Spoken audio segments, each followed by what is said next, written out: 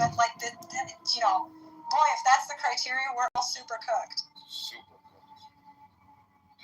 What is so? I mean, what is I know actually Muhammad, you're from Egypt, Masr? Yes. Okay, I'm just curious about this. And you, I'm going to assume just that you're Sunni, right? Sorry, I didn't understand. You're coming here soon? No, I've been there. I used to hang out in Egypt all the time. Been in Egypt. Yeah, he asked if you're Sunni. Yeah, that's all, Muhammad. That's one. Justin, do you have Actually, I don't have a problem with you. I'm just here because... No, I don't think you understood his having question. a debate. You know? I maybe said, are you a Shia? Are you a Sunni? Are you Quranist only? Like, what sect of Islam do you believe in? I'm Sunni Muslim, but I'm calling for unity. I don't like to divide, to call this Shia and this Sunni. I don't like this because, as you know today, for this war going on, who's defending Palestine?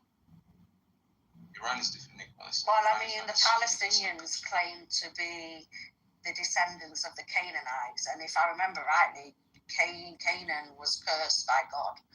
So, the people, if they come from that region, they're a curse anyway. So, is this forever? Like their ancestors, their children, forever. So he creates them to perpetual cursed well, the people. land was never theirs in the first place, but that land was given to Abraham as part of the covenant. It had nothing to do with Palestinians. Then the Philistines in your Quran is considered. Did God create those people in this land? They was cursed from the beginning. Why did they? Again, I mean, you know, at the end of the day, I mean, I don't really want to go into that, but the point is those people, that land does not belong to those people. They are. Do you know actually what a Palestine means? It means an invader. They are invaders of that land. Those people was never originated from there. They came from other places surrounding other places. If you really go read the history of that land, you would understand. Do you consider that Americans, the current USA... Alright, so Muhammad. I got now. Hold on, brother. Hold on, brother. Hold on, brother. Because now you're being disrespectful. Hold on for a second. I was trying to get to you before you start going down this path. Let's stick to the subject at hand. You had a question that was answered, although you may not agree with it. It has not been answered. Hold on, brother. Let me finish my statement. If it has not been answered, we're going to stick to the subject at hand. We don't need to go down the political timeline. I understand how you feel, and I actually also feel bad for people who are unjustly killed on everywhere in the world. As somebody who lives here in America and who has a certain hue and a certain ethnicity, I know exactly how that feels. And so I understand that you feel a certain way. But I think every human should have remorse and have some type of have empathy for people who are unjustly killed, no matter where they live. So I think we all can agree with that. With that being said, let's move back to the topic at hand and the conversation which you were having with Steph and Saxon. And I think Justin. Thank you for this. Actually, I was about to get mad because she was justifying killing them. No, I wasn't justifying anything. It's just you do not know the history, biblically or history politically, of that area. Now, I'm not justifying it, but if you really believe that Hamas is good for the Palestinians, you are completely deluded because they're not. Hamas steal aid from the Palestinians. I'm not talking about Hamas. They kill their own people as human shields. I mean, look, I'm not saying what Israel's done because I don't support Israel and what they've done either, by the way. But at the end of the day, I don't support Hamas either. And you've got to ask yourself this: why is Egypt? Why is Jordan? Why is surrounding Muslim nations not taking these people in? Because they know the land they took them into, Jordan, they fucking ransacked and killed the leaders of Jordan. They don't know what they're letting into their land. Maybe because Israel will not allow them to come back to their land. Let's go back to Saxon. Let's go back to the top. I understand, yes, you're passionate. Muhammad, you're passionate. I get it. People from Australia, people from Egypt, my actual real name is of South Egyptian descent, so I get it. I 100% get it. I 1,000,000% understand your passion and your empathy for what's going on. Again, we all do. Maybe we don't have the same attachment because of our distance. That being said, let's get back to the topic. The topic is the questions that you asked. You said that they were not answered. Maybe you feel that Steph did not answer the question adequately or something where you can understand it. So please, brother, maybe just please. Halas, let's go straight to it. All right. Yes, Habib. The question that I asked, actually, I have a problem with the answer. I have heard the answer, but I have a problem with this answer because if I follow this religion, I'm not sure if those children that were killed in Gaza, that God will revenge for them. I have a problem with this. So Muhammad, that makes, I'll throw it to you right after Justin. That makes perfect sense, but it is in an eternal perspective.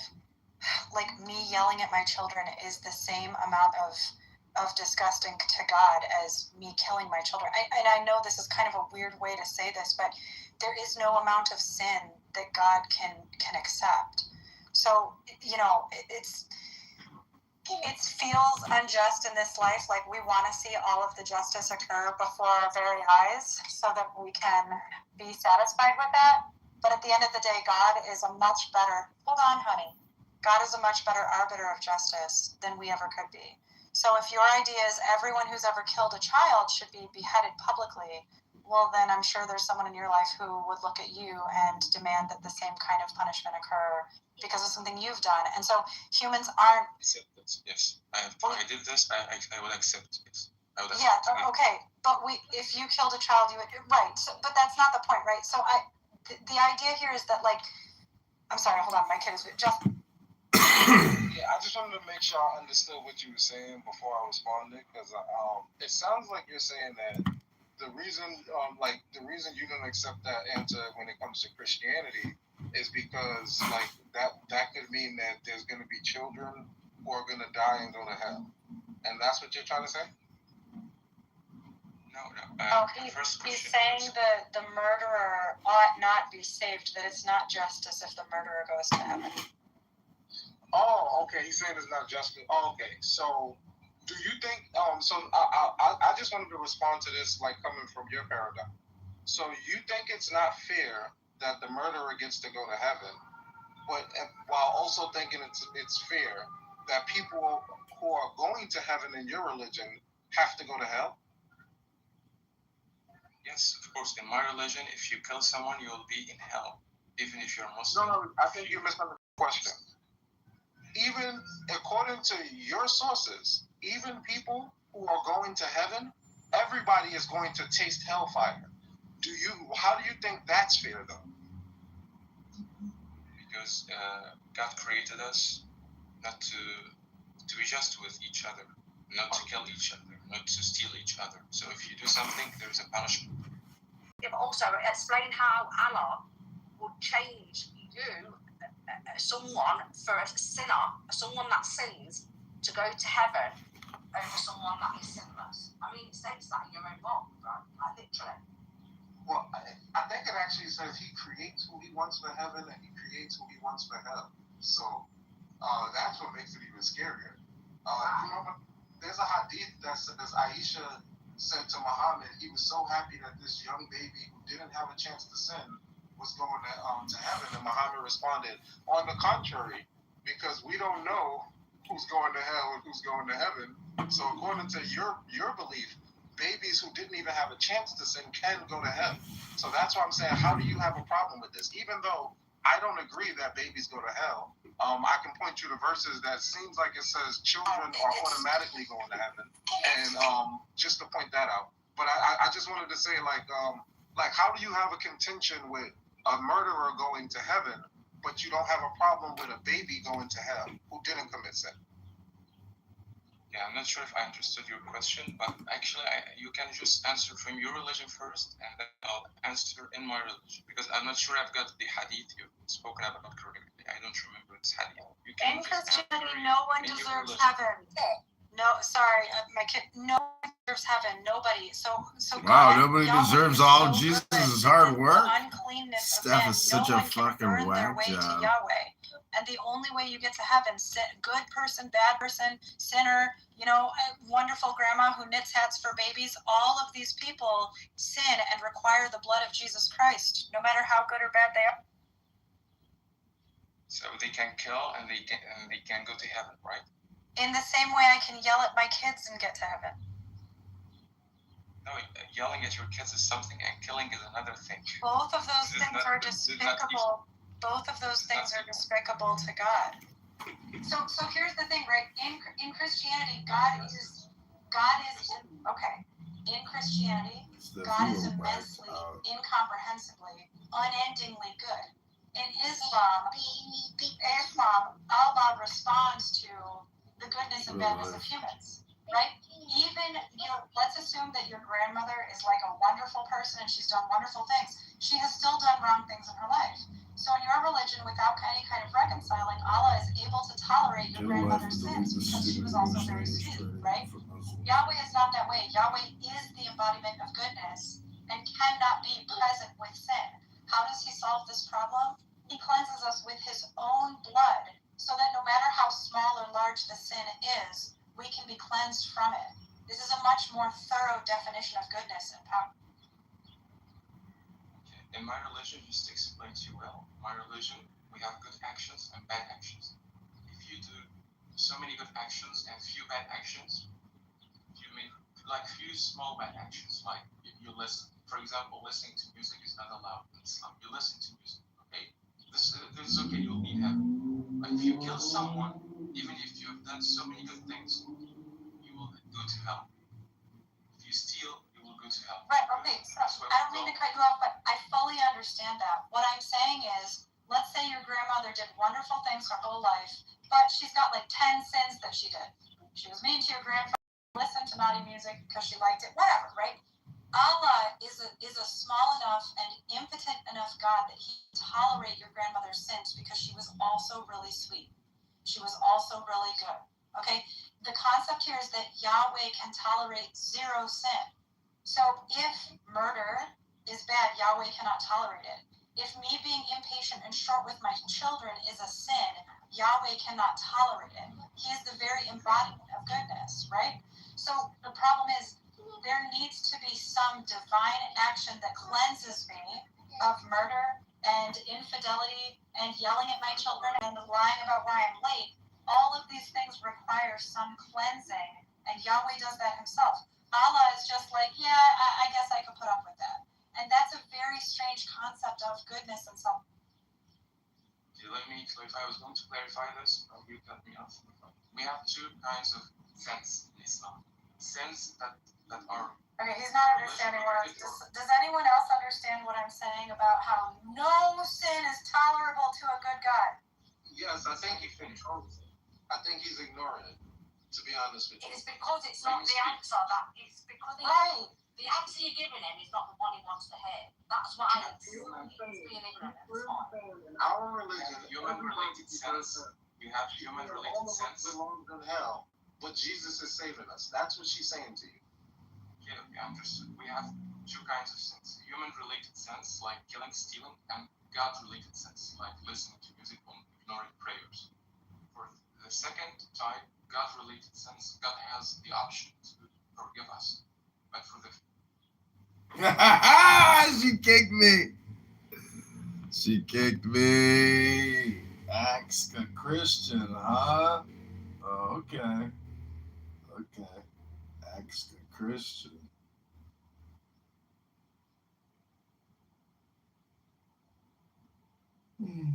Grand Rising. Grand Rising.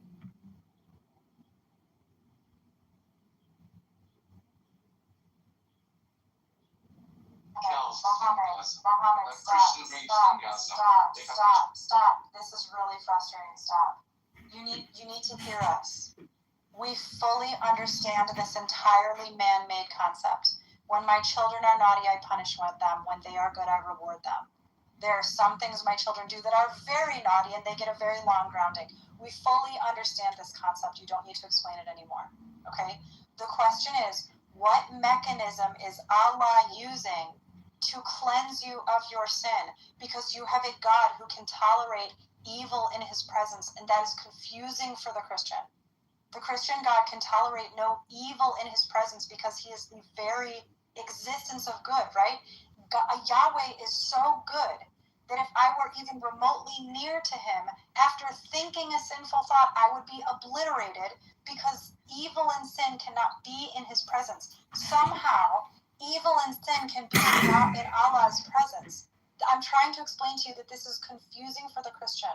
The mechanism that Yahweh uses to cleanse his people, and his people are all who call on him, the mechanism that Yahweh uses is a sacrifice of atoning life blood that belonged to him.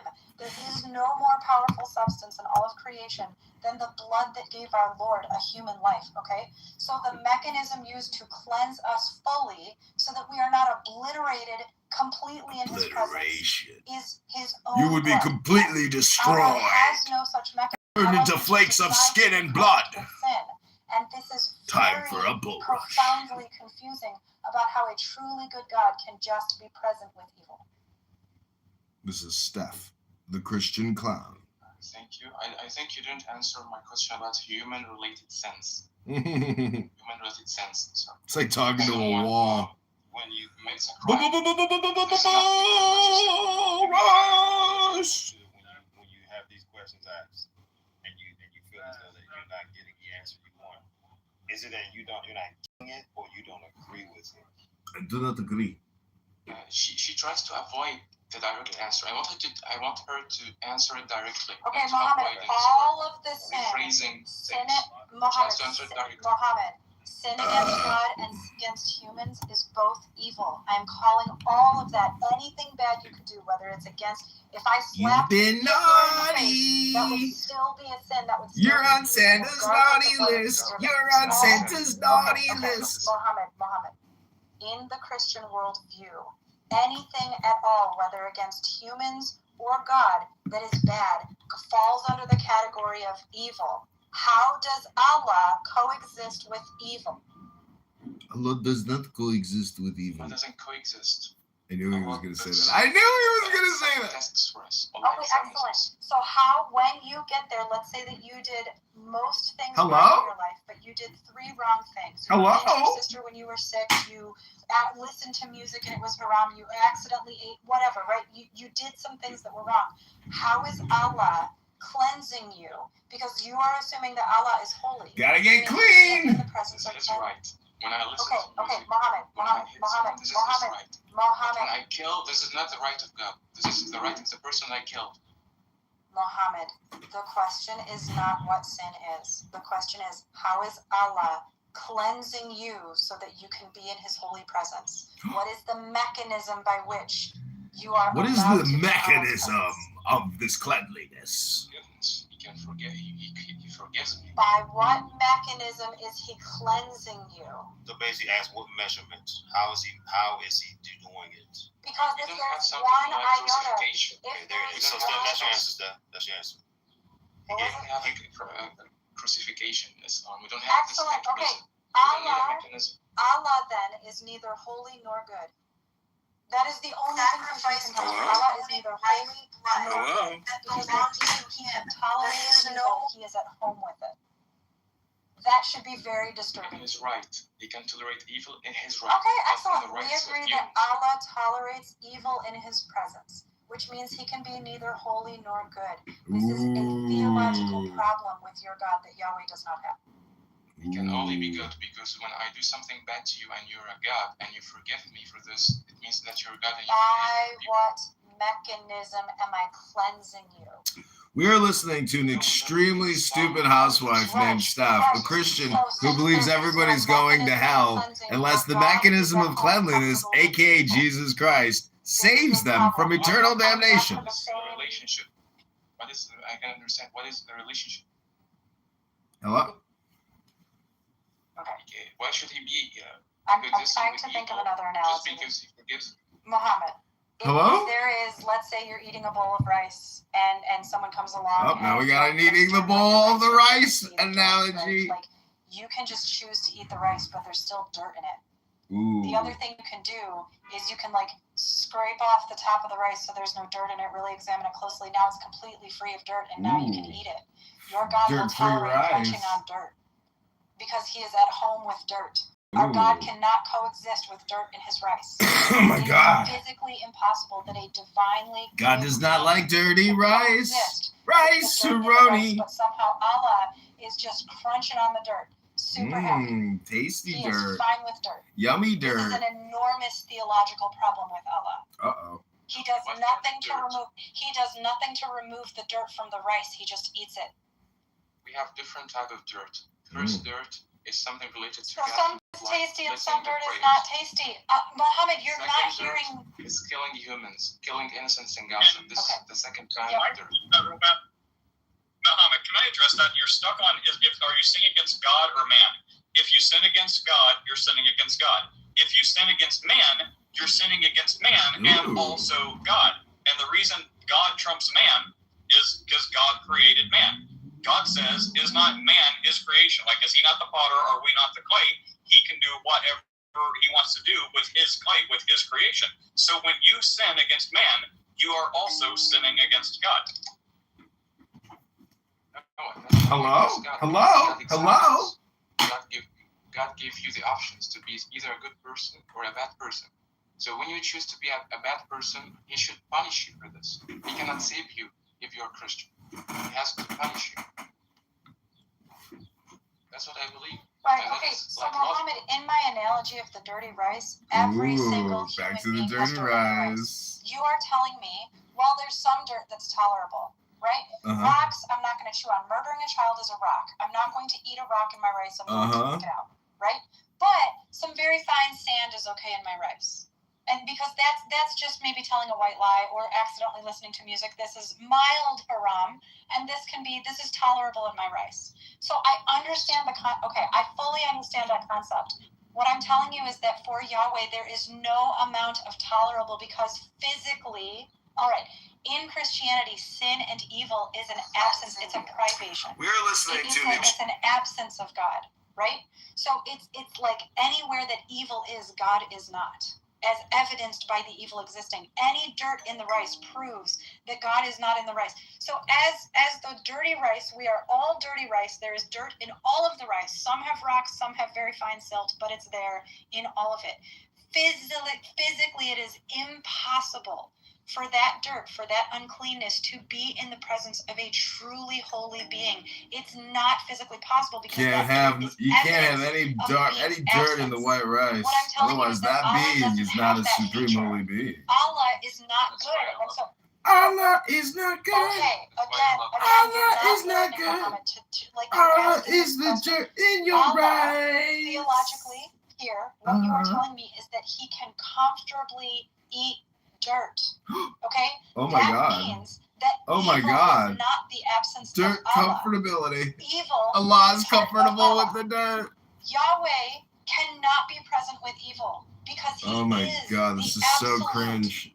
Counter opposite of evil, and evil is obliterated. No wonder why you don't have a husband, Steph. There's not a speck of dust out of place in the whole universe. Just zip it. Zip it. Try to zip it. If you zip it, it'll really help you. You're saying gotta zip it. You told me that someone, if a Christian kills and then he repents, he might be in heaven. Muhammad, stick to the dirt on the rice. Stick to the dirt on the rice. Why can Allah crunch on dirty rice without cleaning it? You're saying that because it's his right. When I listen to music, I'm not hurting someone else. So your God is at home with sin. That's fine. That's what we've both just agreed. If I'm a good person, if I pray, sometimes I do mistakes, yes, He will forgive me. You are never good enough to get rid of all of the dirt or any of the dirt. Everyone comes with dirt. We got the dirt. The germ theory. So I'll go to hell. Even if this man is not. I'll go to hell. I go to hell and I'll be very happy with this. Okay, excellent. Muhammad, yes, you will be in hell with your God, yes, if that's what you're saying. Muhammad, you know... Hello? No one's saying that everyone gets off free and no one's punished just because God forgives you. Nate, can you start over? You've been in the Matrix. Hello? Oh, wonderful. How about now? You're good now. Great. Maybe this point's been made, but Muhammad, you realize no one on the stage is saying God just forgives you, there's no consequences for your sin. Do we realize that? This conversation is about your eternal salvation, right? So whenever we say we repent and ask God for forgiveness and Jesus saves us and gives us eternal life, we are forgiven in the eternal sin and we will be in heaven one day with our Lord. No one is saying if you kill someone, there's not going to be punishment and consequences of that action. Like, this may be too obvious, but we have covered this base, right? So if you do sins, even against humans, you will have penalties, you will have crimes and stuff like that. But God will forgive you eternally. For those who kill and don't repent, and they are Christians, they believe the Savior, Lord Jesus Christ. I would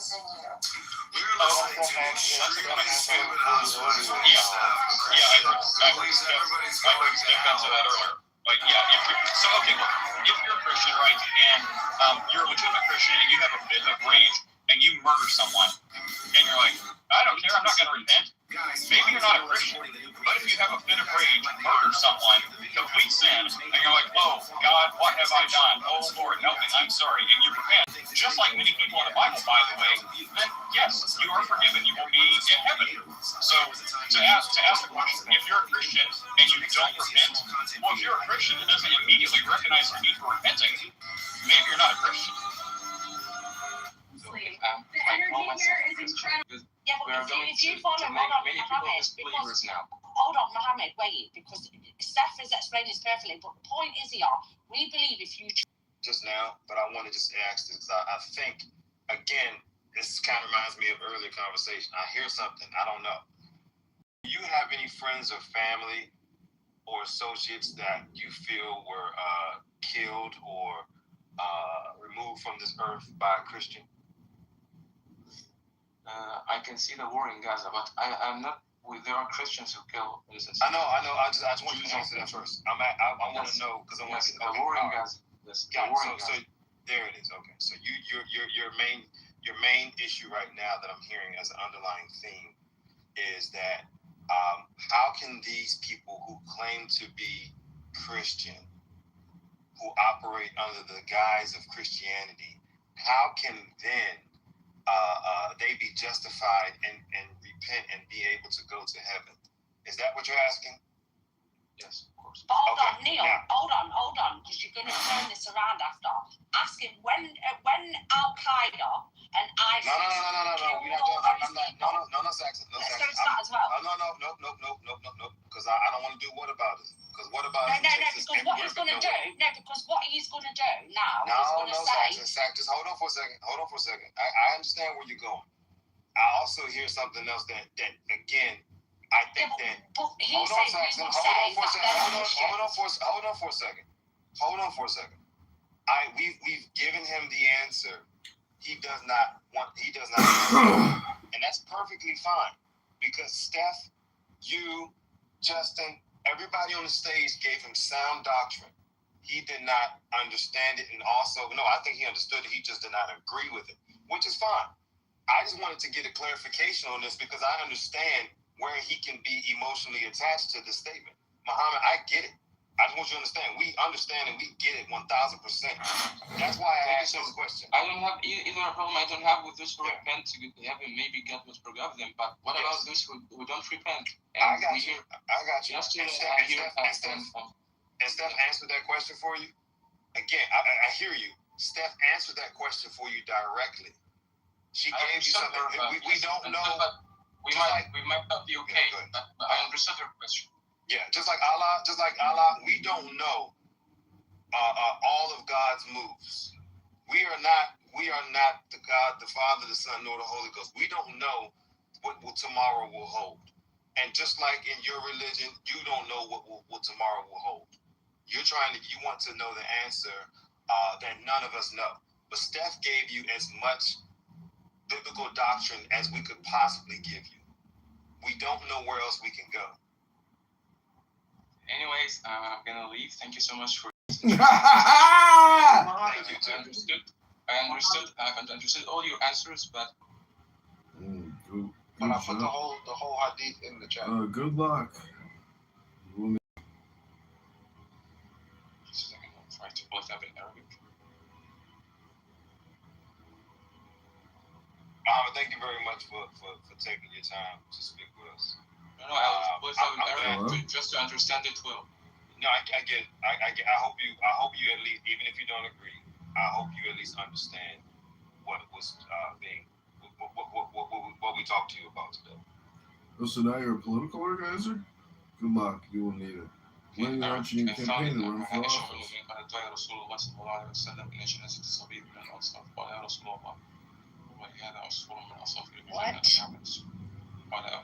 This is Arabic, just a second. Please don't do that. Somebody cut him off. No, there's nothing else. There's nothing else that we have to speak on. I mean, Muhammad, respectfully, you know that like we've done what we did. You've asked all the questions. Even if you know we I understood these. I found it. I understood it. Thank you, sir. Yeah, so, thanks, brother. This hadith was before the revelation of the new scriptures for the Prophet Muhammad, because after this hadith, directly after the angel Gabriel came to the Prophet, and he told him either the children of Muslims or not Muslims who die will be in heaven, and you can find this explanation. This is the type of food that many Americans are afraid to try, but in South Korea, it's incredibly popular and produced on a massive industrial scale. Before entering the production area, workers must go through a strict sanitation process to ensure food safety. First, frozen pork intestines are placed into large water tanks to be completely cooled before processing begins. After thawing, the intestines are soaked and thoroughly kneaded in water to remove slime, impurities, and the strong odor. Next, all the ingredients are transferred into a large industrial washing drum to be cleaned multiple times.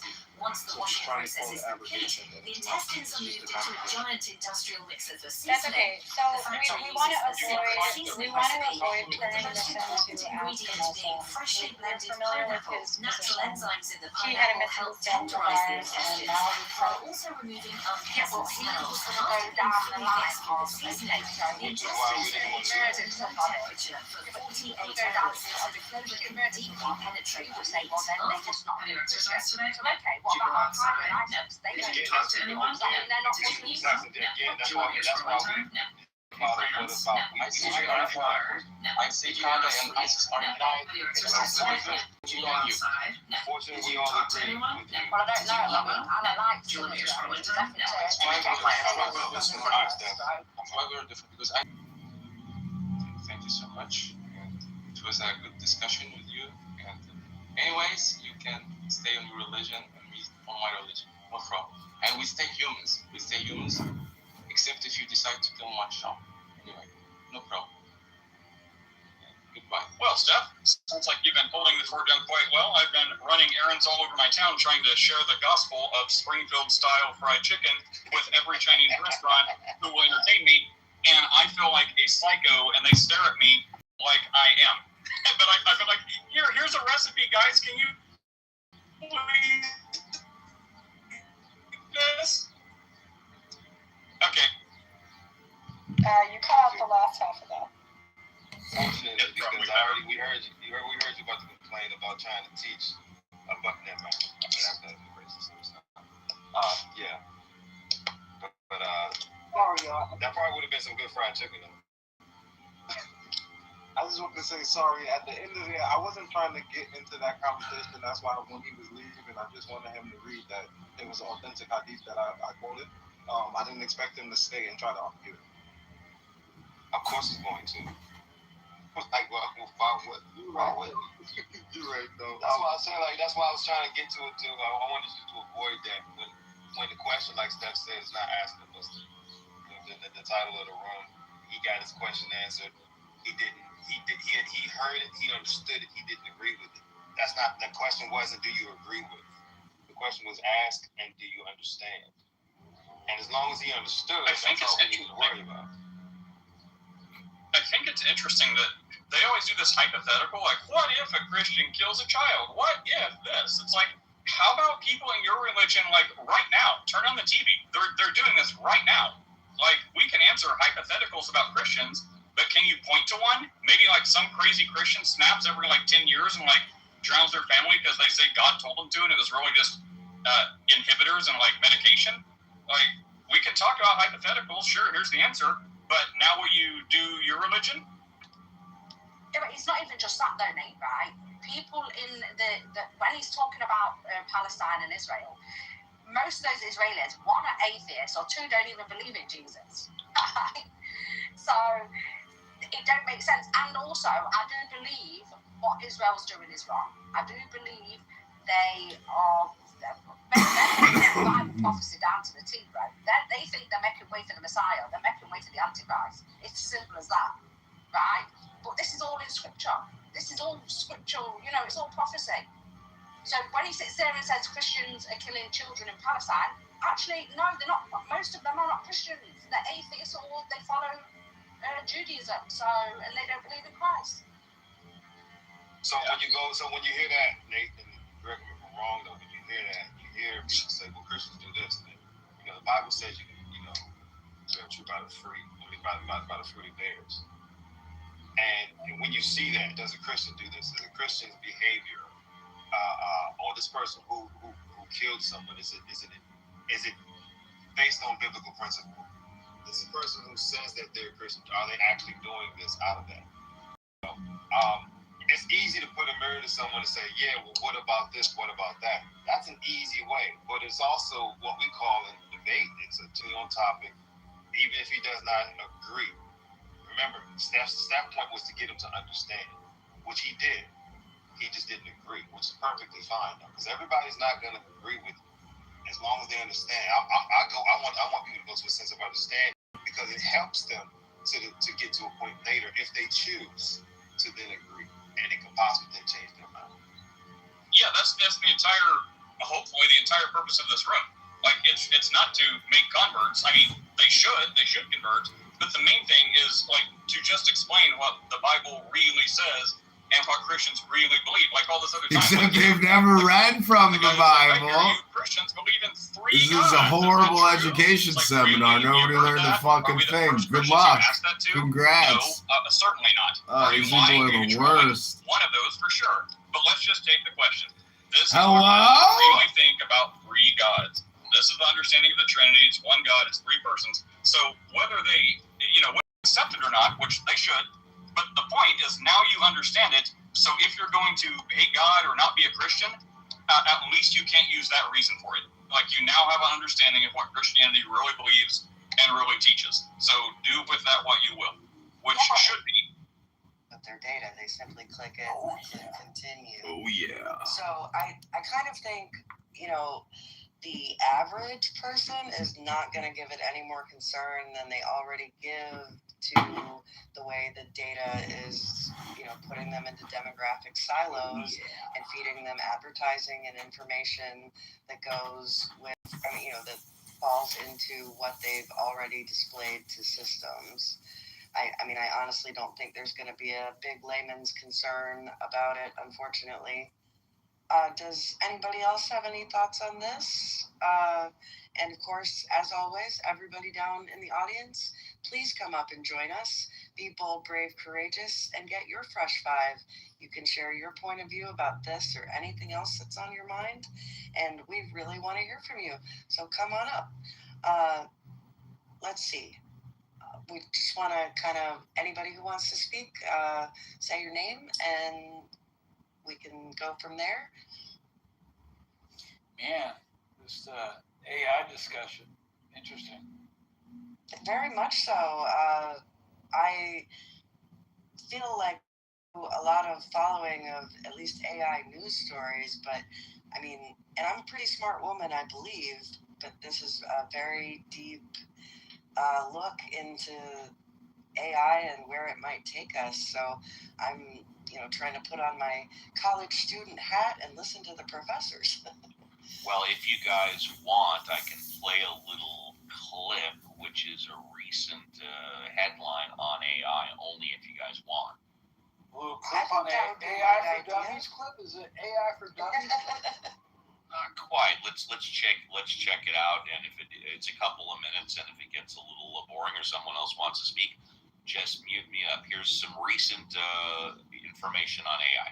Welcome back. Welcome to the Conversation Corner. Pope Leo has released his first encyclical of his papacy, and it focuses on humanity and in part warned about the risks to humanity of artificial intelligence.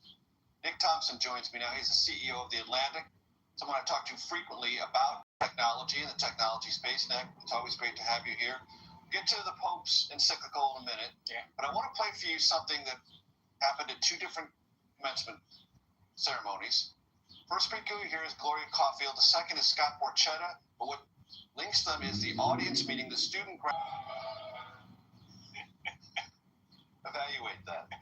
Young people don't like AI. It's actually really interesting. You can see it coming in the polls, and they're learned about what it's going to do, and they don't like the environmental costs. They care more about the environment than people who are older. AI is widely unpopular. I think it's amazing, but it is widely unpopular. This is interesting because it typically is old people like me who are resistant to technology and young people who see it as cool and innovative and futuristic.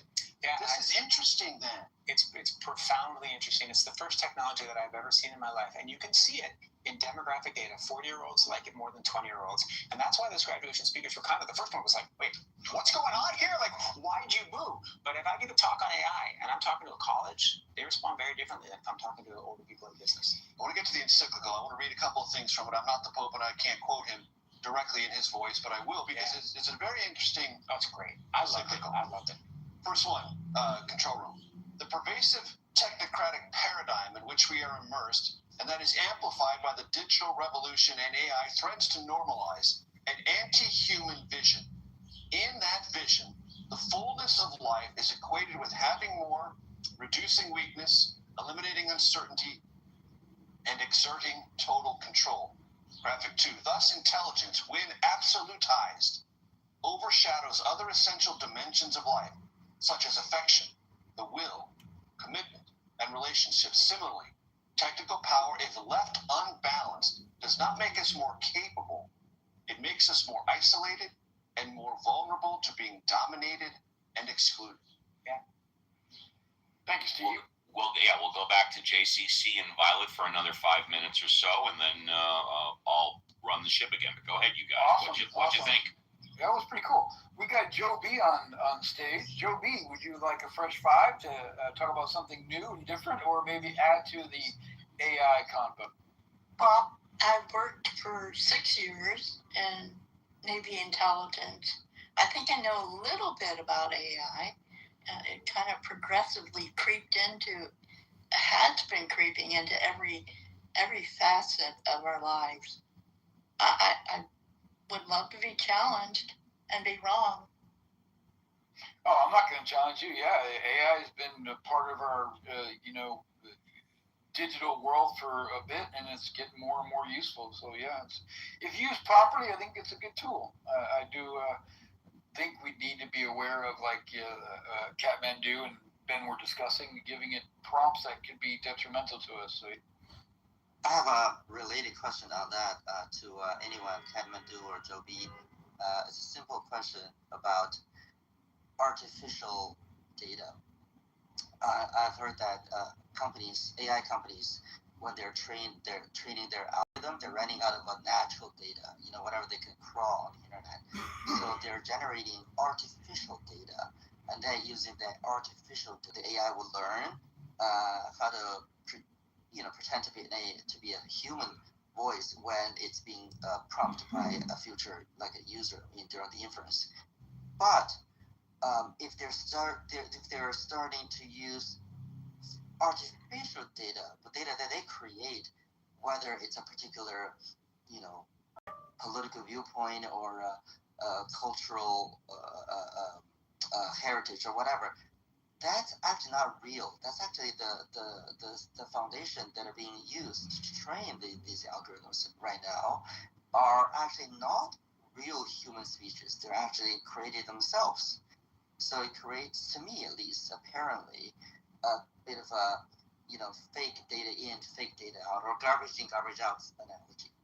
So I was wondering if anyone could shine some light on how, for example, the artificial data is being used in the training process, and whether there's any concern that future users, when they are using the algorithm trained on artificial data, they're going to be led astray, if you will, because of the data was not real human produced.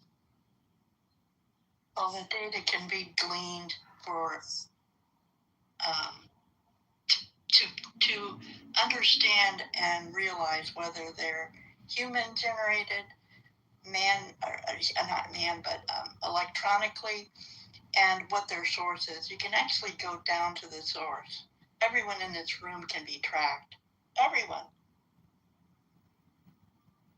So, go ahead, Kevin, Yeah. So one thing I want to add is I think one thing that should be obvious about artificial data is it's not supposed to be arbitrary, like, oh, let's just generate this artificial data and see what it does. And that's obviously naive, but the motivation behind using artificial data is that you have batches of real data already to work with, that you can kind of take that structure and see if we can leverage and use to generate data that converges to what data we've collected from the real world. Like, is there a way we can find correlations? And we have to be careful with that, given like constraints of the data we're using, because, especially depending on the research context, whether it's medicine or some other area, like you're charting very cautious territory, right? So it's not that artificial data is bad or synthetic data necessarily, but we need to be aware of like what are the limitations of whatever data sets I'm using, whether or not it's real data or synthetic data. That makes sense. Thank you, Kathmandu. We are at the bottom of the hour. Steve is going to be taken back over soon, so if you've been chomping at the bit to talk to him, he is going to be back on the mic very shortly here. We have about a half an hour left, so if you want to come on up. We're getting toward the end of the show, so if you want your fresh five, raise your hand. This is a 3-hour tour only, folks. 3-hour tour.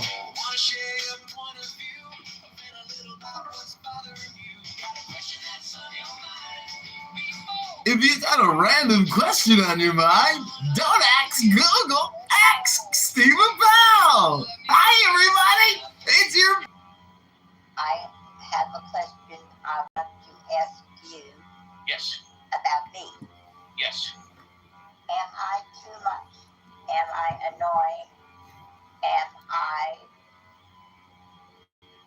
am having a problem with my family right now. We're all very, very, very well off. I owned a travel agency for 26 years. They worked for me. I devoted my time, my money, my love. And now I am being told that I am too much. I create, I argue too much, or I get on a subject and I am heartfelt, and they want me to shut the fuck up! To a family dinner. They want you to zip it, bitch! Old and annoying! Still annoying, but newly old! I'm very proud. I have joined group therapy, which is going to cost me $150 a day. Oh my goodness. 4 hours a day. This bitch hasn't heard of Clubhouse? To find out if I've done my due diligence. If at 88 years old, they are going to possibly pick me up tonight at 5 o'clock. I don't know if I want to go, because I'm having to go and be mindful of what I say. My grandsons, they're all got all kinds of degrees, they've got all kinds of money, but they find me annoying. So Because you might actually be a highly annoying person. Not to create any. So I don't know. Am I annoying? Am I? Yeah, Jenny. Am I Jenny, if you don't shut your mouth, you are annoying. I can see how you can be very annoying, Jenny. Jenny, zip it! Grandma Jenny, shut up! Take on different roles depending on the situation. Steve's incredible insight. Let's take me for example. Although I am myself when I'm doing this show, I play a different role. I play a super leader, the guy in the upper left. Super leader. I am the creator, the leader of Ask Uncle Steve on Saturday and Ask the Atheist on Sunday. Wow. The show is mine. I take full responsibility. The show is mine! I have a tendency to interrupt. Steve is the show! Tendency to interrupt people. I play a different role when I go to family functions. I'm a lot more low-key. I'm a lot more blend in. I'm certainly not the leader because I don't hold the family functions at my home. I normally go to my brother's homes. But I'm still myself. I'm still the same person. Family functions before. What do you think? I'm right. So I'm listening to a room with Steve Appel talking to an 88-year-old grandmother whose family is now calling her very annoying, highly annoying. And it's funny because it's Ginny. No, it's Ginny. Steve is now explaining to him how when he goes to family functions, he zips it. He shuts the F up, unlike his clubhouse activity. But Ginny, an 88-year-old grandmother who raised her family off of her hard labor and love, is now being told to zip it. You're highly So, Ian, annoying. I need you to read the link. This is what we're talking about right now. This is the information that I got. And I put together information from a few books. I'll give you all the PDFs if you want. And I put them into ChatGPT. And pulled it. I want you to read that at the top, please. This is where we're headed. We're not taking this in. Oh, look at the Muslim left. Uh-oh. Don't worry, there's always another one hanging around. Camera. Very interesting stuff. This is great. I love this stuff. I want this stuff to stick. Unless the line has been this morning, by the way. Did you? What did I do? Because remember how they had that room and then they all invited me and then they all ganged up on me and they were like, you're not a real Muslim. Well, this morning I was like messaging Dr. Ann about it because everybody's like harassing him and they're like, why did you do that to Angel? And he's like trying to say something to me and then he was like, well, Megatron, you know how Megatron feels about, because they said that you wanted to convert everybody to Christianity and they were like, oh, how could you hang around someone like that? And then I was like, bro, I want to convert everyone to Islam. Like, what's the difference? You know? So anyway, I was defending you this morning. Oh no, what you guys should be doing is studying like the rabbinings that says in chapter 378, it says, practice the religion and God's words like the rabbinings. The rabbinings, the studied people. God's people, the one who studied the scriptures. Rabbinings. So, well, one thing that I said, I was like, rabbis. yeah, I mean, sure, but what I was saying is like, why, like, if you want someone to be like a Muslim, because I told him, I was like, look at Umar ibn Khattab, like, he was straight up an enemy of Islam, dude. Like, I think he murdered people. Like, did he massacred a bunch of people in Gaza. Yeah, conversation. He was like a super enemy of Islam, and he's like one of the holiest people in Islam. So I was like, bro, like, I don't like your guys' attitude. Umar is part of the XLR, a part of this system at the top. Go ahead, Ian, kick it anytime you want. Sorry, Angel. I love my sweet little Angel. You know I'm not trying to convert you to Islam. I mean to Once a Catholic, always a Catholic. That's kind of true. Yeah, it is. Kind of true. I can't. Well, it's my personality. My personality is Catholic. That's the problem. Like, I can't undo it. You know, I'm always gonna be just for the camera, like emo and stuff. Just doing it for the camera. No, I'm just doing it. I work upstairs. I'm on 5. I just do it because As in the sky.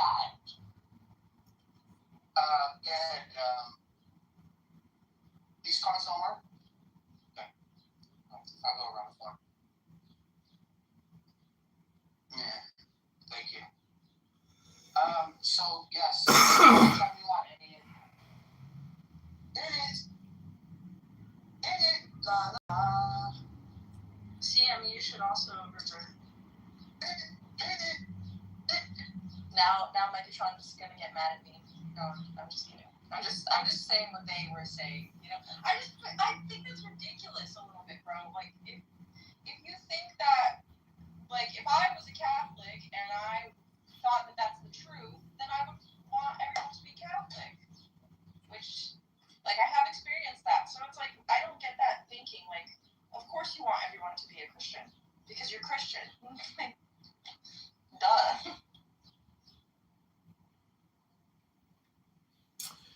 Okay, I read the whole thing top to bottom. Very interesting history. But yeah, but what did you find so interesting? I didn't, other than the coexistence, which I think is a bunch of bullshit. So what the problem is that a lot of people start to think that Islam was created in some kind of vacuum. You know, it's a bunch of, I don't know.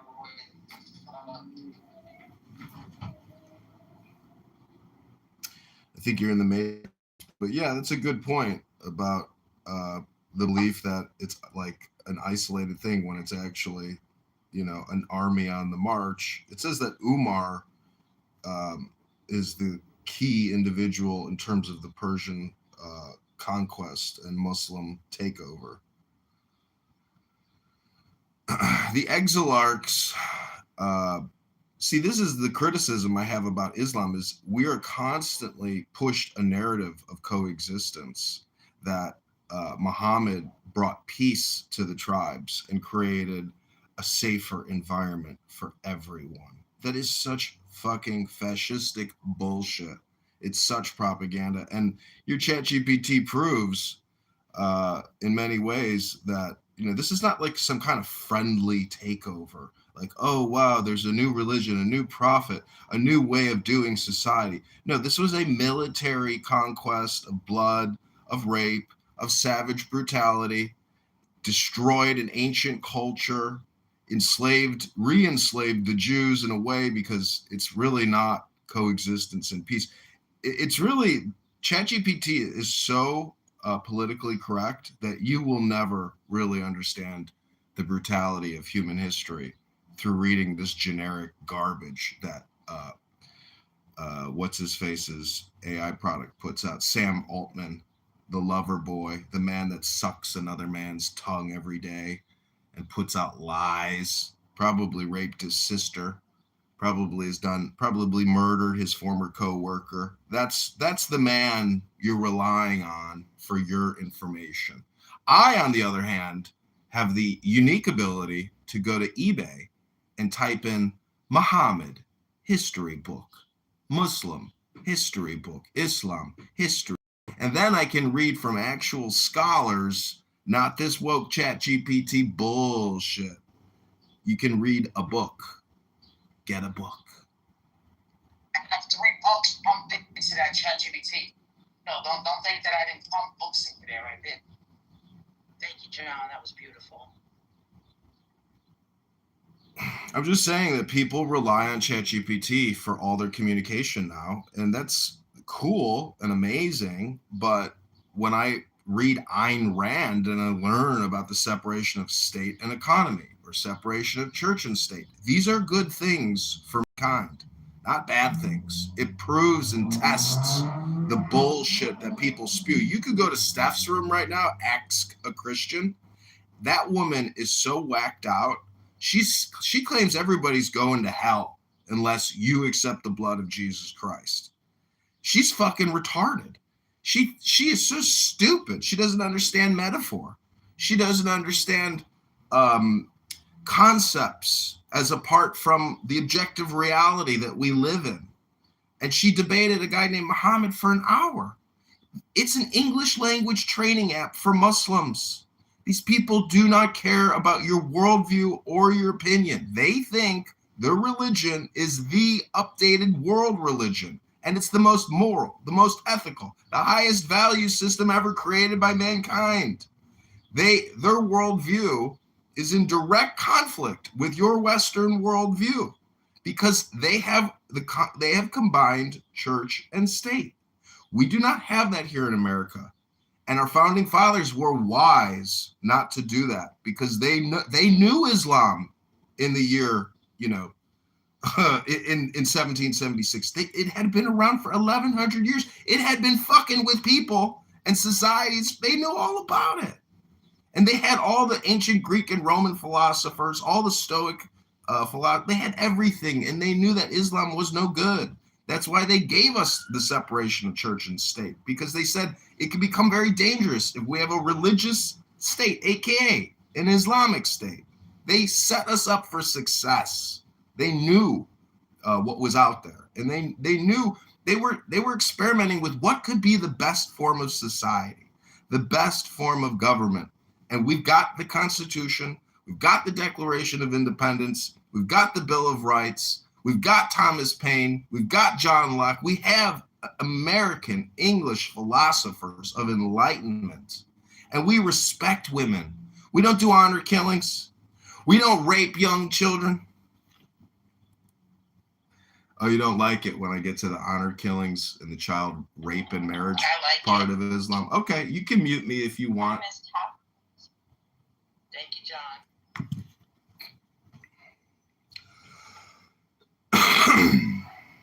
Just to mention John Hypoxia.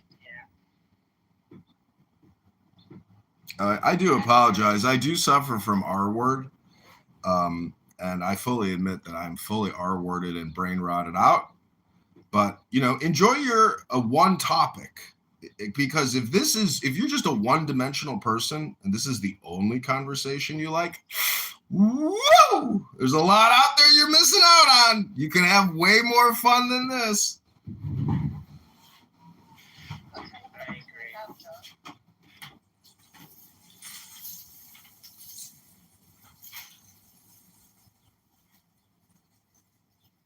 Go to John's YouTube and see his topics. All right, go to John's YouTube. Yeah. Culture and belief system versus Christianity. Cora. Yes. I'm not going to ask you personally, but you're no longer going to mod Uncle Steve's room? Oh, I got tired of the sausage fest. Of the what? The sausage fest. Sausage fest. Got it. Well, I'm glad you're here. So that's good. How's your kitty cats? He's adorable. Well, mine is named Gigi. My son named him Gigi. Cute. I told you he likes a treat. And I'm not talking stuff meowing for his treat. It's like this stick, and then you squeeze out the stuff inside. It's a treat. Mm-hmm. Yeah, the churros or whatever they're. Yes, the churros. Well, he knows when it's 9 o'clock. For some reason, that's the time he chose for churro. See, I think it would be interesting to actually live in an Islamic state. I've been to Muslim countries, but if America was ever to become an Islamic state, it would take it to the highest level of insanity that Islam has ever created or produced. And I could go to the park right now, and there's 5 women sitting in burqas having a good old time while their kids run around. I actually like conservative women that aren't on OnlyFans, you know, and they actually are somewhat learned or maybe have a love for justice and God. See, not all of Islam is bad, but it's bad in terms of the American experience. For many people, if they were to experience it, they would be so upset, but yet they will defend it all day, every day. Women in burqas in the U.S. What are you talking about? I go to my park right now. I live in Minnesota. I live in Chicago. I'm in a sanctuary city where we have a lot of Muslim refugees. In my complex from Senegal, the type of dress confused. So you could say maybe not burqas, but covered fairly well. No, I used to wear everything. I used to wear the.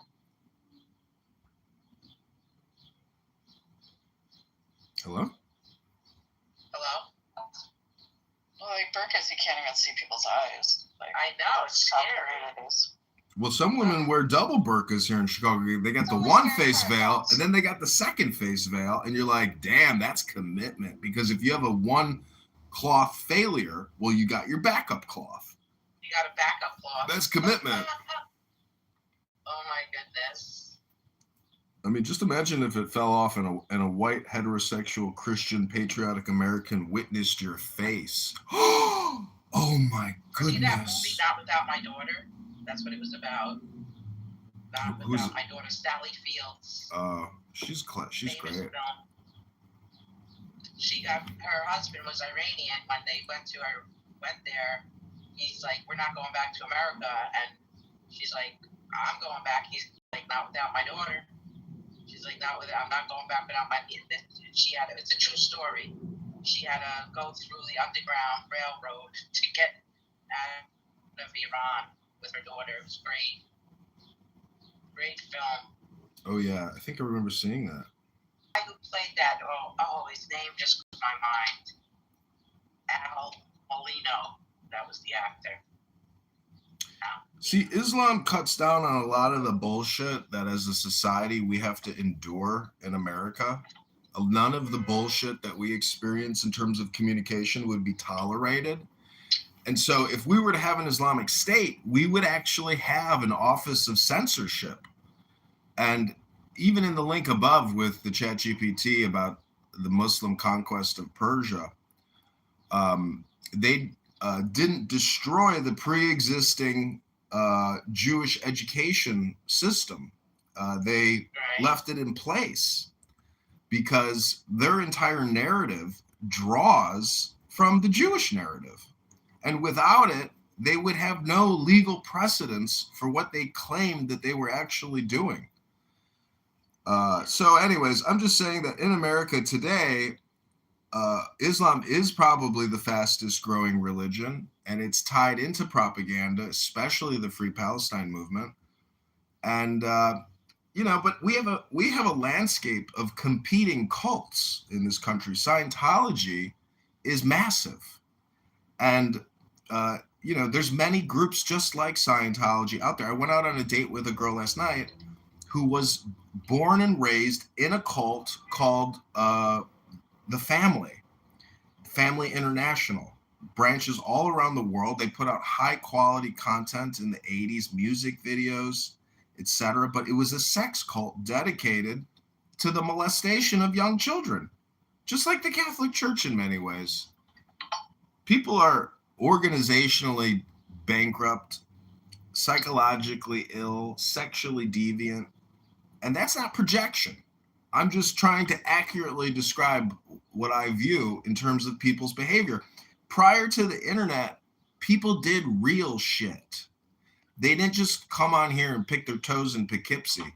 They were actually creating reality outside of the internet. They were creating networks, social networks without the internet. These are closed communication groups. And anyways, I just think that, Barth eventually... Alternative history. Yes, Alternative History Day with historian and professor, politician, magician, and musician, John Kitover. This girl now, is she halfway normal? The girl that I went out She with? went on a date. Oh, I'd say she's got some issues. She can't stop sucking on a vape pen. She's 31 years old and sucking on a vape pen every 5 minutes. That could be a health disaster just waiting in the making, you know? Formaldehyde. It's like, have you tried air? Why don't you just get a straw? Suck through a straw. Air.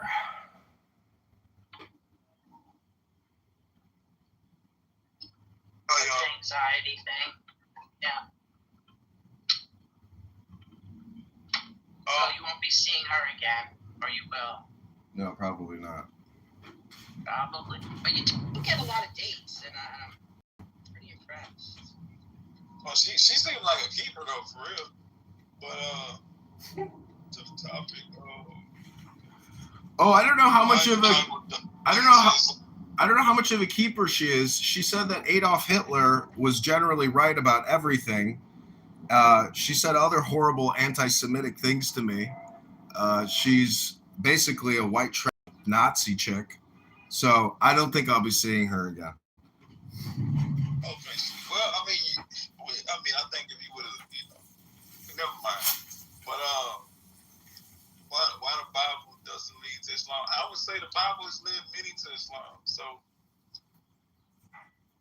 in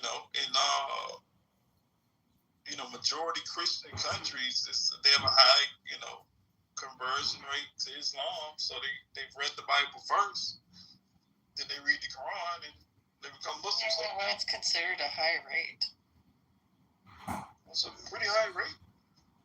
I've also heard that of people that convert to Islam, about 90% of them deconvert within 2 years.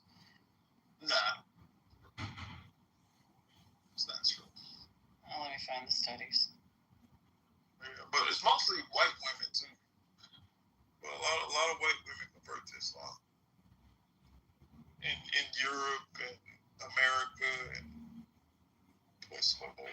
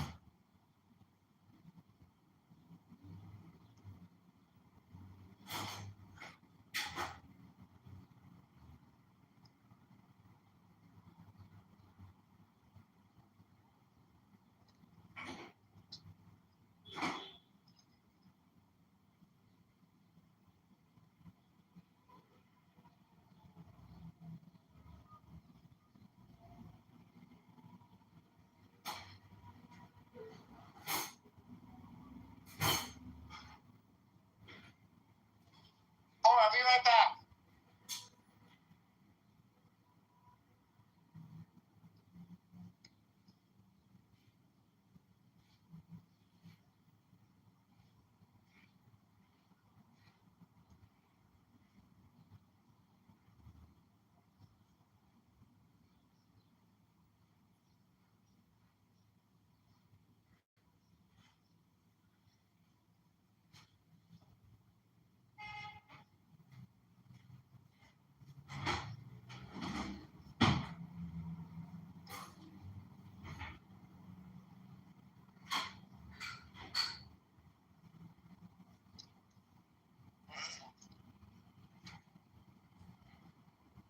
Yeah, they say like 5,000 white women a year in Europe convert to Islam.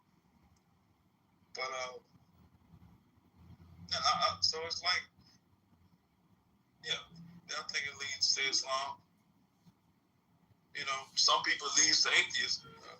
Some people it leads to whatever. But that is one of the directions that it leads is Islam.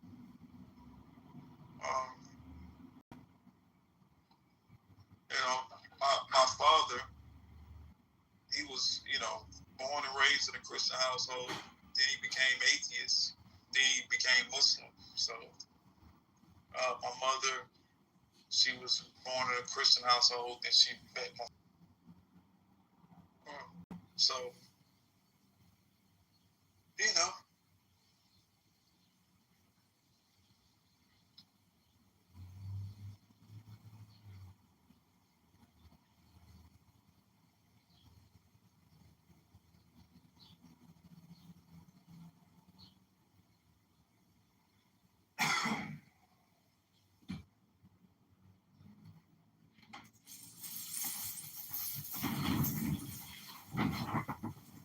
This is just a problem with Islam where instead of raising an individual and programming that person on a vast variety of information and knowledge, you're specifically focusing in on one topic, which gives you tunnel vision. And if you want your children to exceed and excel in this lifetime, you would give them a large variety of information, knowledge, and experiences to help them navigate a very dangerous existence. I disagree. I think you want to give them a plan that works. You don't want to give them questions and a whole journey and a mystery and a bunch of random options. No, you want to give them a plan that's going to lead a certain direction, a pathway that's proven that works. Something consistent. What you're suggesting is chaos.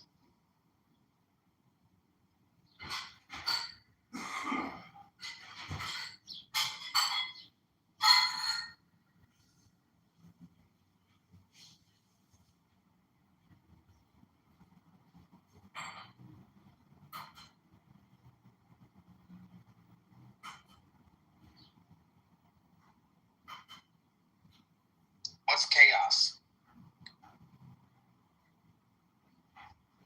Anarchy. And what's the anarchy? What is it? No, he's talking about raising kids with just search for purpose. Find it yourself. Whatever you decide.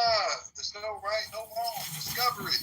Your kids are gonna be. Well, what is Islam? What's Islam's opinion on Sigmund Freud or C.G. Jung or Albert Einstein? And that's why I say Islam produces tunnel vision. It's anti-scientific. It's barely mystical. It's a rather ridiculous culture. Wait. I don't need that many bags. Hold on.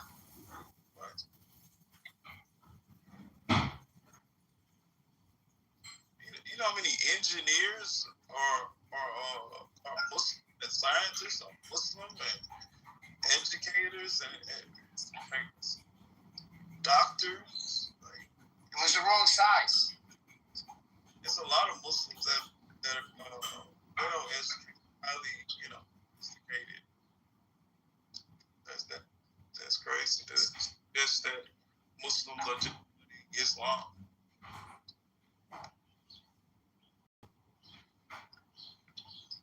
It seems like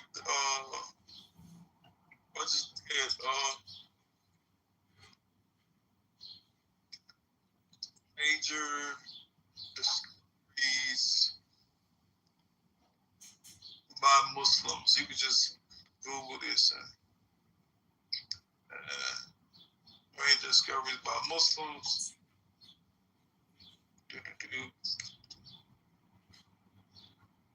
One.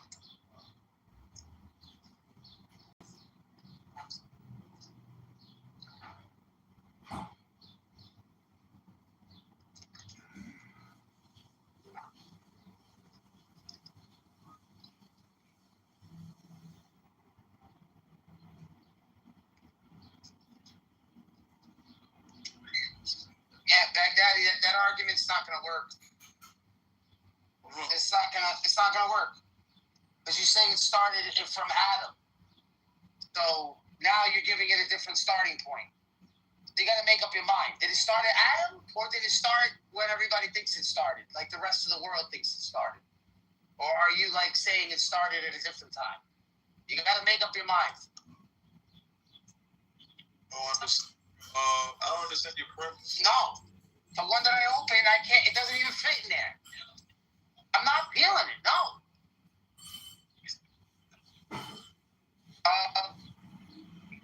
I mean, I'm almost done. I only need like a few pieces out of one bag. Actually, I need one bag. I need one bag.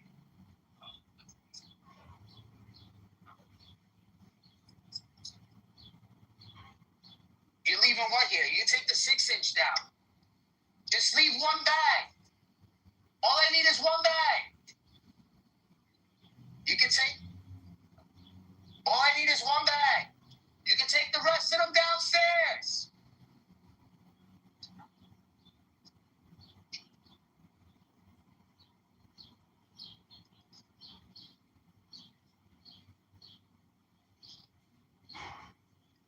Bro, if it started from Adam, then you guys invented everything. Don't sit there and tell me that you're going to fucking now look for specific ones, because now you're going to contradict yourself. Did it start at Adam or not? Oh, it just started at Adam. So then why are you looking up who are the Islam? Why are you looking up who's the Islamic fucking inventors then? You can't trace back any inventions to the time of Adam. So then that's it. So you can't say it started from Adam. You're lying. We can say Islam started from Adam, but we can't trace back inventions to Adam. Like, what? Are you? What inventions can you out of your mind? What was the wheel? You know what you're saying? What did Adam invent? Did he invent the wheel? He didn't invent shit. So we can't trace back any. He invented original sin. That's all he invented. We can't. To Adam, so that's why that's like. Alright, so then why say that it started from Adam if you can't really like. That we can trace inventions to specific people. How far back go? That's your problem, bro. That's not my problem. I'm saying your argument just don't make sense when we're talking about who invented what. Alright, so then you the one that was gonna go online and say, give me the inventions that Muslims started since Adam. Put that in. Since Adam. Why can't you put that? Because you know it sounds ridiculous when you say when you go to ask ChatGPT, when you go to ask the internet, oh give me the inventors starting from Adam. You know how stupid that sounds?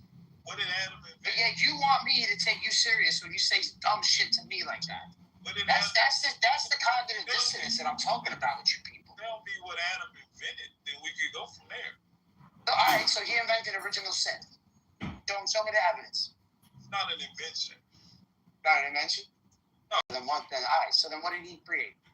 What did he invent? He didn't invent shit. That's a choice. That's a choice to me. That's not an invention. That's innovation. Look at coffee. It was invented in Yemen. Yeah, but what date is that? It's got to be before 600. No. They said Yemen, where ubiquitous dark being in the 9th century in its early days. So then that's when it started, bro. Then that's what I'm saying. Stop saying Adam then. With the flying machine. Stop saying dumb shit like Adam. Leonardo da Vinci is associated with early designs of flying machines. It was Andalusian-born astronomer and engineer Abbas ibn Farnaz who first constructed the device and technically flew the 9th century. Algebra, 9th century book Kitab Algebra by Persian mathematician and astronomer Muhammad ibn Musa al-Khwarizmi. Hospitals, 9th century Egypt, the very first medical center. So like 870, Ahmed ibn Tulun, modern optics. Around the year 1000, the 5th century. Yeah, man, that shit is too late. I need like 12. This is like 300. This is like 300 years after Muhammad. When all these inventions start. Yeah, that's too late. So Muslims invented a lot, basically. Well, no, they didn't. Yeah, they did. Are they taping the inside too? No, right? So They're not taping the inside, right? His name is Muhammad. I just tell me he wasn't Muslim. He just was another Muhammad. Come on now. Al-Zawahiri, on-night surgery. The universities. Fatima El-Fihiri, a Muslim woman from Tunisia, in 859. The crank, a hand-operated crank, it starts to first been used in ancient China.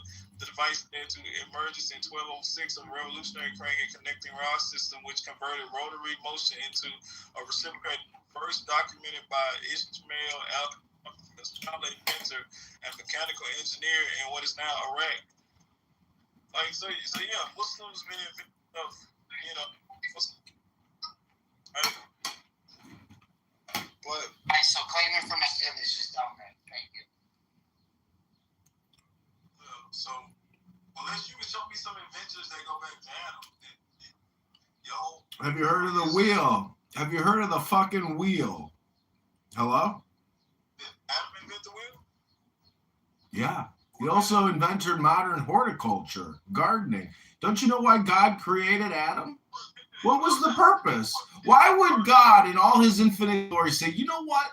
I'm going to create this little fucking guy. He's not even a guy. He's actually like a trans creature of some sort, just waiting to pop out Eve. You know, I mean, God was so merciful. And he said, Adam is like, what do you want me to do? What am I going to do here? He goes, what do you mean, what are you going to do? I gave you a garden. Garden it. There's the roses. There's the moonlight. There's the sunlight. Here's the water. Have a good time. And then this fucking multi-level marketing schemer known as everyone will work for me now. Everyone's got to work for me. You got to pay your jizz. You don't pay your jizz, well, you're going to die. You're going to be compelled into war. You have to fight with us to the death.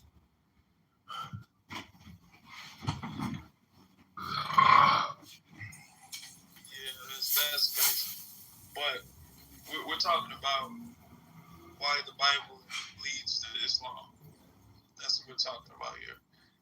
And many people have read the Bible growing up and then became Muslims. So it has led to Islam for many people, for thousands of people a year. Let me see how many people, if I can find a number of how many. Dude, the Quran points to the Bible. The Bible doesn't point to the Quran. Yeah, but people read the Bible and become Muslim. Because that's the only way that they can become Muslim is to first understand the Bible. So they wouldn't have understood anything. They wouldn't understand the context of any of the stories in the Quran if they didn't know already in the Bible. That's why the Bible does not point to the Quran. The Quran points to the Bible. That's not controversial. It's just the way it is.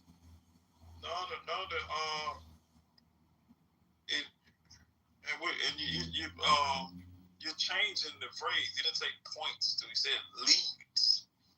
Leads. Well, whatever. It points, leads. So if you read something, but it said about 70,000 Christian reverts to Islam each year. So 70,000 people are led to Islam after reading the Bible. Yeah, that's fine. Yeah, so it leads to Islam. Oh, and okay, yeah. Well, in that respect, I guess, yeah.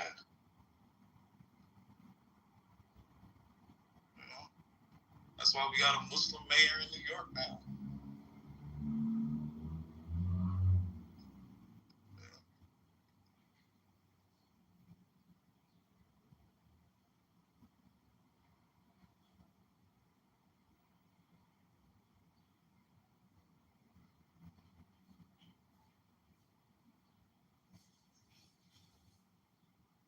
I think that's very significant to the fact that the mayor of New York is Muslim, especially seeing as we went through a time in America where, especially in New York, like it was a lot of Islamophobia in New York No, dude. He's a Shia Muslim. If you were a Sunni, yes, it does. Yes, it does. He's still Muslim. Weird. Yeah. You don't think Shia and Sunni Muslims have radically different beliefs about how the world It was weird. No, it wasn't about control. If you were a Sunni Muslim, you never have been elected. That's just the culture now, Mike. At all. I disagree. I feel like it's the culture. And you don't know what you're. I mean, it's not the worst thing, but Shia and it Sunni. is a little weird. There's other Muslim people who have become I guess mayor something in I have to America admit who to. are Sunni in different other cities. The city I live in, Where? Georgia, there was Tell me what Sunni Muslim is in the leader in the United States. Muslim mayor, Sunni Muslim mayor at one point. Where? In Georgia. In Georgia. Macon, Georgia, yeah. I'm up here. This was years ago.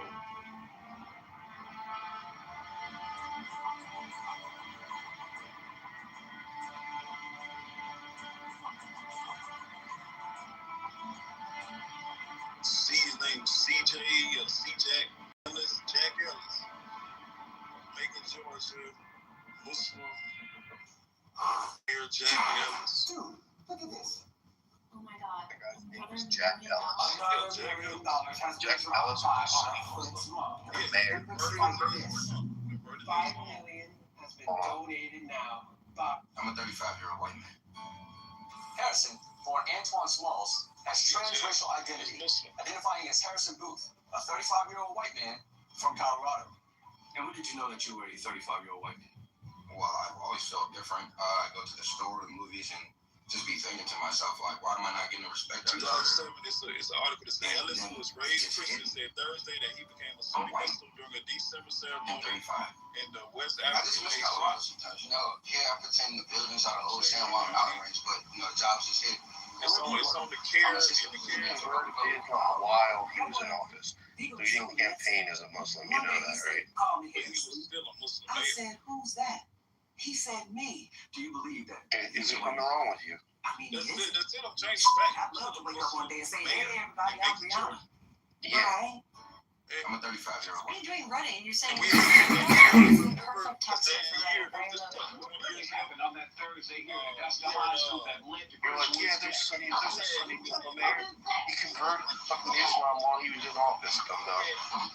What grade did you complete high school? At the mayor's mansion. Did you graduate from high school? Did you graduate from high school?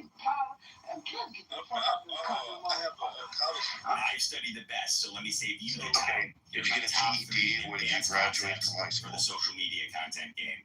Number one, you want to master kinda, the concept of indirect selling. Selling directly at. You were homeschooled? I'm going to sing Friday night. Did you get a high school diploma or did you get a GED? It's about Friday night. All right. What degree do you have? Accreditation. I was working all week. Nothing is not. Alright, you have a fucking GED. Yeah, but I didn't go to like Wow. Tonight, I'll go. This is why you think like this. Friday night. elementary school, high school, and then I was released from homeschool at the age of 16. I want to keep At 16, age 16, I went to a GED program, got my GED, then I got a college degree. and I want to drink. And I was homeschooled. I know what I want to party. the highest grade I achieved was fourth grade in elementary school that I was homeschooled at. Everybody at the top? How did you convert to Islam? My parents, I was raised Muslim. How did your parents convert? Do you know? My father I'm up was Christian here. as a child. When he was like 12, 13, he became an atheist. Then when he went to college, he converted to Islam. Okay. And then he met my mother, and she converted to Islam. She was raised Christian. Yeah, he became an atheist because his mom was strong Christian, right? They used to have Bible study every like Tuesday and Thursday at the house, and they were going over the story of Lot and his daughters, and he was like, this shit don't make no sense. And he was like 13. He said he was an atheist from that point on. when he got to college, he started talking with other people. It has gone too far. Was on the campus, and he was a drug dealer at this point. So he was selling, weed and different drugs, and he liked to go to the disco and dance and all of that. Some brothers came to him and was like, "What you doing? Loud people, this and that, and stuff." He kind of started, and they started reading it, and then he read the Quran, and he's like, "This makes sense." What are you gonna do? But when he read the Bible, he's like, "This shit don't make sense." So, I want you to change my grade. why should I do that? This was his story. Did you go through a phase where you were questioning, like I know you were raised up in a Muslim home. Was there a moment when you went through some, searching? There was a moment when I had to defend my beliefs, or it was like right after 9/11, and all of that, and I had to debate and go back and forth. So I started reading. That's when I really started reading on my own. People bringing up, crazy ideas about this, and that's when I became conscious. His dad was worried and had to decide how to handle the situation. Finally, he took Stephen to see a psychologist. The doctor explained that Stephen tends to show more symptoms when he needs help from others. He relies on his parents, doctors, and others to get what he wants. Stephen tried to act like he was in more pain than he was, but under the doctor's guidance, he had to back down. The doctor reminded him that his child... this and defend that, and I started really reading it, and then I started looking at it in Arabic. I started learning because my dad teaches Arabic, so I started really learning Arabic so I could read the Quran in Arabic and see what this word means and that word means. My job is 10% arguing, 90% simply explaining that. So when you took 9/11, what do you think happened on that day? Like, how do you describe what happened on 9/11?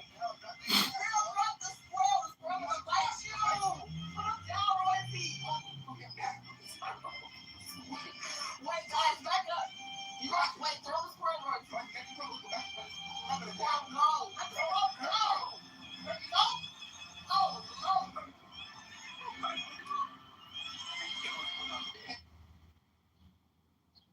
I think I sexted one time. Well, I always like a pussy after lunch, what do you say? Are you trying to seduce me? Dream of seducing you, Alexander.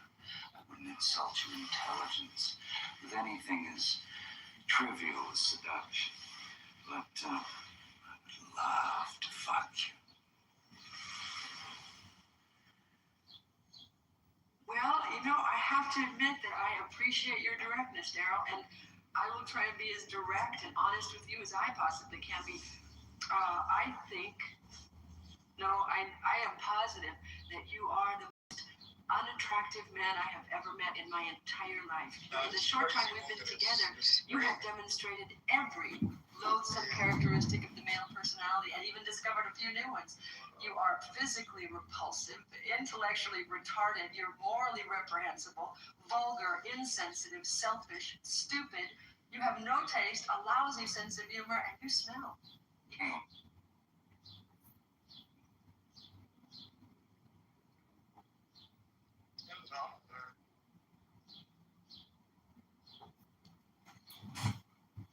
Hello? Baghdadi, let me ask you a question. How do you separate political Islam from the faith of the Muslims? What's the difference? Exactly. The problem comes down to the debate and the categories of questions, because Muslims make superordinary claims that fill multiple categories, and they're incapable of sticking to one topic. And so we have a problem where your political ideology and your philosophical ideology are united, aka state and church. How do you rationalize that in America, being, non-conformity with regards to America's cultural, historical precedents of separation of church and state?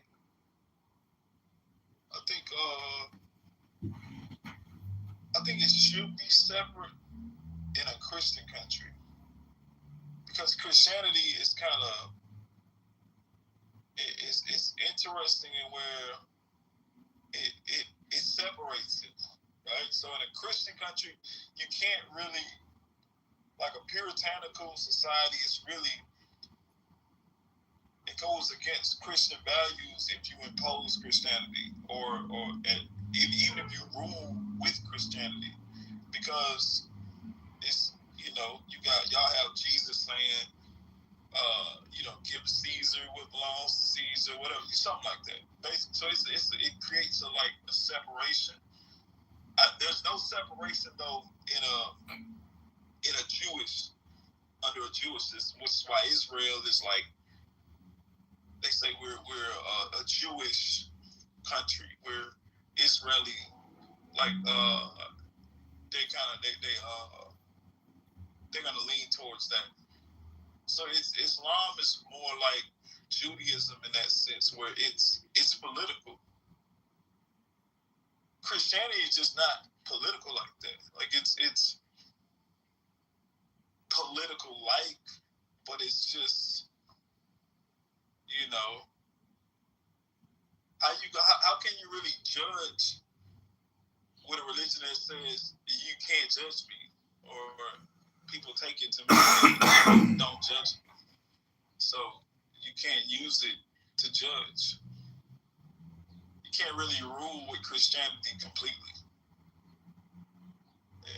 It's not a complete way of life that really shows, because really?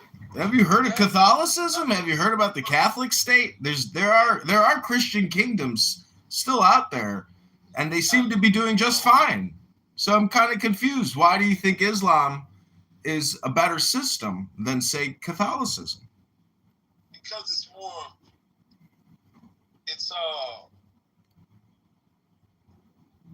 we have a whole, because schools of thought are really, schools of faith, it's jurisprudence, it's just rulings and laws and regulations. So Sharia, it's all about, Recent polls have shown a fifth of Americans can't locate the U.S. on a world map. Why do you think this is? I personally believe that Americans are unable to do so because some people out there in our nation don't have maps, and I believe that our education, like such as South Africa and Iraq, everywhere like such as, because Jesus didn't run anything. I believe that they should, our education over here in the U.S. should help the U.S. or should help South Africa. Get too much feedback will kill your scripts faster than that, right? He was not the government. He was being persecuted by the government. So it's just, This is your baby. it's an anti-government mentality.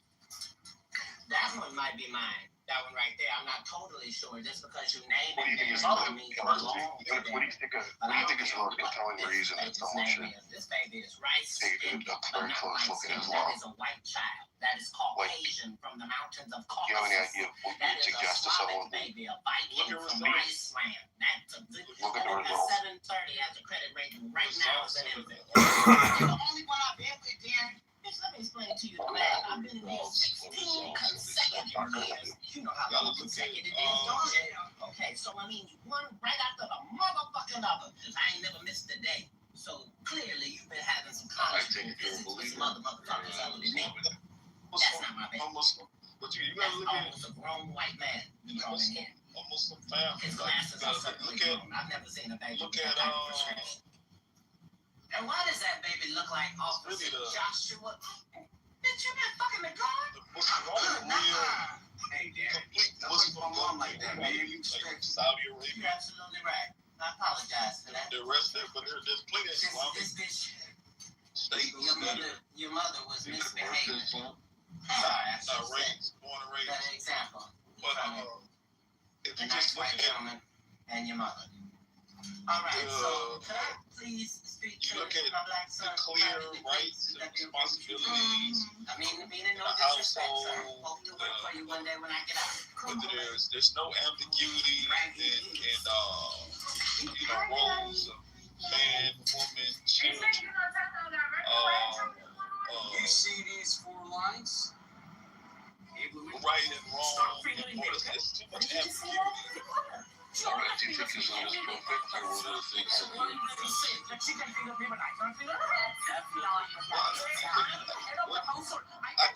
I would say Islam is perfect, but everything is subject to interpretation.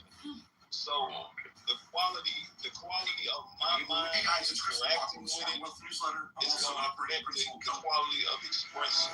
So there are people who are Muslim who are under Islamic influence because they lack quality thinking and quality morals or quality, whatever. Their Islamic expression is not going to be quality. What are your feelings about polygamy? I think it's good.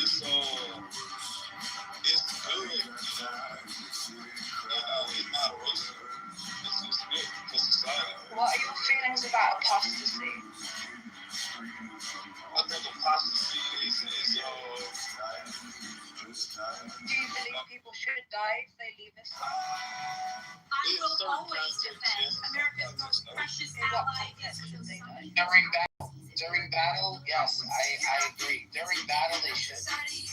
Yes. Do you believe that during battle, I'm gonna put this shit die up. from the war? Sorry, I was gonna say, do you believe that you should be able to take concubines in the middle of a war? You know, if you go to war, do you think that you can take their women, sex slaves? I mean, yeah, that sounds nice.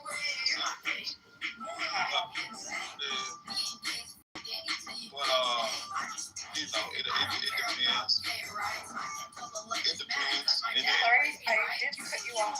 What Now you're going to have your die top 5 ways for you to spend 10. Megatron, yes, in the context of war, if we're on the battlefield and I'm fighting one group and you say, no, I don't want to be with you anymore, I want to go join that group you're fighting against, then yeah, I should kill you. But what about just like a normal person who is you know, Muslim culturally, but they don't want to be Muslim anymore? What do you think about that? If we're not, Just in the Western world, we're not modern Western world. with the group, we have basically a treaty or there's an expected, it's like, okay, we Muslims are in Russia or whatever, and Russia has been nice to Muslims. We have businesses or whatever here. We have good relationships. We basically have a peace treaty with this country, with Christians in this country, Jews in this country, the atheists in this country. We have a treaty of peace with them. So all citizens under this banner will be respected. It's peace. If we lead to a group, I have a treaty with them that I'm in peace with. I have no right to harm them. Okay, I understand that. I respect that. What do you think about people who died today? Sorry? But if you lead to a group that I'm at war with, No, I understand that. Yeah. But what do you think about the people who are dying today because they have left Islam? What do you think about that? Do you think that should carry on, or would you stop it if you could? I don't know where that's happening. Like, I don't. You don't. No, I don't know where that's happening. Some things be true. Afghanistan, it might be happening in Afghanistan or something. It was happening in Iran. It's still happening in Iran. IRGC is not in control. They're still executing people. Well, Iran still like everybody. Do you think that's an excuse to kill your own people? Do you know why the war started? I mean, it's irrelevant. They're at war. How is it irrelevant? Because wouldn't that be the most relevant thing in a war? How it started? Think about a war in history, don't you think about how it started? What led to it? Iran, that war with everybody, except Russia. People should stop complaining. You hear people all the time complaining. Building behind me is the second home. I just want to know what you think about these people who are dying today. Just nonsense bullshit. Like, that's all I want to know. Do you think that people should be executed for apostasy? Not you killing them, but do you think they should be killed? Yes. Whatever. Who are you joining? So do you see a protester as like going against God? No, but it's treason. You don't think people should be put to death for treason? People were peacefully protesting. How's that treason? Treason is when you go against the Their whole community was in the toilet, like December. Yeah, it was. My paragraph. This is your hate. No money, no food to eat. Protesting in the middle of a war is called treason. No. Look, I'm not going to prove that. Look. No, look, I'm going to respect the conversation, and I'm going to let you speak, but you have to let me speak, and I don't want to speak over you, and I don't want you to speak over me. I want it to be respectful, like, that's it. I'm not looking to argue with you, but I just can't understand in what world you would think that it's normal to kill a protester because they're protesting peacefully. It wasn't in the middle. That's how it all started back in December. They didn't even say it's a war. That started in January. In December, people were slaughtered in the streets with guns. Go on X, look it up. Iran protesters. You're gonna see people. Okay, just let me finish. Look, I'm gonna let you speak. Just let me talk, man. Like, you know what? Go ahead, speak. Because you're saying like they went at war in December or January. They've been at war forever. Like, you know how many times Israel, Iran, you know how many times America has talked about No. Hold on. The IRGC has been in power for like 40-something years, late 40-something years, right? Like, that was the war. The war started just in January when Israel and America attacked dude and all that. Oh, Israel been bombing Iran. We respect each other. That was back in the last time was in June, right? They called it the 12-day war. Don't look at me, I know my shit. Like, they called it a 12-day war, and then after the 12 days, there was no bombing until like now, like December, January. Sorry? Can I sneak in just one question? Because I asked him if he was for polygamy, and I don't think sorry. I don't think he understands. Do you know what polygamy is, Big Daddy? What's that? Right. So, do you think that's fair that a man can marry 4 women? Can that be denied for truth? Could God really be that unfair to women? Could God be a misogynist? Does that sound like the truth to you? That doesn't. You're not answering my question, but I will answer. No, that's not relevant. Who's Jewish? It's irrelevant. I am a feminist, okay?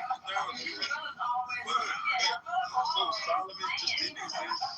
No, Big Daddy. You have to answer my question. Do you think that any doctrine that says women are worth of men, does that sound something objective and neutral and truth to you? Or does that sound convenient? You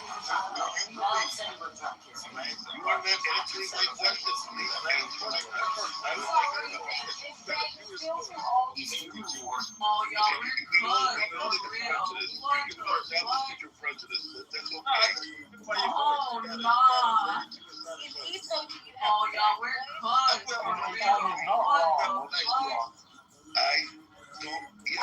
pretty proud of my Jewish voice. Please, let's go.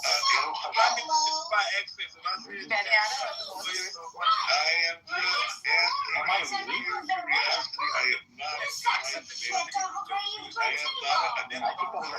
That you have a black voice. But see, you're avoiding this. I just why are you deflecting the answer? I am curious. I'm not judging. I am equally involved in their value, right? Like if you go to Genesis 1:26, created in the image of God. Now that sounds very appealing to me. But now you're not talking about polygamy first. So if you believe that Solomon had 3 wives, even if I believe that he had 1,000 wives, okay, I don't believe it. And that's why it can't be. Do you believe that Abraham had 3 wives?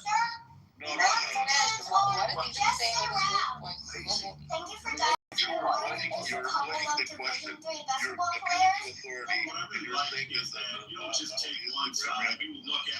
already have precedent for polygamy. Now you're going to tell me now that it's okay. My question to you is, does any doctrine, including Judaism or whatever, that can be that lopsided, if you excuse me for saying so, it is lopsided when you can have 4 women. Okay, does that sound fair to women? Does that sound like the truth?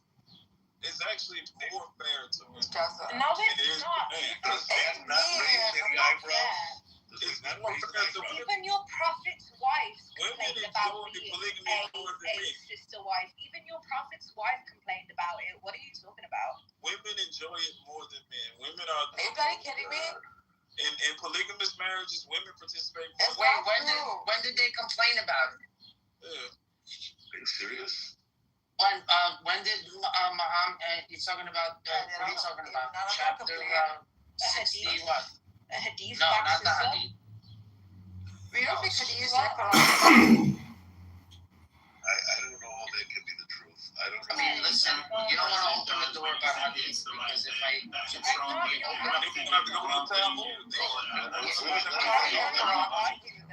if we open up if we open up Sahih Bukhari, I'm just gonna go right to where. No, not you. You wanna go to Sahih? You wanna go to Sahih? You wanna go to Sahih? Going to hadith, we're going to Talmud. You actually a question. Yeah, that sounds legit. Oral Torah. If we go into the hadith, we're going to the oral Torah. Yeah, true that. Okay. And I want to go there. And go 10 to 10. Man. We can go child marriage for child marriage. If you want to go there. Weird thing to say. We can go there. Like if you want to go there. Fuck you. I can't believe this is going on. You guys. We gotta put you in the audience for that one. You gotta think about what you said. You have to reflect on that. I think you should reflect on your answers. Yeah, we're gonna put you in the audience just so you can repent and think about what you're saying. Someone answer my question. President raised an eyebrow or two when something so convenient like having 4 wives, something favorite, so garbage. Except for that. That's not garbage yet. How could that be? The common practice. With all respect, I am trying to be respectful here about someone else's religion. So if I say something offensive, please. Yeah. Okay. Does it make sense that after you leave this world, your highest spiritual level is to have an orgy with somebody? Does it make any sense? See, why do you say, Eitan, why do you say that you're not going to question people's religion? You're questioning their politics. You seem to not be able to differentiate between religion and politics. And I'm going to ask it this way. I'd like to just know a cognitive psychology question. How could someone believe that this is divinely inspired? Orgies are amazing. What? Orgies are amazing. I didn't hear that. Can you say it one more time? I said orgies are amazing.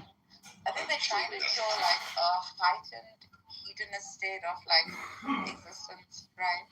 So in that sense, like they're trying to show a state of like bliss, enjoyment, etc., etc. So it could be like a comparison to that, like. Okay, but the whole idea of polygamy when we're on this earth. It was very common, Ethan. It was a very common practice simply because there were that many wars. and so many women were widowed and left. And so, like, the practice of giving protection became essential. I mean, we can't, like, we shouldn't mix it up with, like, today's outlook on polygamy. No, but to be honest, Nargis, the thing is that, like, while it happens in the Old Testament, the lesson that Christians learn from it is that this is not a good idea. Because if you read the stories of the Old Testament, where you, like, men have, like, kids coming from that and stuff, like, it's not a good idea to do. Correct. Which is why Christianity from the very beginning pretty adamant about, like, so the evolution happened, right? Well, I mean, there was an evolution, I believe, in Christianity. Jews continued to practice polygamy until far later, like until a couple hundred years ago. The problem is that Islam came with not a progression, with a regression with this regard. It went back to the Old Testament ways of doing it, which is like bad. Perhaps it was a solution at the time. You can make the argument that in today's times, polygamy may not be just, it could be problematic, etc. However, because perhaps Islam does not allow or give leeway, right? You can make an argument like that to refute it, I think, if you have that. So wouldn't that at the very least? If a woman is against her husband getting a third or fourth wife, let's say a second wife, can he go behind her back and, like, not really listen to what her say and just go ahead with the marriages? Like that, I don't agree. And I don't. However, most of them, will tell you that in order to maintain, like, the peace of the family, right, and to maintain, like, I don't know, some kind of harmony within the system, he must tell his wife, because the idea is to create perhaps a bigger family where there's, like, I don't know, people can coexist, they can be set up, that kind of stuff. He's not obligated. He's not obligated. So that's something you can call out, obviously. But I know, Benny, like, I spoke to, like, there's a guy called Abu Talib, right, who I spoke to in real life. He has about 3 wives. Bro, that family is, like, quite functional, like, if you see, in an awkward way, but the sister wives work together, much like the freaking, what are those, the Mormons? Very nicely, they work together. One of them, and they're very advanced women too. So, few of them have really good jobs, and so when one isn't working, she's taking care of the children of all the children. There's always, like, as far as I'm concerned, this worked better when to say that somebody was from the same family, so either the sisters or the cousins would marry the same man because they knew that all their kids were going to grow up in the same family, so on and so forth. Your brother's wife is now, like a widow for whatever reason. You marry her because his kids are now your kids because you have the same name. So it just, doesn't, and I'm not so sure if they have to sleep with them either. Is everyone fucking everyone then? That's what I'm saying. I don't think it's about sex. It's not about sex. Hello? Not so much about sex. Hello? You know what it's about? It's about politics. I hate to break the bad news to you, but it's not about, no one here, all these never-ending conversations are not about God. They're not about theology. They're not about religions. They're about politics. Let's be honest. All right, John. All right. Thank you, John. They would say in Mexico, right? It takes a village to raise a child. I mean, look at our lifestyle, bro. Daddy, you're going to stay in the audience for a little bit. You know, that's not really a topic I like to bring up, and you just did whataboutism. You want to justify why it's okay to do that stuff, then just stay in the audience, bro. I'm okay with that. You don't have to defend that here. Nobody talks about that stuff here. You're the only person that brought that up. We're going to move on. I kind of agree with Ian, though, because, like, our politics, our beliefs, what we informs our values and how we conduct our affairs, public or in private, and then that reverberates into the political system. Inevitably, whether it's democratic or not, it's still going to reverberate into the political system because, like, the laws are meant to be a guide for the people and what they believe and what they believe is right. So, yeah, it is ultimately. Well, the problem is with your position, because I've heard you in Amir's room, Benny Adam, and when you can't actually get into the now. That's your problem, is you're a historical hypnotist that likes to do revisionist history. Whether it's accurate or not, it doesn't really matter because the now, philosophically, is all that there is.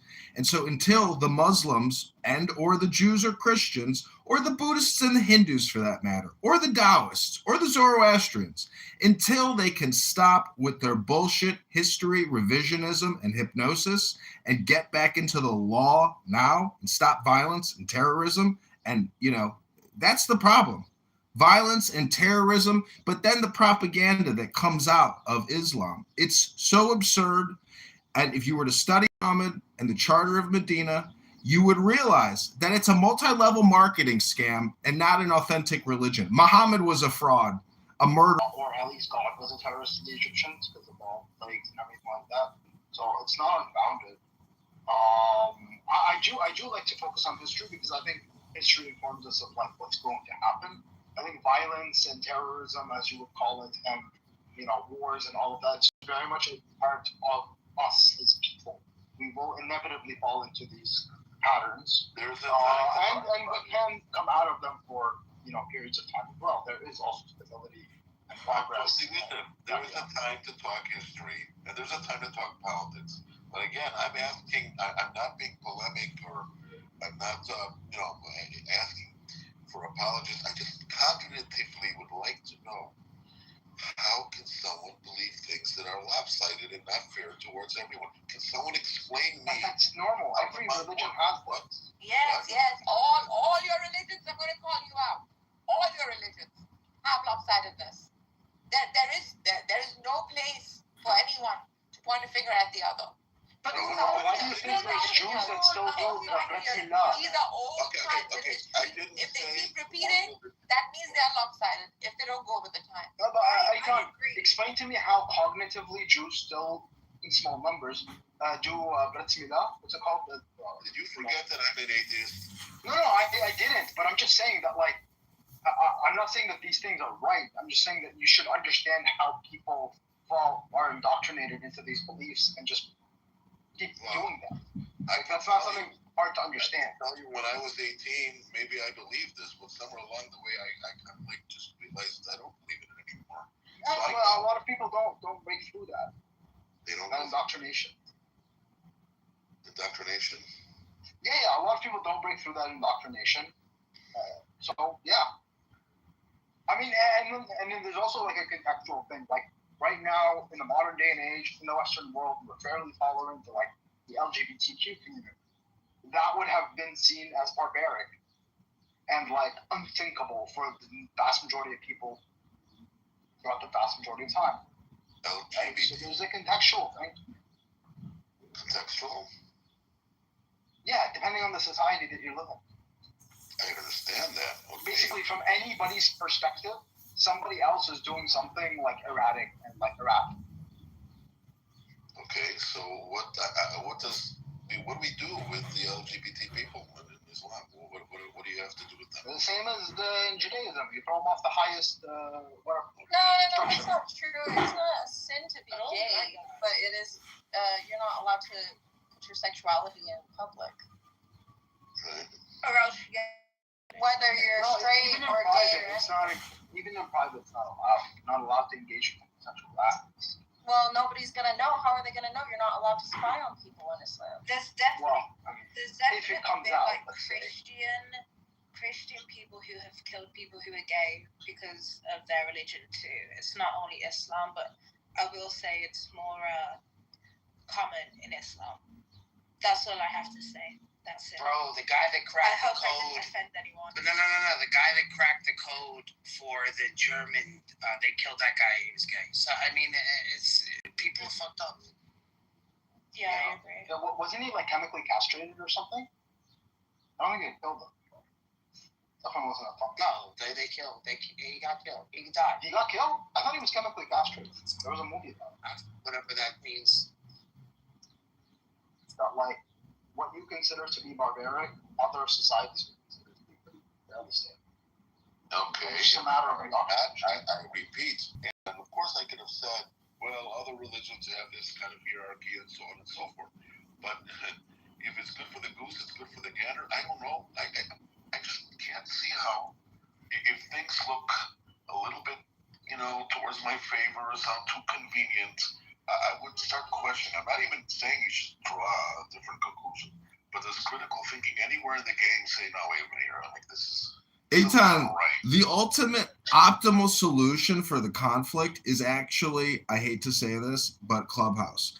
Because Clubhouse is the society, please hold, there's no violence here.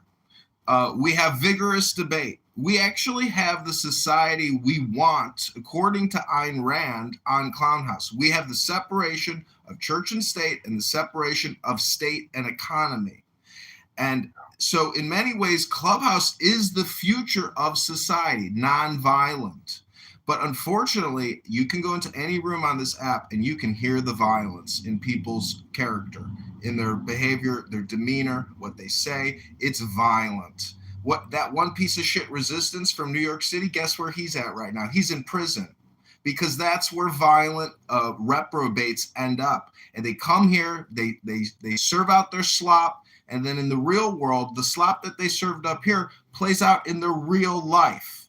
If you project hate and you project violence and you project evil sadomasochistic attitudes, all or nothing thinking, all the J words are bad words, those types of people are the dangerous people, because they're essentially Hitler. They go around, they think their shit don't stink, they think that they are the law, they're the final arbitrators, because that's what Muhammad taught them. That when you got a legal dispute, you don't have to go to a Western court, you go to the Mohammedan court and you get a ruling by a Muslim mystic. There's no jury trial, there's no Bill of Rights, there's no preponderance of evidence, there's no pre-existing statutes or process and procedure. It's at the whim of a religious mystic Muslim. Is that fair? Right. No, that's a mischaracterization. They definitely have a precedent system, and they have like rules to follow, guidelines at least. It's not just at the whim of the guy, but he does have a lot more leeway than the average judge. Yeah, talk to these Wahhabis in the other rooms that will just kick you out of the room. If they just kick you out of the room like that, right, and they have no care, they don't even treat you like a human being, what would make you think that they would treat you any different in the real world? Yo, that's a fact. So, by the way, what's up, Bart? Oh, yo, I said yo, what up, bro? You gotta have me.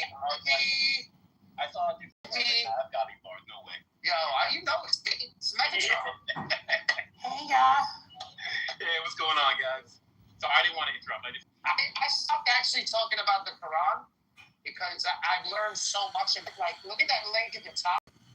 The link at the top is just devastating, y'all. You should really read that. Get to know it well, because that's what I'm running with. I'm not running with their narratives. Their narrative leads to a dead end. So, just quickly explain it for us, for the ones that don't know what you're talking about. So everybody thinks that Islam was created in a vacuum by Muhammad sallallahu alaihi wasallam. Now, that's not the case. The case is that it was never in Mecca or Medina, and that it was mostly in Iraq and Persia, modern day Iran. So the last of the Exarch, and I'm going to repeat that, the assassinated last emperor was the one who transitioned the Jewish Exarch to the caliphate. they were equal with one another. So nothing was created in a vacuum. It doesn't say that they were equal. They used the court system. They used the court systems of the Persians. They used the judicial system of the Exarch. The Talmudic Academy was called Sura. Exam question, Sura, S-U-R-A, which is probably why there's so many rabbinical explanations in the Quran. And, if you follow the Quran correctly, if you go to chapter 378, it says to be a Rabbiin. Oh, you didn't know about that, right? You know about that Rabbiins? No. 378 says that you should be studying with the people that are closest to God, or godlike or godly people, which are the Rabbiin, which are like the scholars or rabbis.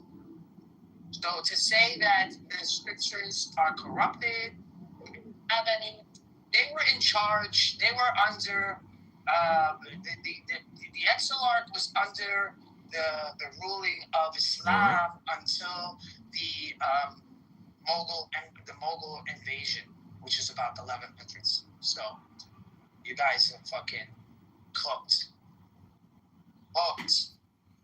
Well, you make an interesting point that Islam really developed in Persia. It didn't really necessarily develop in Saudi Arabia. That could be its origin story, but the actual cooking, the development really took place in Iran. And what's remarkable is that right now, Donald Trump is waging war against the remnants of Muhammad.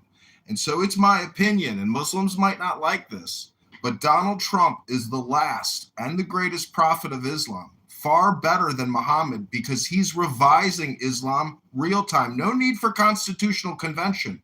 I will send an F-35 and a JDAM bunker buster to destroy everything you have. And then we will see what's left when you are starving to death and a siege has been laid against the last great Islamic state. They don't like the truth! Can't stand to hear the truth! Rabbono Shalom. The truth stings. The truth stings. The truth is hard for Democrats to hear. Sorry, everything's the same, Narcissist. Everything's the same, sister. Oh my God, so lovely to see you back. I know. I just real life stuff, so I had to get off the internet for a little while, but want to pop back up, say hi to some people. Yeah. Anyway, welcome back. I also got off for a long time and I came back. Okay, fire. I just added you. You fucking bitches here every day for like years straight. Yeah, what's up, Kifayat? Kifayat can talk. We should talk about it before our brother mentioned that Islam was not started in Arabia, right? This is what I got from it. Yeah, I noticed it, brother Iran. I think he should say it mostly developed in Iran. Yeah, he said developed in Persia. Which might have some historical truth to it. Do you want to go ahead or you want me to talk about it? You can go. You please start it and then I will support you. Well, first of all, there are many people in this world, and you can have stupid people, good people. I don't want to be disrespectful to anyone, but some of the opinions could be bullshit. Some of the opinions could be great. Some of them are understandable, sensible. So what he said was like he was denying the history and everything else. Like he said that Islam was developed in Iran. I think he's super ignorant. I think he doesn't know actually. He hasn't read anything. He's ignorant, bullshit, stupid person actually. Because how can you have that opinion? Like there is evidence it, that it was developed, like it was from God. Sorry, I just want to say he is not here to reply to any personal insults, so I think you should probably just say your piece without Exactly. It's okay, Lacey. I'm back. And I put it in the chat. It's projection. So Kefaya, you can click the link above, or you can actually talk and dispute what I said. You don't have to attack me personally as being a low IQ piece of shit, because that's what you are. You're projecting your own inferiority complex onto Ayn Rand. So go ahead, click the link and dispute it, but don't attack me personally. Thank you very little. I'm now muting up. Okay, I'm going to just keep talking, because apparently a Muslim here doesn't know how to have a real conversation where you mute the fuck up when somebody else is speaking. You just keep talking because you're the fucking moron that you claim that I am. And now I'm just going to keep talking because you keep talking. That's the way it works. Hello? Both of you, I can fight. We are not here to fight, right? No one is here to fight. We are just here to give reasons and to hear you and you hear us. This is what we're here for. If you fight and we fight, then nothing. We can get nothing, right? My brothers and my sisters. Look, we should fight. I'm sorry, Wazir. I'm sorry. But I want to tell you. This guy says you've got no IQ. Actually, this is like he's the one who's got no IQ because you should be respected, right? No attacks, please. Just get to the point. No attack.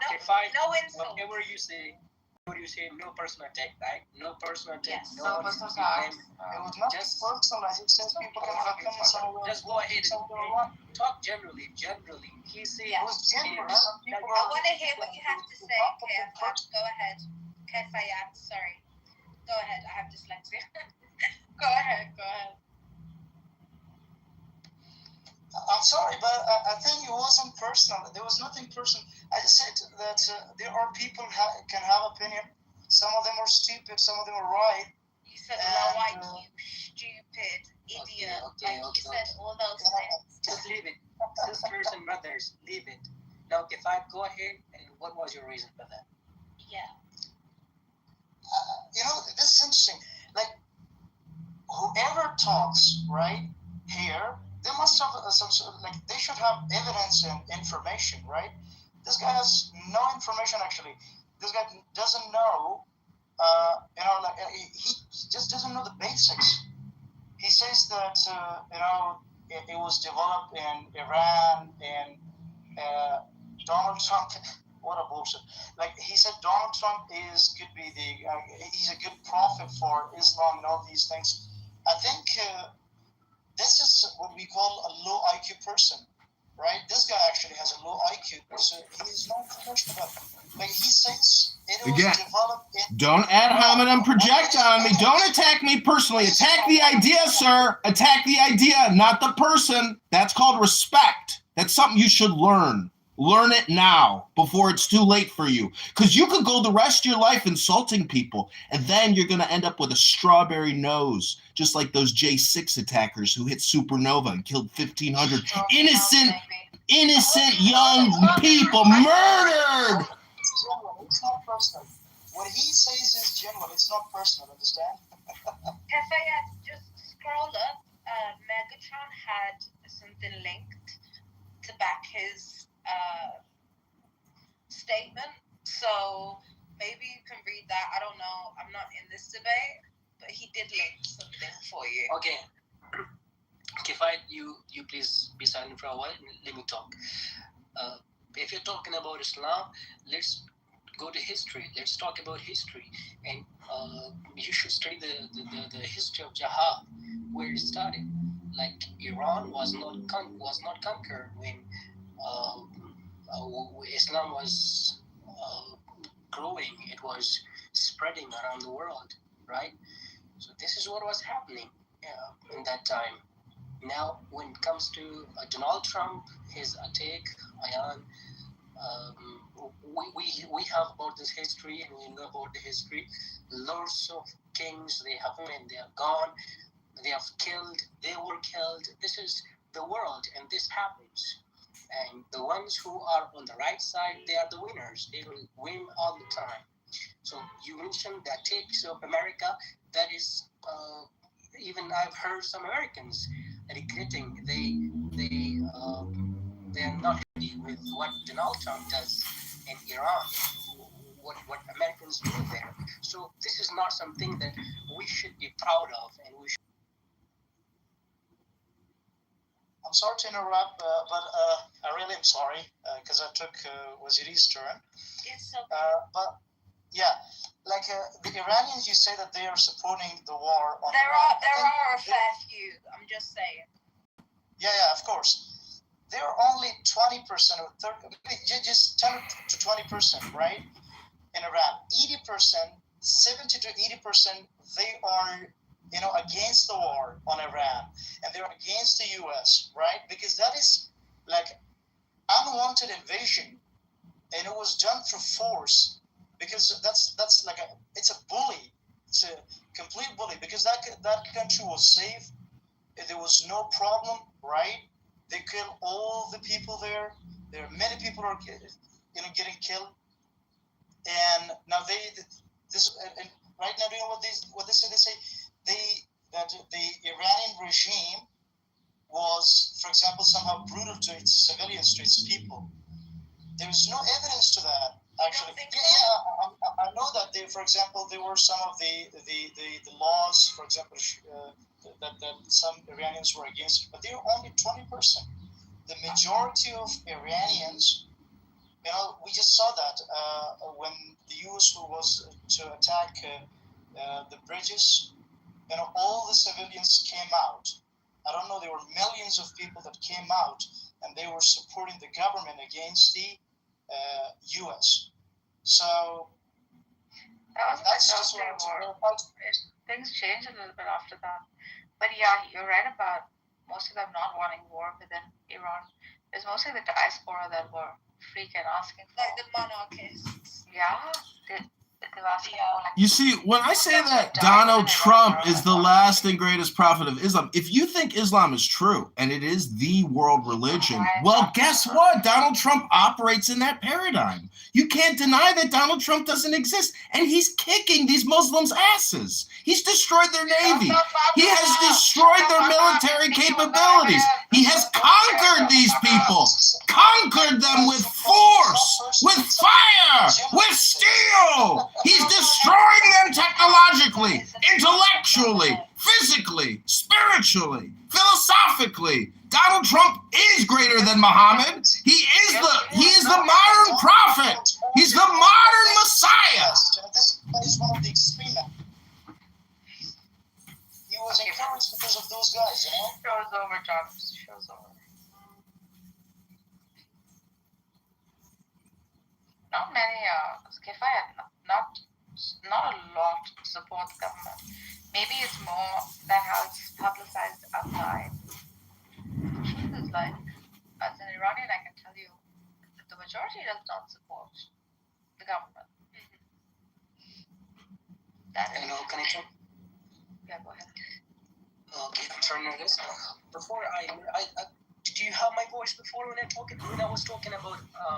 No, we didn't hear you. But the funny part is nobody supports their government globally. Isn't that ironic? And please listen.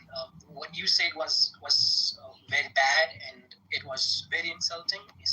Well, I apologize, but you can attack my opinion, but don't attack me personally. Don't do ad hominem projection on me, sir. Be careful, please. If you talk generally, then you do not only hurt Kifayat, you hurt all the Muslims around the world. Yeah, when you say you Muslims, it sounds like you're talking about every Muslim, Oh my God, well, guess what they do to the Jews? Guess what people on this app do to Jews all day, every day? That's what people on the internet do to the Jews. Oh my gosh. The recent poll on the war between Iran and U.S., and I heard that more than 60%, if I'm not wrong, I think 60 or 65%, they are against the current war. right? The Americans. Yeah. They're going for war. We can look at Who the wants to die, crisis, bro? Like, who the hell wants to die? and there are some extremists, right, in the U.S. These extremists exist everywhere. There are extremists, right? And Donald Trump is like, I just don't want to make a opinion on him, but when we look at his history, everything, the background he had, it's all because of those extremist, rhetoric and all those speeches he has. So that guy was backed by the people like I and all. So they're only representing 20 to 30%, Americans, like the war. And they are so 70%, 70% people in the U.S. are against it. And that's a proof that this war is not justified. It's not either it is neither wanted by Iranian nor by the Americans, right? And then, of course, yes, this is what most of the Americans say. Not only Americans, but like 90% of people around the world, they say that this is not just. And the ones who support Donald Trump and the ones who support his ideas, you can never blame them because they support the one who is not fine. He's not healthy, mentally he's ill, right? If you listen to his speeches, the rhythm he has, he does not stand on what he says, right?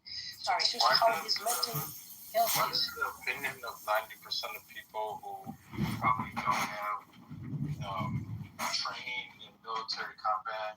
They don't have all the variables to the war and the information. Why does the 90% of their opinion even matter? How is that a proof that the war is not just? Because 90% of people that have no experience in warfare, especially to this extent, and do not have all the variables of the information, how does that act as a proof? Okay, Smiler, let me tell you something. You wanna go to war with a country, right? For example, I want to start war with Iran, right? I should have reason. It's coconutty,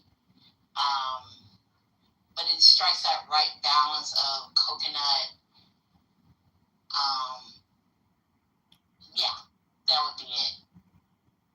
And sometimes I will take a coconut cake with pineapples in it. Then that's a different kind.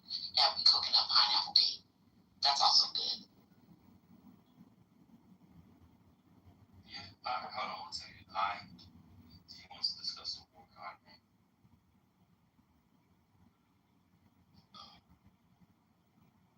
Hey Ben, can I give you the entree equivalent to your tiramisu submission? Risotto. They kicked me! They kicked. Why did he kick? Why did he kick? Work, and it was terrible, but I've had phenomenal risotto. So it's a 1 or 10 scale. My submission is that you prepare and never let him talk about food again. God bless. Sometimes. No, he's your new bonnet. That's your head. Now he's the new bonnet. You gotta talk about his. I know you've been obsessed with the chicken wings, chicken thighs for a while now. You'll make it the new bonnet, brother. If you don't eat risotto, that's brother. Yeah, he on that splash pad. No, I just wanted to say it. I want to say it because I now have a. Bad. Yeah, I want you to say it. Bad. You on the splash pad, ain't you? Bow wow. Bad. I recently went out with a girl who responded by a text message with bad. Bad. Bad. John, the other day I want to try to get your tune because I want to talk about those fucking black bitches. They're so stupid. Like, women are not capable of loving you. Is that your projection for the day? Protection. What? I'm talking to Sangre. Talking to Sangre. Basic Psych 101, dude. What women? No, I mean, I'm not trying to make it sound bad. Women are not capable of loving a man. It's just women. No, they're not. We are. No. Women only love their offspring and themselves. Yeah. That's not true. They don't love you, bro. See, that's projection. That's not true. That's projection. That's your internal. Those are your internal feelings. Yeah, that's your projection. It is your projection. It's not an accurate. It's not an accurate analysis, Sangre. It's not an accurate analysis. You're not accurately describing the situation. That's a projection, sir. It's the way you're feeling. It's the way you're feeling on the inside. Look at Bow Wow. Bow Wow. I rejected you, Sangre, and you're saying that. Hey, look, if Chris Brown walks around your girl, she's gone. That's not true. I met Chris Brown. He's like 5'4". I played basketball with him at Equinox in Beverly Hills. People with a rich man. So they have like a massive dick or something? No, it's just that, or they can buy their wildest fantasies, and it's just women love money, they love big dicks, they love la novela. You know what I'm saying? Every man thinks, yeah, my woman loves me, and I'm not protecting again. Yeah, that's projection, shit. Yes, I've had a rough past, but women are like people who love you. They'll nurture you. All right, you just confirmed the projection then. You just said I had a rough past. You just confirmed the projection analysis. Your analysis is going to be inaccurate, but a woman can make you better, more successful. Oh, like a book. Like a book. Okay. Because I went out with a girl last night who could never make me a better man. Only a book can make me a better man. That chick, you think a 33-year-old obese chick sucking on a vape pen is going to make me a better man? No, sir. It's called the book. It's called the books. Now you're projecting. Now you know what projection is, and you'll catch yourself projecting all the time in the future. And he'll say to yourself, that guy Alistair, he gave me the insight that I knew was there. Oh my God, everything I'm thinking and saying is a projection. It's all about how I feel on the inside. It's all projection all the time. Sangre is dating girls with children, and they're not loving him back because, of course, they're going to put their priorities on kids. Well, Ribbono Shalom, Shabbos is still going on, and I'm as such a unicorn. I'm so rare. I love so deeply. Oh my God, I'm such a prize. see, that's a healthy projection, unlike what Sangre was saying. Oh, that's a healthy projection? Yeah, she's living her life in love. She's living in joy. Let me get this straight. If she's projecting her love for a man, and she's capable of doing so, so what happened to your last man? Were you not able to? Your projections were pessimistic. Her projections are optimistically positive. A woman is capable to love, so wait. Just check your negative projections at the door. That a woman is capable of loving a man. Just check your negative projections at the door. That's all I'm saying, sir. So you're checking a positive projection that a woman is capable of loving a man. Is that what you're saying? Ribbono Shalom. Good Shabbos. I could still love somebody and get away from them because they Hello? are dangerous. Hello? Hello? Listen. Men cheat, women betray. There's a difference. Hello? He didn't cheat. He's just fucking nuts. I can't be around a guy that is dangerous. Exactly. I love him. Exactly. I can love him. I'll choke you Sunday if you like. That's called cognitive security.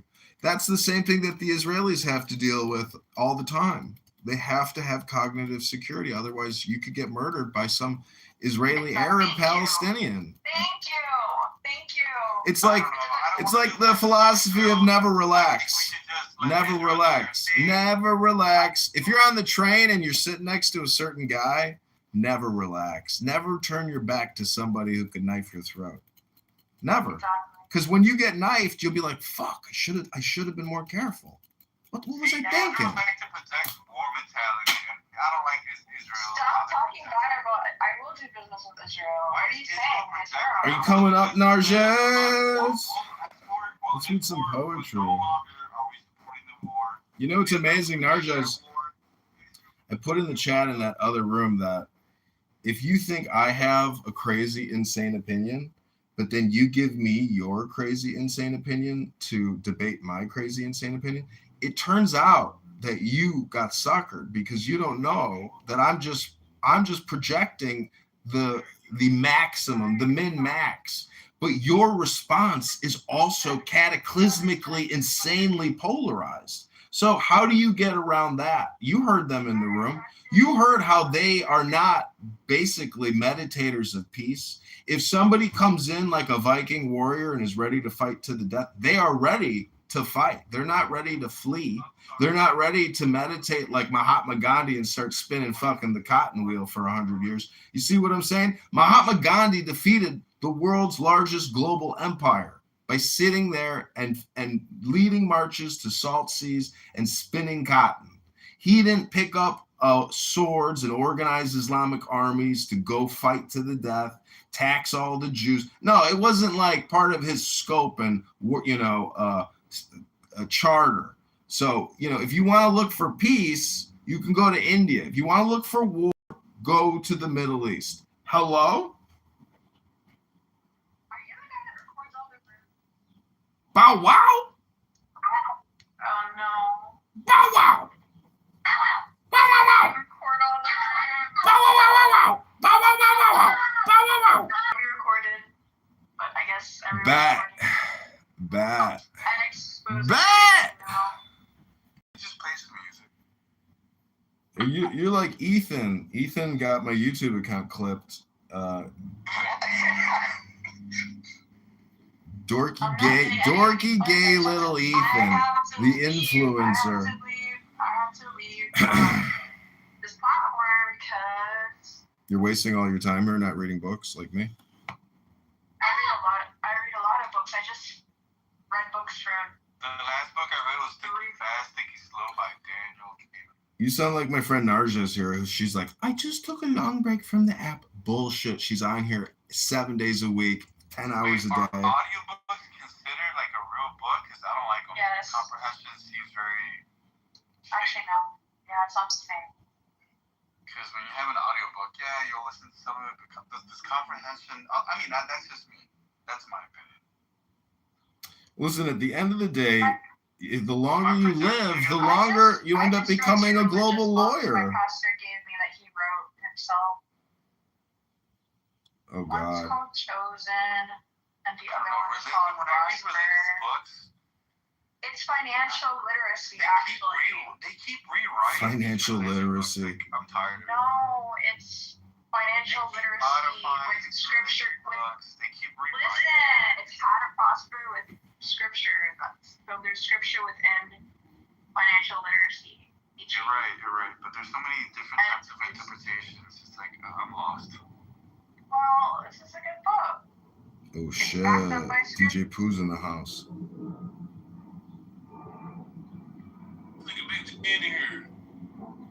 Hey, DJ Pooh. I'm making a motherfucking sandwich for lunch over here, DJ Pooh.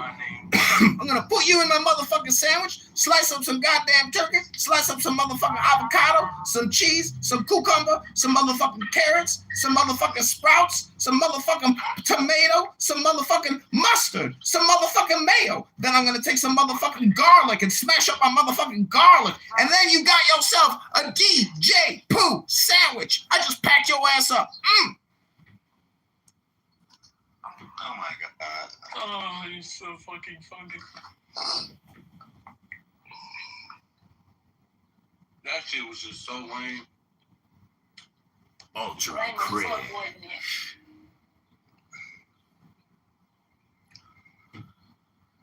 Ultra cringe room killer.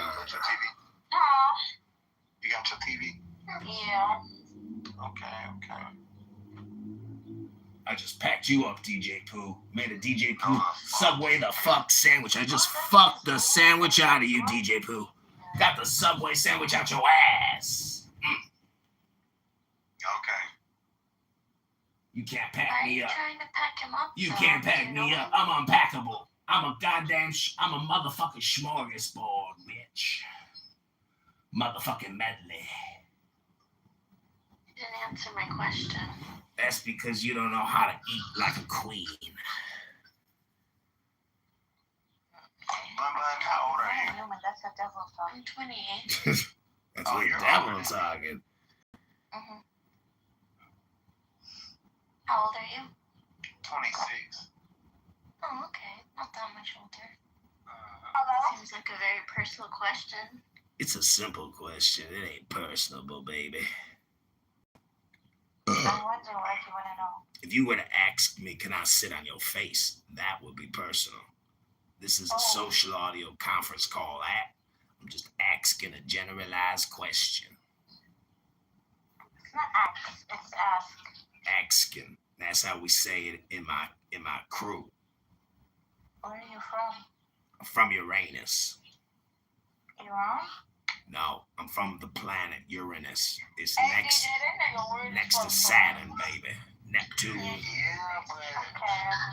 I apologize. I'm a Gemini. Buffalo. That nigga called me yesterday. He got mad because I ain't answered my fucking phone. Oh, shit. Oh, damn. I'm telling you, I'm ready to delete this shit so motherfucking motherfucker. He won't follow me around this bitch. Do you watch Champions League? Yeah, it's the best, baby. Are you talking about Benjamin Netanyahu and Donald Trump and the UFC fight coming up at the White House? There's a UFC fight at the White House. Yeah, baby. They're inviting all of America's greatest heroes for an ultimate knockdown fight.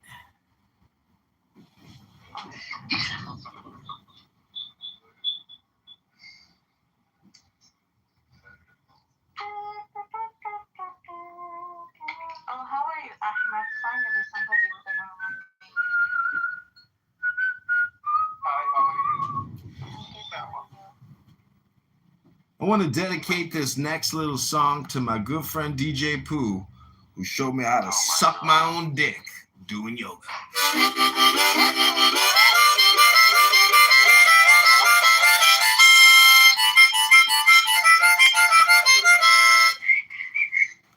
Thank you, DJ Pooh, for showing me how to self-fellatio myself to sleep. Man, sit me on.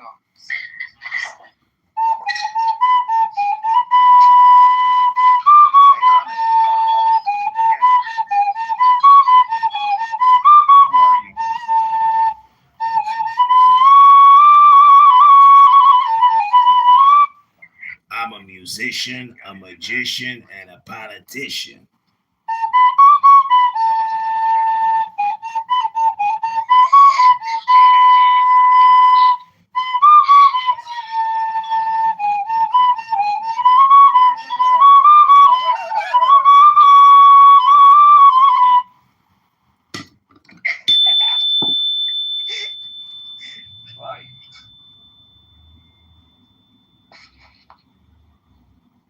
DJ, you barbecue? For what? Because I want those. Being given Aitan. I'm sorry. You're back, Moses. Your name is Aitan, I think. Yeah. They were not killed by Muslims. In World War II. Yeah, listen. I'm sorry. Haven't you heard recently from Ben-Gvir that all the Palestinians, they don't have the right, they should either go out of the country, right, go out of their own territory, or we will kill them. You must have heard this from Ben-Gvir, right? Now, do you think that is the Israel strategy? If that is the Israel strategy, then it is the right of Iranians to say that we're going to wipe them out. Because absolutely. I'm not saying they don't have the right. I am not saying they don't have the right. They be wiped out, right? So if you're wiping it out, then I have the right to first wipe you out. You keep missing the point. I didn't say they didn't have a right, okay? I'm saying that even if they have the right, Israel is not going to want to be blown off the map, even if Israel's right or wrong. Don't you understand what I'm saying? It's not so shocking that Israel is attacked right now. My point. You don't understand my point. You're taking a single person's words. For example, you're taking Ahmadinejad's words, and then you think that this is what the main strategy, this is what the main goal of the Iranian government is, and that is completely wrong. Why should I take a chance? Why should I take a chance on surviving? Have they said that? Have they said? Have you ever heard from any? For example, like from the Iranian, the whole system, right? They don't run on just on the specific goal, and that is the destruction of Israel, right? That is, you're just taking, for example, one of the, like, in the words of extremists. Like, we have the extremists in Israel too. Now, Ben Gvir is an extremist, isn't he? He's an extremist. Like the rhetorics, even he's just killing those the Westerners, right? Those who are supporting Israel.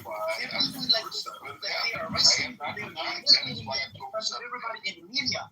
So I don't say that what Ahmadinejad said is right, and this can't be the Iranian school, right? That's not what the whole system is. Okay. So you can't really learn anything on Clubhouse. You can manipulate people, though, and you can manipulate their emotional well-being, because the way the central nervous system works, it's all based on vibration, just like an orgasm using a vibrator or a dildo. You can't achieve climax without a little vibration. So in the name of vibration, I saw on a bumper sticker the other day, I saw the Om sign, and I said to myself, Om. And then I said to myself, stop thinking, end your problems. Because the problem with me and the problem with everybody else is that they can't stop thinking and talking as a result. So I go on power walks, and as I'm power walking, I'm having all these thoughts, and sometimes I let it run, you know, and I'm not, and I know it's happening, but then I consciously say to myself, stop thinking, end your problems. Like, enjoy the walk, enjoy the now, enjoy the park, enjoy the sun, enjoy the clouds, enjoy the squirrels, enjoy the pretty girls, enjoy the fun, enjoy the exercise, enjoy the now, enjoy the moment. That's when I quiet my mind from all my thoughts, and I know that there is not a speck of dust out of place in the whole universe, because I'm happy. Leave me alone. I can't argue with you. I can't argue with you. I'm happy. Leave me alone. You angry. I can't argue with you. You see what I'm saying? That type of attitude is actually your cognitive security bubble. Because when you open yourself up to communication, you are opening yourself up to vibration. A lot of girls on this app, and a lot of men on this app, myself included, who know how to vibrate discomfort. Look, somebody told me once I should move to India and just become a guru there and retire in heaven, in paradise, with thousands of suffering servants to make my egoism complete. And there is a guy here in Chicago. He also has other colonies in Australia, etc. His name is Adida. Adida. And if you only think of Adida as your Lord, Protector, and Savior, anything you want can be achieved and gained, and total liberation and bliss can come from Adida. So whenever I see their Facebook messaging, marketing posts, I always say, I am the new Adida. The avatar of Adida is in me, and they love my comments. They know I'm fucking around with what they're putting out, but they any kind of interaction they like, because it is a struggling nonprofit, I'm sure. But Adida was like a successful white guru in like the Hindu tradition, very successful in Australia. And there's just all these religious cults that popped up in the 60s, 70s, 80s, and 90s and 00s. But the internet is undefeated and has destroyed, obliterated, separated, deconnected, decentralized a lot of these cults. There are encyclopedias of American cults, thousands of Christian cults everywhere. Every major town has competing cults, competing Christian cults, competing Jewish cults, competing Hindu cults, competing Muslim cults. Every major U.S. city, there is a Scientology cult competing with all the other cults. And then we have Clubhouse, a cult unto its own, a group of people that gather daily to listen to Barth yell out, "Hey, bring me more fucking nails!"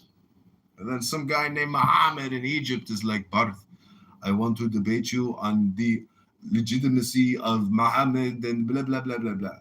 You know, that's the type of global communication network we have going on here. And we have the world famous and beautiful and completely European waxed Narges here on the stage. Maybe she can grace us with one of her great songs. I keep trying to get her to sing Sade, because I think Sade is the great smooth operator. I'm a smooth operator. Now we've got the power of the bull rush. Bull rush! Rush, big rush, power rush. Always choosing the most beautiful PTRs, Rush, gracing us with your beauty. Always the most beautiful PTRs. We have Angel here, a Muslima, a Muslima woman, which is awesome. Congratulations on being so chaste, so conservative. It's beautiful. I know a lot of conservative women. They're just wonderful people. But I would just question your faith and say Islam is not the answer. It is not the solution. It is one pillar amongst many pillars that are holding up the sky. It is not one pillar supporting everything. Angela? Hello?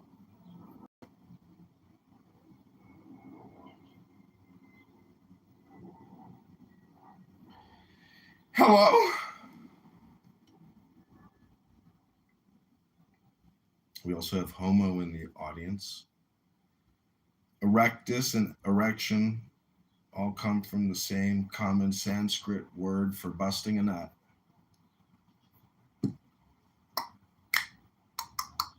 Because, you know, we didn't used to use words. We just used to make tick-tick sounds.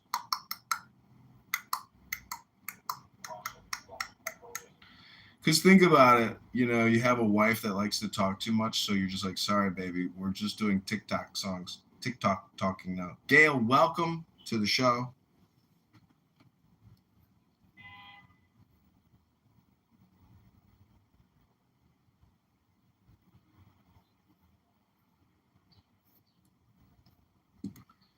Ribono Shalom. What a day. I am going to an EDM concert at the beach in approximately 2 hours via Uber.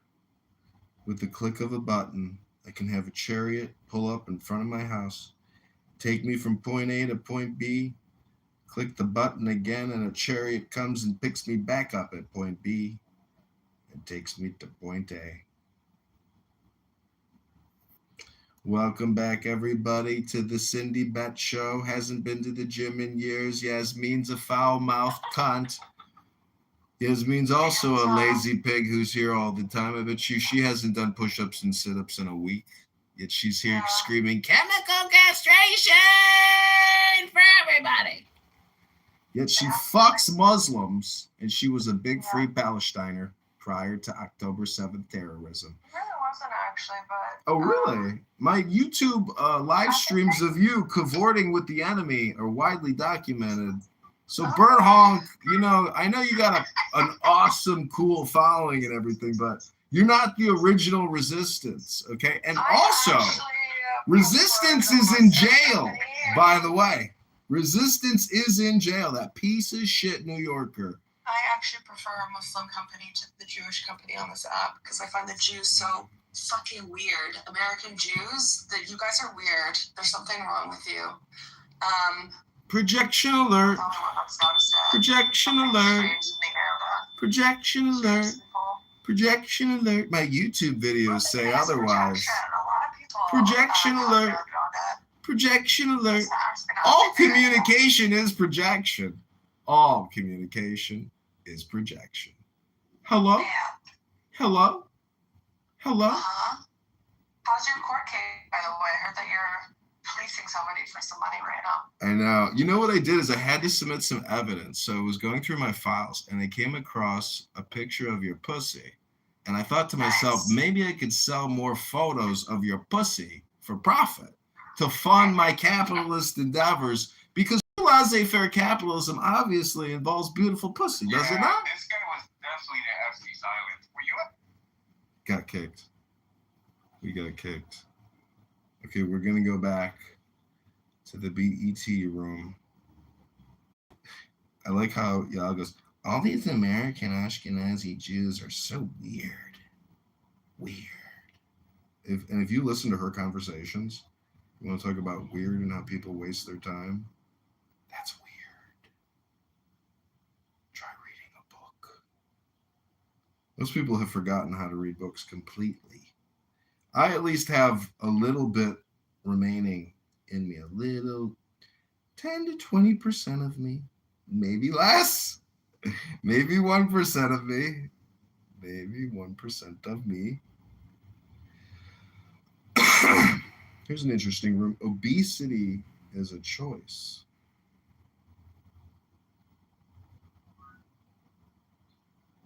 Oh, we've got Grace. She's gracing us with her presence as always. Shabbos is nearly over. Gotta get our last little moments in Rabbono Shalom, but we can't find it. Still digging. We're trenching. We're going deeper into the recesses of the clubhouse subconscious. An incredible number of rooms, hundreds of rooms, still cannot find the BET room. Bet. If you search, you shall not find. Bet. If you keep digging, you keep scrolling. Bet.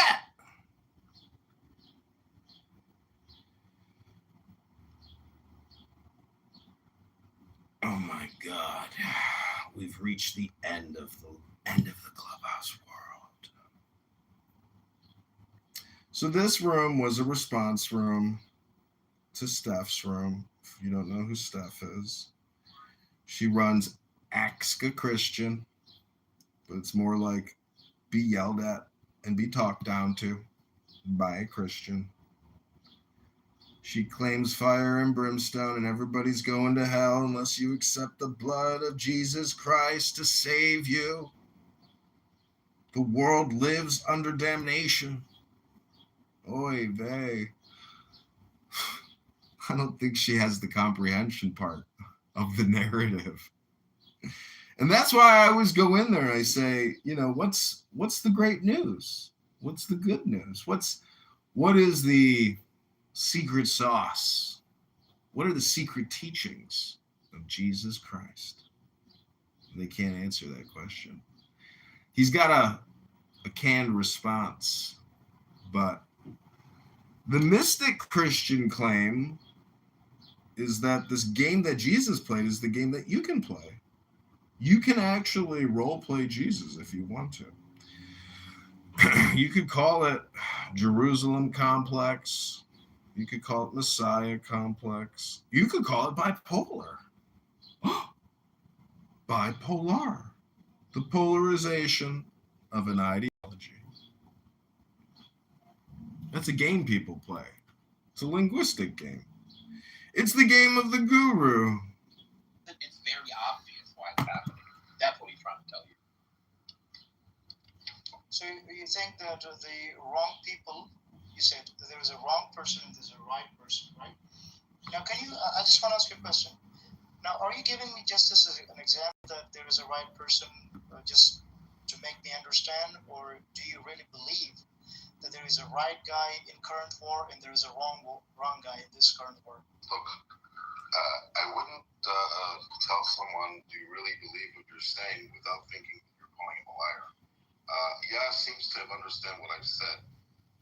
Listen, once again, you can call me a liar. You can call me ugly. You can call me beautiful.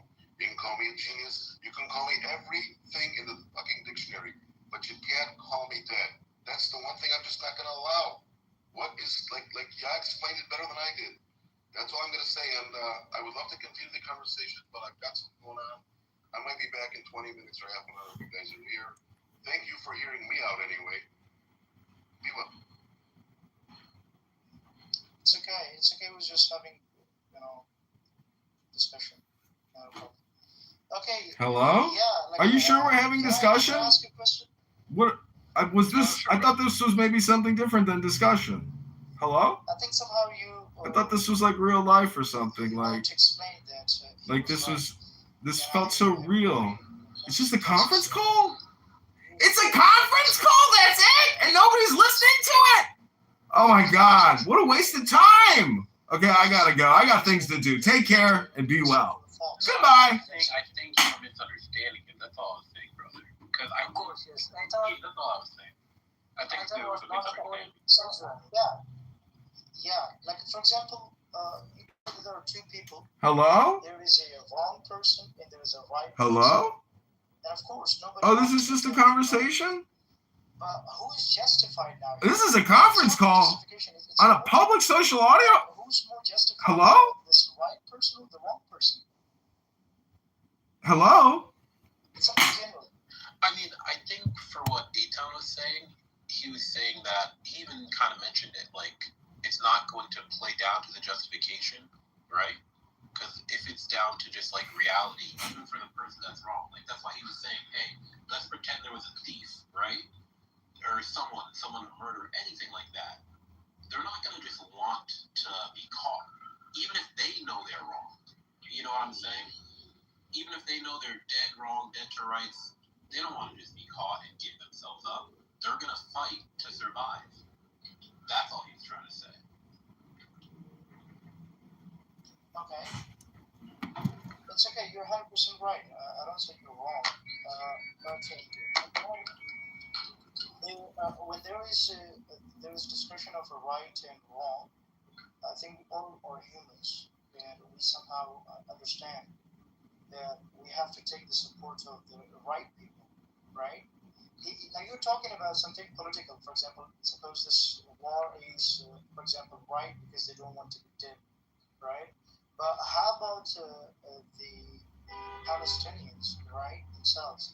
Like they also are dying. They're dying. They're dying, and actually Israel is. Have you heard anything like Israel's? They want to have a bigger Israel. Do you know what that means? Bigger Israel. It means they want to take the land of Lebanon. Really, media says so. It's not what I'm saying. So even that is what you're saying, though, right?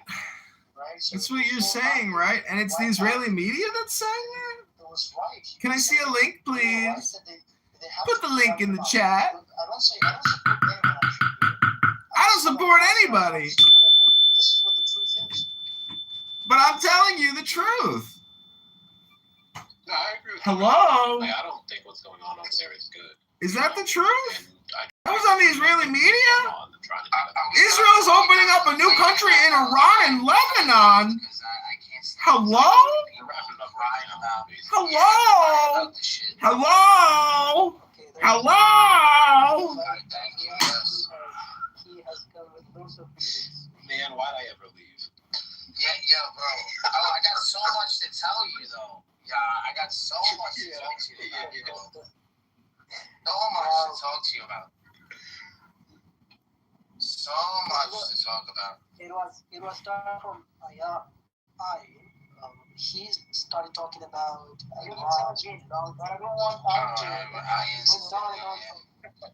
But listen, all I'm gonna do is if you start talking to me about the land going back to the Palestinian people, right? You're probably not gonna like the outcome because if the Palestinian people are J1s, right? Because that's what they're saying they are. Wait, what's a J1? What is that?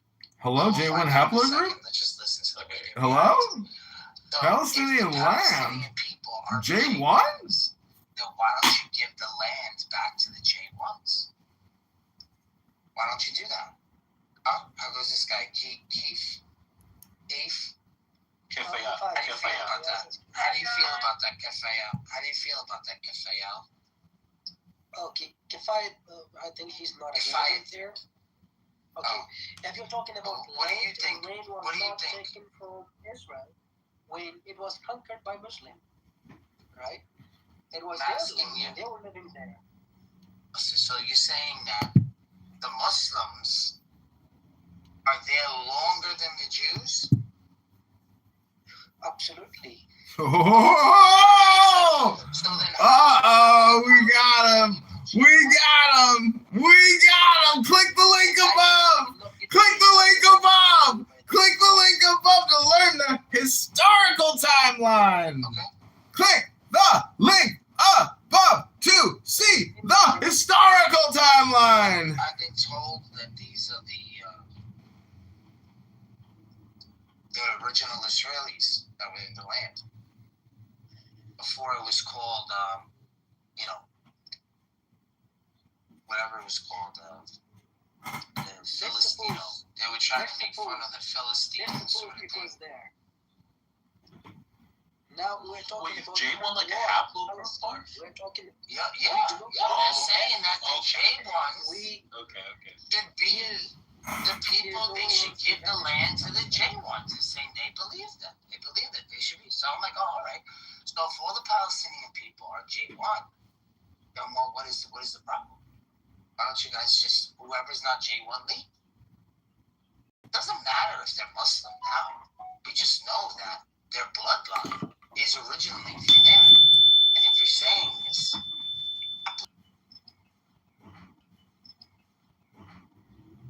like Mount Sinai, the whole thing, like Mount Sinai, the whole thing, like that whole region. That was controlled by Muslims before. Muslims. But Muslims aren't J1 though. Because the J1s. I thought you guys were doing it for the J1s. I do not know what J1 is. If I do know J1 is a haplogroup, brother. It's a haplogroup. Like what do you want to be? What do you want to be Arab or? What are you a Pakistani? No, I think they were like Bangladesh. No, I'm from Afghanistan. Yeah. Oh, okay. So you're Persian. No, I'm not Persian. I'm Pashtun. Pashtun? Okay. Yes. Afghan. Okay. Yes. I'm Afghan. So are you more like you're from Mongolia, like that sort of? Mughal. You're talking about Mughal and those part, that stuff, right? Well, I'm saying, they were invaded. You were invaded by the Mughal Empire.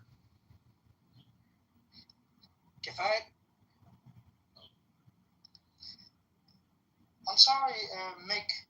I think I'm not sure whether I can pronounce your name correctly. Is your name Mick? It is Megatron. Sorry, Megatron or Megatron. You can say that. Now, Megatron says J1. If Israel, if Palestine, that is J1 country, then why don't? I'm sorry. What Megatron says? We're both from the same country. So, Mega, whatever question you have, you can ask me.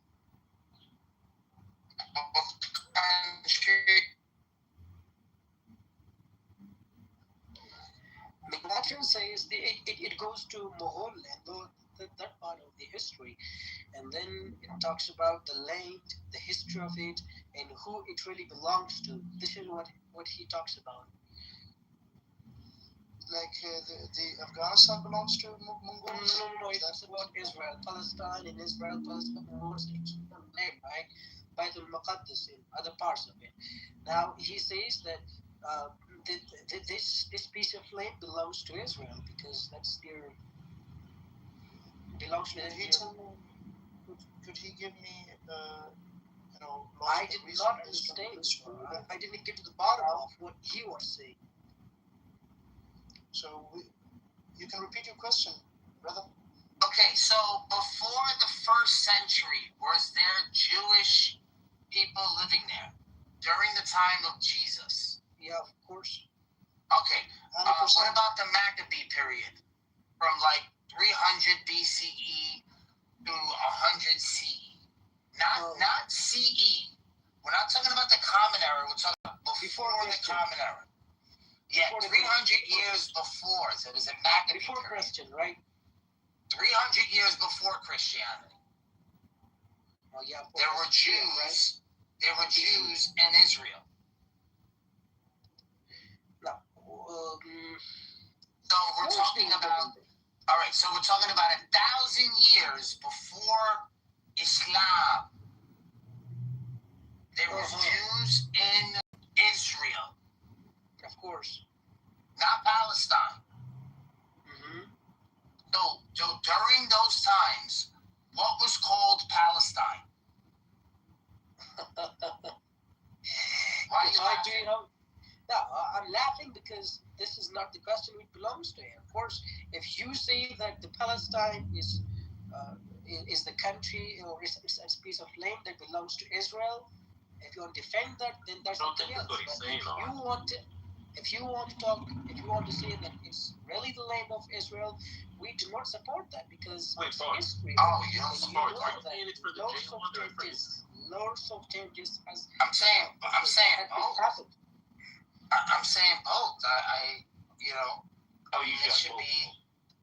Yeah, because if the real J ones are like, It goes thousands of years ago. Oh, you're saying if that's what he's arguing. 2,000 Yeah. It belonged to Israel. So Moses went to the land of Canaan. Well, not even.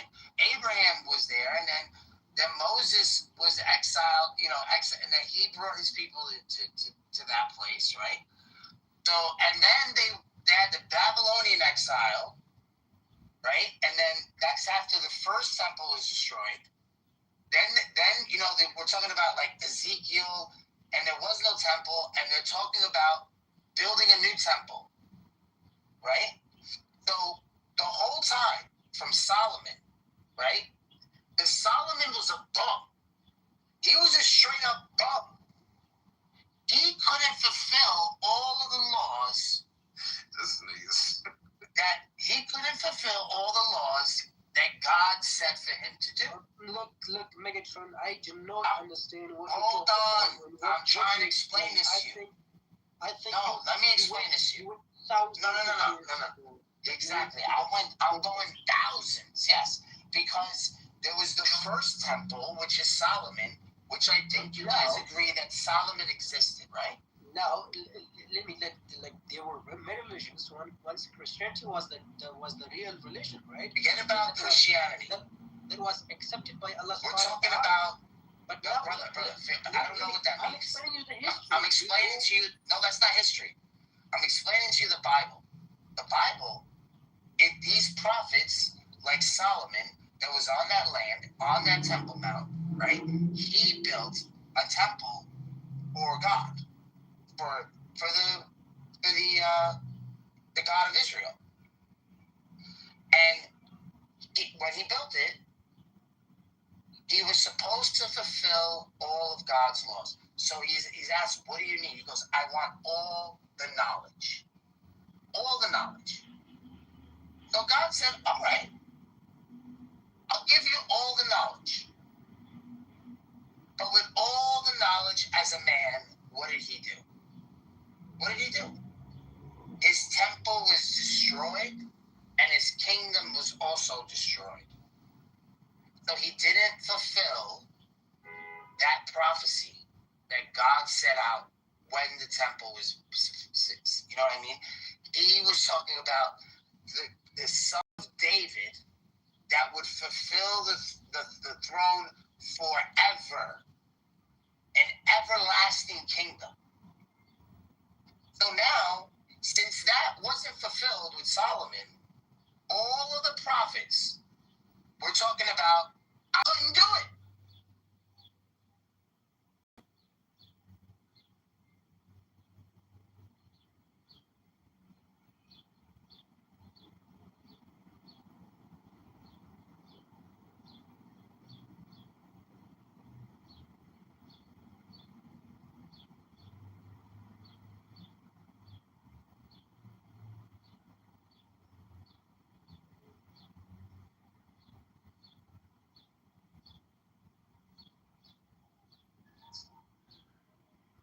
So that we're on track now, right? We're on track.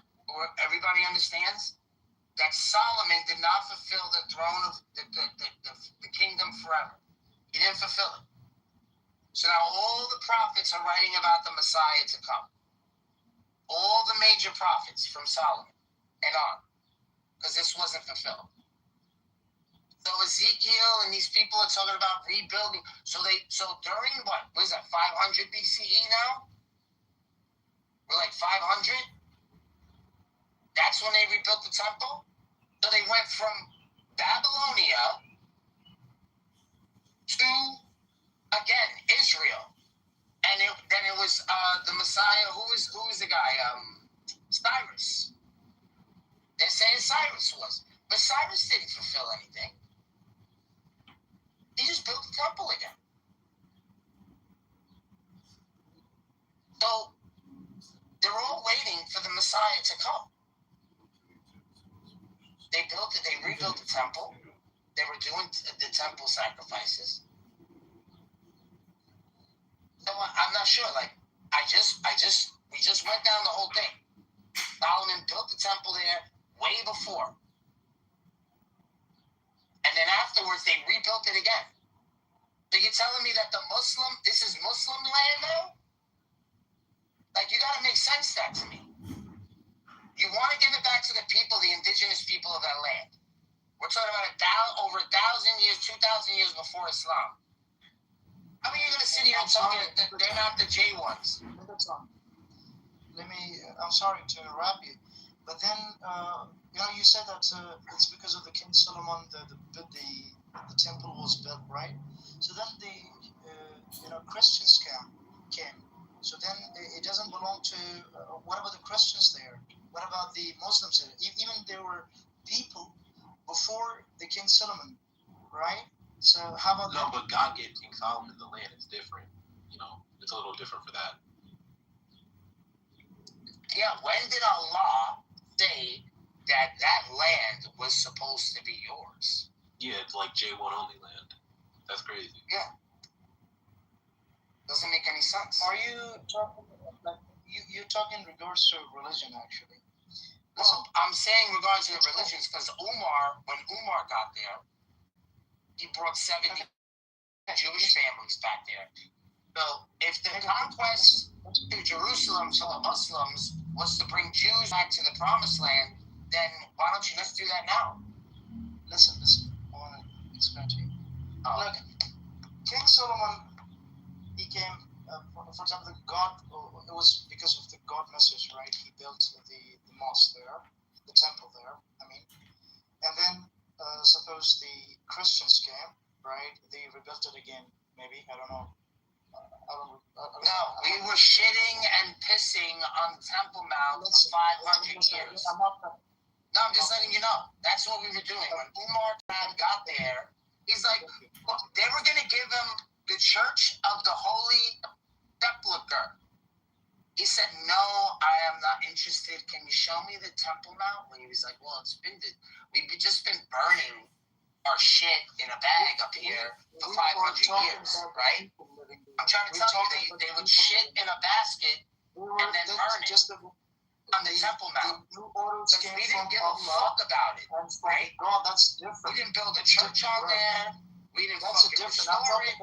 Every time fucking Jews came back, we fucking slaughtered them. Every time they tried to come back to Israel, we would fucking kill them. I didn't finish you. Umar, you don't have prophesying Jeremiah. Listen to this, y'all. Prophesying Jeremiah, chapter 31. Be quiet. I'm talking. I'm doing a sermon. Right now. I'm manifesting. Leave me alone. Just give him now. Yeah. Give me like 20 more minutes. Give me like 20 more minutes. Why would I give you 20 minutes? I already listened to you for 30 minutes. Now listen to me. Let me explain to you. I'm explaining to you, Umar. I thought you were going to tell me what the hell I'm talking about. Where my point is. Let me explain where my point is. Let me explain where my point is. I'm not talking about the religion. Listen, I'm sorry. there are many people living in Israel right now, understand? There are Jews living, there are Muslims living, there are atheists living, there are people, for example, from America, they don't even have ancestry there, but they're living in Israel. We cannot say that because people from the Europe came, or people from, for example, Asia came, or from any other continent came, from wherever the hell they came, now they are there, and it's their right to exist there. I don't say that humans should be independent. They should exist everywhere and stuff. But it doesn't mean you have to deny the right of indigenous people living there. Do you understand? Listen, Yeah, I don't think he's I'm not talking talking about about. religion. Yeah, listen. I'm sorry. I want to explain something. We talked enough. Now, for example, King Solomon. You've talked enough. The temple. That's okay. Now, now there are people in Israel that don't even belong, like they.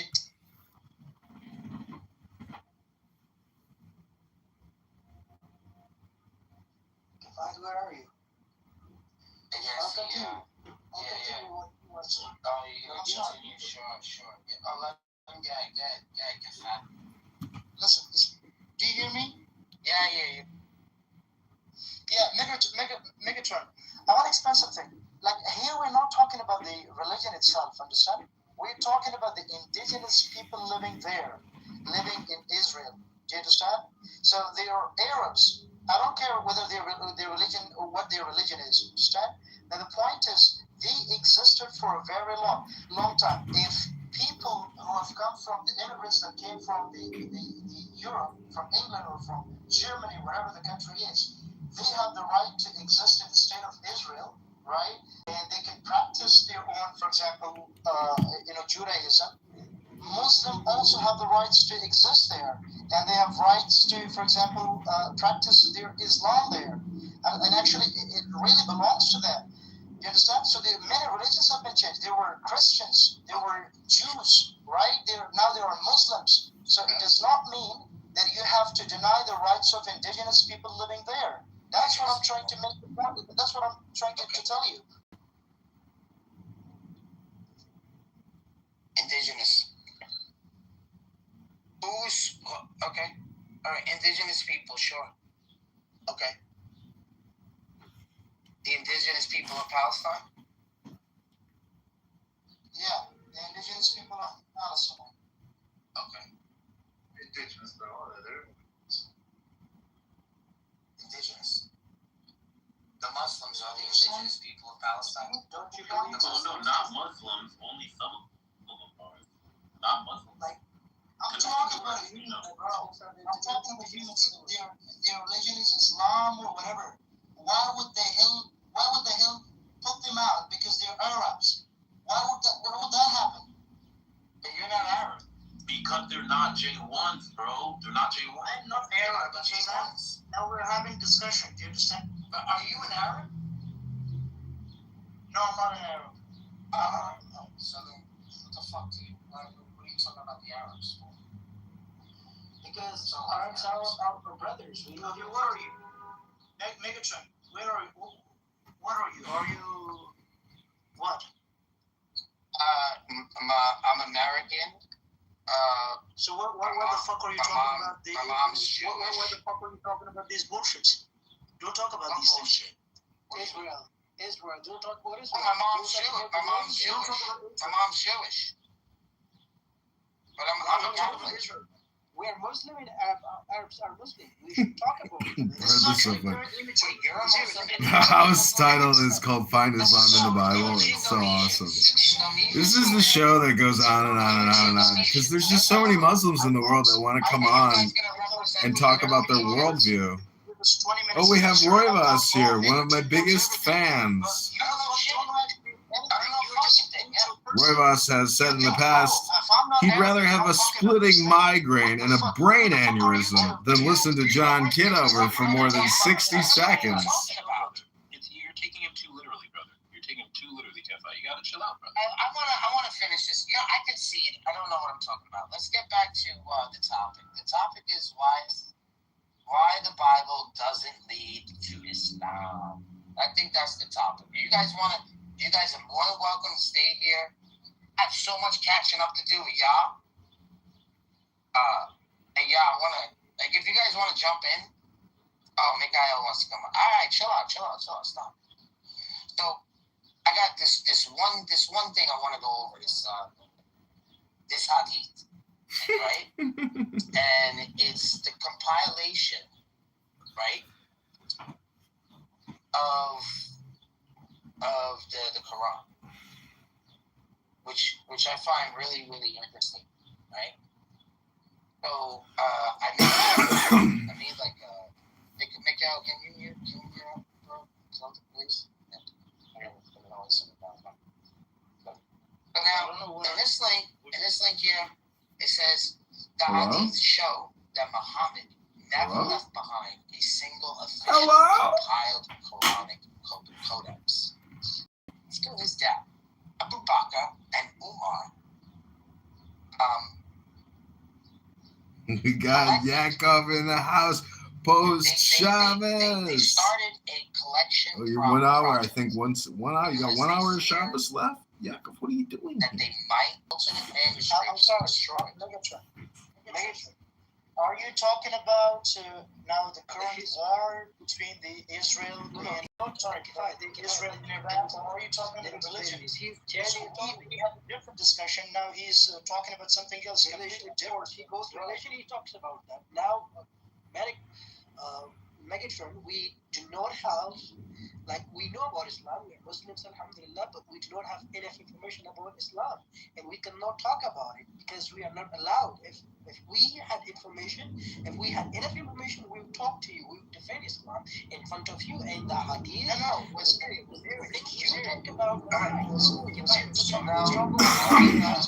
me finish. I'm gonna talk. Listen, leave me alone. I want to talk to this person. You talk to them. I'm sorry. I was talking. I want to tell you something. Just leave me alone. That's different. You don't have the information, so don't change the I'm changing the topic. I'm talking to my friend, You are free to leave. This is not a privilege. I mean, this is not a right to be on this app. It's a privilege. Okay? So don't think that I have to give you the right to speak in my space. I don't. So, you're free to Hello. leave. And you're free to go. Have a good time. Take care now. You've talked enough already. You've said too much. You've talked too much. Quiet. Silence. Recitation. Oh, you don't have to. And order. You want me to start over? It's so funny, Megatron. It's so funny because I don't know why you want to talk about the things that you like. The topic is why the Bible doesn't lead to Islam. That's the topic. So then why are we talking about the war? Have a good time. Bye-bye. Bye-bye. Bye-bye. Back home to mommy. Can't take it. Emotionally upset. My emotions are too much for me. I can't handle that. I gotta go. Bye.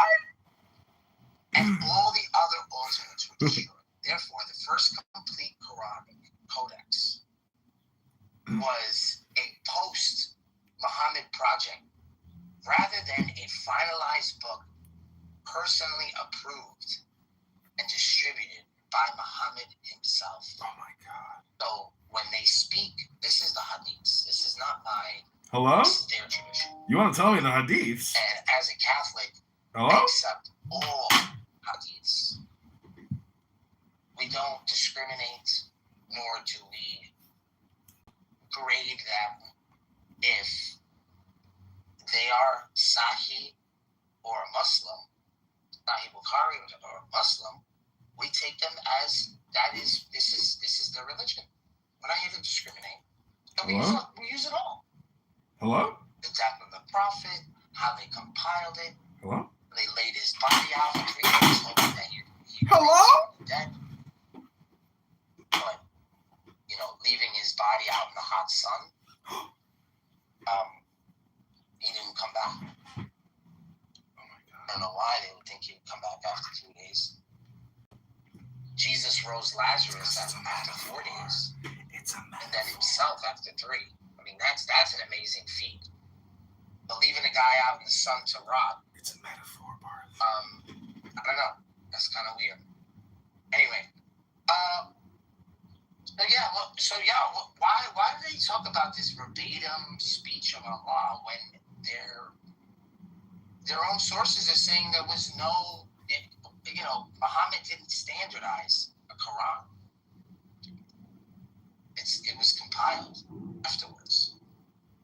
So why do they lie? I have no idea. Especially since it's so easy to find. Hello?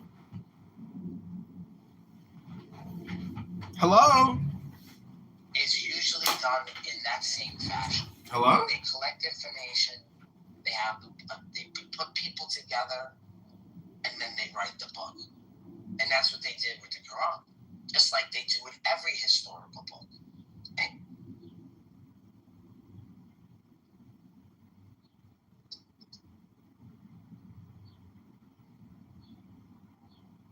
Hello?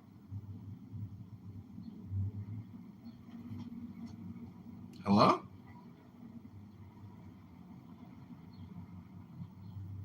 Hello? Hello?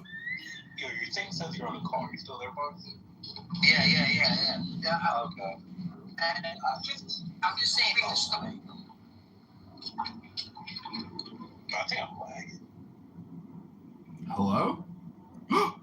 Hello?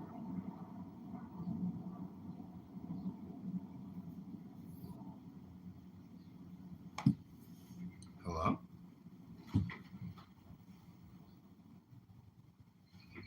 Hello? Well, as you can see, we've had another incredible Barth experience. Hello? While he works. Hello? Hello? Picture. Hi. I want to ask Ya Rasul if I could convert to Israelitism. If you don't mind. Ya Rasul. Hello? Hello? Ya Rasul, is there any... Wagwan, that is fine. Wagwan, that is fine. Yeah, Wagwan. We're going over the verbatim speech of Allah. Okay, but before I leave... Of Allah. So, Allah. So it's talking about how they say this is Muhammad, that this is Muhammad, but he never approved of any of these verses, right? No, because he never had anything written down. Yeah, he was already dead. Yeah. These like people that were saving his boogers and stuff, and then they wrote down some shit here and there. Wait, why are you laughing? There's nothing that says that. There's nothing that says that? There's nothing that says that, bro. We got socket, bro. We got authentic. Bro, it's not just that, it's worse. Yeah, we have everything. They cleaned out of him and everything. It's great. So, Nargis on the top here, we have authentic hadiths that are speaking of, Umar, Zayd, and who was the other guy? Abu Bakr.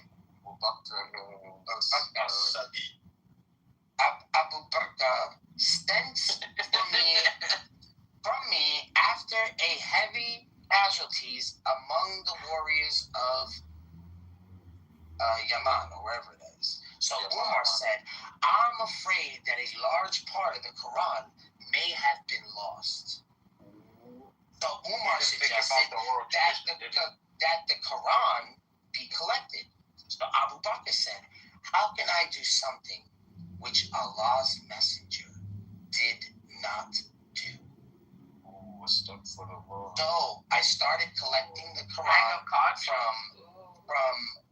palm stalks, thin white stones, and from memories of men.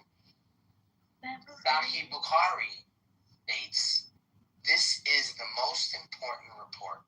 Umar feared parts could have been lost. Abu Bakr resisted because Muhammad never ordered it, and Zayd had gathered materials from multiple sources. How can I do something in which Allah's messenger did not do? That's a good question. More importantly, how can I convert to Hebrew Israelism? How is that possible? Become black. Do I need a skin implant? Be black. Do I have to become black? You're not black. To be that You're not black. special? You gotta change If you're not black, you can't do it. What if I get a tan? Gotta be no new recruits. No new recruits.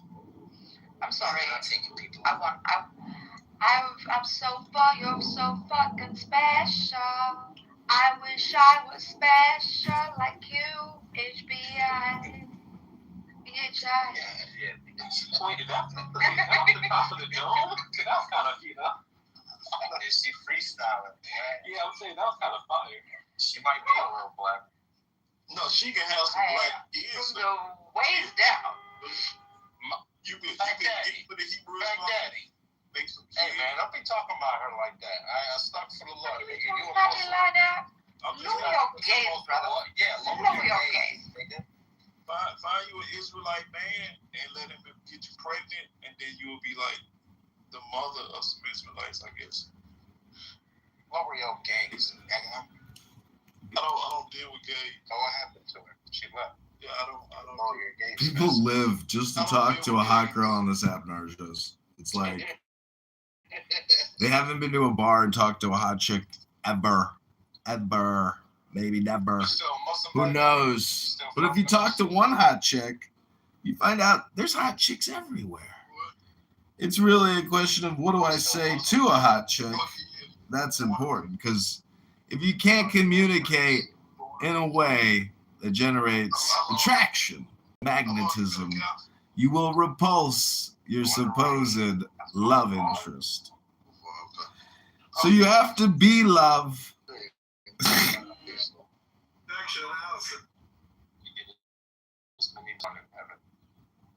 I was gonna say that too, heaven.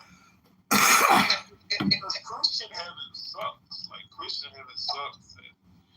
You know what's crazy is I was talking to a Muslim. He's like, "Oh, you guys don't have sex in heaven." Hello. No, but Christian heaven is what's singing and clapping and praying, and you're gonna be eunuchs, and you're not gonna be married anymore or anything. Like, Christian heaven is worshiping God's more. Yeah, that's how we know you got a big God. That's not a reward. Like, right. In Islam, he said for the reward, you're gonna have the best food, the best clothes, a bunch of women. You're gonna have everything you want. That's the reward. It's a party. Yeah, your reward is I'm gonna cut your balls off. You gotta divorce your wife, and you gotta pray to me for eternity. That's your reward. That don't even sound like a reward. I mean, even though the Bible doesn't say that's the only thing gonna be going on, but it's kind of crazy that you would. It really does. You would find worshiping God. You do realize, like, just being in the mere presence of God itself could be all tampering for who knows how long. Wow, and the more fascinating conversations, truly mind expanding. I'm learning so much. I think that's the big takeaway, is that this education app is teaching me so much. Not because of rooms like that, of course, but because of rooms like the Reading Rainbow. The Reading Rainbow. Fly, you can fly so high for everywhere. In a book, in the Reading Rainbow. In the Reading Rainbow. Hello? I recently published a book called Hello. It's about modern communication theory and the lack thereof. So many people just have never gone to college and experienced the pleasure of zipping it. Zip! That's right, your lips. Zip it. Just try to take a vow of silence, at least for a little while. And listen to The Virtue of Selfishness by our dear friend, Dr. Ayn Rand.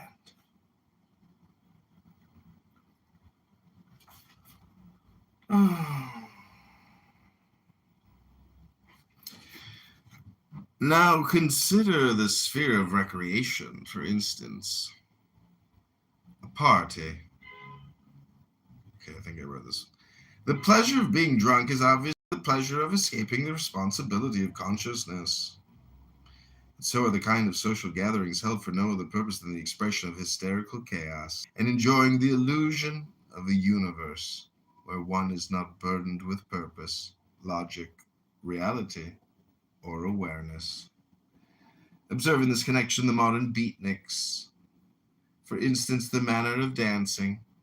What one sees is not smiles of authentic enjoyment, but the vacant, staring eyes, the jerky, disorganized movements of what looks like decentralized bodies, all working very hard with a kind of flat-footed hysteria, projecting an air of purposeless. The senseless, the mindless, this is the pleasure of unconsciousness. Or consider the quieter kind of pleasures that fill many people's lives. Family picnics, ladies' parties, or coffee clatches, charity bazaars, vegetative kinds of vacation. All of them occasions of quiet boredom for all concerned. In boredom, to such people, means safety. The known, the usual, the routine, the absence of the new, the exciting, the unfamiliar, the demanding. What is a demanding pleasure? A pleasure that demands the use of one's mind, not in the sense of problem solving, but in the sense of exercising discrimination, judgment, awareness.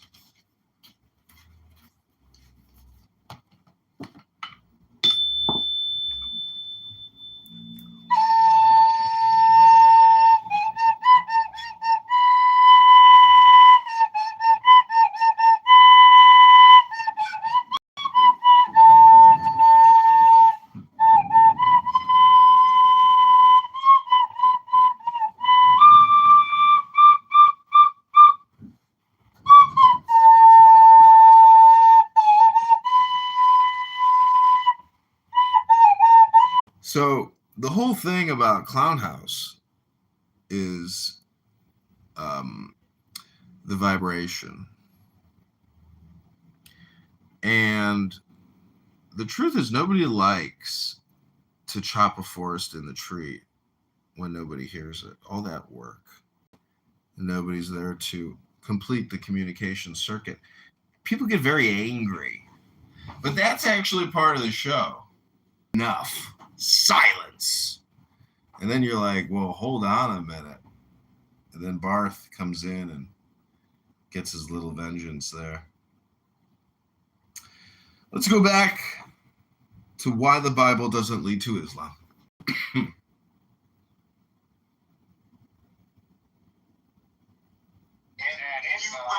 Back then, you an idolater, man. You an idolater. Back then, there's no place for women in heaven, bro. Where am I supposed to go, bro? No, I guess you know, that's you. All the folks are women. That's what they are. What you mean? Wait. Back then, there's no greater privilege for a Muslim woman to be a prize for a Muslim man in general. Would you want to go to Christians? So women love. That's why all the Muslim churches have these. That's why all these Muslim sheikhs tell these Muslim women to just keep doing dawah with women and children. Don't be talking to them, man. So you as a woman, what happens when you can't have a husband? That's a hard thing. And I want orgies like you. You can't even sure though. You're not gonna have any orgies in Jannah, dude. You're just gonna be in the presence of God. Nobody in Muslim Jannah. Nobody. I was a nobody on earth. Women ain't trying to somebody. You gotta. Not have a husband, not have sex. You gotta not have servants, not have all the finest luxury food and clothes and mansions. So you're gonna leave Fardus for all that, right? You might make it to the presence of God, the highest of heavens, and you're gonna see a lower level, and you're gonna be like, you know what, God? I'm getting bored just hanging out with you. Let me go over here. God created that, but He said it a million times. Yes. You're gonna see a lot. The finest things for His chosen one. There's no place for women. You're not answering the question. You're not answering the question. I know He could create anything, do anything. That's what He's doing, right? But there's a level of heaven that doesn't have these things. It's just you're in the presence of God. You're telling me you would not want to be there, and you'd rather be at a lower heaven? The maximally greatness of God. That's not going to be I ain't saying that. Right. It's crazy. But maybe you mind after you become the man. You were created. Your whole purpose is to be created for God, and you were like, nah, I'm good. How you not a satanic bastard? I was spending a couple of years and I'm going back down. Like, how are you not satanic as hell right now? Listen to yourself. I might spend a month on the lower level. I might recuperate. So I spend 2 or 3 days on the higher level, then I go back down. Wow. Oh, okay. So at some point you'd still be like, you know what? I'd rather be away from God. I go to the highest level to thank Allah for the lower level. I would go to the highest level to thank Allah for the lower levels. Then I go back down. Who is God now? Yeah, if you're gonna do the atheist shit, trolling, you're gonna get kicked. Who is God though? That's a question. Yeah, God, He is who He is. He's the existing one. Now, don't ask any more dumb questions. Of course not. Megatron, because who gave Smiler a motherfucking mod, bitch? That's what I need to motherfucking know. Yeah. God is Jesus, girl. Okay, thank you. Yo, where's Megatron? Megatron's smoking. He's getting high right now. Somebody getting high. But that's crazy. I hate Baghdadi. Baghdadi is a bitch ass nigga. So smile. So if you got a chance to be in the level with the mansions and the houris and the servants. I got no houris. I'm the only one with no houris. Hey, Baghdadi, you was in the crowd and crucified Jesus. You telling me to deny myself. So what I'm saying is do it. And so you would stay on the other level too? Like really? Man, like, Baghdadi, like free Barabbas. Baghdadi, why? Why do you look like that? Bro, Smile, you ever seen that Key and Peele skit? You ever seen that Key and Peele skit? Why does Baghdadi look like that? Have you seen the skit where it's I don't like them. No, can you guys stop talking? I'm trying to ask the question. Why does Baghdadi look like that? You're not asking a question. You just have to insult. Because the Quran says that He turned Jews into pigs and monkeys, and He happened to be the I'm not trying to insult. I'm just trying to ask, why does Baghdadi look like that? I just told you, Allah turned him into a monkey. That's a sad life. Yeah, that's why you think he's so horny. Why you think he thinks like an animal. Well, there's no heaven. I'm disappointed about that though. Yeah, I know you got a dirty mind. Is that what it's about? Listen. That's all you can think of. That's all you can think of. Muslim heaven. Listen, let me ask this girl a question. Nobody will answer my question because they just want to. No, I why do you need to even have that down there? Yo, what would you I mean, I have a compliment. Are you talking to me? Have a concubine. What's the question? What would you do? No, I can't.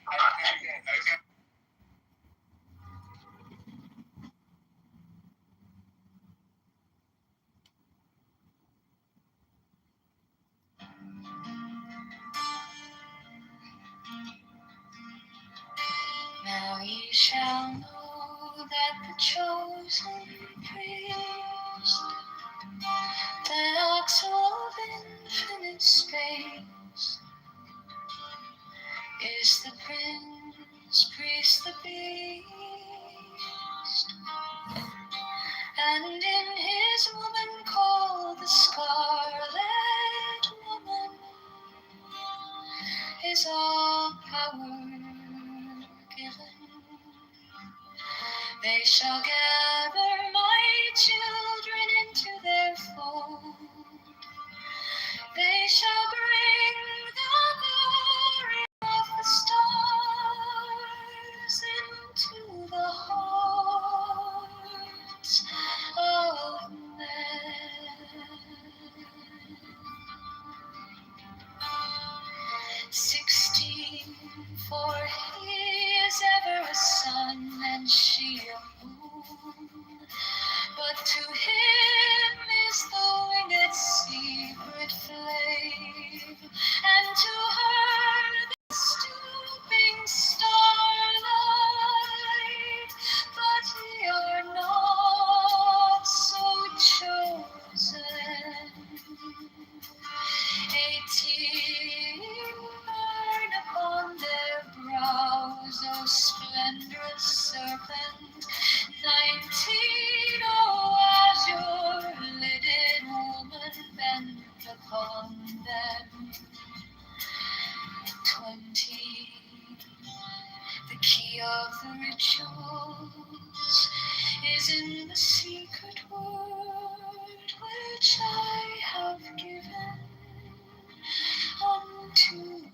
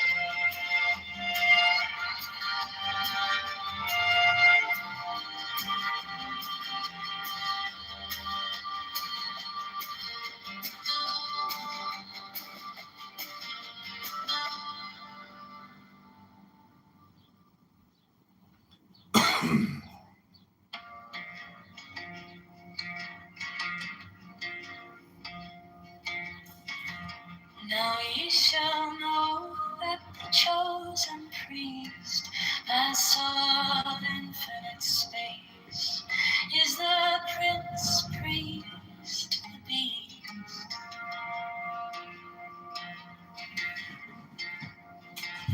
And in his woman, called the scarlet woman, is all power given.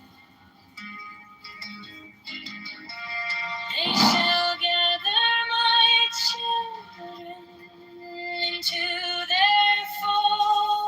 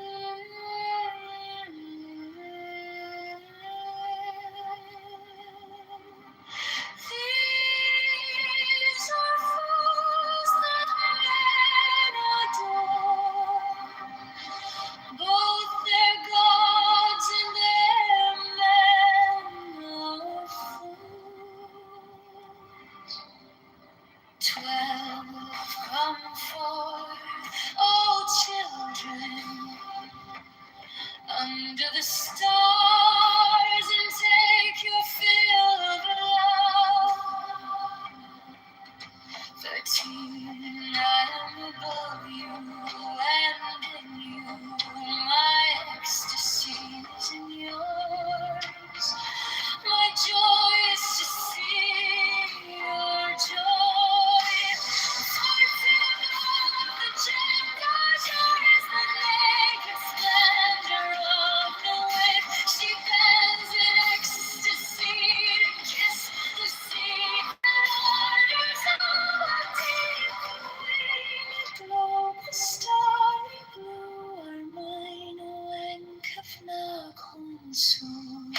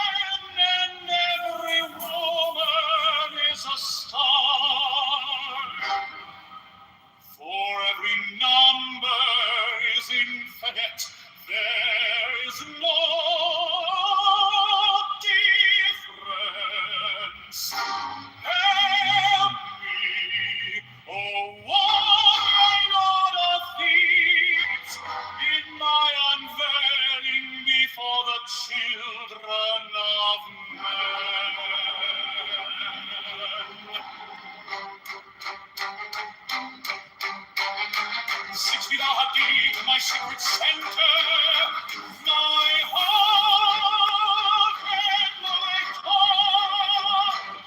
7, behold, it is revealed by eyes, the minister for God. 8, the corpse is in the cool, not the cool in the corpse.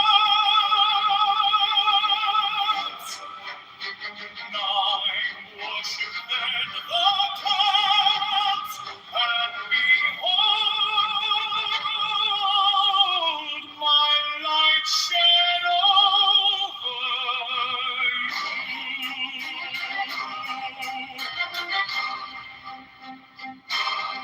10, let my servants be few and secret, they shall rule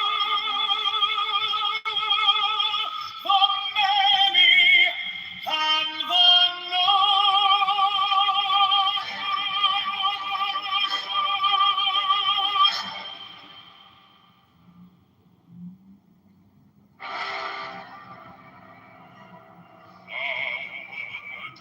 the manifestation of new wheat, to the unveiling of the company of heaven. Every man and every woman is a star.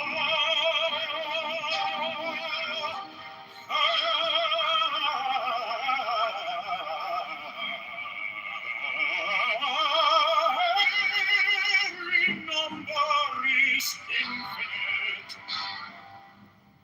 There is no difference. 5, help me, O warrior lord of deeds, in my unveiling before the children of men. Behold, my secret center, my heart and my heart. 7, behold, it is revealed by I was the minister of God. 8, the cast is in the cold, not the cool in the cast. 9, worship then the caps, and behold my light shed over you. 10, let my servants be few and secret, they shall rule the many and the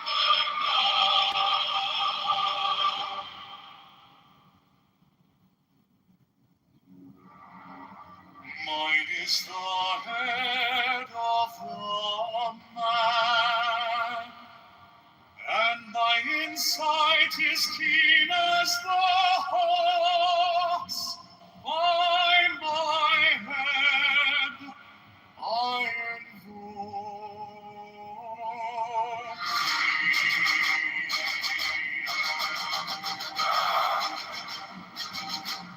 I am the only begotten child of my father and mother. My father is dead. My mother bore me with labor and pain and fear. By my body I invoke thee. About me shine the diamonds of radiance, light and pure. By their brightness I invoke thee. Mine is the red triangle, reverse the sign, given unsaved deed of thee, O Lord. By the Lamb and I invoke thee. Mine is the garment of white, sewn with gold, the flashing of my light I wear.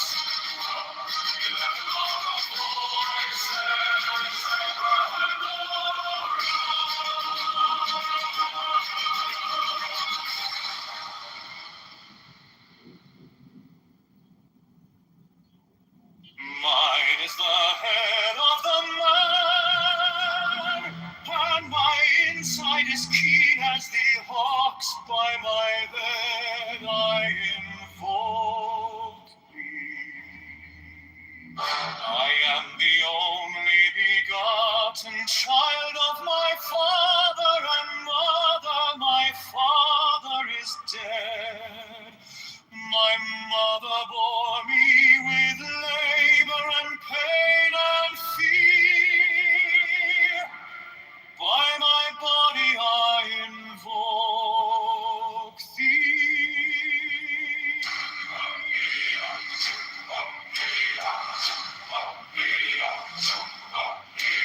About me shine the diamonds of radiance, white and pure. By their brightness I invoke thee. Mine is the red triangle, reverse the sign, given of none, save it be of thee, O Lord. By the Lamb I invoke thee. Mine is the garment of white, sewn with gold, the flashing of day that I wear. By my robe I invoke thee. Mine is the sign of a prophet and Typhoon. By the sign I invoke Mine is the turban of white and gold, and mine the blue vigor of the intermediate. By my crown I invoke thee. My fingers tremble on the beat of prayer, so run I after thee in thy car of glory. By my fingers I invoke thee. I bear the wand of double power in the voice of the Master. Abraham, by the word I invoke thee. I know the dark blue waves of music in the soul that I made of old. Draw the flaming sword, child and conquering Lord, Horus Avenger.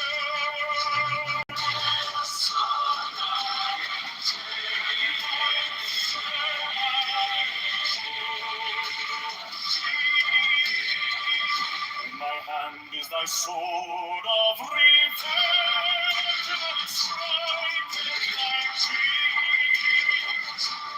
By the sword I invoke thee. Voice of the five, the voice of the 6, 11 are the voices. Abrahadabra.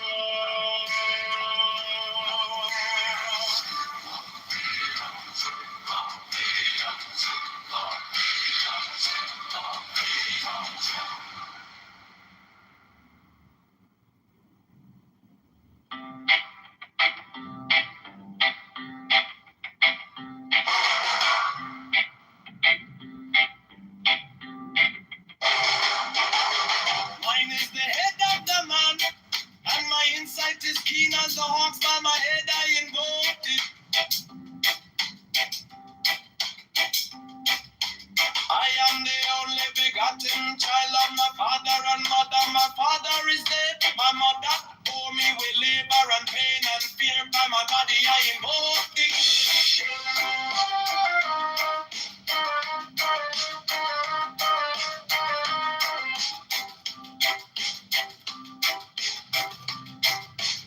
About me shine the diamonds are radiance, white and pure.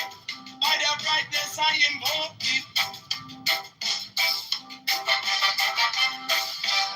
Mine is the red triangle, reverse the sign given of none. Save it be of thee, O Lord. By the Lamb and I invoke thee.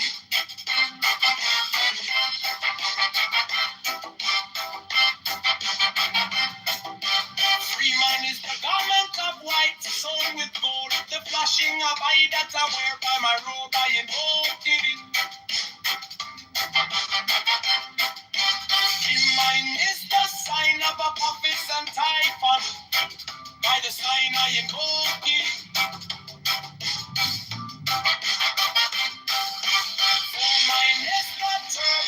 white and gold, and mind the blue figure of the intimate. By my crown I invoke thee. My fingers travel on the beats of pearl, so run I after thee in thy car of glory. By my fingers I invoke thee. I hear the ones of double power in the voice of the master. Abrahadabra, by the word I invoke thee. Be my northern dark blue waves of music in the song that I made about to invoke thee. Strike a master chord. Draw the flaming sword. Triumph and conquering Lord. Chorus, avenger, by the song I invoke thee.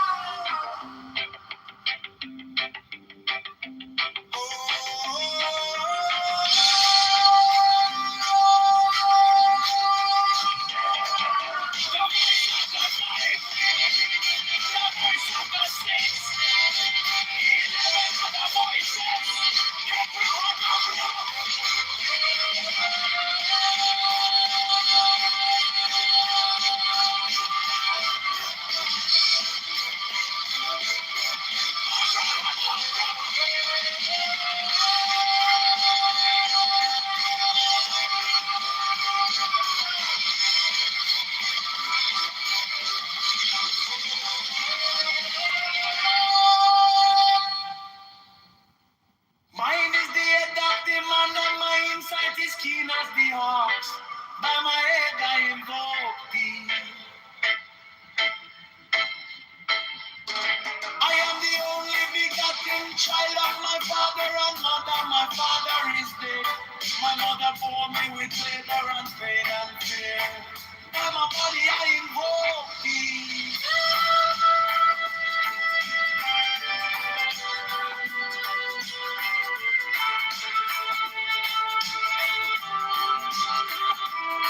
Around me shine the diamonds of radiance, white and pure.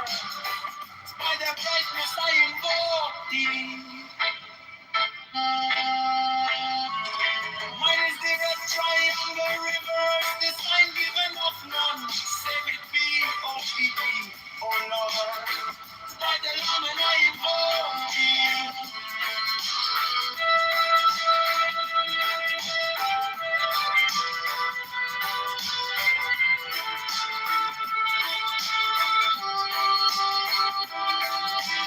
Mine is the garment of white sewn with gold, the flashing of my that I wear.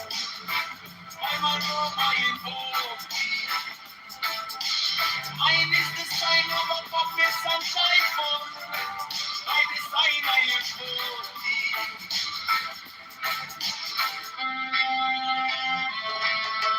Mine is the turban of white and gold, and mine the blue figure at the intimate ear. By my crown I invoke thee. My fingers travel on the beats of pearl, so run I after thee in thy car of glory. By my fingers I invoke thee. Forget the one that's double power in the voice of the master. Abraham, by the word I invoke thee. Hey, mine are the dark blue waves of music in the song that I made about to invoke thee.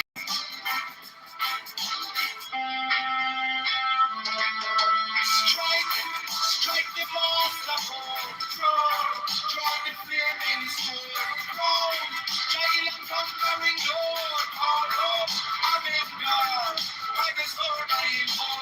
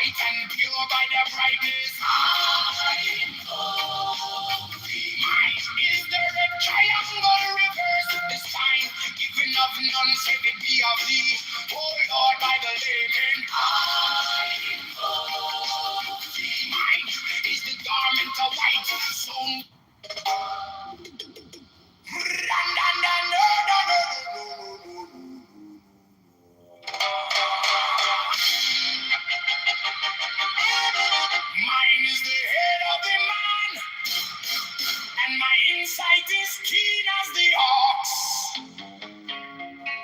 By my head, I invoke thee.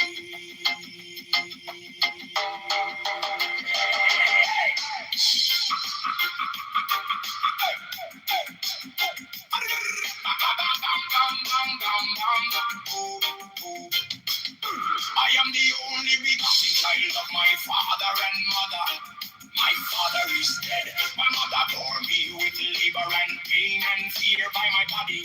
I invoke thee. About me shine the diamonds of radiance, white and pure. By their brightness, mine is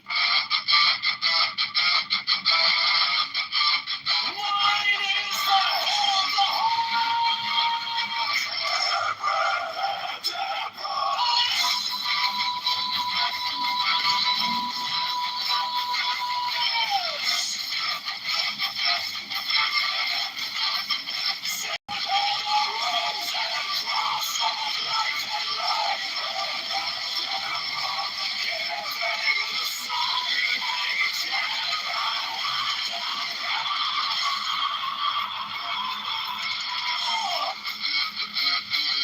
remaining in the sign. The invocation concludes. Therefore I say to thee, come thou forth and dwell in me, so that every spirit, whether of the firmament, or of the ether, or of the earth, or under the earth, or through the land, or in the air, or through the air, or of rushing fire.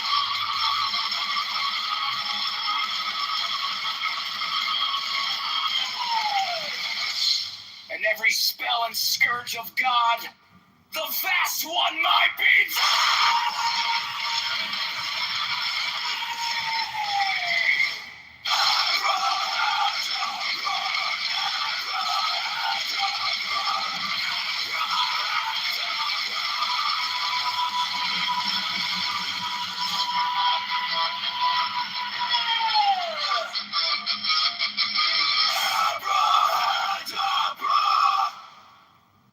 Mine is the head of the hawk, Abraham!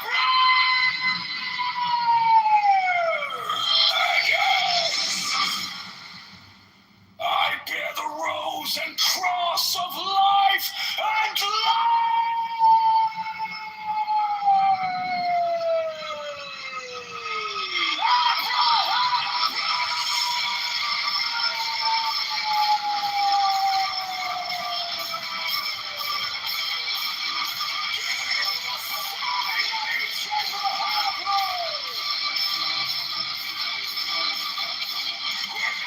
in the side, the invocation comes.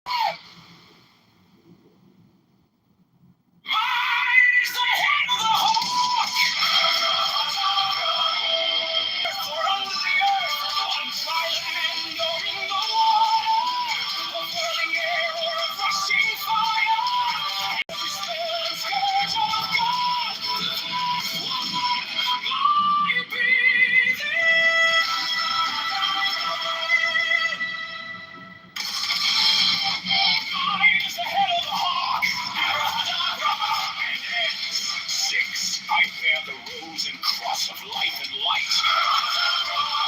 Giving the sign at each Abrahadabra, remaining in the sign, the invocation concludes. Therefore I say unto thee, come thou forth and dwell in me, so that every spirit, whether of the firmament or of ether or of the earth or under the earth, on dry land or in the water of whirling air, or of rushing fire, and every spell and scourge of God, the vast one, my being.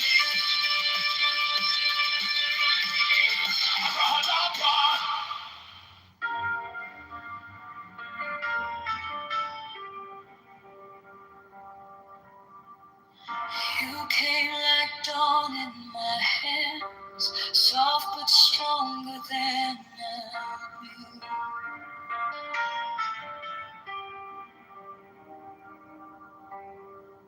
My fear turned gold in your eyes, and my whole night broke in two.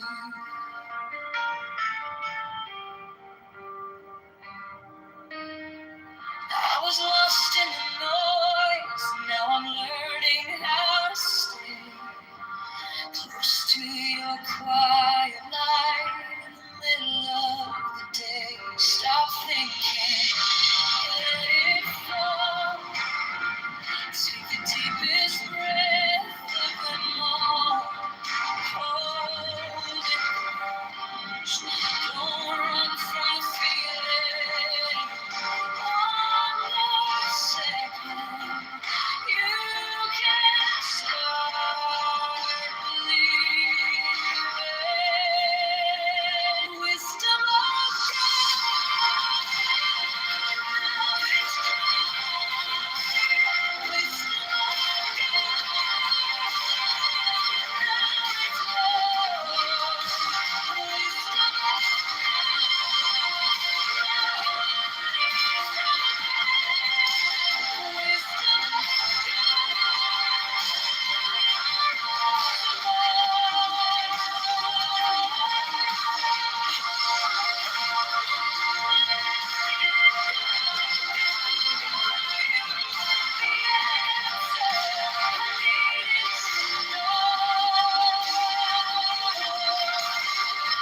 Your touch is a steady rain on the dust of who I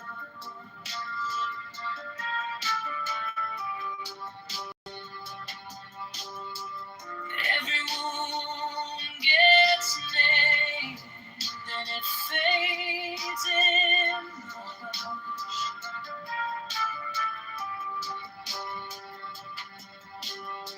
I don't need 1,000 signs when your name is in my chest. One deep breath, one brave step.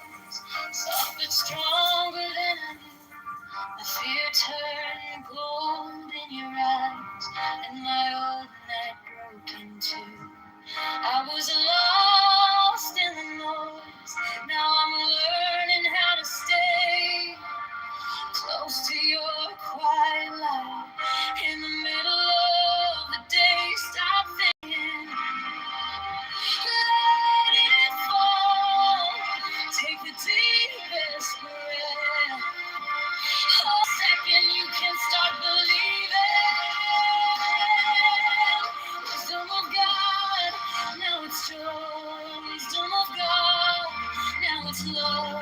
Wisdom of God, my heart is open. Wisdom of God, I rise above. Oh, oh, oh, let it go, go, go. You are the answer. I needed to know. Your touch is a steady rain on the dust of who I was. Every wound gets named, then it fades in my heart. I don't need 1,000 signs when your name is in my chest. One deep breath, one brave step, and the rest can be blessed. I'm thinking, let it fall. Take the deepest breath. All them all. Holy ghost, don't run from the feeling. One more second, you can't start believing. Wisdom of God, now it's joy. Wisdom of God, now it's love. Wisdom of God, my heart is open. Wisdom of God, I rise above. Oh, oh, oh, let it go, go, go. You are the answer. I needed to know. If I tremble, stay near. If I break, pull me through. Teach my hands to release what I cannot hold with you.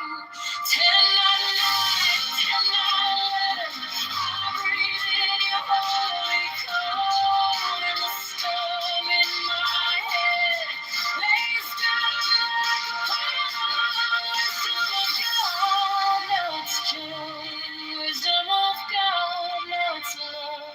Wisdom of God, my heart is open. Wisdom of God, I rise above.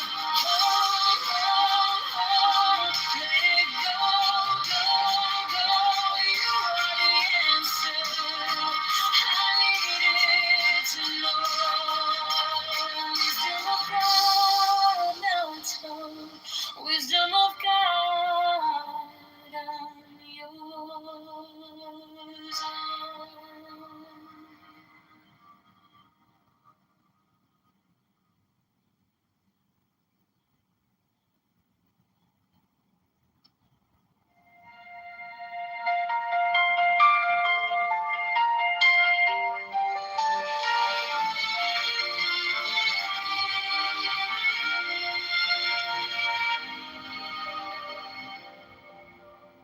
Wisdom of God is now joy, love, heart, enlightenment.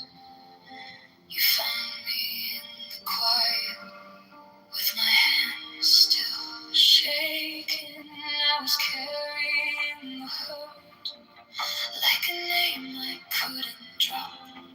Then you touched my trouble and the whole room stopped. Stop thinking.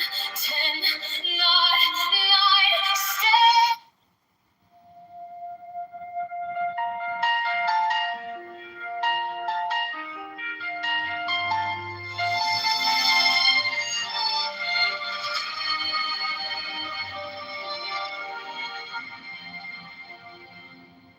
Wisdom of God is now joy, love, heart, enlightenment.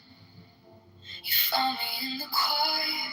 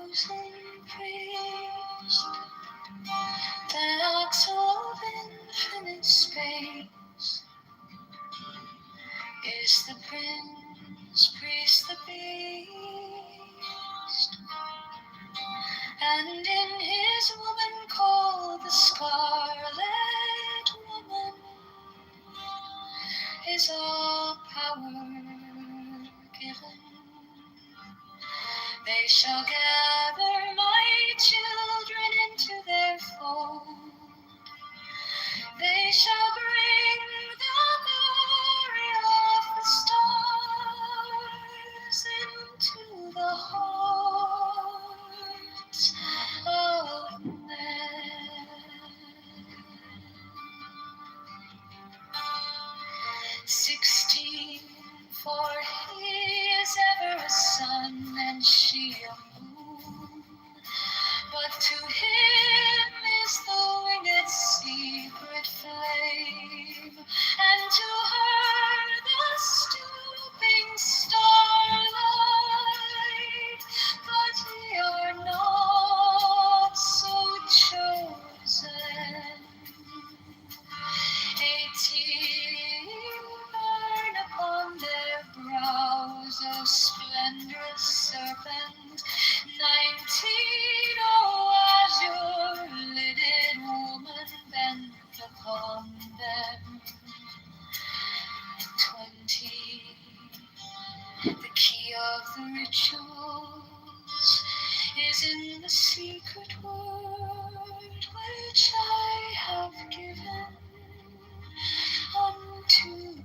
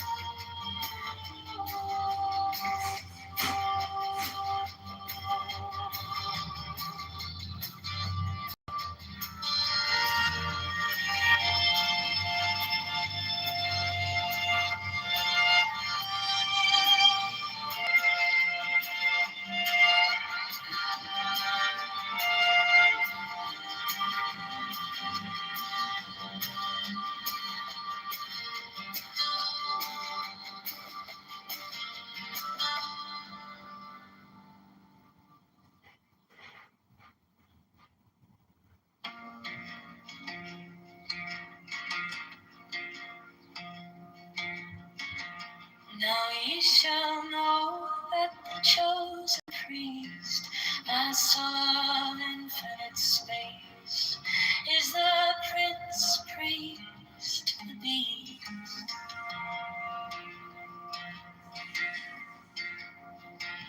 And in his woman, called the scarlet woman, is all power given.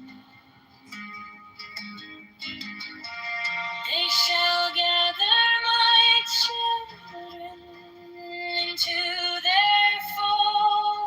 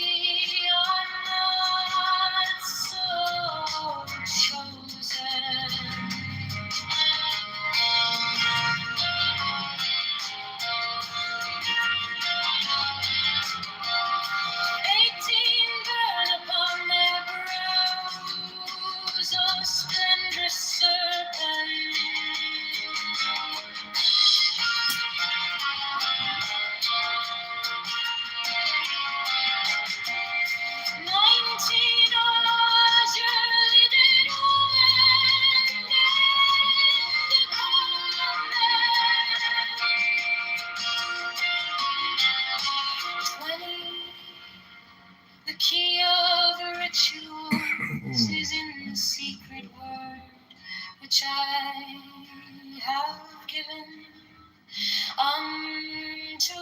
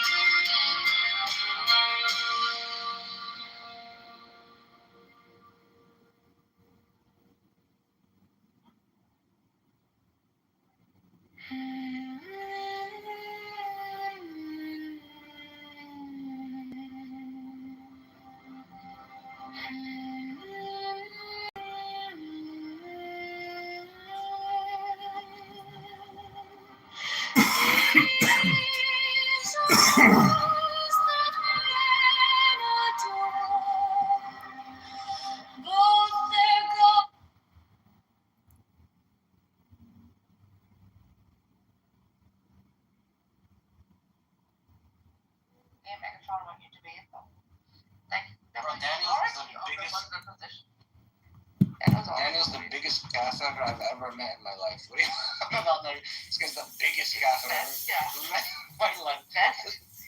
This guy is going straight to hell. Let's be honest. This guy's going straight to hell. I think Daniel's gonna happen, along with Megatron. Why can't you? This motherfucker talking about sucking my dick the other day. Oh my god. Talking about sucking my dick the other day, bro. This guy's going straight to hell. What are you on about? This shit was weird, bro. This is a crush on you, like this shit is gay, bro. I'm good on that. I'm good on that type shit. Okay, so, alright, so, are you done with the homo shit? This is something that you could have easily, this is something you could have easily brought up, and you could have done the research yourself, but you're forcing me to do this. I put all the ChatGPT, there's all the links in here, and it says, and it names every single verse that talks about the covenant breaking, the covenant relationship, and all of those themes following, talk that are surrounded around the covenant relationship they had with Allah. Bro, can you just give me the fucking verse so I can read I gave you 20 verses. Pick one. Where? In the just top. Give me one. Oh, it's in the top. Yeah. Alright, give me 1 second. Let's go with the first one. Quran 3:3, right? Let's go with that's not one. Quran. There's no Quran 3:3. It's the first one. Which one do you want me to look at? That's verses saying that Torah and Gospels still contain Allah's guidance. You don't want to pick 3:3. Okay, which one do you want me to pick? You could go to the strongest covenant broken verses. Okay, Quran 2:100. Let's go with that. Yeah. Remember, we have a lot of ones on the top too. Let's just do one of those. Okay. Let's see. Why? Bismillah ar-Rahman ar-Rahim. Why is it that every time they make a covenant, a group of them casts it aside? In fact, most of them do not believe. What the fuck? You want to go to a different one, or are you laughing at your book? Because this is your book you're laughing at. Don't try to put this shit on me. Your book is written like a 12-year-old. 1 second, Mike. Get the fuck out of here, 1 bro. second, Mike. Everything's just should be reading crayon. Everything's a joke to me. It says they broke the covenant. So what are you on about? Alright, keep reading. Okay, you want me to go to 100, 101? Go to every single fucking verse. I don't give a shit. There's plenty. Okay, bro, give me the fucking verse, bro. Listen, it's not my fault. This book is like shit. It's not my fault. Are you trying to make me research? Sorry, because you're wrong. You have to read it in Arabic. It's written like fucking garbage. It's not like 4:1:55. Check this one out. Chill out, man. Okay. Okay. So that's 4:1. Let me go to 4:1:55. 1 second. What Quran verse is 4:1:55? Surah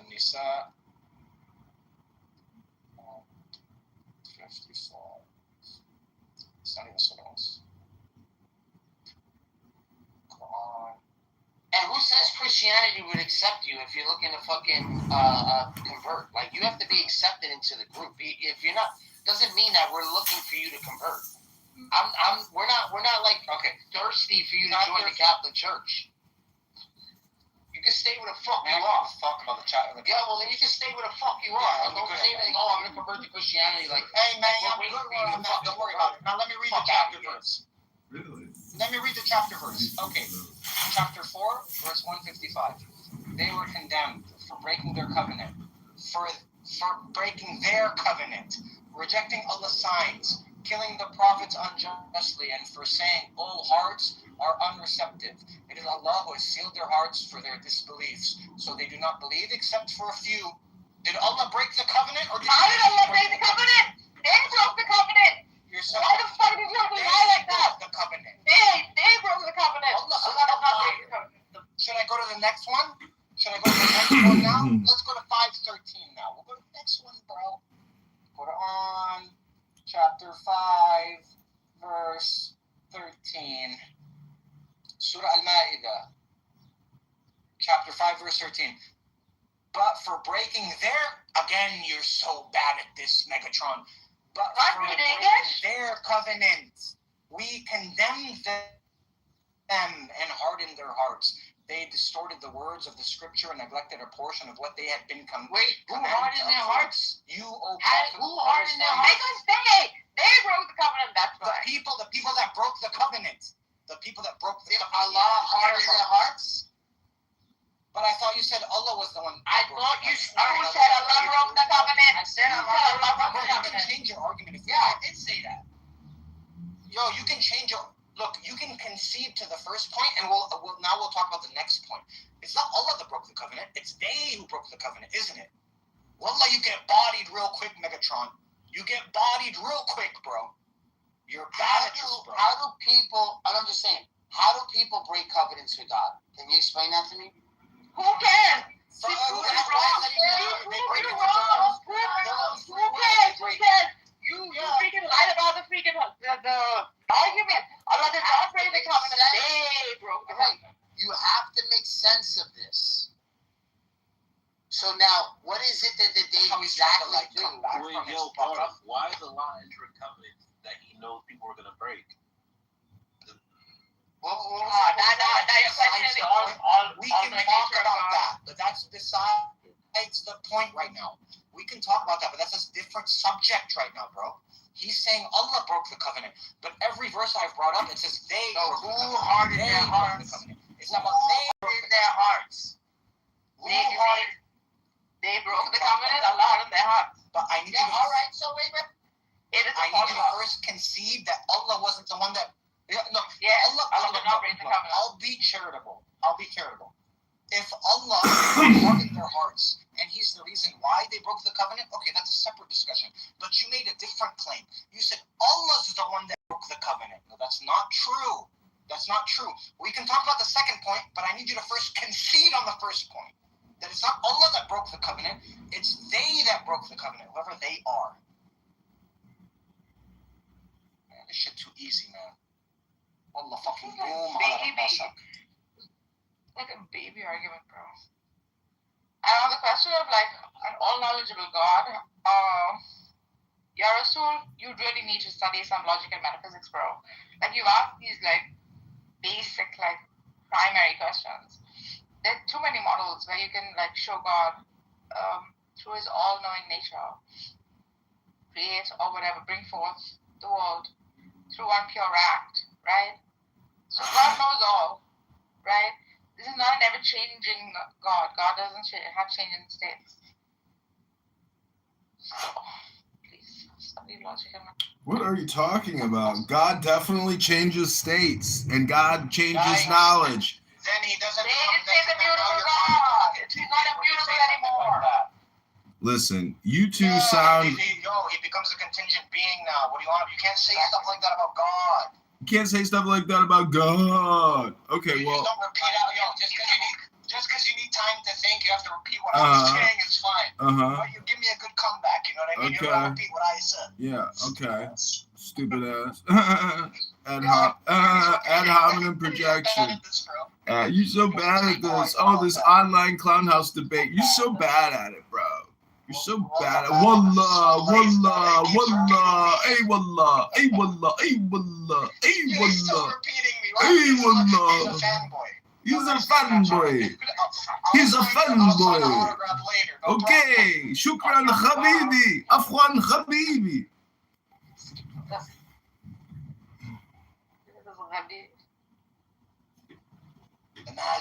Just imagine all these suckers falling for Muhammad's MLM scam. Could you imagine? Safeway. It's the same thing, except Muhammad's version is, we will kill you if you don't submit to the will of Muhammad. Hello? Hello? Hello? It's not starving. Stop it, bro. John Kitover.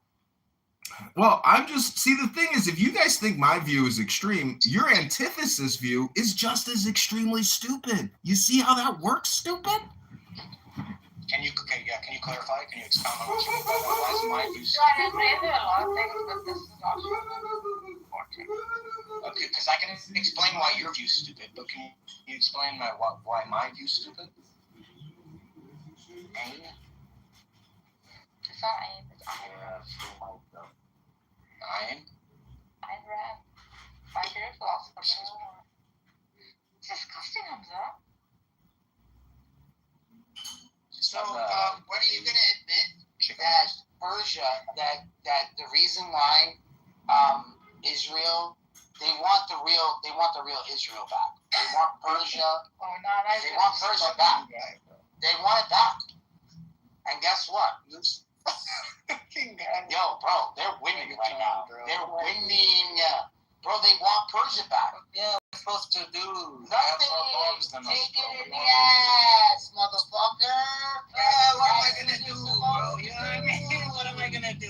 I always notice this, right? This is why I feel like it's just like, why is it every time Israel's gonna hit like a building or a bomb or something, you always have some guy just like randomly videoing the site that they're gonna hit? Because they know it's coming. They've received notification. They get text messages. They get flyers. Those people are like... They know it's coming. Like the Muslims. They know it's coming. They film it because it's awesome. They film it because they know when the strike is coming. They're filming it for hours. That's a horrible thing to say, bro. Wallahi, you're going to say a dozen horrible things today, Hamza. If your mother heard the shit that you say, if your mother heard the shit that you say on this app, she would have aborted you, 20 years ago.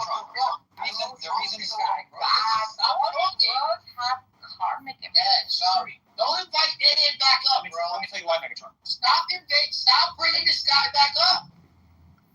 Let me tell you why, Megatron. In Israel and here in Lebanon, there's like text groups where Israel will send you, or Lebanon or Iran will send Israelis pieces of portions of the part where they're going to attack, so civilians can rush out of the area, yet they still attack the area. So that's happened multiple times, and I think that's why people sit there and they film it and they capture it on video. That the bombs hit in Israel and the bombs hit in Lebanon and Iran. Every time they told us to run. Every time. No. They do it every single time. Every time they even freaking send out the signal, right? I remember this actually from my childhood. That even Saddam was doing this. Every time they told us to run or hide, they fucking bombed right when they sent out. They didn't give us that freaking time in between, which is what they're known for. So it is quite a pattern recognition. But you know what's so funny? There's always this teenage Palestinian kid that's fucking recording the whole thing, like sitting at a far distance where he doesn't get affected. I always find that to be fucking weird, bro. And you know what's the other thing that's weird? One of the ceasefires, or during the time when they were giving back the hostages, they straight up like just. At least you realize that you're not wasting time in a shitty relationship and you're moving on. I mean, like, I'm not sad about it. None of you should be sad about it. My dad celebrated. My dad is celebrating. Oh my God, we finally got this white supremacist out of here. I'm just kidding. Well, I mean, and two, like, stop on Hello? for a while. Just take some time for you. Yeah, that's a good idea. You're either heartbroken or breaking hearts. You know?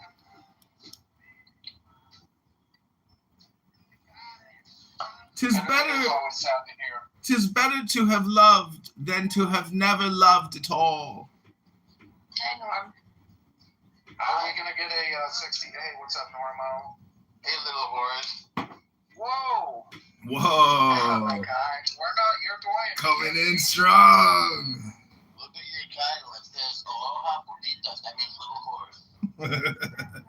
No, it doesn't. It means hey, bitches. Weekend vibes, Normo. Okay, Buta is a whore. Norm likes to be literally. Buta is a pretty bitch. Norm. Sorry to hear that. Well, yo, I was like, do you know Naveen? And he's like, no, I don't think I know Naveen. Sorry to hear that. So was he 5 years old, that guy? Sorry to hear that. No, seriously.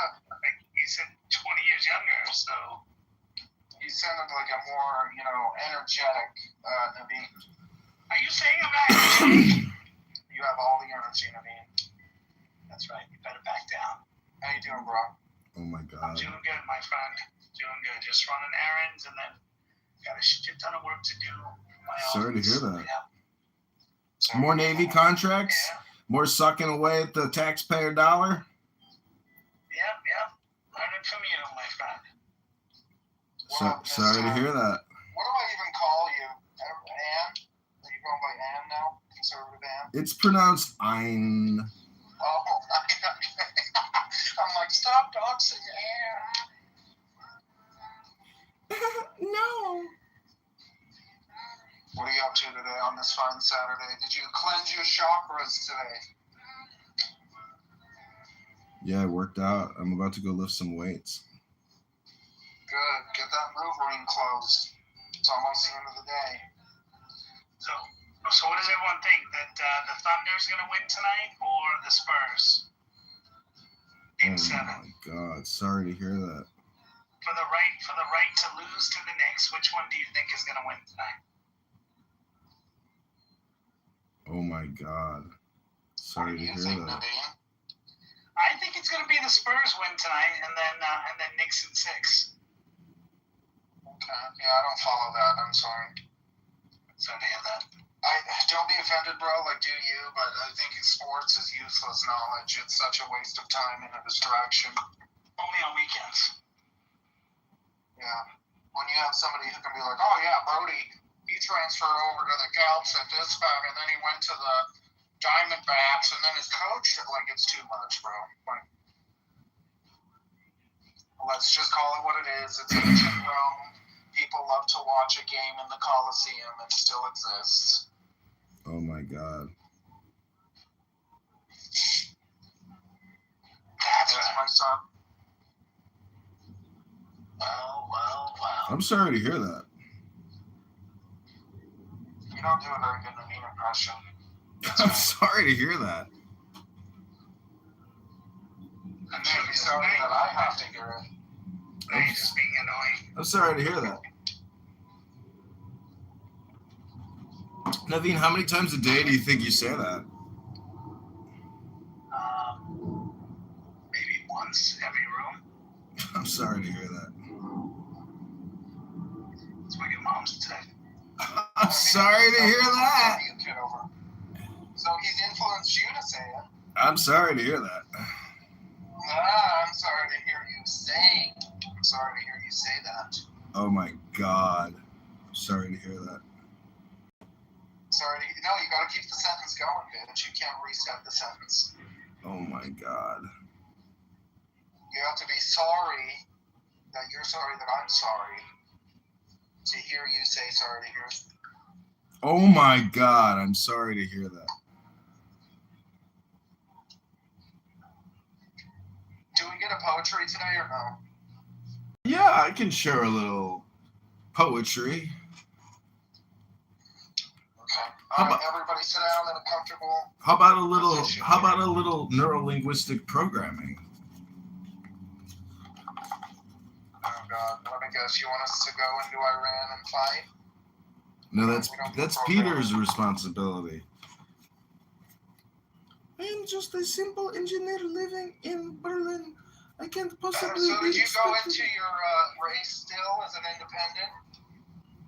No, not yet. I haven't filed the nomination paperwork. Dude, why not do it? Your name's already out there. Did you advertise yourself already? Yeah, I'm advertising myself, but you can't do it until they issue the candidate paperwork. Yeah. It's a pamphlet they put out. Okay, this is your neuro-linguistic programming. Repeat after me. Spread your wings and fly. You got to say it to make it work. Spread your wings and fly. We're doing it on mute so we can hear you. No, you got to say it back to me after I say it. That's the way neurolinguistic programming hypnosis works. Spread your wings and fly. Spread your wings and fly. Anticipation. Anticipation. Wonder. Wonder. Curiosity. Curiosity. Awe. Oh. A new journey. New journey. Care is needed. Care is needed. Potential. Potential. Uranus. My anus. Air. Air. Beginnings. Fire. Oh my God. This is so fucking weird. Endings. Trying it. I feel more peaceful than I did before I started. Innocence. Innocence. I feel more peaceful. You guys are just pissed because you're stressed. So. Naivete. Naivete. Recklessness. Cayente. Recklessness. Recklessness. Can I add mine in that you repeat back too? No, it only works one way. Apathy. This is stupid. Apathy. Inexperience. No, now you're giving me shitty words. They're not positive anymore. This is the reverse of the fool. No, I only take the good. Oh, well, you can't have the good without the bad, you know. Sorry to hear that. Sorry to hear that. See what I did there? Sorry to hear that. Full circle. Sorry to hear that. All right. All right. Well, you made it through the first card, which is the Fool, otherwise known as Uranus. I feel more like the Hermit, to be honest. Oh, do you want to do the Hermit NLP hypnosis? Let's see what it has in there. I'm curious. So my shtick is I'm going to bring these tarot cards with me today to the beach, and I'm going to walk up to beautiful random girls at the EDM Fest, and I'm going to say, pick a magic card, and then they get to keep it. And it's got your phone number on it. Yeah, I bought it in Bozzer, so I embossed my name, my Instagram, my website, my cell phone number. There you go. It's good. It's a good idea, right? Yeah. Okay, this is the Hermit. I did this with Bow Wow the other day. Bow Wow, did you like this one? Oh, okay. He's a weirdo. Okay, the Hermit. Repeat after me. All life's answers are within you. All life answers are within you. You got to say it. I'm saying it, but I'm doing it on mute. Just keep going so I can keep my flow. Well, then mute Bow Wow and you stay unmute so you can repeat back after me. All life's answers. Let's go. Say it again. All life's answers are within you. All life's answers are within me. Wisdom sought. Wisdom sought. Solitude. Solitude. Inner truth. Inner truth. Divine inspiration. These are Hermit. This is the Hermit. What book is this from? This is from The tarot cards. These tarot. Like, does it tell you, is this the words that it puts out there? Yeah, let me just take a photo for you. You can go on eBay or Amazon, and you can. I like that book. Yeah. No, it's not a book. It is tarot cards with words on the tarot cards. Let me show you. Let me PTR for you.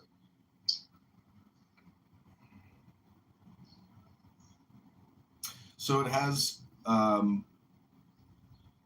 positive and negative attributes, which are also considered areas of focus. The negative areas of focus are imprudence, hastiness, rashness, isolation, withdrawal, darkness, and mistrust. The solar planet is the Earth. So the Hermit is the Earth, and it's Virgo. And then the additional words are selflessness, integration, and attainment. I don't know. The Hermit has always clicked with me. That's one that's always stuck with me. It's a very important card. Send me if you have Telegram or whatever, send me that if you don't mind in the back channels when you get a free moment. Telegram? What? What do you want to know? Where to buy it? Yeah, just so I can look it up. Just go on Amazon and type in tarot with meanings, tarot cards with meanings. You can buy a deck for $7. It's very, very powerful psychology, very powerful neuro-linguistic programming. But the thing about the Hermit is, do you know who the Hermit is? Hello? Hello? My mom? It's, no, the Hermit, the Hermit. I have an Aleister Crowley tarot. So do I. The Hermit is the magician, but with a cloak on. The Hermit is just the magician concealed.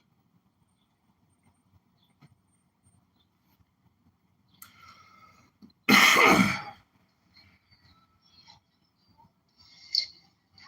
the magician, it is a time of mental rumination where they're just kind of revisiting the self.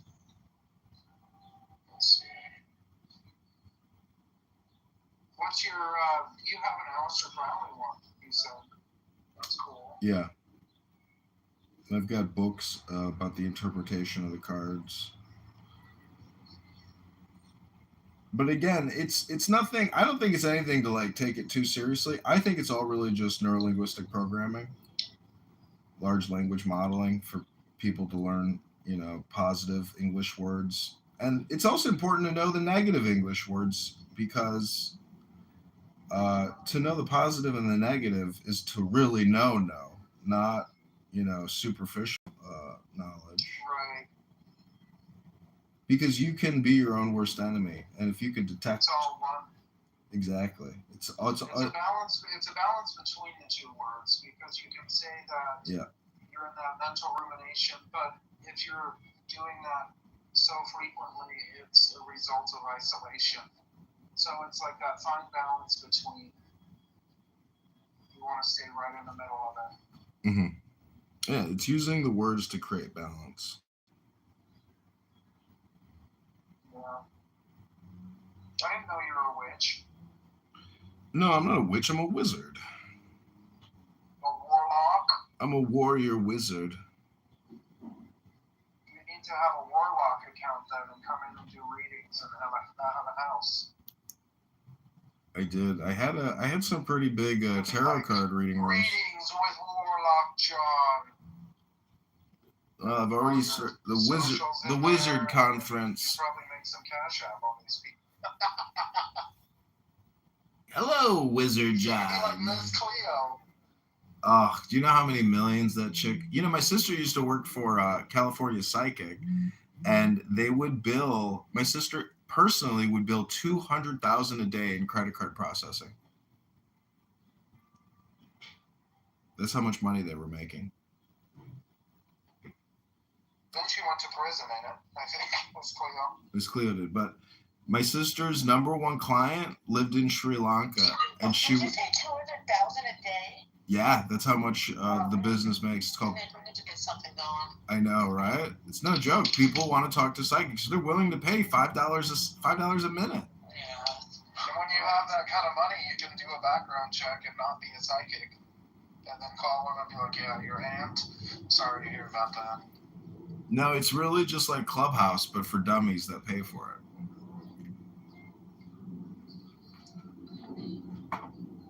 Do you know, remember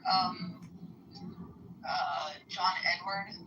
You know, that psychic. Yeah. So they did, studies on his act. In 60 seconds, he actually asked 30 questions. They do those rapid fire questions. The person doesn't even realize that he's actually asking questions. I saw Long Island Medium, and after I had read that, so I knew certain things. I mean, I already knew what they're doing, but certain specific things really watch for. No, but you should.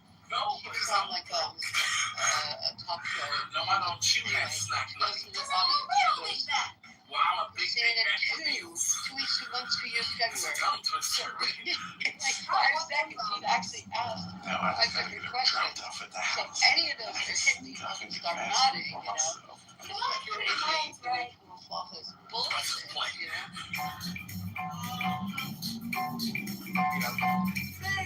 John Edwards, I'm getting a father figure.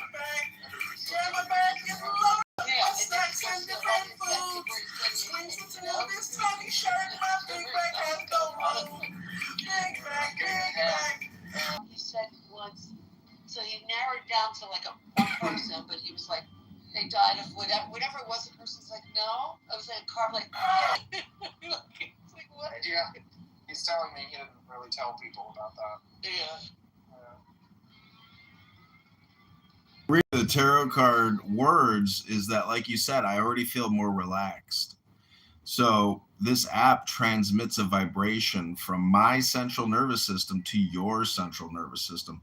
And if I start screaming, well, you're going to receive, that vibration, that friction.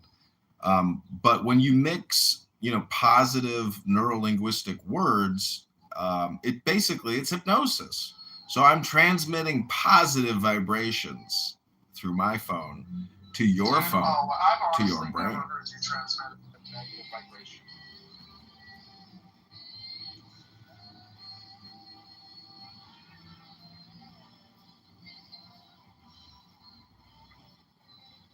But yeah, it has a way of making the mind just start thinking and processing.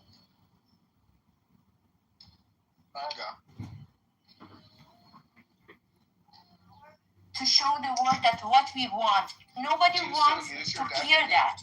We are chanting. And let me clear, Iranians inside Iran risking their lives, chanting his name, bringing up the pictures of him, his pictures and his father's pictures and his grandfather's picture to show what they want. You know why they risk that? Because all the journalists all over the world want to say, no, Pahlavi doesn't have support. They're all coming out. They have different opinions. No.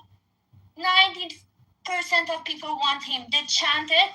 They risk their lives because of your silence, because of your censorship, and this is shame on Europeans. And I thank you. I was shocked that I saw that some non-Iranians are talking about us. I really appreciate it. I thank you. There's a quote-unquote journalist with an IRGC fucking flag thing requesting. All right. This fucking faggot. I know, right? You're a base, of course, Why is we were talking about it? What was I talking about? Yeah. What I've also found was really interesting is that a lot of people tended to, whenever you talk about Iran and what the people are facing, a lot of people bring up but there's like human rights agencies, blah, blah, all this that are like helping there. Actually, they're doing absolutely nothing. And I would even argue that most of those are controlled opposition, if not all of them. Because when these protests were happening, nobody said anything. None of them said anything at all. They were completely dead silent about this. And only after there was immense backlash, millions of dogpiled on these these orgs, only after that fact did they say anything. And what they said was abysmally Like, it was nothing. It was basically nothing. It was meaningless. It was empty. I think in some ways this was a really good thing because it showed people that they are not to be trusted, right? It's not that, like, a lot of these organizations, especially the human rights organizations, they only care about human rights if it conforms to a very specific set of policies that themselves aren't even necessarily benefiting. It's like, you know when Elon said we are the media, that's kind of like what I saw as well, because I saw all this bullshit and I was like, bro, what the fuck? You have a government that's like actively killing its own people just because they say we don't want this government. Well, it's not even a government, it's just an occupation. It's not even really government. Like, people are rising up against that, and this is not being covered, it's not being talked about. I mean, you gotta at some point just sympathize with the plight of the people. I mean, aside from the fact that this is relevant for the rest of the world in many ways that people don't entirely understand, you got to have a little bit of empathy at least. If you have suicidal empathy for a bunch of people that are willing to kill you, why don't you have empathy for a bunch of people that are legitimately suffering? I mean, can't you, like, muster up just that much? Do you not have a spine? I mean, like, mammals are supposed to have spines, no? And I'm really surprised that a lot of people, even though they're supposedly mammals, are remarkably spineless. Like, it's crazy, man. A bunch of people. Also, I was at that one rally where what Panthea talked about. She said it was in Berlin, but it was actually in Munich, where 250,000 people were. It was completely insane. I've never saw that many people on one spot. I mean, I went to some concerts and stuff, but yeah, I never saw that many people. It was really insane, and yeah, it was great. I missed Reza Pahlavi. It was starting to rain, and we were turning back to the hotel. But and 10 minutes afterwards, he went to the stage. It was like kind of weird, but yeah. But for me, this whole thing since January has been really, really disappointing. Also, when you talked about the human rights organization, I want to point one particular thing out. The head of Amnesty International in Austria, Shura Hashemi is her name. She is very much anti-war and anti-Pahlavi. And she's spreading all this propaganda directly from the regime. Amnesty International was the organization that lied about all those people that Sabat arrested, right? Lied about the numbers, said that 100,000 political prisoners were taken. Yeah. And so it's the same organization that's always been spewing bullshit. And this woman, Shura Hashemi, was writing an article for the Austrian magazine International about how this war is so bad and how the regime actually profited from it and how it got stranded. And the head of that magazine is literally the IRIB correspondent for Austria. The IRIB is the Iranian state television. Yeah, IRIB is the Iranian government's propaganda division. Yeah. But and I pointed it out, and she blocked me in 30 seconds, I think, after I told her that. And yeah, she's a meme here on the Iranians in Austria. It's insane. She's basically a mouthpiece for the regime, and she's the head of Amnesty Austria. Yeah, and you have so many people in all these organizations. It's completely crazy. And I always knew they were fishy, and I always knew they were all a bunch of leftists and communists and whatever. But I had the hope that after January, after we saw what happened, that we would all come to the same table and be yeah, this is actually bad, and we actually have to back these people. But yeah.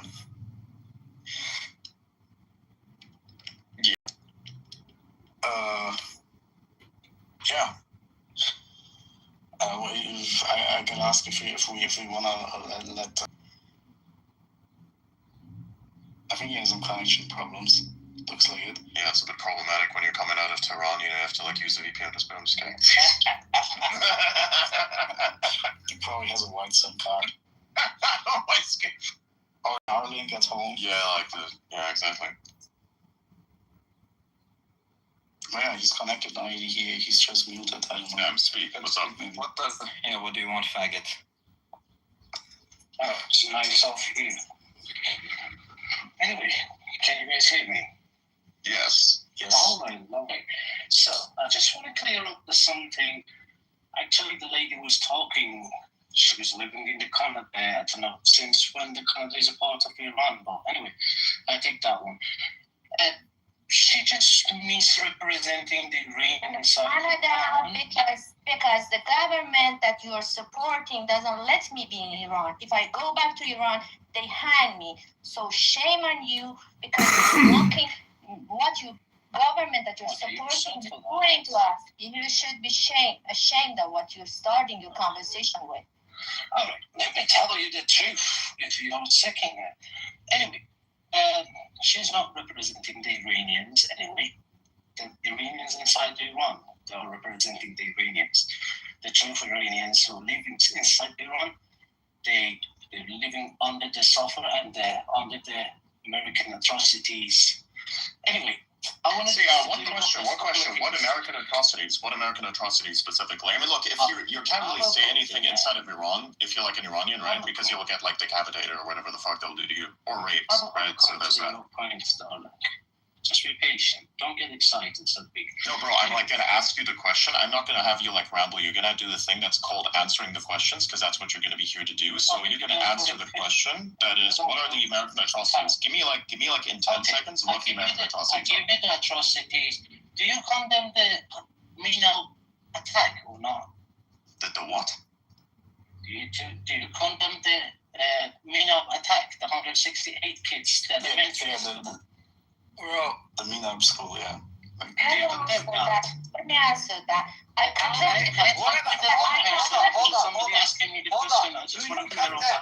Hold on. First of all, do you condemn when the IRGC shot down a Ukrainian plane that killed a bunch of Iranian people? Okay, thank you for asking me. I can clear up that one. If you follow the case on the court, on the international court, actually the court is showing that it's not the Iranian fault. It was a 50-50 because the airline is turning off the GPS. So, it's a lack of the knowledge. I do understand. It's hard to follow. Oh, you're so polite, darling. You're so polite. I know the truth is so hard. Anyway, I just want to say something. He's just hitting all the buttons now. The girl is talking about the 88 and the Green Movement. Those movement is not for attacking the government. It was inside problems between the two parliamentaries problems and election problems. It wasn't about the shocking whatever. I just compared the numbers. I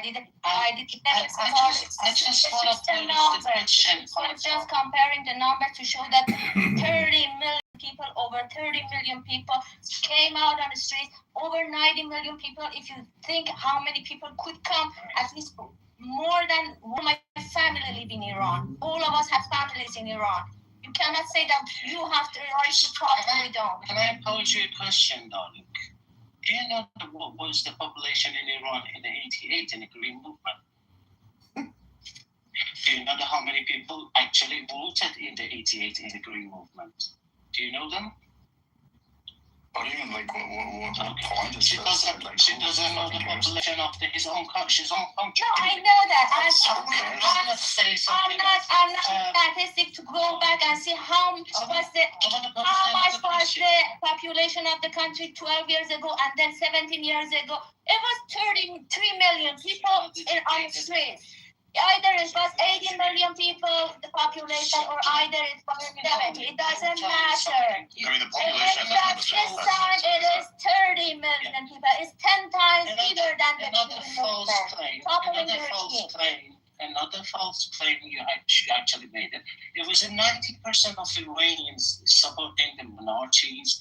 Could you tell me who are they actually right now in the Iranian square, in the major squares?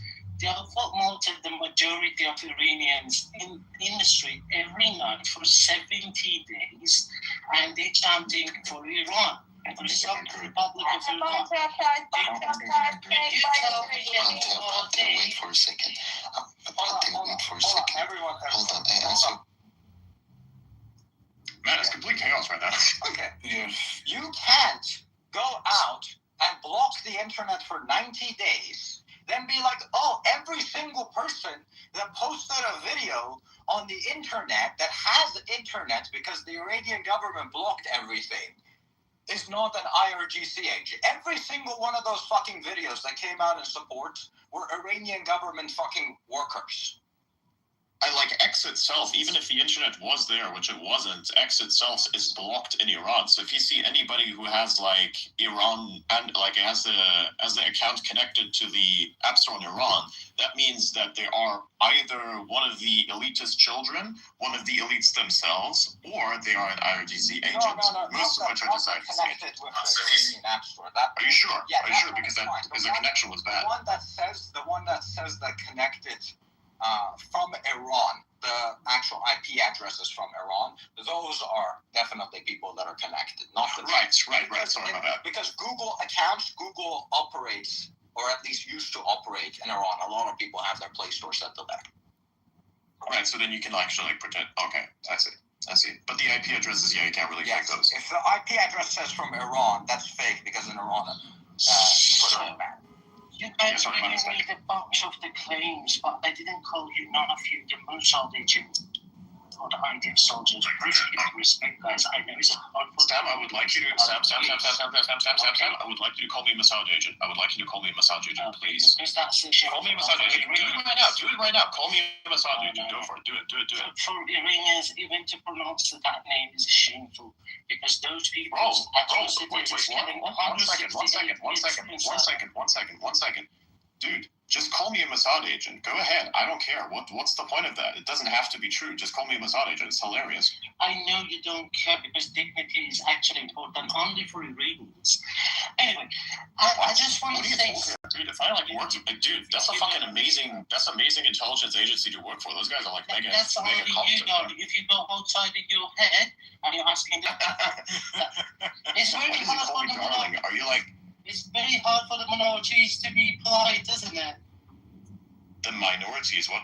Are you trying to call me black? I'm confused, man. No, you're not black. You're not that good. Anyway, let me say something else. What? Let me say something else. If you say the Iranians is blocking the internet because your boss, the Mossad, what about the Iranians, the regime? The regime is blocking the internet. The Mossad using the internet for assassinating the Iranians' leaders. For children's killings. The leaders that they don't want, right? The leaders that they don't want. They don't want. Who are you talking? You're living outside Iran. You're not Iranian. You think?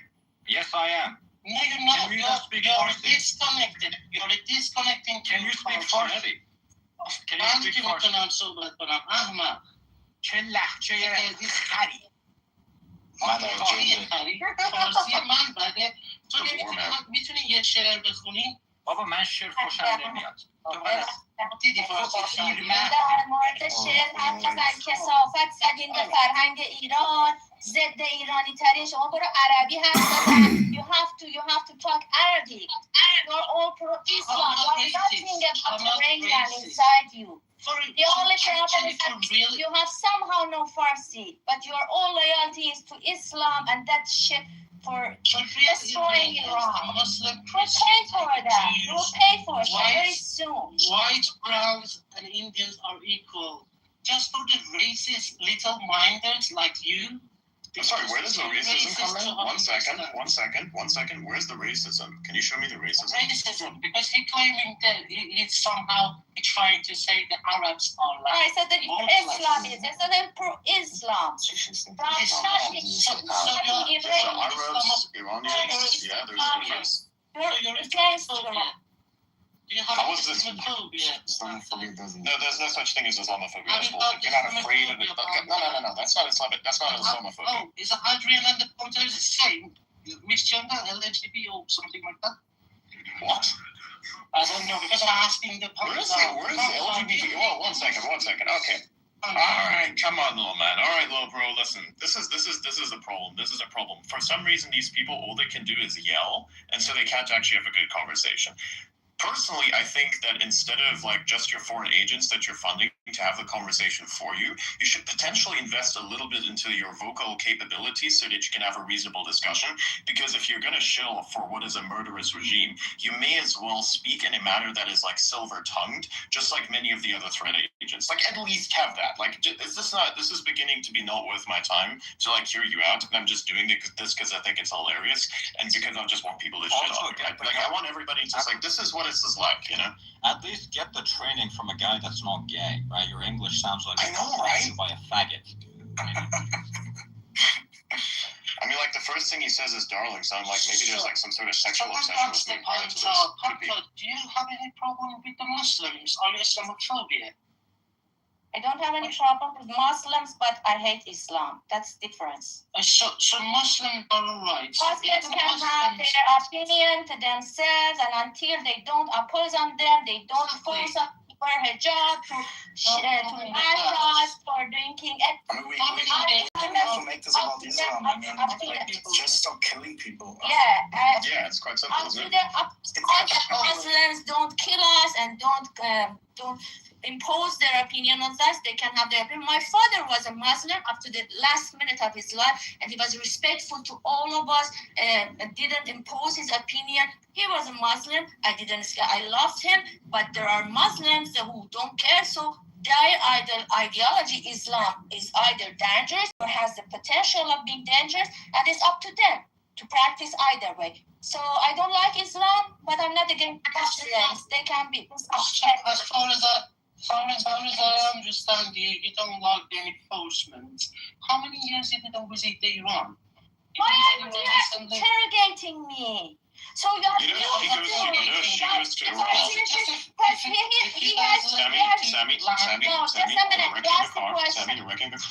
just asked a question. I answered this. I haven't been in Iran for 10 years because of these talks that I can't go back because they kill me because of my opinions. The only thing I have is my opinions, and they kill us because of that.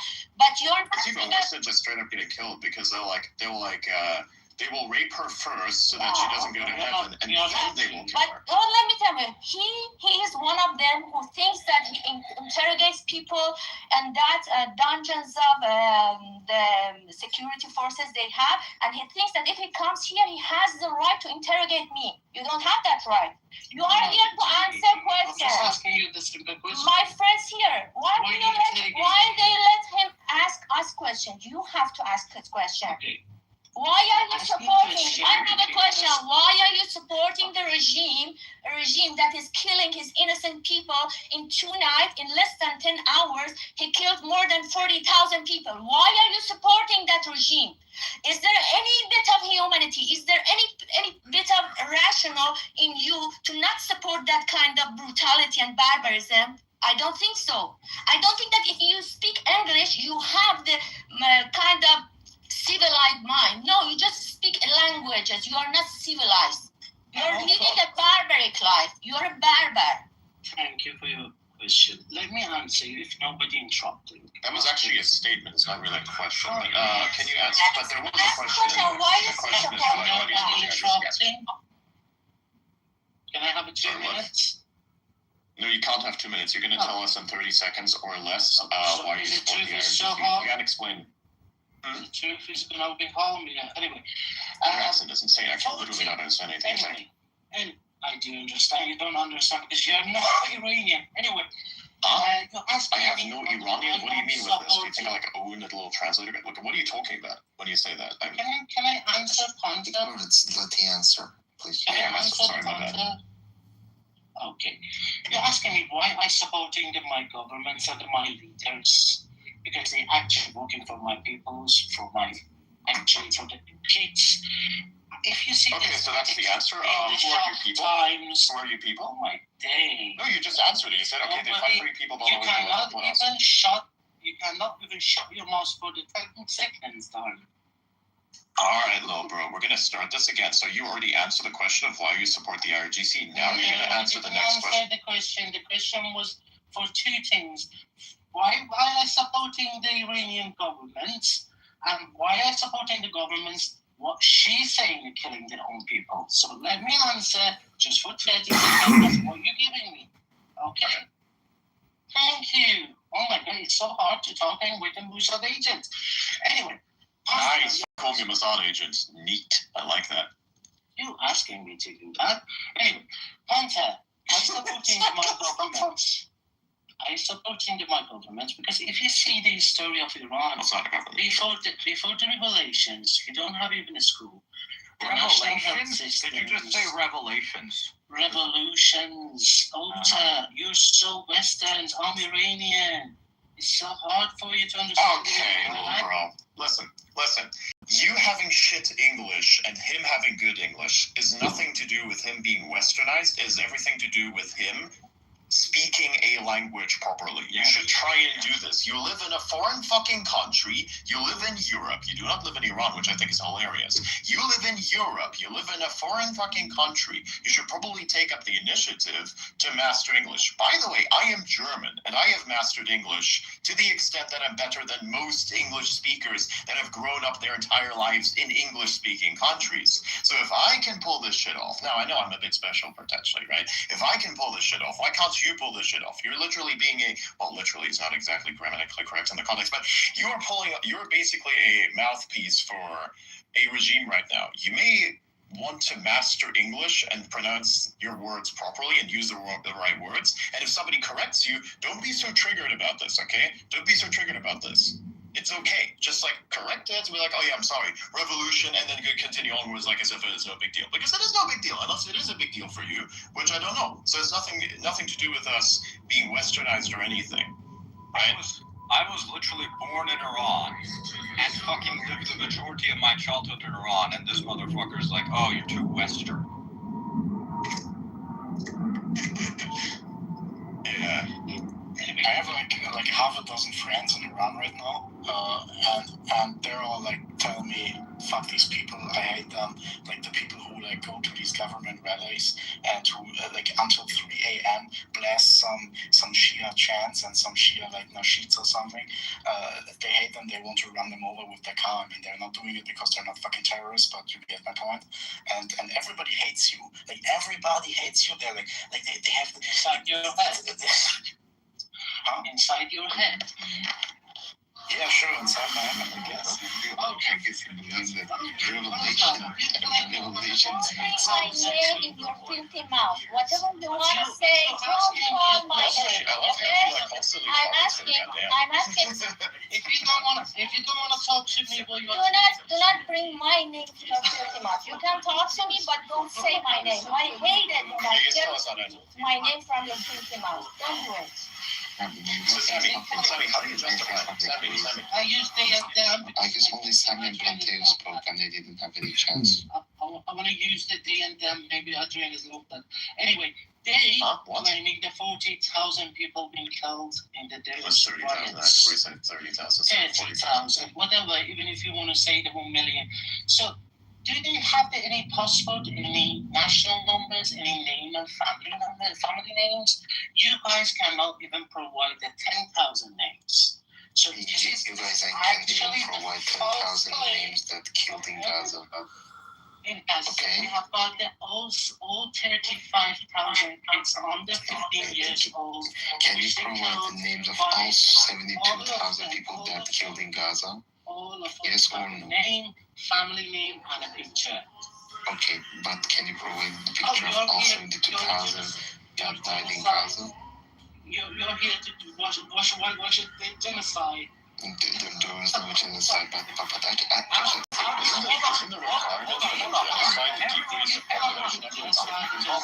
Hold on.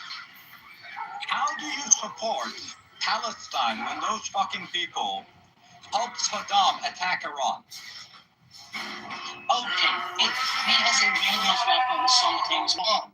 That's why you're coming up. No, I'm not representing Iran. I'm representing myself. I'm representing myself here. Ollie's representing himself. Antia is representing herself. Everyone is representing themselves here as an individual. We are, however, making an effort to amplify the voices that are not as heard because there's so much narrative warfare around certain things that are oppressing these voices, right?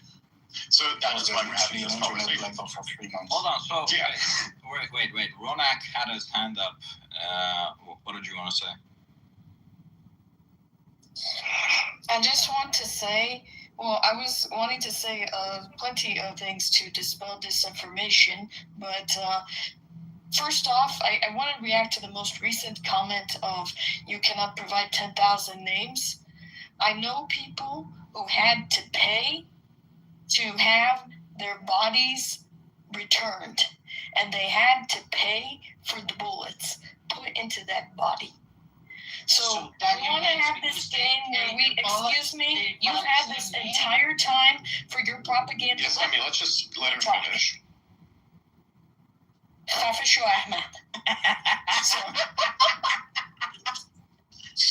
sorry, but I've had seen too many people near and dear to me die because of this fucking regime, that just so some of these people can go and say you cannot have names when this is a totalitarian regime where when they knock on the door, that's it. You will never see your family again. It's no wonder that all those families aren't coming forward with pictures of their loved ones who were killed by the regime, because they know the state will go and kill everyone else in the house. Why? Because in some cases, what's been happening is if everybody in that house has been killed, the state goes and takes that house and gives it to Afghan Shias, Iraqi Shias, and other non-Iranian Shias, because they have a plan of a demographic change to import Shias who are more loyal to the regime than the Iranian people inside Iran are. How do I know this? My family, we've had land confiscated by the Islamic Republic. There was a man, when my aunt came to try to get the house back, the man showed up at the door with a gun and said, if you don't get out of here right now, I'm going to kill you. That's how I know the state takes land out of everybody who doesn't agree with them and labels them as undesirables. So when we talk about names not being listed, yeah, it's because these folks with Dushka machine guns, after they've murdered and gunned down certain members of the family, they come back to the house where that family member was killed, and they try to either arrest everyone else so that they can torture them and end them in prison, or they try to kill everybody else there right on the spot, or they kill them at the checkpoints. And I imagine when they kill them at the checkpoints, it's not like someone could just go and retrieve the body right then and there. And so when we add up all these separate different reasons, add up the fact that some folks were denied medical treatment in the hospitals in January, doctors were threatened at gunpoint when they tried to treat protesters, and I have family who are medical professionals, family members of those murdered in January. They're not all coming forward and parading their names because guess what? They'll get shot and killed, and their homes will get taken away, and there will be men just like the one who threatened my aunt who will go and say, if you come back here to claim your land, I'll kill you. That explains why we don't have more names, because of the mercenaries of the regime and the regime members who will go and kill these people. And for the folks who want to claim that none of this is true, open the internet fully without needing any filters, VPNs, or nothing, and let's see what the people of Iran have to say. Because I know for a fact this week, when I tried to contact my family members in Iran, guess what?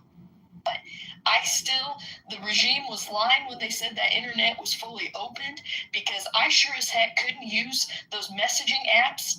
We had to wait until those VPNs were installed, and they had to, before that, figure out where to find a neighbor who had a way to help them get in touch with us. And before that, we were looking for my cousin for 6 weeks, wondering if she was in the morgue in the west of the country and is in one of the major cities there, because we had no news. We had no way of getting any information, because this regime blocked the internet and the telephone lines. I could not call into Iran for weeks, months.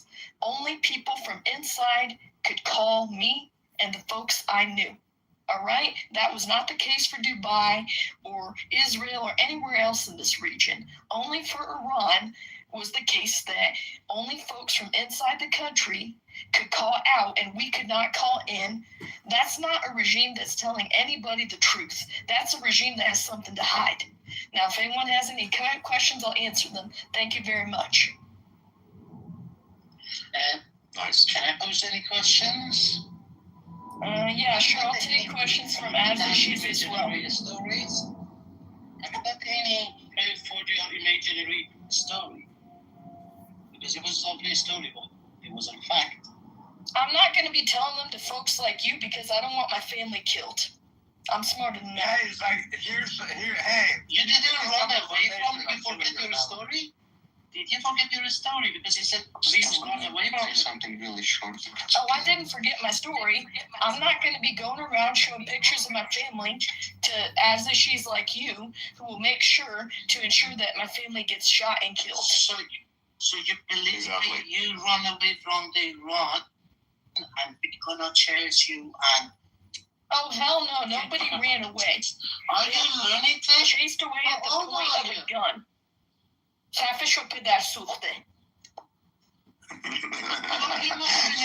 You cannot even talk Iranians without the accent.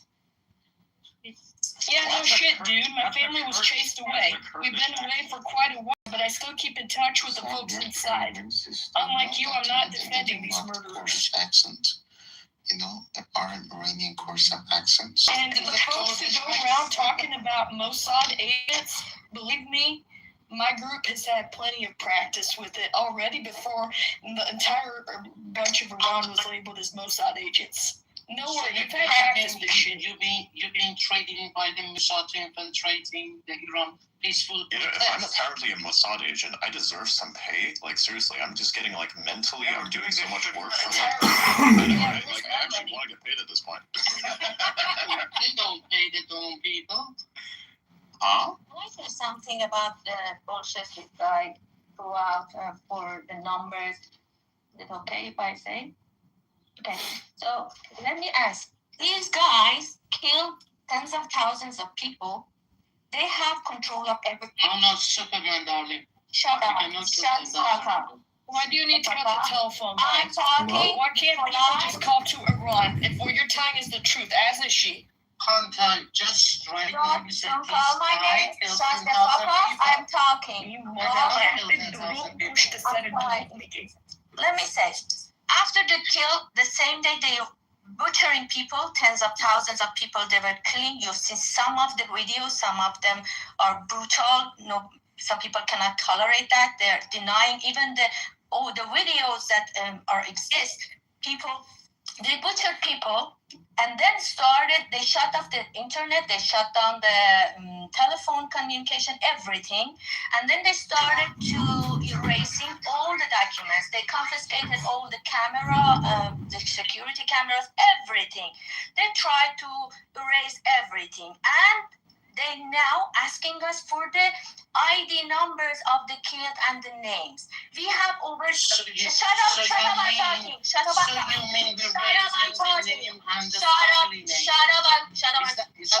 talking. Okay, we have over 6,000 names, and if you compare it with what happened in China and Tiananmen Square, it took decades, and still they don't have the exact number. They don't have exact names. And now that Iran is under control of these thugs and they're erasing all the documents, we know in Iran, every person knows, at least with one connection or two connections, that someone has been killed. Iran is 90 million. Just calculate it. If someone with one connection or two connection knows someone who is killed, how many people is that? It's even more than 40,000. When you're erasing all the documents, coming here, asking us for the ID numbers, that's the all brutality. The killer the killer, which has all the videos Okay, for Sam. killing so many people, is debating us for the numbers. So, Panta, you claim the Iranian government is raising the name, family name, passwords, and all No, I the said national they're numbers. erasing the documents. They're confiscating cameras. They're shut down the I didn't internet ask you a video. and threatening people.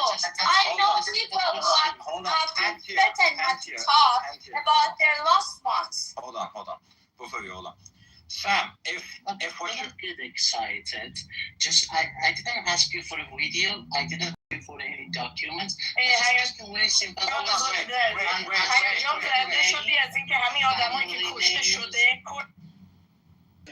You're not that clever. Anyway, I didn't ask you for the videos. I didn't ask you for the documents. I just asked you a simple question. Names, family names, and passports. You mean We have over 6,000 names. We have over 6,000 names. Yeah, hold on, let him finish. What happened to that 3,000? Are they real, or you see them in your room? And just explain that when everything is shut down by the government, when you have 6,000 names, it means that it's over 60,000. When you have shut down of everything, still have 6,000 names. When people are under threat, when internet is shut down, telephones don't work, when government is confiscating cameras and everything, still we have 6,000 names. It's tens of thousands that you kill. Shameful. Yes, okay, I agree. Hold on, wait. Let me ask you a question, son. Let me answer, and then it comes your question. Okay. I didn't ask you any video and a document. By the way, between that 2 days riots attacking the normal civilian people and blacking out the internet right now 3 months is a 6 months period. You mean it is 6 months period? You can just provide in the 6,000 names? Hold on. How dare you call the machine gun people rioters? How dare you? Let him finish and then we'll dispute it. Okay. It's so hard today facing the truth. No. Listen, Sammy. Let's not do that. Hold on. You're just so retarded that everyone has to jump in to correct you, but we're letting you finish. Exactly. Please don't interrupt them, guys. We'll explain that later. Okay. Go ahead. Okay, in that 2 days, in the Iranian medias and actually the hospital results, the 3,000 people were butchered by the Mossad agents, what the Adrian said is working with them in earlier on. Anyway, and if you see the composed tweets, even your own foreign minister Arab. Okay, wait. Come on, Patia. I understand it's a very touchy subject. We have to let this guy finish. As painful as it is to listen to this, to whatever that is, right? We have to let it finish, and then we can dispute it, okay? Like, the problem is, like, if you're going to deal with an opponent, even though your opponent is not really capable or is not really nice, if you are the least reasonable person in the room, then you will always lose, even if the opponent is spouting utter bullshit. So you have to be the most reasonable person, and regardless of what's happening, we are being very reasonable right now, and it's insane, and I get it, but we have to be a bit reasonable here. So we're gonna let this guy talk, even though it's painful to listen to. I know it feels like, my balls are being like dragged over glass. That's what this feels like, but like for you somehow. The comparison is really insane. Not that I've ever dragged my balls across glass before, but I can imagine that that's what it would feel like if I had done that at some point. So we're gonna listen to this finish. It's gonna be nice. I'm gonna allow myself to be called a Mossad agent, which is hilarious. It's all gonna be fine. Let's have Sammy continue, and then we can dispute him individually. Okay? Just a little order. Just a little bit of order. Please time box it, so 2 minutes because this is just dragging on from a he talks a lot, so let's give him 2 minutes. 2 minutes of no interruption. I'll even pull up the clock. That's all. I don't believe you guys can shut for the 2 minutes, but see, the riots, I told you, Adrian, you cannot shoot the Mossad agents and the CIA was walking inside the Iran streets and infiltrating the peaceful protest, and they killed lots of people. Hold on. And other people cannot. It's a 6 months experience. You don't need the 6 months experience. It's just only 2 minutes. And if you see that tweets and the videos we have got, and I can post it on and on, like I've got like over 100 clips. The Mossad agents in Iran, they burning alive. They beheaded the Iranian soldiers, police officers, and killing them. And if you go right now on the streets, you're gonna see the million people every night in every square in Iran, in Tehran, in Mashhad, in Isfahan, is as a what's the Iranian TV said. And if you go outside, that right now in Iran today, Friday, it was last night Friday, the people in Tehran is 10 million people rally around the flag, and they loving the countries and the government. So I do understand to be disconnected from the culture, and you want to be accepted in the West community. You want to hate the Muslims, Arabs, Iranians, and your own culture. But that's even the Mossad is punctual. We've been talking all over the Okay, it's time's up. Hold on, his time's up. All right, your time's up. Danny. Sam, your time's up. Okay, hold on. 2 minutes is very different. Okay. Man, this is like a dog when he starts to pee and it just doesn't stop. It just keeps going. Okay, like so let me ask you this: if what you're claiming that the government did not kill that many people, why don't you have an independent international organization come in and verify? How do we do the math? Don't bounce it right back. Okay, so one second, Danny. One second. Hold on. We don't really go by hands necessarily. We go by. It's at our discretion. We'll get to you. Don't worry. Yeah. But if this is really the case, why don't you have an international organization come in and verify all of those numbers? And the government's not only allowed to track these people, see what people they're talking to. They're not able to ask them. They can just verify that this person exists, that this person died, he's no longer here. You have an independent organization verify all of these things. And also, do you think Mossad, who's able to kill Khamenei, they're able to kill Hamas leaders, they're able to kill all of these people, they need 6,000 agents to go out into the street and kill themselves against the Iranian government. They've clearly shown that they're able to do enough damage from the sky. They don't need to send a bunch of people on the ground to do any of that. So, thank you for your asking this question. Okay, first of all, if you see the same 2 days... I'm done. We're doing 2 minutes. We're going to sit here only for him to go back to talk. Asking me the question. Hold on, I want to hear what bullshit he's going to come up with. Yeah, like let him do this thing. We can dogpile on it later. Believe me, this is good. This is trust the process. Danny, we're going to listen to you as well. Don't get excited. Danny, listen, man. Thank you for asking this question. Okay. First of all, in that 2 days riots, it was the Al Jazeera was in Iran, the Turkish Al Jazeera is not independent. Al Jazeera is not independent. I'm just answering you. I didn't interrupting you. I just answering you. I asked you for an independent organization. Okay. Then you're like, here's the most biased organization ever. I'm explaining all. Just give me 10 seconds.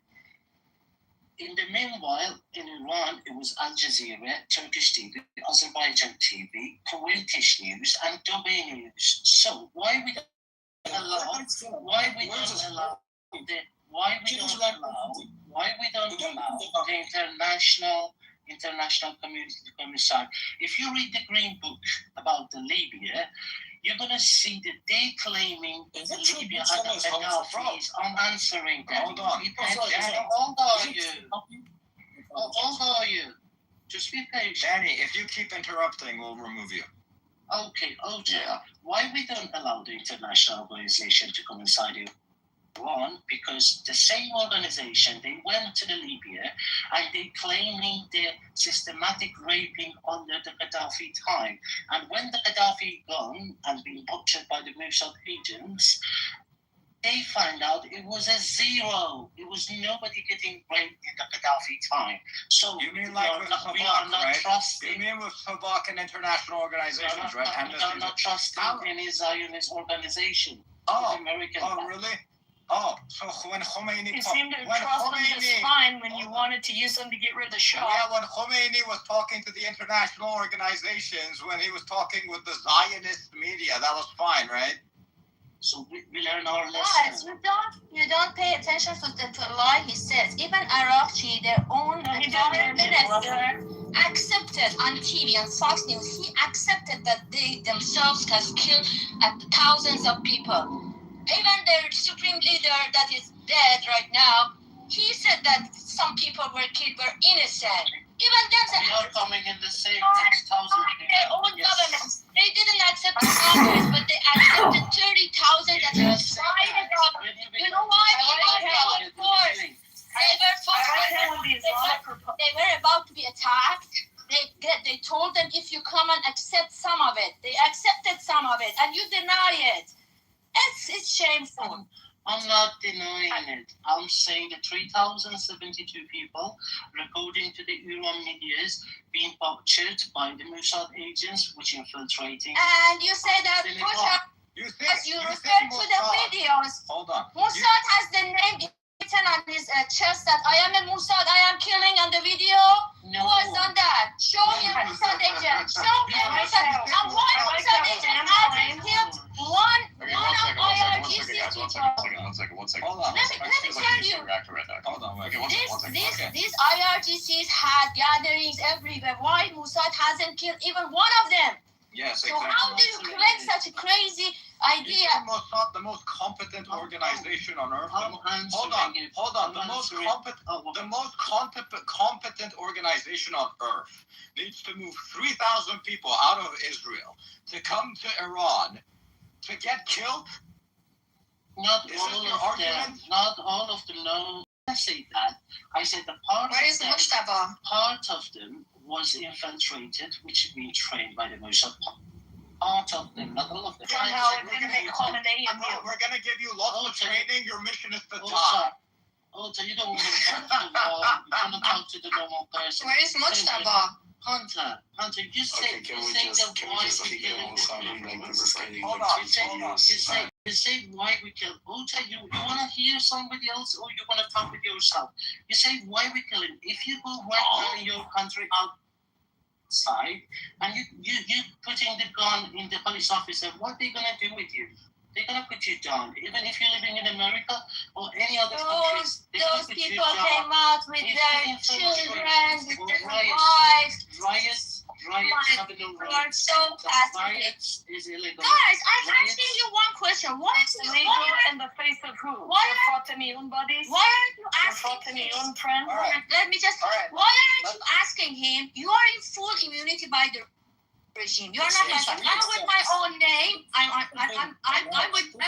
talking with all my own name, and my family is paying all the price for that. Okay, but you are in all full immunity. Why aren't you coming with your own name? What are you afraid of? Why aren't you here with your own name? So let me know, who are you? He's afraid of coming out. Do you want to hear answer?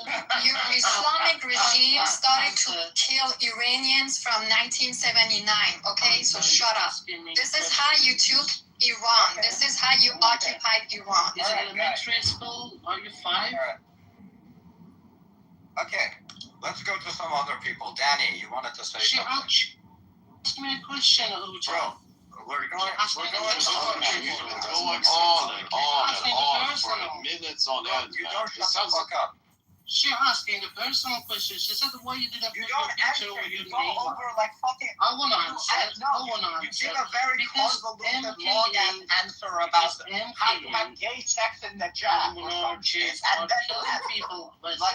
put his real picture up, his Fatimiyun bros would come out. The names of his Fatimiyun brigade buddies would come out. That's why. If you put the whole picture up, as all my dear friends, they're gonna kick out of their working place, or you guys gonna attack their families in West. That's the way I want to put my picture up. Because monarchies and MKE, they work inside. Alright, hold on. give him the fuck up, Sam. We want Danny to talk now. Okay, go ahead. Right. So when we talk about evidence, we must first agree to what we accept as a source of evidence. For someone like you, who's a supporter of the Islamic Republic, remember, these are people who tell us that their imams could speak to dead animals, dead bodies, and even speak to stones. They believe that donkey piss and camel fart is medicine.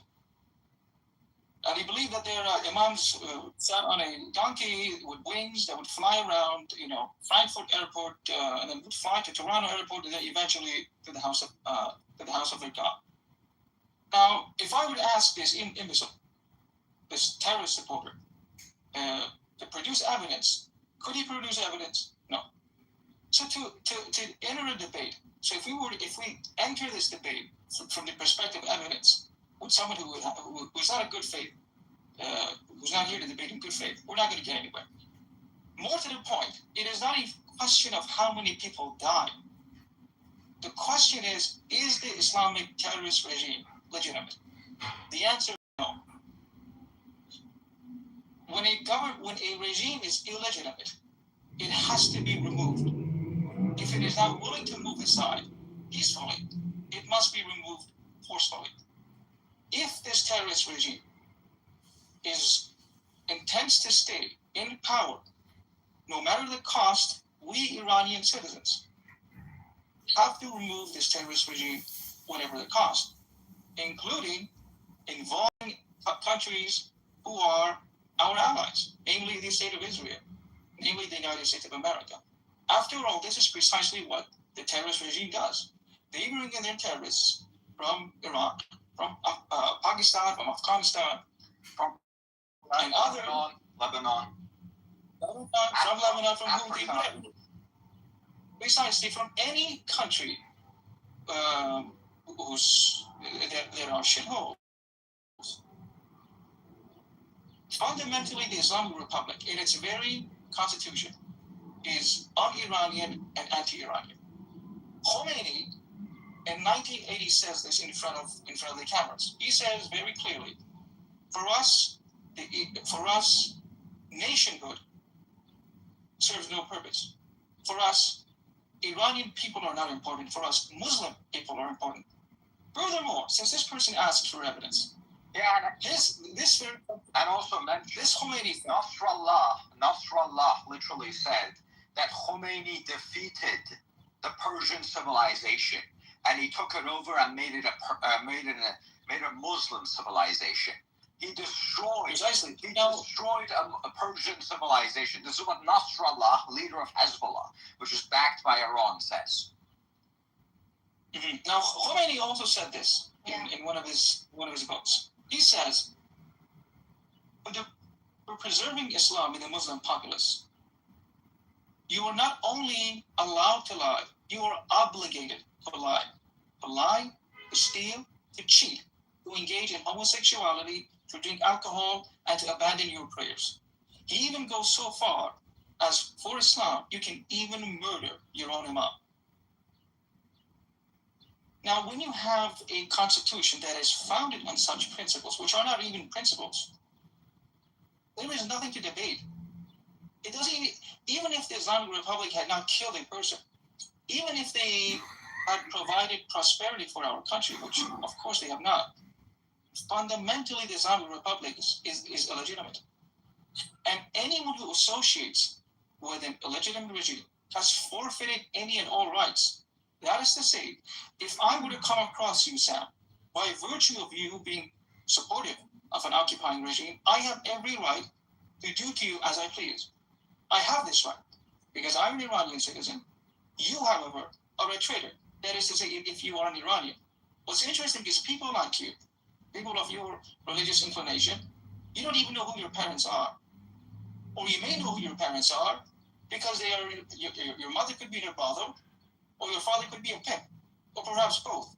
I am not trying to insult you. This is an accurate description. Your mosques, your Husseinias, are brothels. And do you know who pimps out your mothers and sisters, your own fathers? This is in your religion. Yeah, the imam, the temporary marriage, huh? The temporary marriage. Yes. It is mind-boggling how someone could know these things and still and choose not to distance themselves, to come onto a public space like this and talk about what are you even talking? You should be hanging in shame.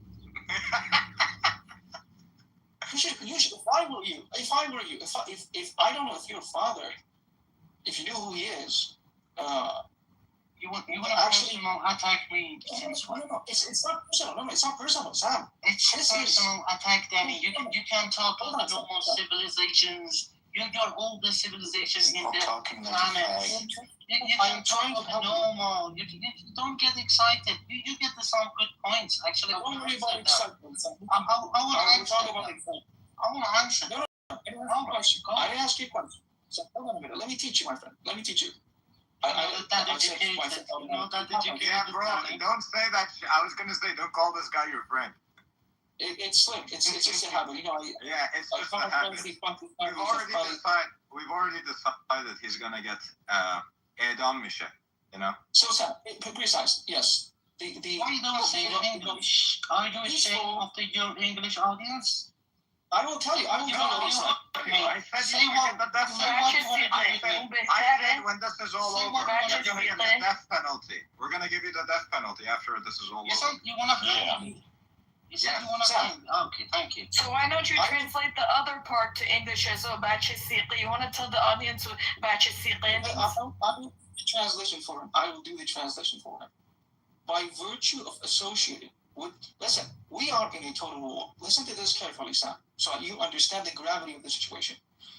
The Islamic Republic has declared total war. Total war means every and any resource is used to fight the other side. The Islamic Republic has declared war on the Iranian people. So weapons, propaganda, lies and money, sex trafficking, drug trafficking, you name it, anything, any action they take, any word they use is considered participation in total war. You, in fact, are participating in this total war.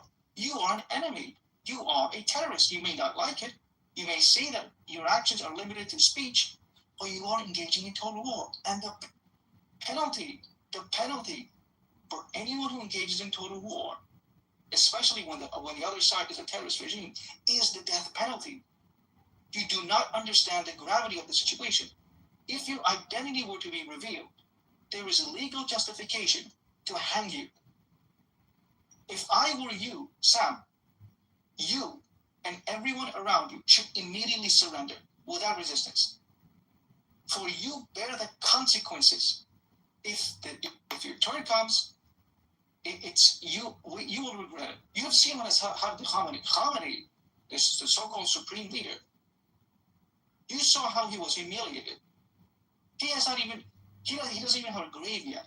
And the same goes for Champani, Larijani, all the others. You've been eliminated. Right now you are at the mercy. You are at the mercy of the United States and Israel and the Iranian people. Stop. Stay wasting your time on X. Get out. Surrender yourself. Turn yourselves in. In fact, turn in the rest of you, fools. And I think that's the best way. And I'll wrap up my discussion here. Thank you guys for listening. Yeah. Pioneer Punjabi job. This is the type of guy that's never left home. Can I answer or? Go ahead. Say, you're asking about the legitimacy of the government. The legitimacy of the government is not coming out of the one independence like you. It coming from the parliament and the elections. The Iranian constitution law, even in the elections, for 2 times, the one after the revolutions and the second one it was in the 14, 15 years afterwards. So, and if you see the Iranian elections is a legit government, which I believe they do the patriot more than everybody else. And let me say, why can't I go to Iran right now? Why can't I go to Iran right now and vote? Why can't I go to Iran and vote for whoever I want? You can't go to Iran if you don't know the NK or the Mossad agents. No, I can go. I can't go and vote for anyone that's not approved. I don't know what you did in Iran. Did you murder anyone? Let me explain. Why can I be in the government Majority as of an Iranian? Iranians Let did me not vote explain. in the last election. The participation was 15% max, 10% max. What do you mean majority? Let me answer the people that are allowed to run. He claims the majority. The majority didn't even show up last time. It was 10 to 15% turnout. Hold on, wait. You're not allowed. Let me explain something, guys. What majority? Okay. This is like an RDOK reaction video that's graphite. In Iran, you are not allowed to vote for anyone that's not approved by the Supreme Leader. They first need to get approved by the Supreme Leader before you're even allowed to vote for the person. Can you vote for anyone you like in America? No, you cannot. Yes, you can write. Yes, you can. There's no guardian council screening them out. As an Iranian, I can even be in the U.S. government. I can even be in my country's government. So shut No, you up. cannot. You're not. And where's the Where's the legitimacy of the government? Where's the American Guardian Council, Sam? Answer me. Where's the American Guardian Council? Let me answer the Danny first. What are you guys coming up with? I don't know why did Danny. Where's the American Guardian Council? You're giving me the option. Sorry, let me give you the option for surrounding yourself because you are the collaborator as a French word. You know the collaborators in the Nazi war in the French government when the Nazis attacked them. You know what they did with them? I don't want to explain. A threat on a recorded space. Remember that it's recorded, and we can try you for war crimes. We can report you when the new regime takes power, you know? Like some of us, we don't even draw the line at our blood relatives if they committed crimes. We are prepared to take them to court. Rona, you're getting Exactly. so are you in elementary school? You're on a recorded space, remember that. All of you You're on a recorded space? still want them executed. Absolutely. Same with my family. Absolutely. So that's no I civil. wanna- We don't treat nobody for I want to explain something he the crime is claimed. not good. We don't support atrocities. Shut up a minute. I want to explain something because You're very polite. you're. Listen, Sam, you're being very zesty right now. Everything is better. Guys, I have to English. explain When was the something. last time you had a cup of coffee? Let me tell you something real clear. Fatimah, bro. You need a lot of I've got extended family who took the side of this regime, and if I found they had anything to do at all with the atrocities and camera control, they absolutely are being turned in to the new regime, post-Islamic Republic, to be dealt with and sent their asses hauled to jail. Absolutely, 100%. Guys, I want to explain As you're something. very educated, can I You ask shut a up. You question? shut up. No, you cannot. Do you know Stop. the You just answer. father and the grandfather I have was to going outside explain and something. they Shut ran up! away? I have to explain something.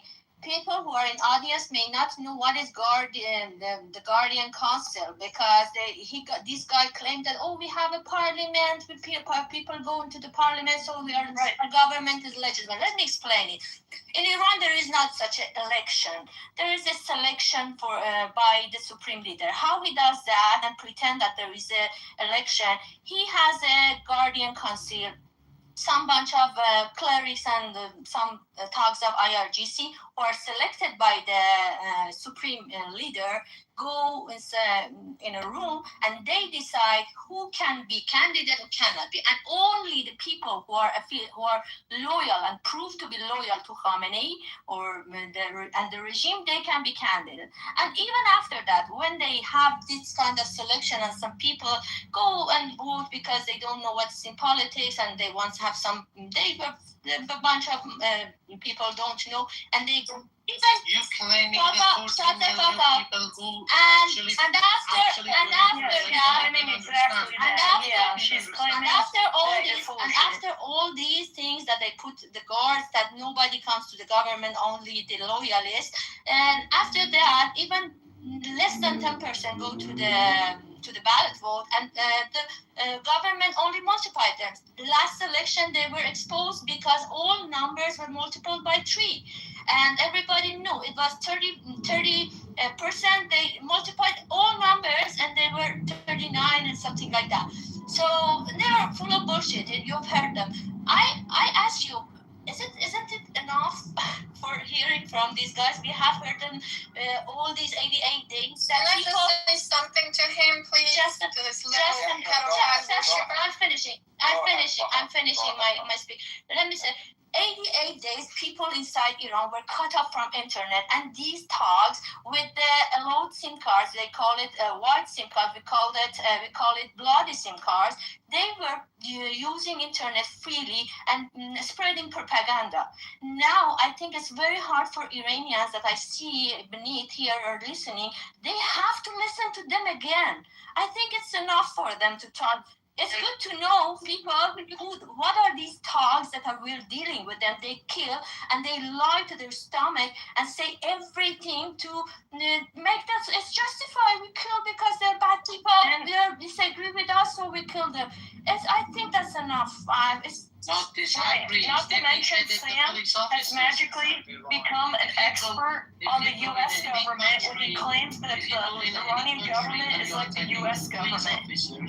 They're gonna execute you in any country. You cannot. No, America is not. Can I just In America, the police officer also can't fucking rape you before they kill you. Where's the Guardian? That died in Iraq. Traffic accident. You terrorists. More people dying. You have more people from fucking traffic accidents per year because your roads are so shit. Because this government hasn't done shit for the fucking country. Also, more Sam, people die from traffic accidents than die from traffic accidents from all of the EU.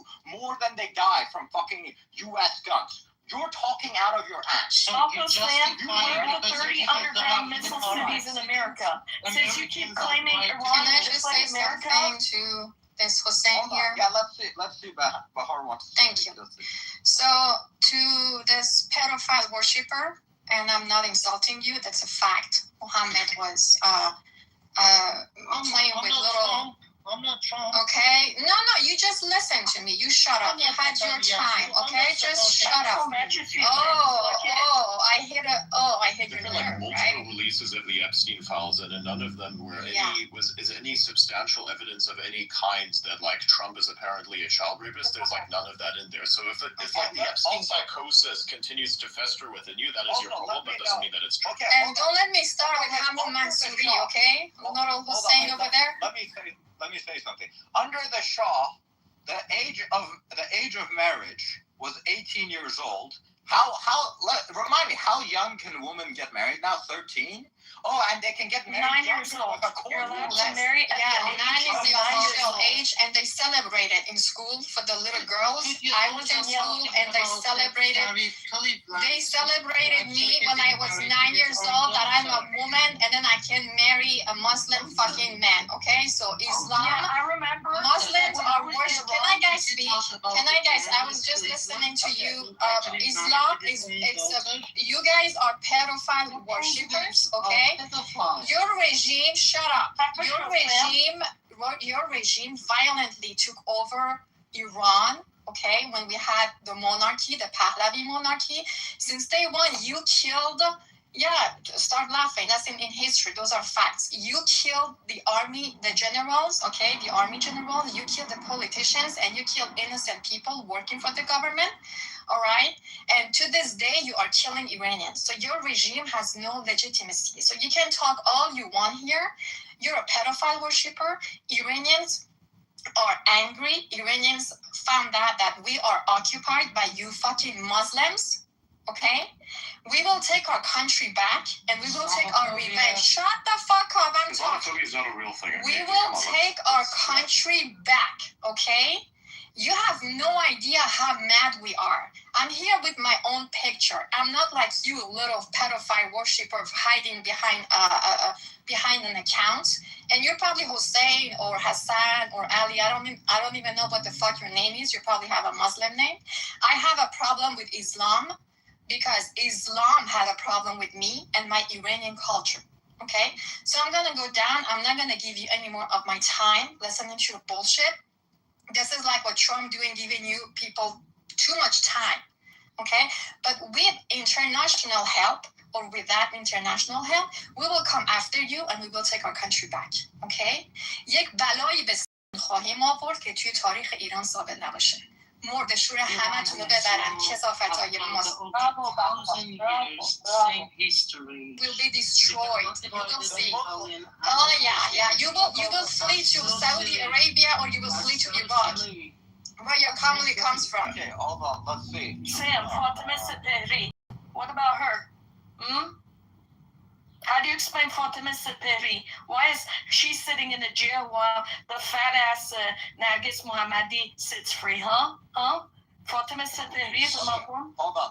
Fatima Seperi, as of what you're just bringing up the name, the Fatima Seperi is actually in his own court in listening. He's admitted he's an agent and he's working for you killed innocent Iranians in 1979 for bogus charges. It's all bogus charges. All right, guys. All right. Okay. Hold on. Let's come down a sec. Here's how admitting to something works in Iran. Hey, if you don't fucking admit to something, we're gonna rape your wife. If you don't admit to something, we're gonna do this to you. If you don't admit to something, this is how they get you to admit, right? This is how they do it, right? So when you say, oh, they admitted to this shit, none of that is fucking legitimate. It's about as legitimate as that fucking white guy in North Korea admitting to the fact that he was working for the fucking CIA. He wasn't fucking working for the CIA. He was just a retard that went to fucking North Korea for holiday. Okay. Iranian constitution law. Don't forget forced confessions. They forced him to confess. Exactly. If not, they're gonna. You have your hand up. Yeah, thank you. I appreciate it. Well, please, something urgent. Fatima Seperi never accepted something like that, and what he says is making her life in danger. I expect you not to let some people free, people inside prison, and if they start doing that at the moment, you shut them up because their life is in danger. Please don't let them to do that. She has never accepted to working, and she has never done that. She is not even that much pro-Israel, so she's kind of isolationist a little bit, and it's gonna burden her so much. Please don't let him to do that. Thank you. Okay, thank you. To be honest, I don't even know who Fatima Seperi is. She is a woman who wears a chador, whose husband was killed in the Iran-Iraq War. He was served as a veteran in Iran's army, and she and her husband are patriots who also support the Crown Prince, Reza Pahlavi. She is a political prisoner who is in jail. She has a heart condition. The regime has tried to threaten her and hold medical treatment over her head because of her heart condition, and that's the person we are talking about. So when so many dishonorable people go and try to claim that somehow even the Muslims in Iran support the regime, Fatima Seperi does not, and she is literally almost dying as we speak because the regime is denying her medical treatment, and her crime was to speak positively of the Crown Prince, the legit opposition, and she's was tortured in the prison, and but in the meantime, the controlled opposition, Nargis Nadi, she keeps gaining weight, and she's outside of prison. I know maybe not every political prisoner agrees with every other political prisoner, but Fatima Seperi is a patriot who has stood up for what's right in Iran, and she is doing the best she can. The regime is trying to kill her. When you're claiming you say these are monarchies, Sam, this is my turn to actually speak. Okay, Sam, okay. Sam, this is my turn to speak, and I just want to add something to what Ronak said. And this woman that she's talking, the political prisoner, Fatima Safari, 7 years ago, she signed a letter with a group of other activists asking Khamenei, the supreme leader, to step down because of all the cruelties he was doing to the country. And she and the other patriots asked him to step down. That was one thing to add. Another point, Sam, you were claiming that we couldn't collect the name of the people who were killed in Iran massacre. First of all, internet has been shut down up to 3 days ago. Your claim is not correct at all because people didn't have the means to connect to outside the country to report the names and send the pictures of the people who were killed. Even though, despite all of these difficulties, 7,000 names, over 7,000 names were already collected and is already inserted in a website that is called irantrial.org. Anyone right now can go on the website that I'm telling you. Why are you showing that sign?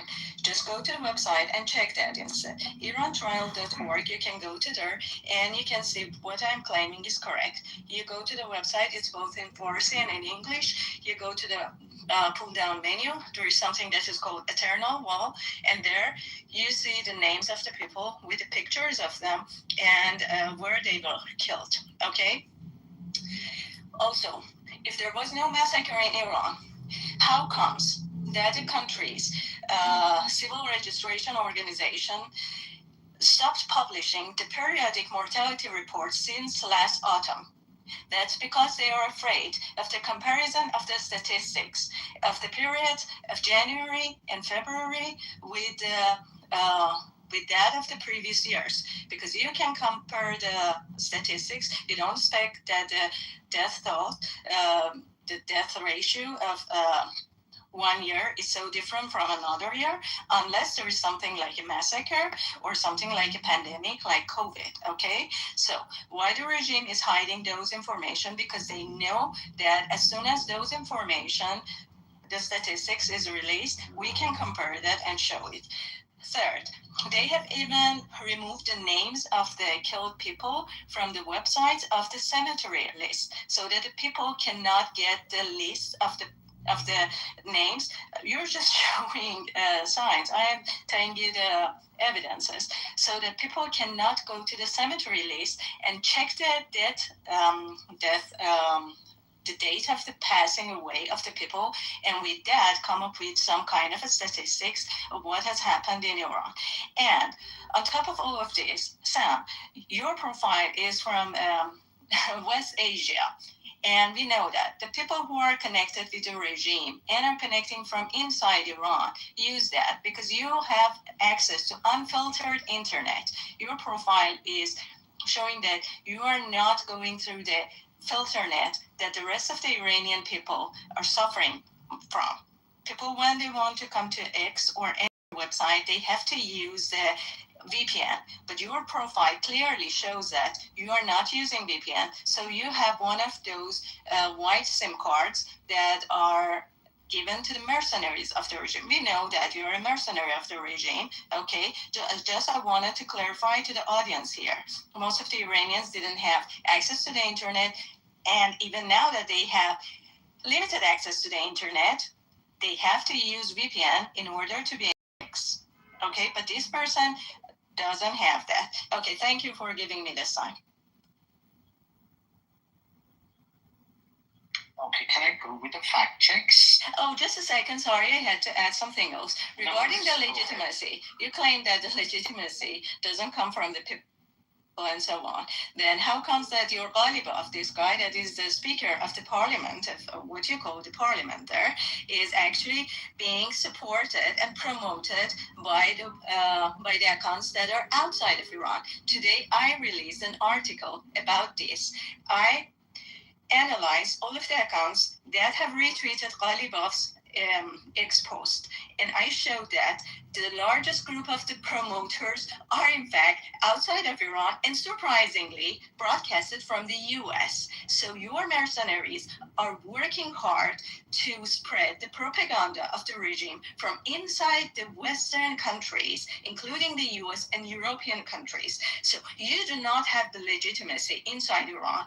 You do not have enough even people inside Iran to buy them by paying them to spread your propaganda. You are hiring people from outside Iran to spread your propaganda. So do not talk about legitimacy to us, okay? And anyone who is interested in that, you can go to my profile, go to the article section. You will see the article I just published today, and with the information, with all of the figures that are showing the statistics, and the data is also open access on the GitHub. You can go and check that for yourself to see what I'm telling you is true. Thank you. Don't forget Pakistanis that are also supporting them. Okay, Shimajan, thank you first of all for asking me the questions in the right manners. It's the first time I'm facing the minorities with the actually good language. So Shimajan, you're claiming the Iran internet was blockaded. That's why you guys cannot actually take in the data. From the 12 days war to the recent war, it was a 6 month period and the internet was working properly, which everybody in Iran, same as me, was using it. So how comes in this 6 months, all the news agencies, like Reuters, like Axios, like everybody is claiming they killed the names and the national numbers, they are not reaching even more than 5,000. And that website you actually is bringing up, I see that website and I checked that one, that Iranian TV medias, which is published 3,000 people names and the national names. They actually same names are there, but they are not more than the 4,000 Shimajan, and the rest of them have got the no passport numbers. Your sources? What media? Islamic media? No. It's over your head. It's asking. No. What are your sources? Let me know. Is it like CNN or all those fake news that are supporting you guys for the past 47 years? I will reply to Reuters and Axios, you can check it out.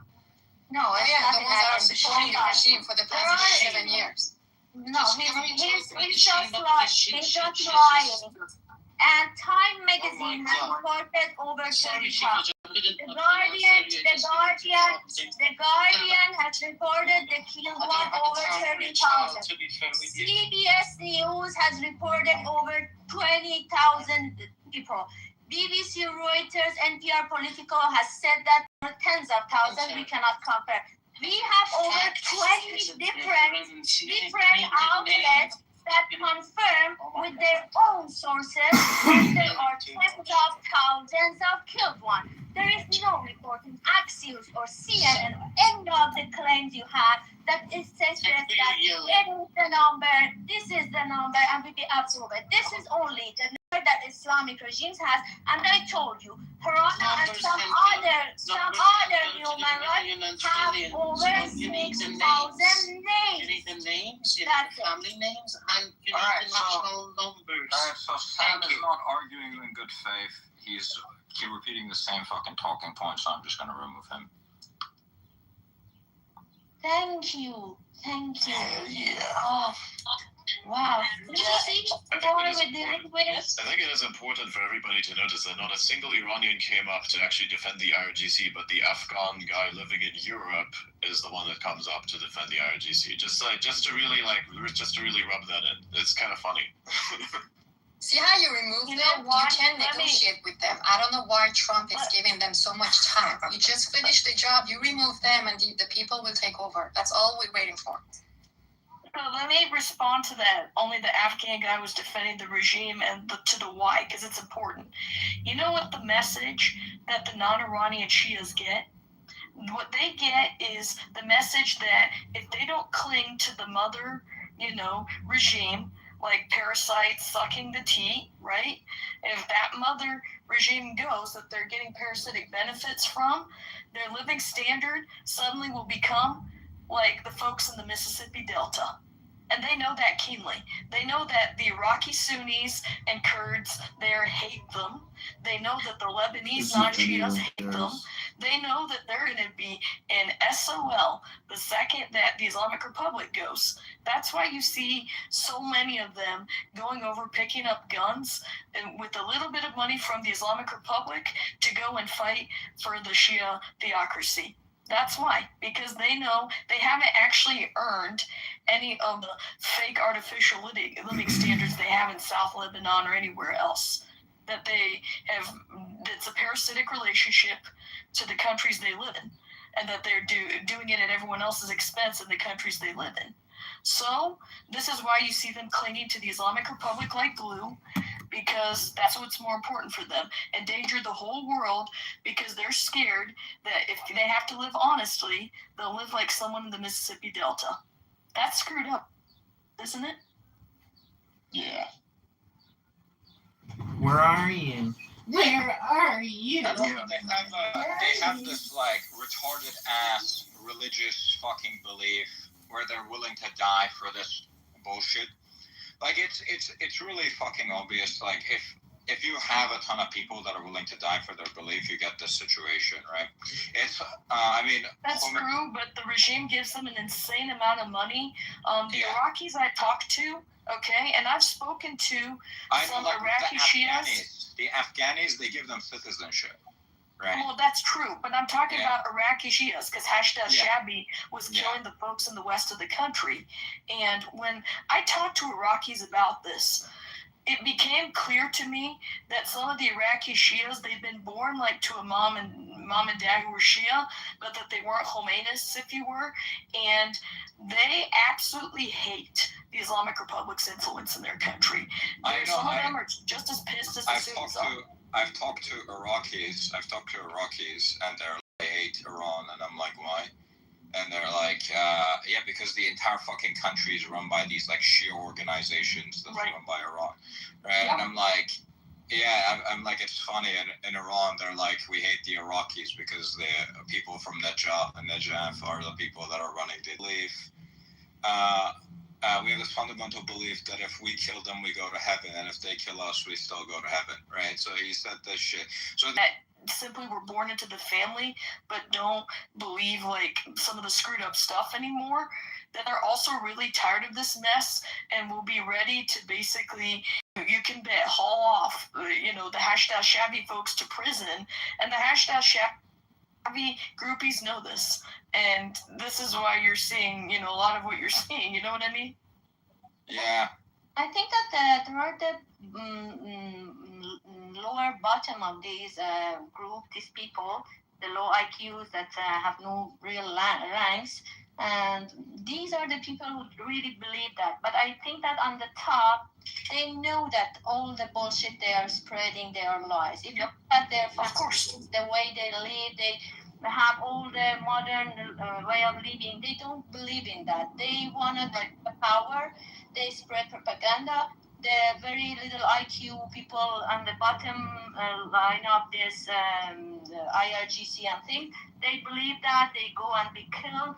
And for example, this guy here, Sam, I don't think that he believes in that. He's a propagandist. He's get paid for do that.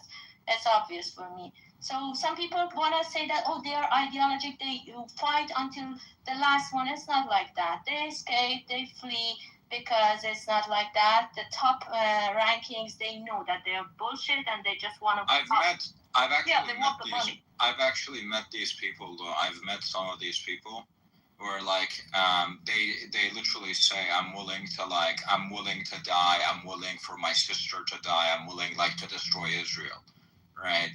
And it's like they're willing to kind of destroy their own life and destroy their own country just because of this retarded ass belief that they have. There's some of them that say all this stuff, but like Pantia was saying, it's all about Allah for them until it's about the dollar. All right? And believe that. But the ones who believe that are so low IQ that if they put them on the top, they lose everything. So these idiots, these low IQs that really believe in that, are in a bottom. the ranking was what? Yeah, I agree. Yeah, these people are like really retarded. Yeah.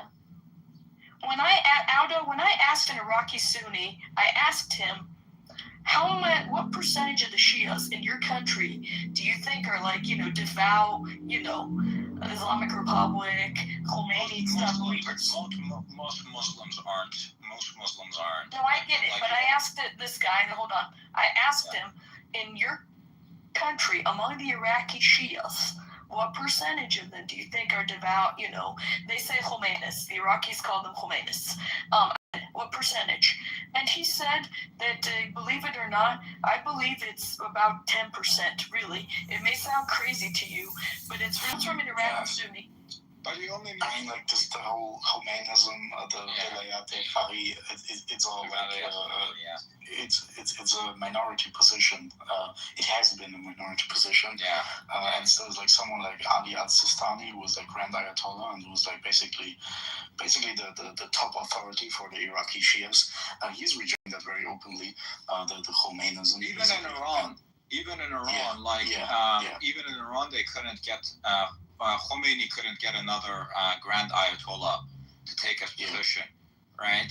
I think there were 4 Grand Ayatollahs in Iran at the time, right? 2 of them outright rejected it, and the last guy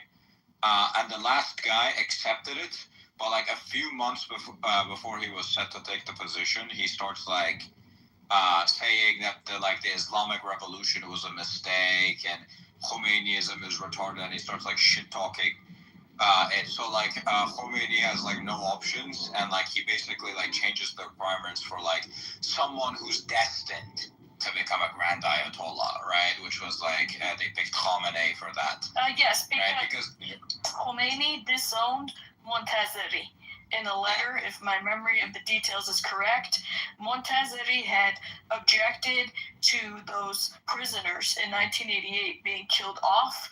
He voiced his objection to Khomeini, and that's when Khomeini was like absolutely like pissed off at him, and he goes and basically tells him, okay, screw it, you were in the line of succession, you're disowned now.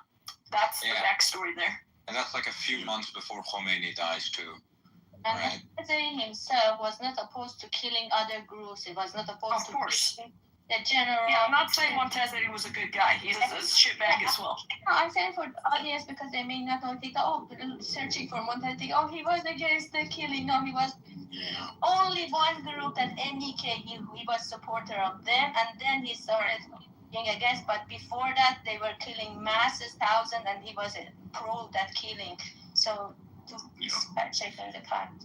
There are no good Shiite clerics. Like they're all like. I agree. They're all complicit in this. My point is, in Iraq, it's unrealistic that they're going to turn into atheists overnight.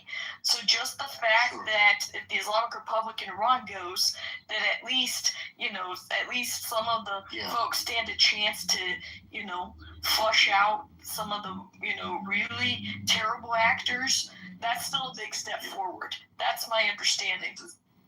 The moment the Islamic Republic goes, I mean, the Middle East enters a new age. Enters a new age of stability, of progress.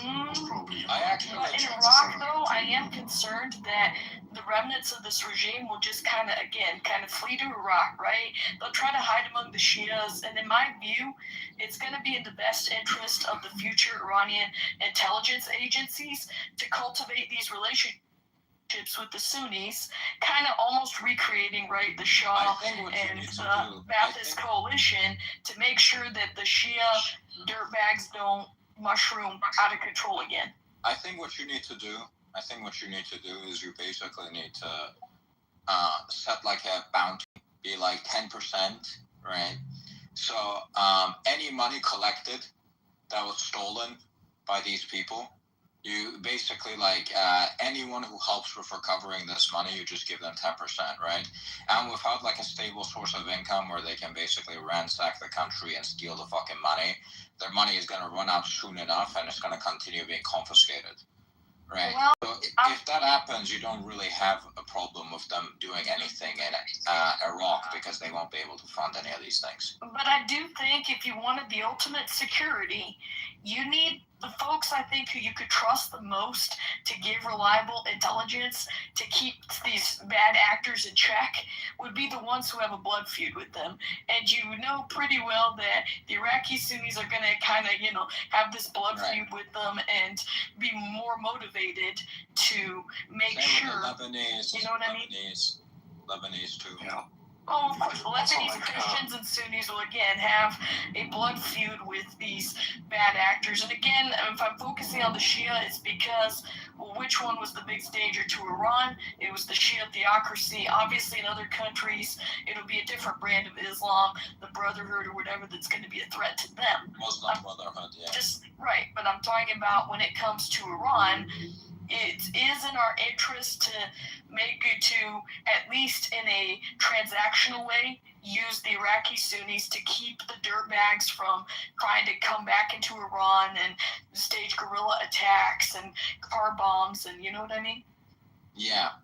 I think you just need to give them all the death penalty. Like, it's really, I think the solution is kind of simple. Oh, of course. The problem is these folks breed like you know what. You got me? Yeah, I know.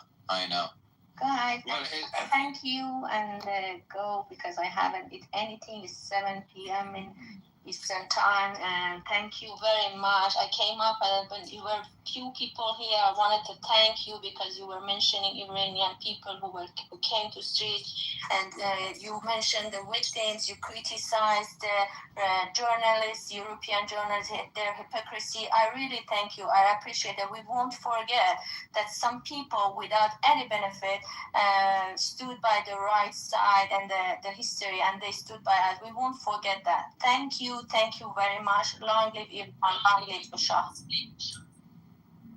Good evening. Good evening.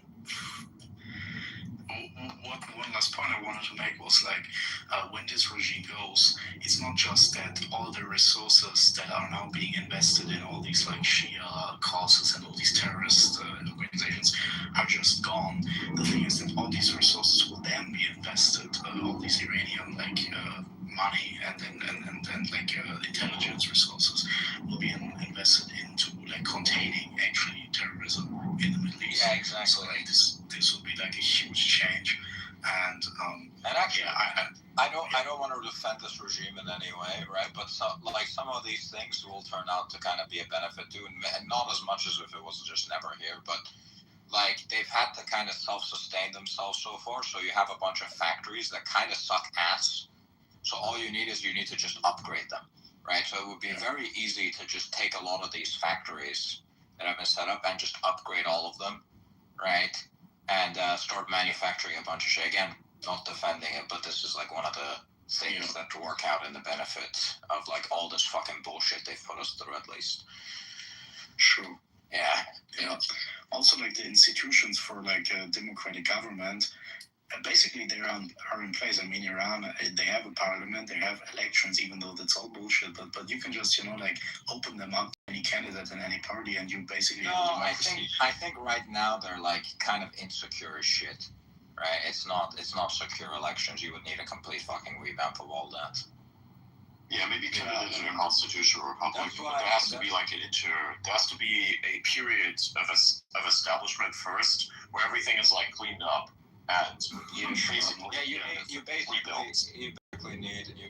need someone to take over the country for some years, make sure that everything's functioning properly before you make some sort of transition like that. Yeah, just like Juan Carlos did with Spain, right? He still technically had Franco's old powers before they were gradually relinquished because it was necessary. You need a strong government in the beginning. Every rapid industrialization in history has always been preceded by a strong government, right? Korea, Germany, Japan, Vietnam, China, all of these had strong governments that rapidly industrialized. You can't just you can't do what Jamaica did and immediately institute a democracy and be okay, run the country now. It doesn't. Yeah, but that's not what I meant. I meant that giving up power, power sharing, means little if there's no power to begin with. You mean kind of You like see what I mean? Muhammad Reza wanted to do initially, where he was kind of slowly kind of making it more democratic, but. You need someone like strictly in charge for the power sharing to mean anything. You need somebody who says, okay, I'm in charge, and then say, okay, and then I was in charge, I'm giving the powers back, right? But if you don't have the powers to begin with, there's nothing to give away, and that's when it becomes a chaotic mess. Yeah. Yeah. I mean, we have the Iran Prosperity Project. Looks pretty well. You know, there's like a 6-month period, or I think it was 6 months, where power is basically at the institutions of Reza Pahlavi. Then there will be like some referendum between like a constitutional monarchy, like in Europe, or a republic, and some 6 months other. is probably too short. I think he's gonna realize that once he gets in. Yeah, we'll see. I mean, my guess is you would at least need 2-3 years. Yes, realistically, I mean, yes. We're at that point. Because the reality is to be able to, the logistics of setting up polling places in a country like Iran with that terrain, with stuff getting destroyed, right? And you have to have security. With no verification system as well, with no proper verification. Right, that's what I'm getting. And then you have to train poll workers, right? I've been a poll worker here in the United States. I've been an election official at a local level, and everybody has to be absolutely schooled in the procedures. That's no small matter. And to do this nationwide, we have enough trouble here in America. Imagine in Iran, you know what I mean? Like, you have to import all the different, like, security measures, metal detectors outside of these places, right? You don't, because you know that there will be guerrilla groups who will try to threaten folk who show up to vote, right? So you have to account for all of that, and it's not going to be as smooth as America. There's no way you can logistically do that in 6 months and train everybody. Yeah, exactly. It'll take at least 2 years, and that's me being very optimistic. Yeah, but what I want to say is, if we get at that point, we already have won a lot, because that means that the regime is no longer in power, and like all these discussions about like how long it will take, how it will be done, you know, that's like when we can discuss that, we already like we eliminated the biggest problems already, you know. Oh, absolutely. And keep in mind with Juan Carlos, it took a couple of years before they had their referendum on what type of... As like the monarchy, right, which was like several thousand-year-old monarchy, right? It has some historical legitimacy, so I don't think there's like a risk of any coups or something unless you still have a bunch of IRGC people inside the Artesh. Well, and that's the thing. That's going to be the sticky part, because the IRGC put its people in command of key at the top of Artesh after the 1999 student protests, because they war gamed it and realized back then Artesh could take back Tehran in 12 hours if needed. That scared them. They felt Artesh had too much power, so they went and got rid of some of the older commanders in the regular army and replaced them with their own. Now, how are you going to know which ones were replaced, right? And that process, and if you didn't eliminate all of the Artesh commanders, how do you know who you're going to trust, who was a genuine defector, and who was just doing it in order to infiltrate the new system? And that's going to be a sticky thing. What should be discussed is like maybe we just, you know, like do a second amendment thing. It's not just about who's the leaders, right, of the Artesh. It's also about like if the people in the Artesh are going to follow the orders, right? If you have a genuine new government and the people know they're not going to get prosecuted, right? Conscripts and Artesh will follow the orders. I think you're talking about Sepah, the IRGC. What are you going to do with those? I'm talking about Artesh. I'm talking about the fact that they're not going to follow the orders of a commander that's ordering them to overthrow the new government, right? Oh, because I see what you're saying. They're not going to get prosecuted, right? If they by the government if they refuse. Right. No, that's it's going to be also, even if there are IRGC agents in the Artesh, once the government's fallen, I don't think it's going to be a major issue, because then they're just going to refuse. Right? That's true, but those commanders could be talking to Russia and China. Russia and China could start shooting things up in the army. Russia and China aren't going to do anything. I think Russia isn't going to do anything as long as they're occupied with Ukraine. And China doesn't get involved in any war that's not on its borders. It never has. I don't see it during Xi Jinping's term happening either in China. I hope you're right. Yeah, I mean, China should be, they should, I mean, they're not using that much if Iran's free, you know. Look at what happened in Russia, right? Russia had a deal with Armenia that they would always defend Armenia. A war broke out between Armenia and Azerbaijan. For the first time ever, Russia doesn't defend Armenia, and Azerbaijan completely fucking beats the shit out of Armenia. Right? If the Ukraine war weakened them enough to where they didn't even do anything on Armenia, I don't think they're going to do anything in Iran either.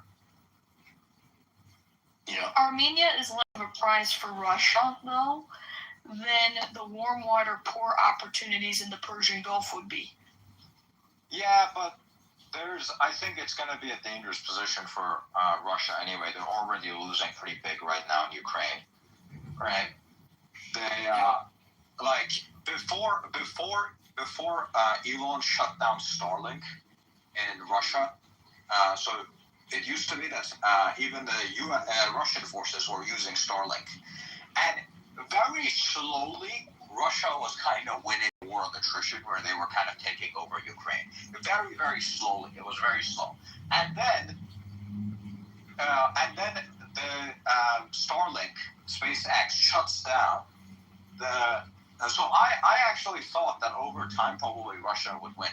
But I didn't think about how important Starlink was to this entire operation, because as soon as the SpaceX shut it down for Russia and made it so you have to register.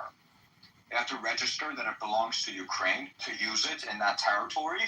Immediately, Russia starts losing big time. Ukraine's like taking everything. I think they're too focused on. Ukraine right now, and they're losing pretty badly. And even in like the parade, so Russia has a yearly parade. Where they basically take around like World War II tanks to commemorate their win. And they didn't have any tanks. They didn't bring any equipment because they had sent it all, like even the World War II tanks, they had sent it all to fucking Ukraine. I don't think Russia's doing really that well right now. So I don't think they would intervene in Iran either. Like, I underestimated that. Speaking of Iran, I don't know if I call this breaking news. I don't know if it's come up yet in our space discussions, but there is a bakers protest in Khorasan. Apparently we have some angry bakers because the economic pressures have gotten to them, and the bakers are angry. And they're gathered in, what city is this? The province name is listed as Khorasan, Tabaq Korgar, Tajamot Korgari. But I'm not seeing a city name in this hashtag. You have any more information on this? No, my Telegram channels are silent. I don't see anything. I think this is a very, very recent development, and the footage is from today, from what this post is saying. I wish there was like, I honestly, to be honest, I don't think any of these really matter too much. Right? Like, I remember during the Masa Amini protests, I remember it was happening. And like, to me, it just didn't seem like something that was going to change anything. The protests that happened recently. The protests that happened recently in January, those were the first time where I was like, oh shit, something might happen. Right? But before then, like, every other protest that had happened before, to me, it just seemed like bullshit. I just looked at it and I'm like, nothing's gonna happen. Well, I understand. I'm just giving the news. I'm not commenting on whether it's likely to give an immediate result or not, but I thought it was something worthy of note. I don't see it widely discussed in the Khorasan hashtag yet. So, again, it's probably, you're going to see a lot of isolated cases. Whether the dots get connected and it flares up, we'll see. Adrian, if I might butt in, Ole and Alta, this has been one of the most entertaining and informative spaces I've been in a long time. You guys have really covered this topic, and it's so great to hear from, Iranians and that guy that claimed to be IRGC. That was wild. But I'll go quick. I just wanted to thank you for the mic. And this is all of a piece. Everything, the revolutionary actions that are happening right here in the United States are all related to what's going on in Europe. And certainly the fight for the Iranians to get their country back. There was some success with Malay. You look at some of these leaders, and I'm just hoping for the best for you guys, for Iran. I really am. And we've got a lot going on here at home. Everything seems to be exploding and on fire. And I think we're headed for our Summer of Love Take 2. So anyway, thank you all very much. Thank you, Adrian. Ranch Gal, thank you for your kind words. I would make a pitch here. Yes, I'll make a shameless plug here that if Trump can get this done before the midterms, it'll be a boost for you guys. I'm just saying. If I'm not telling voters what to do, but if they want to reach out to their congressmen and tell them that they prefer, ideally, that Trump finish the job, then hopefully, I don't know, who knows, he may see some of that and be like, oh, hey, my voters don't want me to, Well, we certainly don't want it to carry on and on and on. I mean, I'm older. I'm in my 70s. I went to college during the Vietnam War. So, we haven't really been successful in the Middle East as a country for regime changes and stuff. But I'm certainly hoping for a run and that we can get it done quickly because, Trump is facing midterms and there's a lot of opposition to, a lot of things in this country. Certainly the war is divisive. No, I understand. And Miss Lou, I want to we're in it to win it. We're in it to win it. Absolutely. Something else. A lot of U.S. citizens, they don't actually know a lot of the history of what went wrong in Vietnam, what went wrong in Iraq, what went wrong in Afghanistan. A lot of those things are very different to what you've been taught. Like when Afghanistan. One of the primary reasons that it went wrong is Afghanistan actually used to have a king who kept the country stable for over 40 years. And the U.S., because they had good relations with Pakistan, they didn't want to bring the king in Afghanistan, which was, I think, a mistake. And they tried to do this whole democracy thing, which was a massive mistake. That's not the whole story there.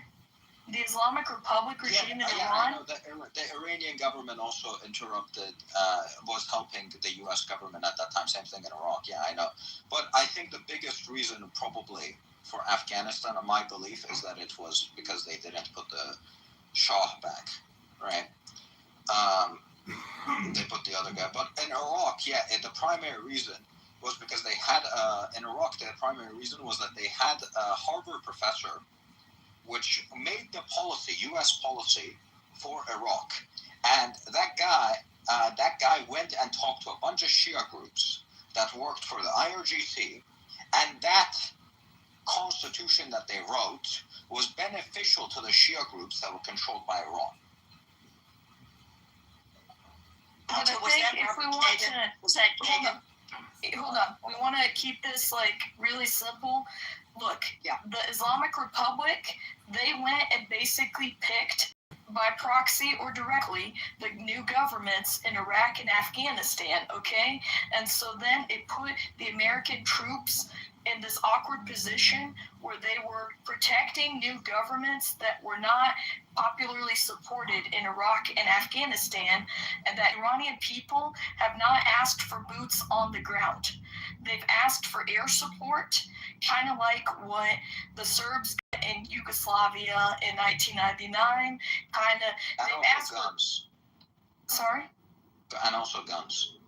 Okay, but many folks have said, look, if the air campaign was actually hitting the regime officials all the way, rather than keeping some of them alive for the purposes of a hope or negotiation or a hope. Ronak, don't you think it's important to state that to hit individual regime demons, you really have to do that from the ground. You're not going to necessarily get everything that you need from the air. Regime change traditionally does not happen from the air. Yeah. I understand that, but I wanted to hold on. You need guns on the ground.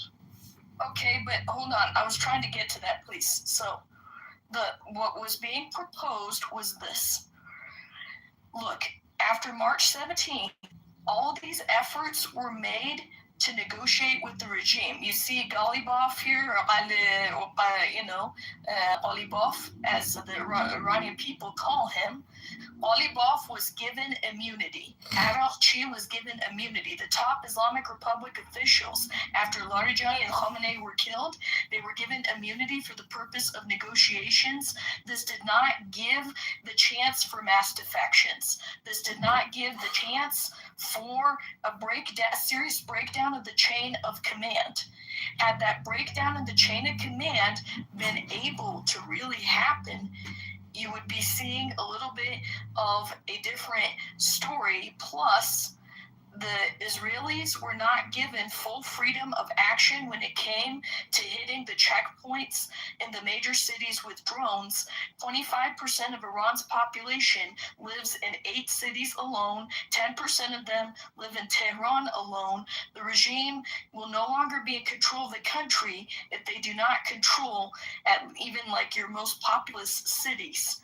So if those checkpoints were allowed to be degraded, and if you had air power to stop the proxies from Iraq, Afghanistan, the Shia proxies from coming into Iran, then you'd be far more likely to have a fair fight between the people and the regime. It's important to note in January, the people were starting to turn the tide until the proxies from Iraq and Afghanistan were brought in. Yeah, so they took 3 cities. I still think it's going to be impossible for guns. I think they should just drop like 1 billion guns in Iran. I think that's what they should do. I think so too. And one important point is I didn't really, like everybody, or at least me, I saw those satellite pictures of these massive convoys coming in from Iraq, of these like militias. And I don't understand until today fully why they just didn't do like a fucking highway of death, like just bomb the whole shit, like do like an evacuation order. So say like, yeah, everybody who's road on that like border checkpoint will get fucking killed, and maybe like 12 hours before or 24 hours before. And if they still like just bomb them, I mean, why did you let them in? Right, the convoys were kept alive, the leaders were kept alive. This didn't give a chance for that command on the ground in 2003 and doing endless negotiations. There are levels between that. I think even if you had a breakdown in communication with the top leadership, it would still continue though, because we didn't even try to do it. That's the issue. But it still wouldn't have worked though, because the regime has decentralized. You can see it in the way that they issue an order, and it takes a while for it to stop happening. Like when they say, "Okay, stop bombing the UAE," right? You still get people that they'll send the bombs to the UAE until like 2 days later. Same thing with Azerbaijan and Turkey, right? You had people that were you had these divisions that were sending bombs into Azerbaijan and Turkey, even though the leadership said don't do that, right? And it took several days before it stopped happening to those countries. I disagree. The leadership was fully saying don't do that, because Vahidi was definitely not saying don't do that. You have some folks who pose as fake moderates, but deep down they were probably saying do that and pretending they were saying don't do that. It's not about pretending to be moderates in this case. I think they just decentralized too much, right? And it gave a bunch of... The top commanders are still alive. Vahidi is still alive. I don't think it matters to them as much as you're making it out to be. They have independent divisions that can make their own decisions. and you choose to shoot this country or do that country or do whatever, right? Even if you have the top commanders killed, it still continues to live on. That's why I'm saying you need to drop a bunch of guns on the ground so that whenever one of these people, I mean, the military already has guns. The military already has guns, so it doesn't really matter if they pick up 2 or 3 more. He doesn't understand. You just give everyone in the country a bunch of guns and they can choose to fight. It becomes a fair fight for the first time. You have people that are unarmed versus people that are armed. You have if everyone has guns. The right man will. Let's see how long they last. But if it doesn't matter, then why not just take out that top command, right? It doesn't matter, right? Top command too. I'm not saying don't take out the top command. I agree, take out the top command. Washington stopped that. I think taking out the top commands would not even be 10% as effective as just killing the people at the bottom. Because the people at the bottom are the people that are killing the actual people. Right? The people at the bottom are the ones that are enforcing the they receive orders. But if there's no one to receive the orders, then the entire chain of command breaks down. Right? Is woke. Aldo, what about the religious heads? Real demons in the country. How does the that religious heads are the top of the government. Right, right. The religious heads are the top of the government. You have like some religious people in the country, right? There's still some religious people that don't like the government, but like I think most of the country has kind of given up on the religion. Correct. Also, the data that you see where it's like 99% of Iranians are Muslim, that's just because in Iran, if you were born a Muslim, that means if your father was a Muslim. So let's say your father is a Muslim, your mother is Jewish, right? In that case, even though Judaism would say that you would be Jewish, Islam would say that you're Muslim. So you would be born Muslim. Now, even if you personally are Jewish, right, the law of Iran says that you are Muslim, and you have to continue being Muslim. You're registered as Muslim. If you start practicing Judaism, they're going to say you're Muslim, death penalty. Right? You went away from Islam. Right? It's like that. Or if you convert.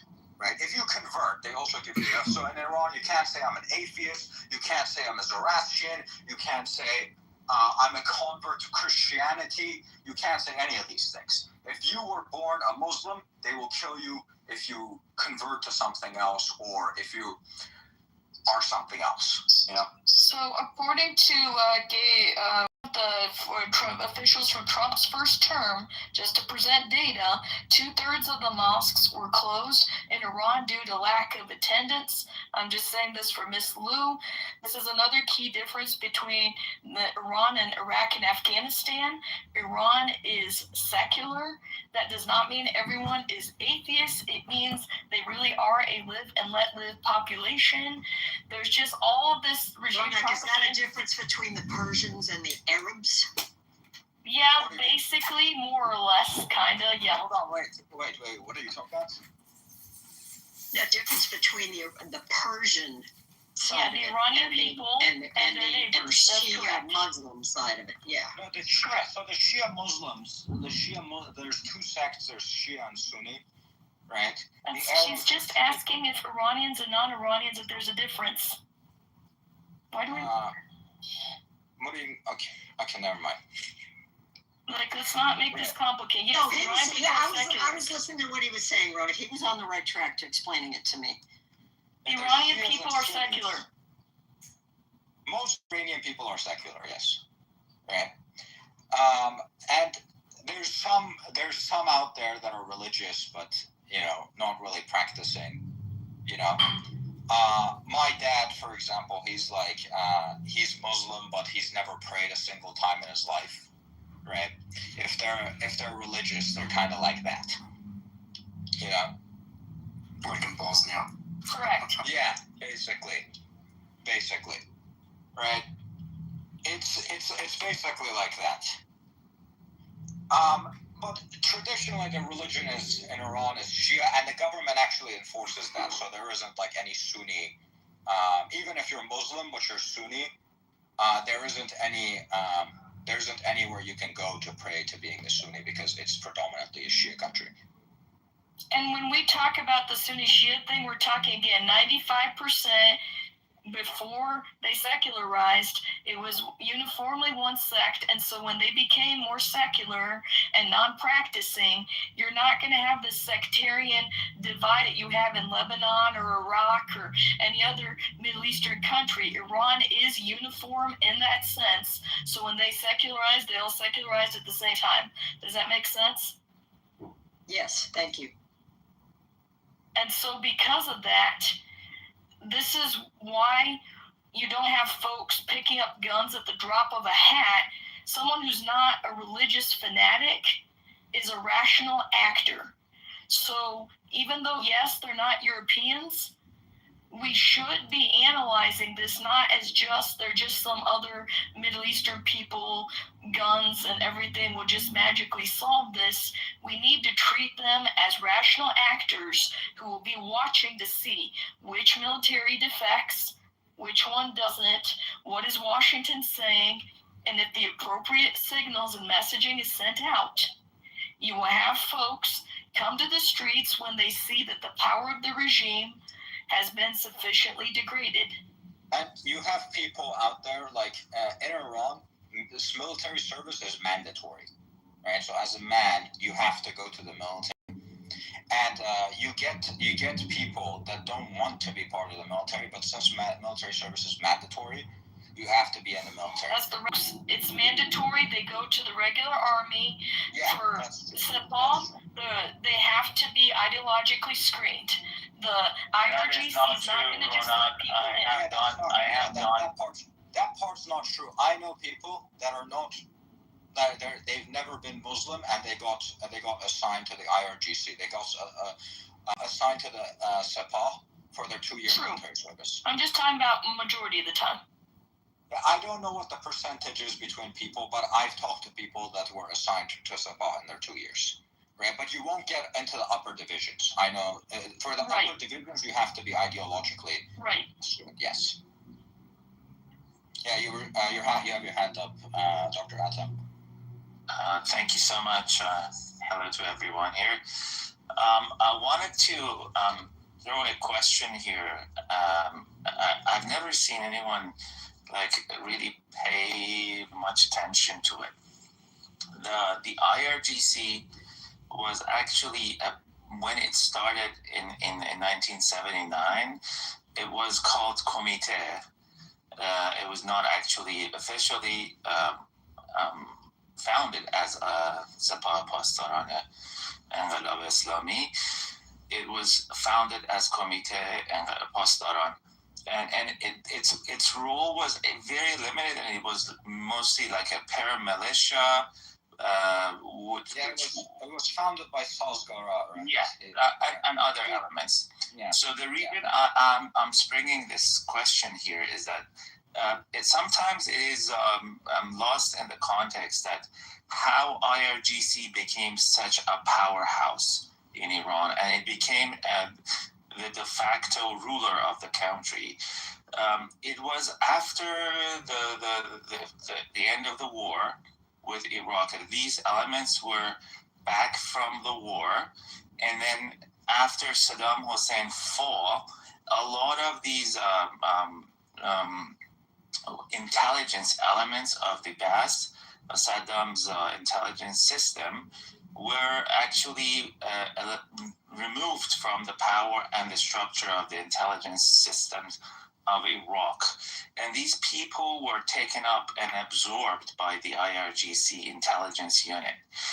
And along with that, there was an experiment that in the early 90s or late 80s,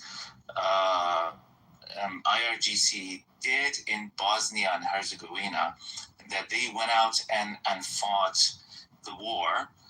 And this was their first experiment of basically that they had some operation done outside of Iran. And along with that intelligence service, they became the node for the development of the proxy concept, that they tried to take up what was left of the bad system in Iraq and then expand into Syria and the rest of the Middle East.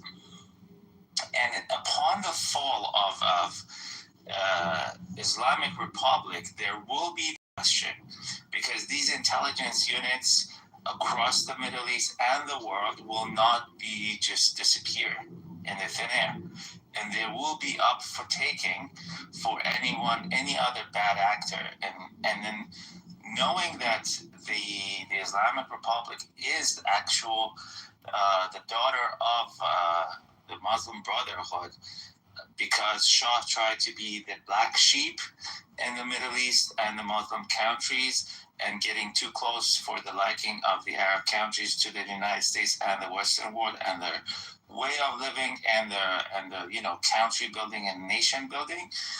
That created the chasm for the Arab world and the Muslim world, specifically in the Middle East. And that's how basically Gaddafi helped and housed the camps for the militia that, along with the leftists and then the communists, joined forces to topple Shah. And it is basically the second try of 1953 coup that Mossadegh tried to pull off along with Kashani, which Ali covered it really well in his article. Basically, that was the second act of that basically succeeded in 1979. So when you put all these together, you will notice that, hey, there's a piece missing. If the system falls, these elements will not just disappear. They will be there. Thank you so much for the time. Yeah, Ronak, you want to say something? In response to that, I understand where he's going with this, and maybe I'm a little more sensitive to this because I see who's listening and who may not, again, know as much about Iran. Here's the thing. We need enough folks in the system to believe that there's a chance they're going to be defeated. So right now, I think the focusing needs to be from Washington on that appropriate messaging to eventually get them to think that. And when they don't think that they're going to stop getting support from the key major powers, then that's when your would-be defector will cling to the system like glue because they're afraid of what happens to them. And that's a very important thing to hammer home. I think it's also an important thing to hammer home just how much this regime is being protected compared to so many other totalitarian regimes. We need to shine a light on that. We need to be honest about this because I feel like, whenever we try to talk to the media here in the United States, that's where I am, I remember very clearly what I said and what reporters covered. And I know plenty of others who had this experience. And if we're real, the State Department, the Pentagon, the White House have influence in what is or isn't covered when it involves a foreign country and a policy issue in the United States. So now we're in a catch-22 where, of course, if you're an average voter in the United States and you don't know the Iranian history backstory, and you haven't seen all the attempts to prop up the regime whenever it's on the brink of falling, of course you're going to believe, well, it just can't be done, it's impossible, and it must be either 2003 Iraq or we have to make a deal with them. Because the media often silences members of our diaspora here who mention the name of Crown Prince Reza Pahlavi, and mention that the Iranian people chanted for him in the overwhelming majority in January. Constant, it's blanketed on your screens, the atrocities of what has happened in Iran. Like some of the worst body bag images that have gone on in Iran, that it has not been covered in the media as flashing across the screens.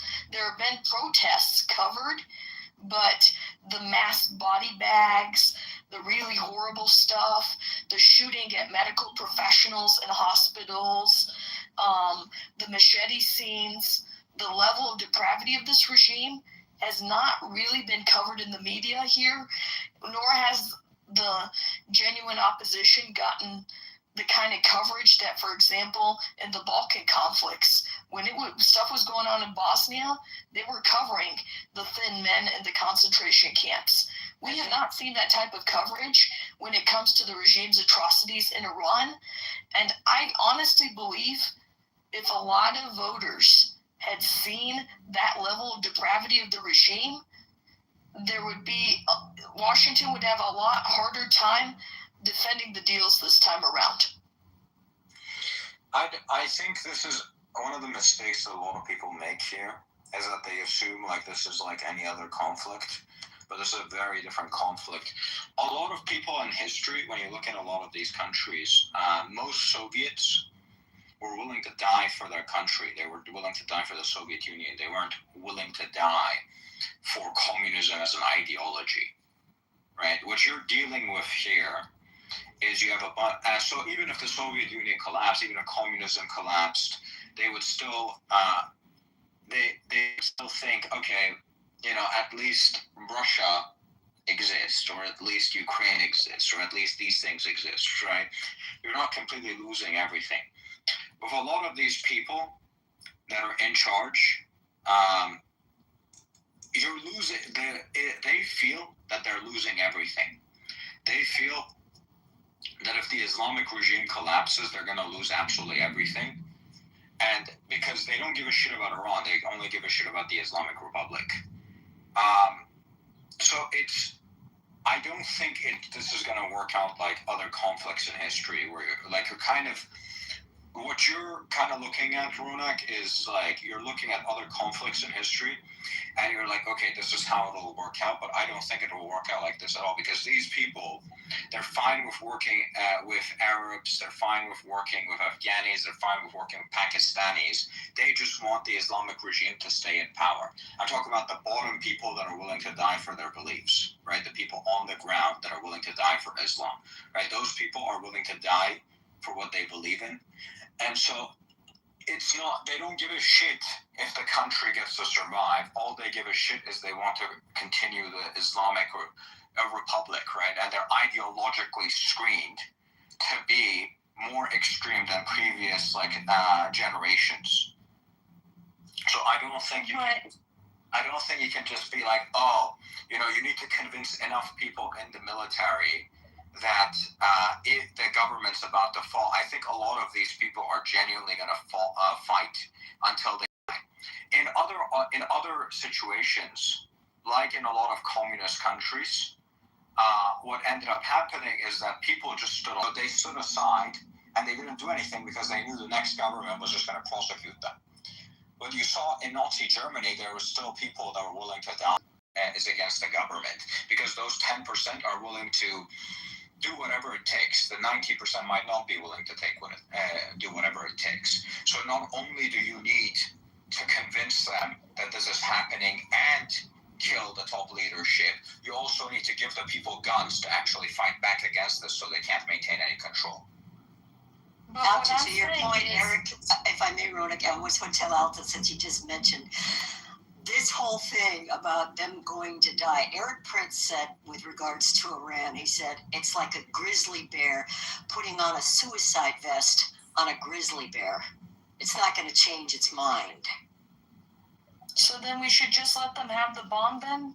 No, he's right. We got to somehow figure out a way to arm, to figure out other methods other than maybe what we've been doing in the past. I think that's what if I'm right, Alta, I think that's what you're saying. Yeah, I'm basically saying that this is it's not gonna a lot of people are like, oh, you shouldn't arm the people because Syria didn't work out. But this is a very different situation to Syria. Syria is a lot more tribal, right? You have these different ethnicities that are all fighting each other. In Iran, yes, you have different ethnicities, but a lot of these ethnicities, they primarily view themselves as Iranian first, and then they see themselves as whatever their ethnicity is, right? In Syria and Iraq and a lot of these other countries, they primarily see themselves as their ethnicity, and then they see themselves as belonging to the country. But what I'm going to say is this. And I was very hesitant about saying some of the stuff that I was hearing out of Washington until I got fed up with the direction this took, where we're keeping this regime alive almost at any cost for a deal. Some folks I know had talked to Washington about getting arms and they were denied. All right?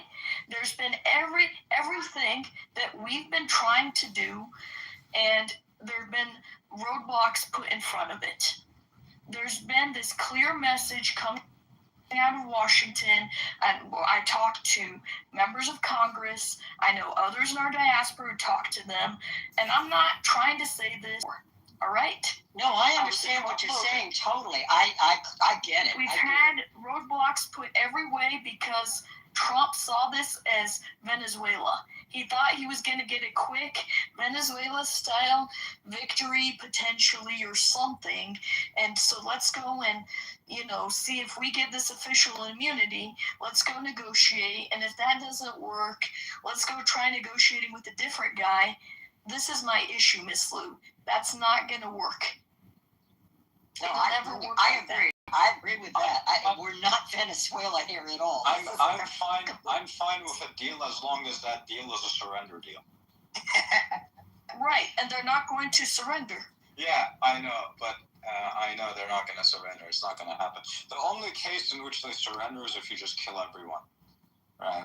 And here's the thing. Until some pussy reaches the top, you just start killing people until a pussy gets to the top, and they're like, I don't want to die. I'll accept anything. And here's my other issue.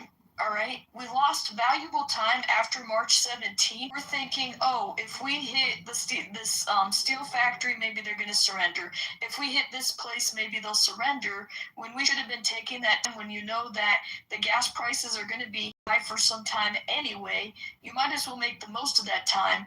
That's not what was happening after March 17th, after Larry Johnny was killed. The pattern is clear. I think potentially what might be happening is that they know that right now, whoever's in charge of Iran, I know they say someone is in charge of Iran, but it's probably someone we don't even know who it is. It might be that they're just waiting until this person starts getting out. They're looking for the people in charge of Iran. They're in some bunker. They've been there for 80 days now, right, let's say. Right? They're waiting for these people will eventually have to leave. They can't live in the bunker forever. Right? They might just be waiting until these people get out so they can start hitting them. I don't know what exactly is going on. I don't want to give you guys opium or copium or whatever. Well, of course, but I'm just saying the pattern. We don't know. We don't know what's going on behind the scenes. It's possible that they're stockpiling on gas and oil in secret without anyone noticing somehow. It's possible that they're negotiating with China behind the scenes to make sure that China doesn't fuck things up. It's possible they're negotiating with the Arab countries. I don't know what's going on. I find it very difficult to imagine that Rubio would ever let Trump make a retarded decision like that. I'm not throwing shade on Rubio. I like Rubio a lot. Here's the thing. Let me just ask this question point blank. Have you ever seen so much effort to either be hesitant in getting rid of a regime or so much effort to protect a regime as this particular regime, the Islamic Republic? Changing regimes isn't easy, right? Yeah, but I'm just asking this specific question. Have you? The U.S. government's been trying to get rid of the regime in Cuba for a very long time. Right? No, they haven't. They have. They've put embargoes on it. That's containment. That's not regime change. I mean, they tried to kill Fidel Castro several times unsuccessfully. Right? There might be more operations in the background. But yeah, they haven't been very proactive. I get your point. Okay. Right? I think Iran is a significantly more complicated situation than even Cuba. Right? You mean because the CIA had an axe to grind against the Shah's son? Yeah, that would make it complicated. They've tried everything except that solution.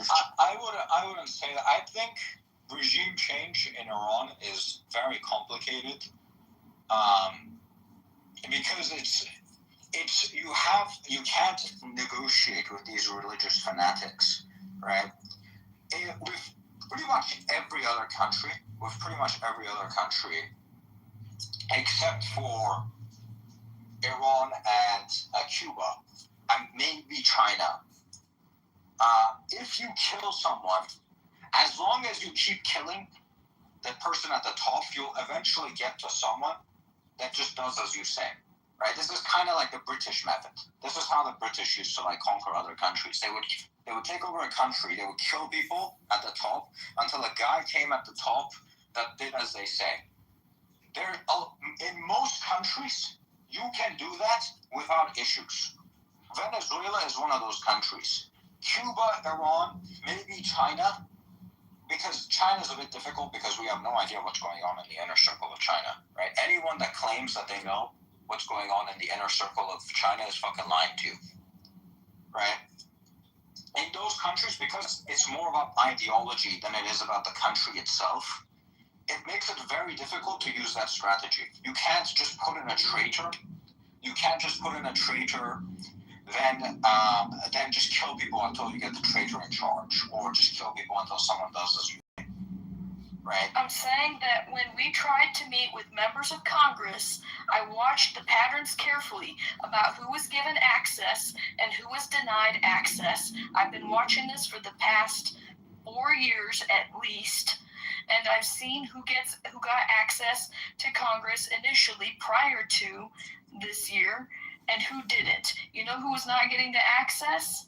Folks who had anything good to say about Crown Prince Reza Pahlavi. Genuine opposition. Fake opposition was always getting access to the halls of Congress, while the second you brought the Crown Prince's name, you were denied meetings with staffers and congressmen ever again. I have the screenshots and receipts and emails. Here's the thing. The MEK has a lot of money, right? They've used this money very, very well to get things passed in the UN, to get things passed in the European Commission, to get everything, to kind of bribe certain politicians in their favor. My point is, if Washington wanted this regime to go, they would have met with the supporters of the Crown Prince a lot earlier than this. It's not about that there's interests fighting against all of that, right? Yes, the Saudis don't want this regime to go. If MBS picked up the phone to Washington right now and said, I want this regime to go, you'd find the efforts would be ramped up. I don't think that's true. Oh, really? Yeah. So what we've been seeing behind the scenes here with the Congress is fake. What do you think about Iran International? What do you think about that organization? Why are you asking me this? Just answer the question. If your point here is that Iran International got some Saudi funding, partially, the Saudis do keep a foot in every stuff, okay? I'm well aware of any potential gotcha questions. It's primarily funded by by the Saudis. But we have Manitou TV, which is funded by us, and you've seen how U.S. officials do not interview at Manitou TV. They at Iran International. So there we go. And number two, what do I think of Iran International? Frankly, because they have an English section where Congress people do talk to it.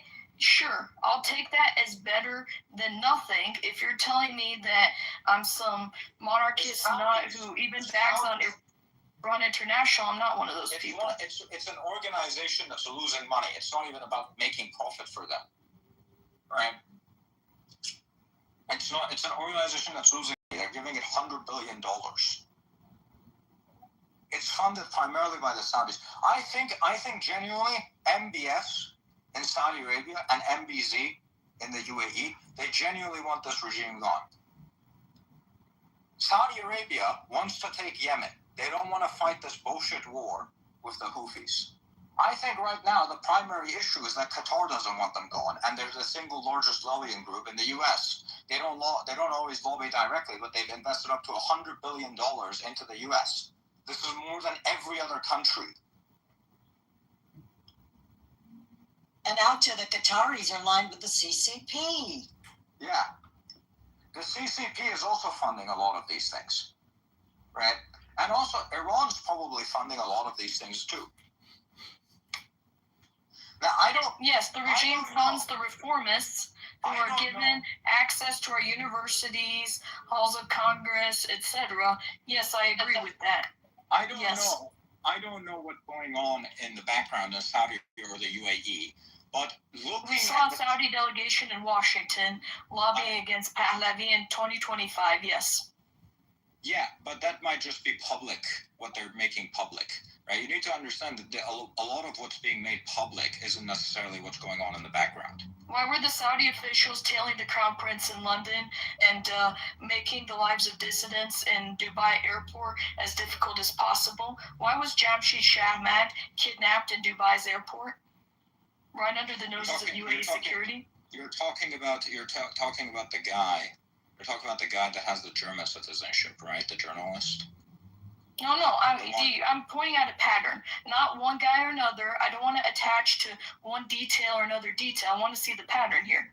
Why are the dissidents of the Islamic Republic who are genuine not safe in the Gulf countries? I don't know. It's probably because it's closer. And look, it's possible, maybe. By airport security? How about someone I know in real life who, with an American manager, was going on a business trip? You think an entire government is not able to do things like that? They do it all the time.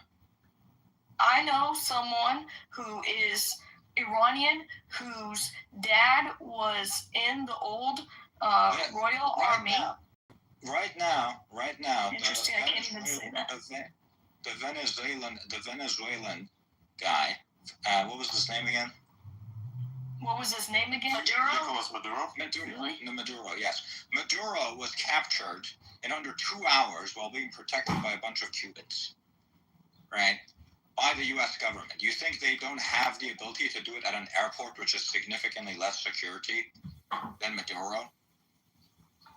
My point is this. I know folks in real life who had ties to the Shah's army, family members who were, commanders in the Shah's army, and somehow magically they're unable to get past even Dubai security on a regular business trip that had nothing to do with politics, but somehow now they were getting nabbed by Dubai's airport security. You fit the description of someone who was on our list, someone we were looking for. That's not an accident. They have a list, and it involves folks who were had ties to genuine dissidents of the Islamic Republic, many of them affiliated with the royal family. Yes. Did they get sent to Iran? Luckily, this American boss intervened on behalf of his employee so that this person would not be kidnapped and put in jail, Dubai jail, or anything like that. Had the American boss not been there, God knows what would have happened to this guy. But the point. Yeah, I don't know. Like, I think these countries, because they're right next to it, they probably think they need to do some type of dealing with Iran. But I don't think they're on good terms. We think the mainstream media has publicized the amount of money laundering that went through the Gulf countries. It's out there in Reuters and the media. Here's the thing, though. These countries, that's kind of their entire business model, right? Turkey and the UAE, they have this entire industry where they do these things, right? They take money from Libya, they take money from Iran, they take money from African countries, right? This isn't just something that these countries do. This is also something that the UK does. I didn't say it was limited to these countries. I know, but these countries, they're not specifically looking to do these countries, they're just trying to make money. Ultimately, if there was political will to stop the money laundering, it would have happened before February 28th. The fact is, it wasn't happening. Yeah, you know how there was that old saying they don't have political incentives because it doesn't make sense for them to do so. I said political will then, so we're saying the same thing. Yeah, I'm saying they don't have incentive to do so, so they don't. So but they don't have incentive to do so, they're protecting the regime. Here's the thing. It's not about them protecting the regime, it's just they're doing what's in their own best self-interest. They believe protecting the regime is in their interest if the regime is in a weaker form. I don't think so. Because I think Saudi Arabia and look at what's happened with the UAE right now. Look at what's happened with the UAE right now with the fact that Iran, how many bombs and drones did Iran send to Dubai and the UAE, right? It completely fucked up their economy. They had to pay a bunch of people their hotel stays. It makes the entire region less stable. It crashed the prices of their real estate. You think the UAE government genuinely wants that? No, now they don't want it because they're actually feeling the effects. Before, they weren't feeling the effects. They wanted the money. They were feeling the effects before, though. No, they weren't. I think they were laundering the money. They weren't. So the mainstream media's lying, the diaspora's lying. We're just making it up, huh? No, I'm not saying you guys are lying. I am saying that you guys have like a bad incentive to kind of just assume the worst of everyone.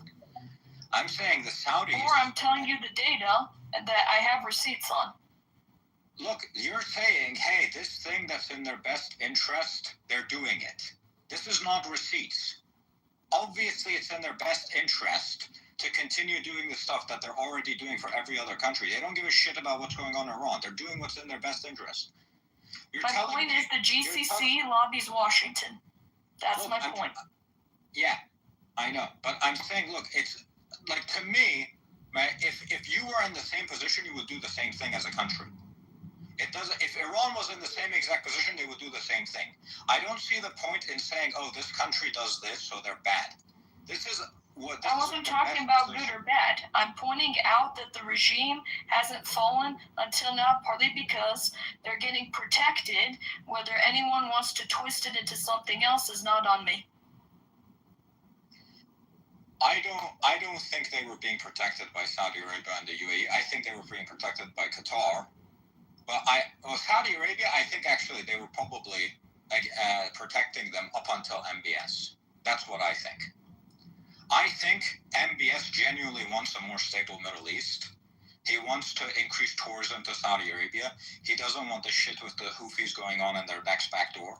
I don't think they genuinely, and I know for sure that the UAE doesn't want those things. It hasn't wanted those things since like the early 2000s. Well, some of our senators and congressmen who have been commenting on Saudi unwillingness for this regime to really fall or to really confront it, they may disagree with you. And I think they have intelligence information, and some of them are on the Senate Foreign Relations Committee. Yeah, they were publicly saying don't fucking bomb Iran, but then in private they were saying the exact opposite. Like I'm saying, there's things happening in public that they're not doing in private. That's actually a good point. I mean, everything that is being talked about in public by Saudi Arabia or by anyone, you think Saudi Arabia, if Saudi Arabia is talking to Trump right now and they're like, we want you to get rid of this regime right now, you think they're going to go and make those public? So some dickhead senator is going to come out and say, oh yeah, Saudi Arabia told us they want to get rid of this regime. No, I agree with you on that. I agree with you on that. But I'm saying up until February 28th, the pattern of their actions was, and many things have been covered in the media, and the pattern, independent of good, bad, whatever spin anyone wants to put on it, is that the regime was having the finances laundered. IRGC's money was being laundered, and they were being protected, and that was making the sanctions happen anyway, right? The UK is the single largest money laundering place in the entire world. The MEK has most of its money parked in Europe, right? Not like if the UAE wasn't available, they would go to Turkey. If Turkey wasn't available, they would go to the UK. If the UK wasn't available, they'd go to Canada, right? They're doing it everywhere in Europe. I mean, here in Austria, in Germany, everywhere. I think Washington, if they really wanted the regime to go badly enough, you'd see different things get done. Yeah, I agree. But I think the U.S. is also scared of pissing off their voters. That's also something else you need to. I think it probably made the most sense to go after Venezuela first, and then go after Cuba, and then save Iran for last. Right? If you got rid of Cuba and Venezuela, and you fixed Venezuela, the Latino voters would go crazy in the U.S. That would permanently fucking shift the voting bloc. A lot of those Latinos would start voting Republican. Many Venezuelan Americans already vote Republican. Yeah, but we're not talking about Venezuelan Americans. We're talking about all Latino Americans. Well, the operation was done in Venezuela. That's my point. I know, but I'm saying if you get rid of both Venezuela and Cuba. There's a lot of focus. He's right, Ronak. He's right. There's a lot of focus with American voters on Cuba, and the thing is, if we can get Cuba going and get it, we've got the midterms in 6 months, guys. Yeah, we exactly. can't. Yeah, this is serious. You need to be politically smart with your voters. If you get Cuba out and you fix Venezuela up, Venezuela's already going in a good direction. Although they're taking it more slowly than I would like, but I don't know what they know. But Venezuela, they just opened an embassy. If you fix Venezuela and Cuba, there's no way you're losing the midterm, right? Right now with Iran, the way that it's gone, it's possible that they're going to lose the midterms, right? If they manage to fix Cuba before that, right, that gives them so much breathing room for doing the shit that they need in Iran afterwards. But like that's not like my decision to make or anything like that. But I do agree with you. I want this regime gone as much as you. I want the fucking MEK tards gone as much as you. I want all of these things fixed as much as you do. But I think we need to have a good relationship with countries like the UAE and Saudi Arabia, because we need a lot of money to come into Iran if we're going to have it a functional country. There's going to be lots of private investment. You might even need investment from these countries, right? Yeah, I'd rather take it from Israel.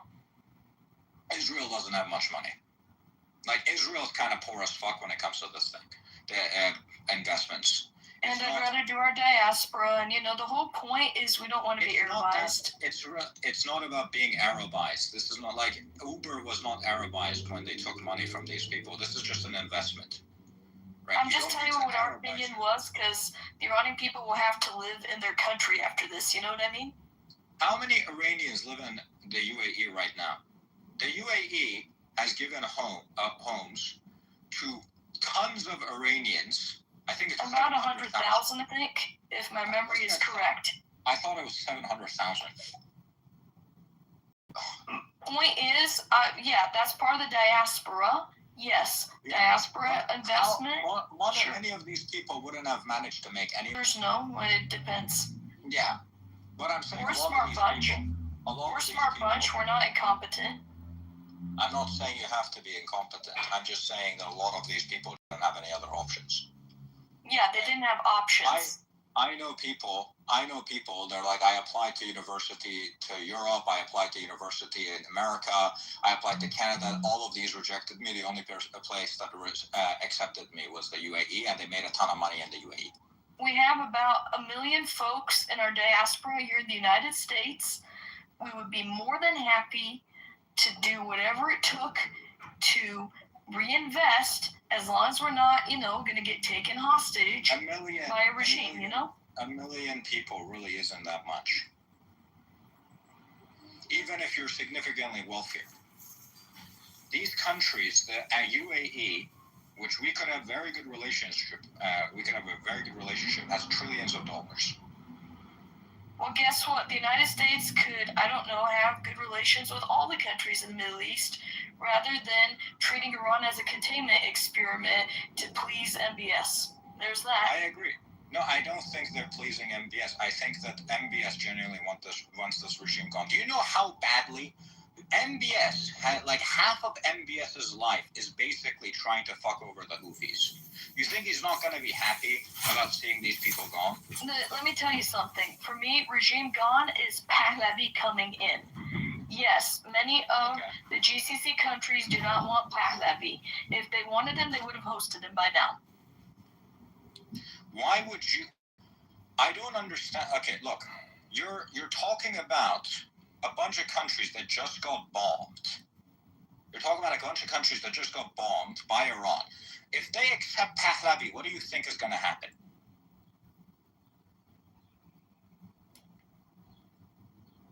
If they hadn't laundered money for the past, God knows how many years and decades, the regime wouldn't have gotten the missiles. The UK. What is your point? If you let me finish, I can make that point. Thank you. So the regime wouldn't have gotten the missiles to be money for missiles to be able to do this crap they're doing to the Gulf countries. They would have gotten that money regardless. Most of the money is going through China right now. I'm talking before. You know, this regime's been in power for 47 years and everything. In the UK. How does Mustafa own a bunch of shit in the UK? My point is, these countries, since you asked about that, I'm not trying to divert. My point is that if those regimes had not been laundering money, the regime, it probably wouldn't have gotten to this point where they'd been able to stockpile so many missiles. Yes, the Gulf countries have a lot of weight in Washington. I don't agree with you. I think even if the UAE and Saudi Arabia and all these countries, they didn't do anything for the regime, they still would have figured it out.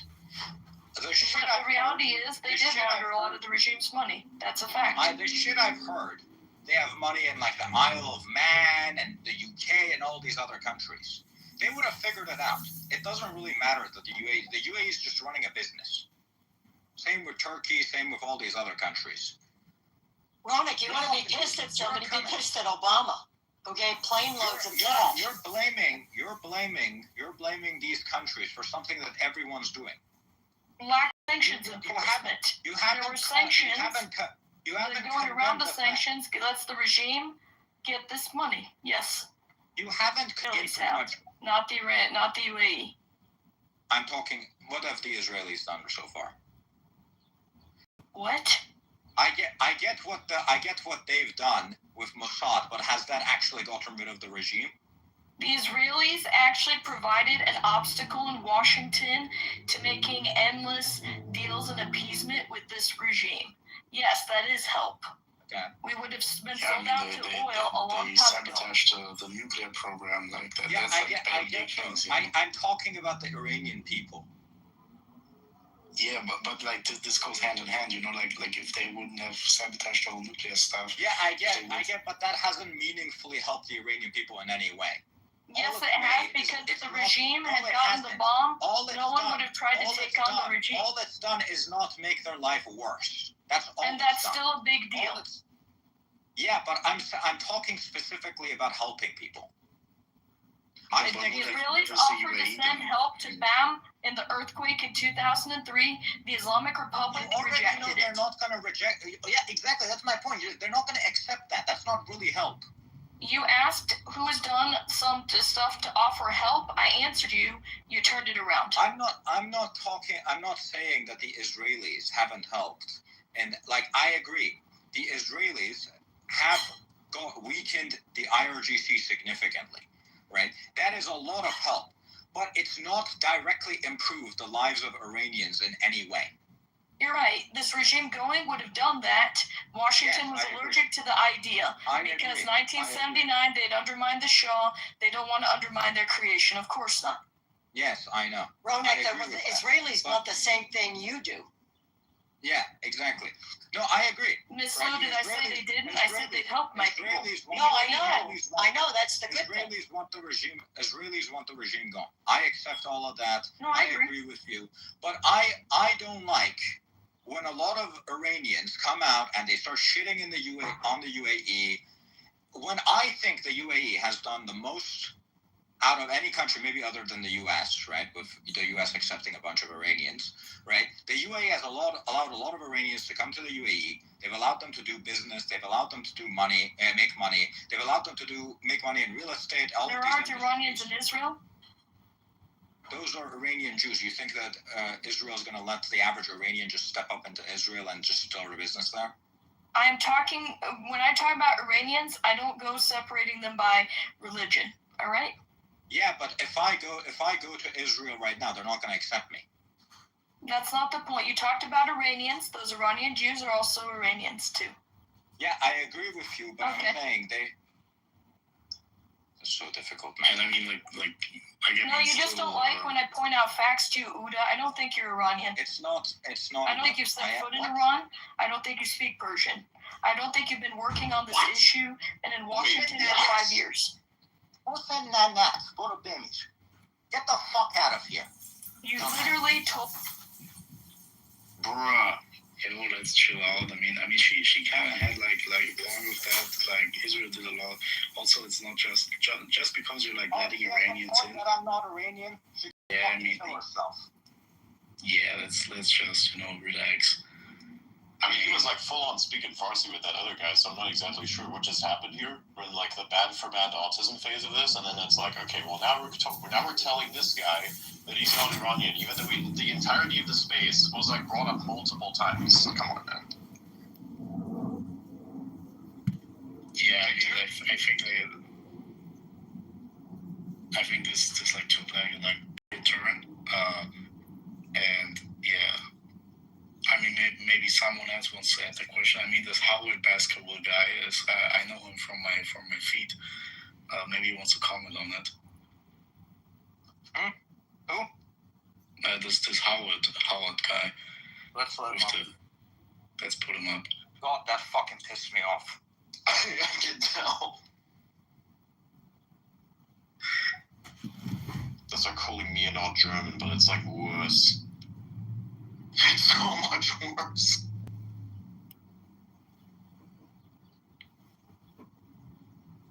Yes. Can't hear anybody. Wait, well, hold on. I think I have to leave the space and come back. Please add me again. Yeah. So yeah. Oh, fucking faggot.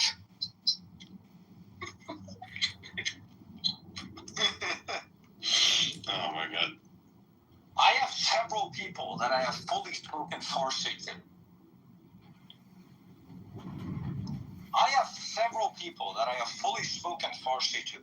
In this big full-on conversations, this fucking whore comes in. Oh, I don't think you're Iranian. I don't think you've ever stepped foot in the country. Yeah, I mean, like, maybe there was like something, like she got something wrong or something, like, yeah. I think, yeah, so, I don't know.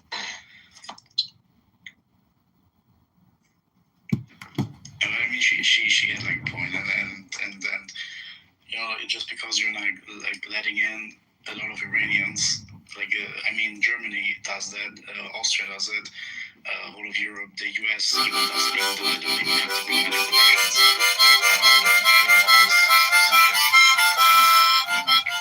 But that's just one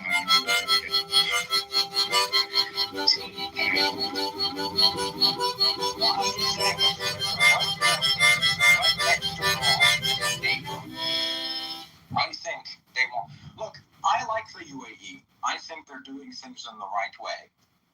I see a lot of people shitting on these countries when I'm seeing these countries are trying to fucking modernize. Like with MBS, right? I see a guy that's criticizing him. Like the people that he's arresting are literally the same fucking people that Mohammed Reza was arresting, and I see the fucking bullshit where he's talking about, where they're talking about human rights abuses and whatever to people that literally want these fucking people that are supporting rape. I think a lot of these people, it's like kind of like a delusion to me, right? I don't like, I'm not like sucking their dicks, but I don't like when they're like, there's these blatant attacks constantly. I understand Qatar because Qatar's not doing shit except making things worse. Right? Qatar's doing everything. All my homies hate But Qatar. I think the UAE and Saudi Arabia, especially under MBS and MBZ, are doing a good job. Howard can disagree with me, obviously. I see his point. He's doing hands down. Yeah, maybe let him talk. I don't just Uda. What's your point? Like, how much credit? Like, what do you want from us? Like you're saying, like, who's us? Whoa, 1 second. What are you talking about? What do I want from us? Well, maybe I'm gonna tell him. I'm gonna tell him. All right. What you're saying that, as Uda said, he doesn't like that he's hearing like, why are people saying these about MBZ, MBS, UAE, Saudi? I see them doing good things. What are you like? What is it exactly you have issue with that people? What is it that they're saying about these people? Yeah, they're modernizing. What did that have to do with me, or the Iranian diaspora, or the Iranian people, or like you? It has nothing. So then, what are you saying? I'm saying that there's a certain group of people in the Iranian diaspora, not everyone, that really, really love alienating anyone that might fucking support us in the future. I think that's a retarded thing to do. The UK has fucking done nothing but fuck us over. I don't hear anything about them complaining about the UK. All they do is fucking... How? Everyone is. Are you the Islamic Republic of England? Is what we call the UK in I'm talking about certain groups of people. I'm not talking... No, what, sir? Yes, but I'm asking... Hold on. I'm asking you because I see this as a straw man. Ooh, okay, out there. Hold on, let me finish, please. Bro, you're being very disrespectful on our fucking side. Well, I'm not trying to disrespect you. I'm sorry if... Okay. Okay, I'm not trying to... Let me make my point. I didn't tell you... I agree there's bad things about the UAE, there's bad things about Saudi Arabia, there's bad things about the UK, there's bad things about every country. I agree with all of these. I also know there's people living in the UK right now. They talk about Ayatollah BBC.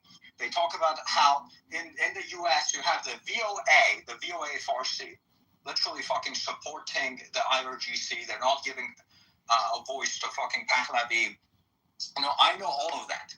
But occasionally, I see some of these people that really, really, it's like, I don't know why they're just like, they're trying to alienate the entire world. I think it's likely a straw man. I'm talking specifically. No, but you said people who are specifically, this is what you said. Okay. People who are taking it out on MBS and MBZ, Saudi, UAE, but are simultaneously saying nothing about the UK. In my entire life, hold on, for the love of God, let me finish this one. In my entire life, I have never met one person who I could say was silent on the UK. Okay, that woman that was somehow taking it out of these people. That is a straw man. That woman that we brought up. That woman that we brought up that said I wasn't Iranian. That woman, did she say a single word about the UK? What about Germany? Does she have to prove what? I know her. She said plenty about the UK. I don't understand. That's a straw man itself, it's too. It's not a straw man because you can't just like throw around. Like you can, but it doesn't mean that you should throw around these like weird things like say straw man, straw man, straw man, straw man. You don't have to keep saying that. I could say the same shit to you. You can say the same shit to you. But this is not a fucking college debate club. This is a space where we're actually going to talk here like men. And if you want to talk like a child out of a college, that is on you. But I'm just telling you right now, it sounds kind of embarrassing. So let's just have a bit of more civilized conversation. I'm not gonna go through her entire. I'm not gonna go through her entire account to see if she's ever criticized the UK. She brought up a point. She's like, "Oh, this country launders money for the IRGC." I'm like, "Yeah, so does the UK. Why are you specifically targeting the UAE?" Right?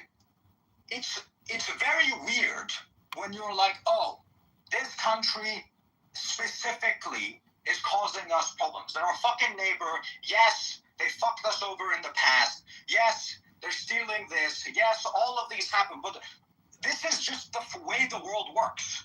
This is just the way the world works. Do you know how much money, IRGC money, passes through the fucking UK? I didn't hear a single thing on the space forum about that. All she was doing was she was shitting on the UAE. I was like, okay, I think she's being unfair. I defended the UAE. Then she said I wasn't fucking Iranian. And said I've never stepped foot in the country. What the fuck am I supposed to say? I'm not defending what I'm not. Well, I don't know why it was called childish. And I gotta be honest with you guys. I joined like 20 minutes. Maybe I didn't catch everything that was said, but I don't. I just think. Don't you? It's a little much. No, or maybe I missed something. What the fuck are you talking about? You think saying that I'm not my fucking heritage is a little much? Isn't No, I didn't even reference that. I wasn't even talking about that, man. I'm not even saying. I'm not saying that at all. I'm a little afraid of what I may say because I don't know. I didn't think what I said was childish. I'm going to be honest with you guys, but I'll let you know. Yeah, I think so too. I mean, like, he's trying to make a point, like, it's our guy. And I mean, he's doing a pretty good job. I know, like, it's heated, but you know, like, there's no reason to throw out like all these bad words.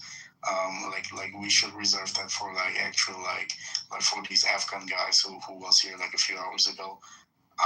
And yeah. I completely agree. Like I agree with the point that outer like makes a part. Yeah, I mean, you know, it's not really. It doesn't really make sense to attack the UAE for being like a place to launder money for IRGC when literally the entire world does it. You know, even like I already said, like here in Australia, like they have the shell companies everywhere, and in Germany, in the whole of Europe and Canada. Probably like they even have like shell companies in the US. You know, we know that, and so yeah. But yeah, I talked to someone who used to like do money laundering for the fucking Islamic regime, and they told me, oh yeah, we were doing it all through the Isle of Man. That's in fucking Europe. So like Germany is a big paradise for money laundering because the authorities are just like retarded. I don't. Hold on. Can I add something though? Okay, like we have. I think we can all agree, Iranian people have practically no friends in the world. I'm not talking about you guys. Like Oli's great, Adrian. I've seen you say some nice stuff. I mean countries. Institution, like no friends. Well, I mean, Israel's helped them out quite a bit. I would say Israel, yes. I would say, well, there's a reason it's maybe June, and nobody else is June. Not even. Well, I don't know if it works for his name, but in any case, yeah, I agree with you. Israel. I agree with you. But we have. Just let me finish though, brother. Please. I beg you. We have major trust issues with everybody, and as all of you are pointing out. There's not one country that we should have any trust for. Germany's laundering their money. The UK's Australia. They're all busted. Look, the entire world. For the love of God, you gotta let me finish, bro. Okay. 2 seconds. The entire world is deeply invested in the status quo, financially and otherwise. Right? My point was, however, sometimes it goes. Sometimes maybe it sounds unreasonable. Dude, we have trust issues with everybody, and it's not of Iran and Russia. It's over and over again. Russia fucking Iran. It doesn't matter if it's the Qajars. It doesn't matter if it's the Shah. It doesn't matter if it's the Islamic Republic. Every fucking time Iran deals with Russia, the Soviets, it's them fucking us over. Every time. That doesn't mean I want to sit there and purposefully go and fuck my relationship with Russia. That is my point. I'm saying you have a bunch of neighbors right next to you. You have a bunch of neighbors right next to you that could come in, invest money, rebuild the country. The infrastructure shit, the oil infrastructure hasn't been updated since the 60s. Everything runs like shit in the country. You could have these countries come in and invest, which you need the investment. I get that there's a lot of countries that are going to want to invest as soon as the Iranian economy is opened up. But as much investment as you can get, the better, right? Kind of like the U.S. The U.S. is the world's largest economy. It's good right? Everyone wants to invest there, but still Trump's trying to get more investment into the country to improve the country. So there's more tech money, more AI companies, more whatever, right? Then I see this woman coming in. She's like, oh yeah, UAE and Saudi Arabia are bad because they're doing what everyone else is doing, and also we don't want their money. This is, whether you like it or not, this is completely fucking detrimental, right? You need to be able to take money from people. You need to have good relationships with your neighbors. You need to have good relationships with the rest of the world. But you need to make sure you don't get fucked by them. Singapore. Do you though? But yes. Hold on, you say so many things. I can't address everything that you're saying at once, man. I'm just saying in all reasonableness. Howard is making a simple point that countries who develop by growth benefit politically and economically. That's what I believe Alt is trying to say. And that's what Trump is trying to do worldwide. I'm saying, if you look at Singapore, they don't trust the Americans. They don't trust the Chinese. But they're still taking money with them. They're still taking money from them. They're still doing business with them. They're still having geopolitical relationships with them. But they don't trust either the U.S. or China. They're trying to stay in the middle. And that's benefited them immensely. Right? You need to kind of benefit from things like that. You can't just go around fucking making enemies with Russia, making enemies with China, making enemies with the U.S., making enemies with whatever. Ronak doesn't run the foreign policy of Iran. I don't understand. I get the point that you're making, but what? So people are going online and turning every country into our enemy? I completely reject that. I'm not saying that these things don't exist. I'm saying that what? We're destroying Iran's future foreign policy with the comments that we make online, and with the comments that some, as you say, fringe people. Hold on, let me finish, bro. Some fringe people are saying these things. Let me tell you something. Because you don't know what you're talking about. No, I do, because actually, when you say that Russia is only fucked us, hold on. Actually, I want to make this point. No, hold on. No, Turkey. Holy, I don't know what we're doing here, man. Turkey used to have good relations. I don't know what we're doing. Okay, don't listen then. Dude, it's not about listening. The Shah built the iron plant, one of the main steel factories that we have in Iran. The Americans wouldn't give it to us. He got it from the USSR. I don't understand. Just because we've been fought from Russia before doesn't mean that we can't work with them. In international relations, there are no friends. There are only mutual interests. Yes, I will work towards that. I agree. No, but hold on. But that doesn't mean I don't get to come into this conversation and have trust issues with these governments that have long worked with the Islamic Republic, regardless of whether they've all done it or not. Doesn't make it okay. And it doesn't mean that I don't have any reason to be suspicious of them.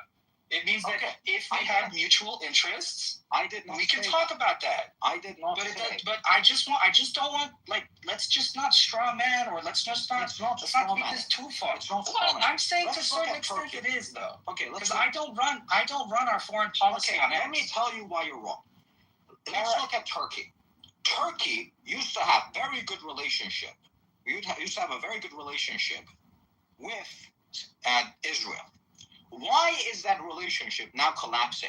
Because the public of the country voted for Erdogan.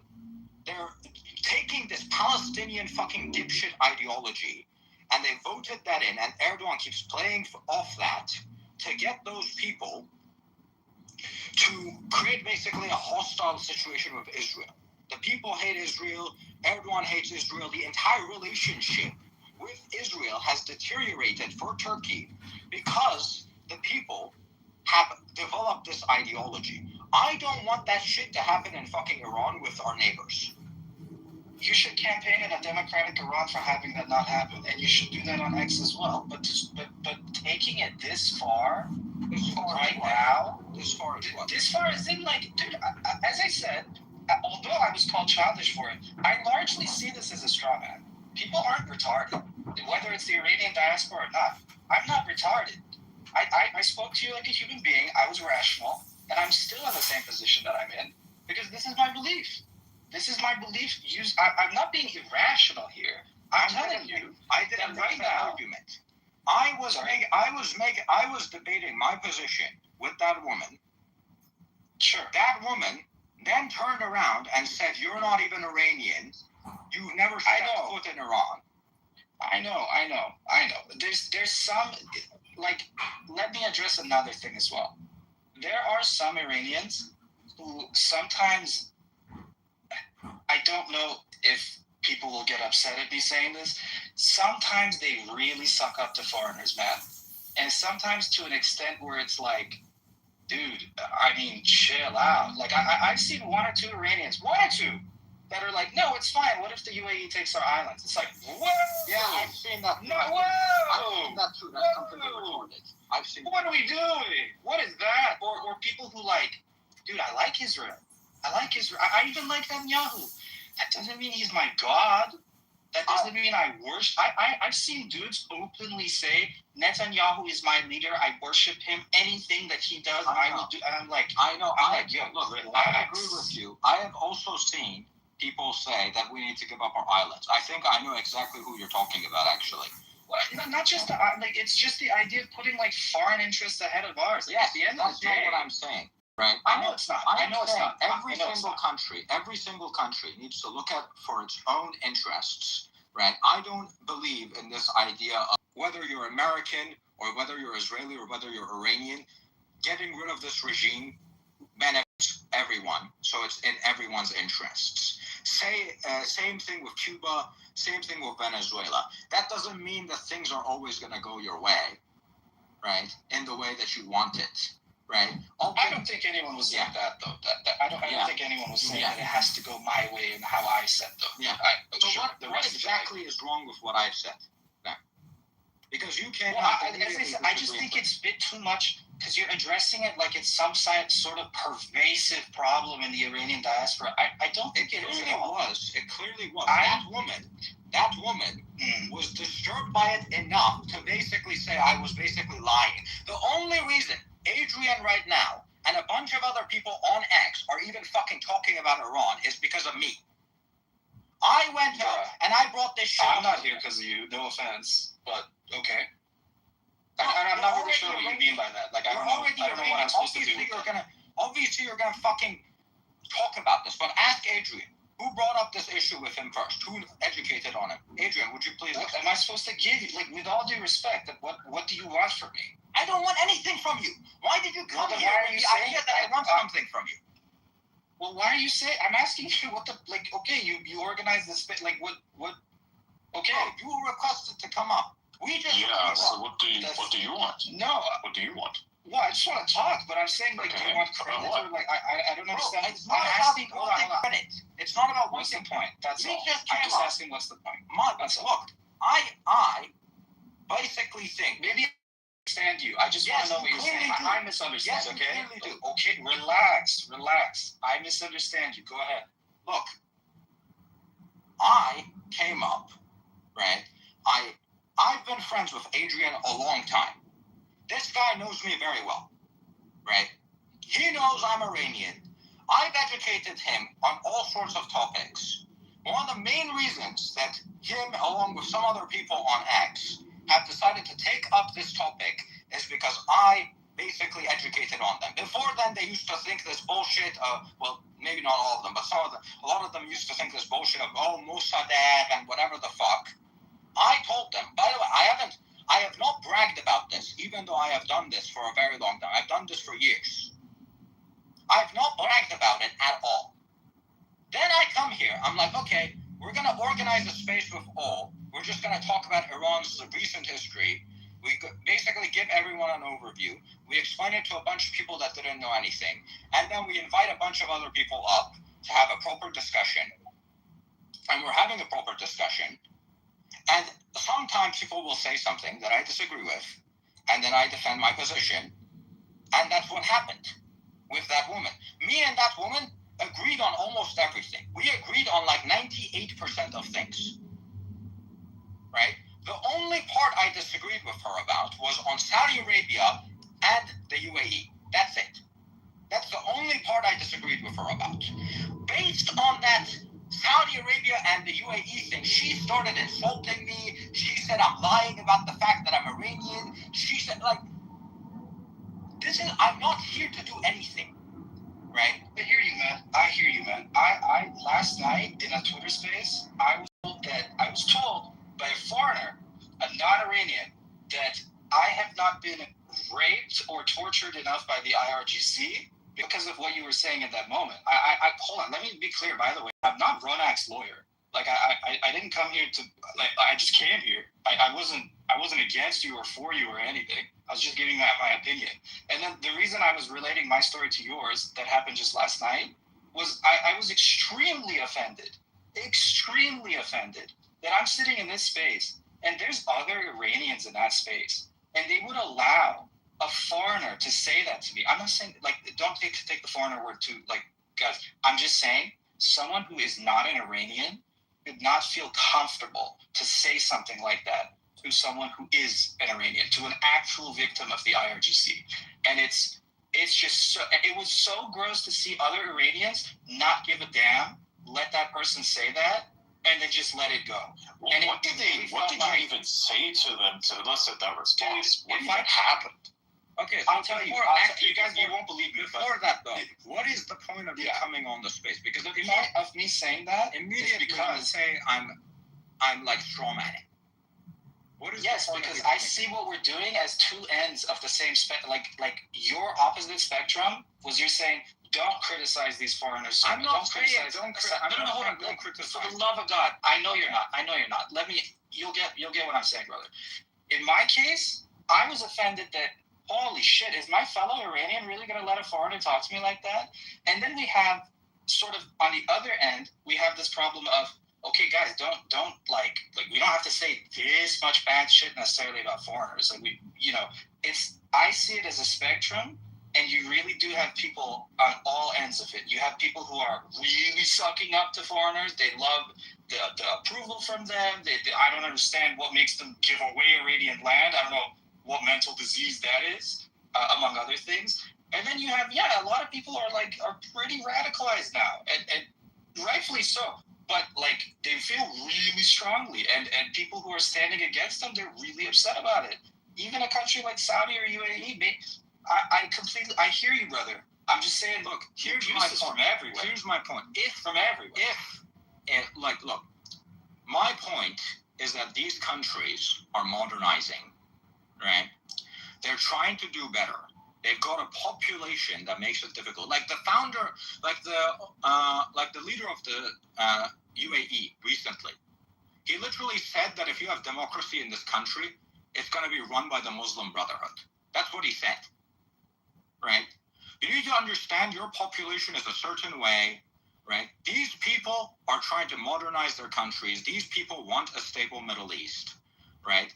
The politics of their country makes it somewhat difficult to make those things happen. But I always like people that are trying to improve their countries. I like Lee Kuan Yew. I like Reza Shah. I like Mohammad Reza Shah, right? I like people that are improving their countries, right? There's still a difference between Lee Kuan Yew and those people, right? Like Lee Kuan Yew wasn't sitting atop a shitload of oil and gas and could just do it. Lee Kuan Yew had one benefit, which is where it was right on the Strait of Malacca, which is the benefit. Sure. But yeah, what I like about Lee Kuan Yew, the others did as good of a job, right? I kind of think Reza Shah sending Mohammad Reza to a Swiss school was kind of a mistake, but because it like kind of westernized him too much, and he like got these ideas of like rights and like having compassion for these prisoners. That's why he didn't end up killing Khamenei when Savak had him, right? And now that's why we're in the mess. But that's pretty much my only complaint of him, right? That's the only complaint I have of the entire Pahlavi dynasty. That's it. I hear what you're saying, but it's not going to make me respect, like, let's say, I mean this with all due respect. Please, I hope other people don't get upset at me. It's not necessarily going to make me respect, for example, the Emirati people or the Saudi people or something. I can respect, like, the good governance, and I can even I can even say, I love that. I don't have a problem with that. Exactly.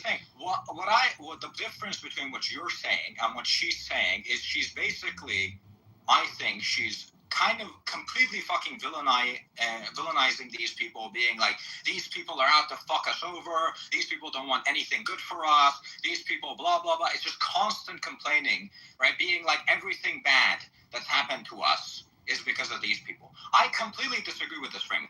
I think, based on what I have seen from MBZ, MBS, these people genuinely want a more stable Middle East.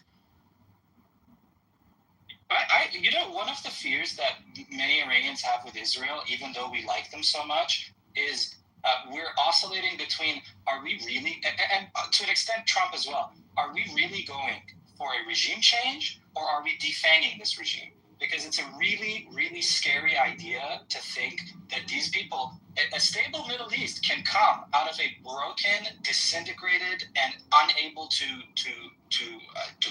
respond or do anything Iran.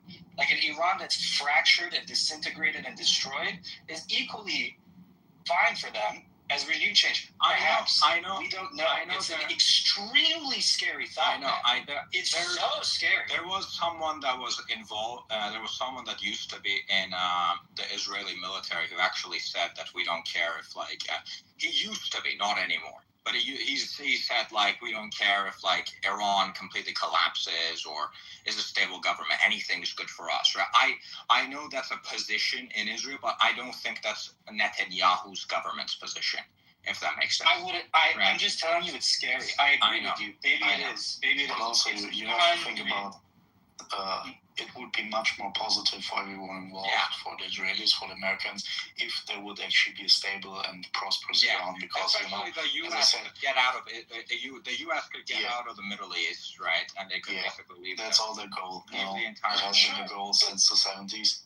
Reality is different, though, right? You can, for example, what if the U.S. can reduce its presence in the Middle East by like 80%?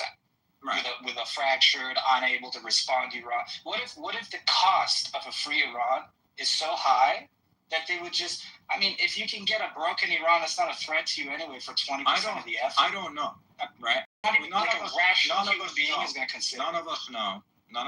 There's nothing we can do about it, right?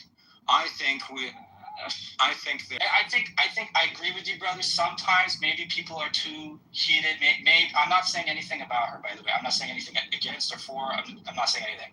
But maybe people get really heated. If I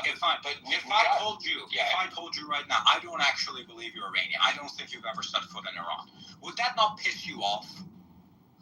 Dude, yeah, that's exactly what fucking happened to me just now. No, I'm nobody's, legal counsel. I hear you. And Alda, you were so patient with her. I missed that because I actually had to walk away to feed my 1,000-pound puppy. It's a horse. So I came back and she was gone. And then, he's quite the animal. And so I came back and she was gone, and I could sort of in the background from the phone hear that going on, and I thought, that's so unfair. Because you guys, you Adrian, you Ole, and you Outer took a lot of time and patience with her. And I just think that, and this space is so keyed on really intelligent conversation, not the BS of fighting and infighting. So I'm sorry that happened to you, because I was a witness to the whole, what you did with her, and explained everything, and I agree with you about the United Arabs, and we just have to figure. I mean, the UAE has normalized relations with Israel. Yes, right? Yes. Like before any other country. Hold on, they wouldn't even admit to meeting Netanyahu on their soil, though. Let's not. Yeah, but it's not here's the thing. Okay, look, you need baby, the infant. Look, here's the thing. You need to understand what you're working with and what you can do, right? What can you not do? Okay, you can't meet Netanyahu. Let's say you can have an Israeli embassy. Look, the UAE is surrounded by a bunch of hostile countries to Israel. A significant portion of the UAE population hates Israel, right? They support Palestine. You think, given those circumstances, it's easy for the leaders to just decide, I'm just going to piss everyone off? No, but then again, how did that work out how did that work out for the Shah? Well, hold on. UAE significantly benefited from this relationship. It's not like this was a huge cost for them and it came with nothing. I'm saying you're dealing with certain things, right, in your country, right? Yeah. You can't go all out, right? I don't even know, right? Like, if let's say you're the leader of the UAE and you're not Muslim, right? You're actually an atheist. Let's say you're the leader of do you think the leader of the UAE can just walk out tomorrow and be like, okay, guys, I'm Muslim. I'm not Muslim anymore. I'm actually an atheist now. I don't believe in God. Do you think I don't know if the United States president can do that. Yeah. You're right. That's my point, right? Same thing with, like, when Mohammed Reza Shah, he changed the calendar, he got so much pushback, he had to change it back. Because there were so many Muslims in that country that complained. You have to take baby steps, right? You have to take baby steps. I agree with him changing the calendar to the founding of Iran. Again, I agree, right? I'm not disagreeing with what he did. But I'm saying, you're dealt a certain hand, and you need to take baby steps over time to do things correctly. I know, but that's like again, I just want to. I said I'm not her legal counsel, but in defense of what she said, I'm not saying you're Iranian. I'm not going to insult you or anything.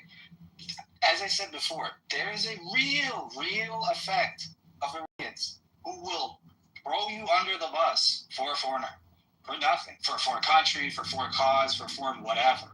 So, I agree. I agree. But some of the things that you're saying, I don't believe in it as much as you do. Like I'm not like, as I said before, I don't have a problem with that. I don't have a problem with that. Okay.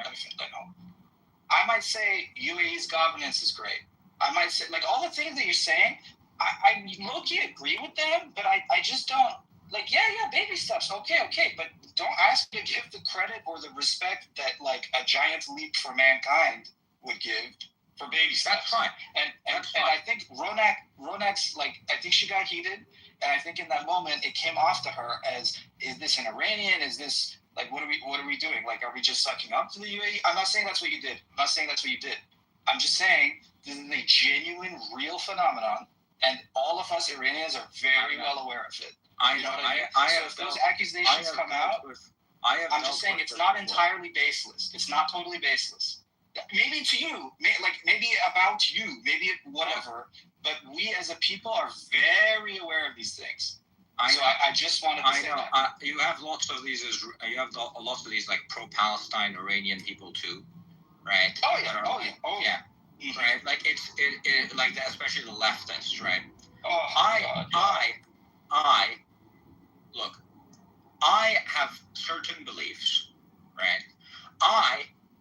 I'm not willing to die for the UAE or Saudi Arabia, right? I just think that it's kind of unfair when they go out and specifically target these countries, because I think that these countries are actually doing a good job, and I genuinely believe, based on what I've looked at, that these people want the IRGC gone because they want a stable Middle East, right? May I disagree that necessarily they've done that good of a job? You can disagree. That's fine. Okay. Right? Okay. I don't agree with you. Right? I think they've done a good job considering the hands that they've been dealt. If I'm playing a chess game, right, and I've already made a shit ton of mistakes, right, and the best I can hope for is a draw, and I somehow manage to pull off a win, that's still great, even if I, like, barely won. Right? By definition, we're lowering the bar and then giving credit, though. Doing that. Like you're saying, if we lower the standard. It's not lowering the bar. Kind of is, though, because you say the cards that you're dealt with. You play the cards that you're dealt with. Yeah, correct. What happened? The UAE was handed a desert. The UAE was handed a desert with a minimal amount of people, with a barely functioning economy, right? They got oil money. They were able to use the oil money properly. That is more than 90% of countries will ever manage. Right? I don't know. On top of that, they managed to build a prosperous economy. They accept lots of Iranians to come from Iran, do business, make money, right? That wasn't a favor, though. Like, they took our doctors. I know. I'm not saying it's a favor. A lot of the things that you're saying, I give them no credit for. Okay, you get okay. So let me ask you this then: when an Iranian comes to America and he builds a $1 billion company, do you not give the living in their country and doing things for them, or building a bit? They could have just not let you in. No, they could have also not made money with me. Exactly. I benefited. Exactly. It wasn't charity. It wasn't a favor. Yeah, I know it's not a charity, but it's a mutually beneficial arrangement. And I would say in the American case, lots of Iranians have made lots of money in the UAE, in the US, right? And now they're contributing to the country, right? It's a mutually beneficial, right? There's also, on top of that, there's lots of immigrants that come in, including Iranians, that just come here and fucking commit crimes, right? There's also the risk of that, right? For some countries, like Somalia, in the UAE, you think there's the risk of them letting in, I mean, of course it's not zero, but what are they letting in? Fighting age men for asylum? There's people that are scammers. They get dealt with quickly, right? A scammer is not a terrorist, though, man. It still negatively affects your country. If you look at the U.S., for example, you have a bunch of Somalians. Hold on, let me finish. You have a bunch of Somalians in the U.S. They're not committing violent crimes, but they're significantly making the U.S. worse. They're stealing money from the government. They're causing a lot of ethnic, and they vote in certain ways, right? They probably also commit crimes, but I'm saying that's not the primary concern with them, right? Okay. I'm saying there's groups of people. When you listen to any immigrant, you're taking a risk, unless you're specifically looking at guy who founded $1 billion company legally and didn't fucking take bribe money. Yeah, you're right. On the other hand, it's find me one country where the majority of Iranian immigrants were a net drain, or find me.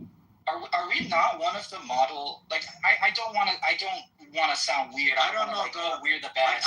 I know the one. Somalians. Some of the textbook example of not one country has been enriched or benefited in any way. I remember reading studies. But here's the thing. Here's the country. Here's the thing. Even in the Iranian community, if you look at Iranian immigrants in the U.S. versus Iranian immigrants in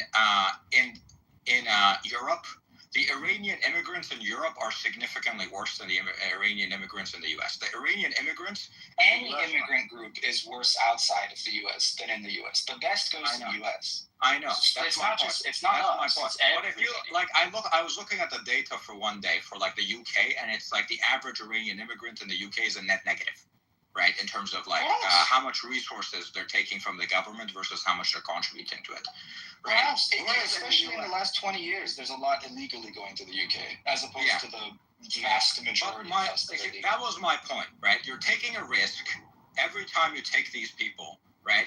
The guy might go crazy and start fucking killing people, right? If we do business, we're taking a risk too. But I'm not gonna did you do me a favor? We're both doing business. It's not about it being a favor. It's mutual. Like I said, it's mutually beneficial. Exactly. I agree. Right? But I think I'm saying the level of credit you give them for that is not the same as I do.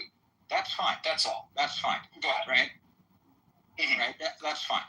I have a different viewpoint to you on certain things, and that's fine, right? You can have I have different viewpoints with everyone, right? That's the case with being human, right?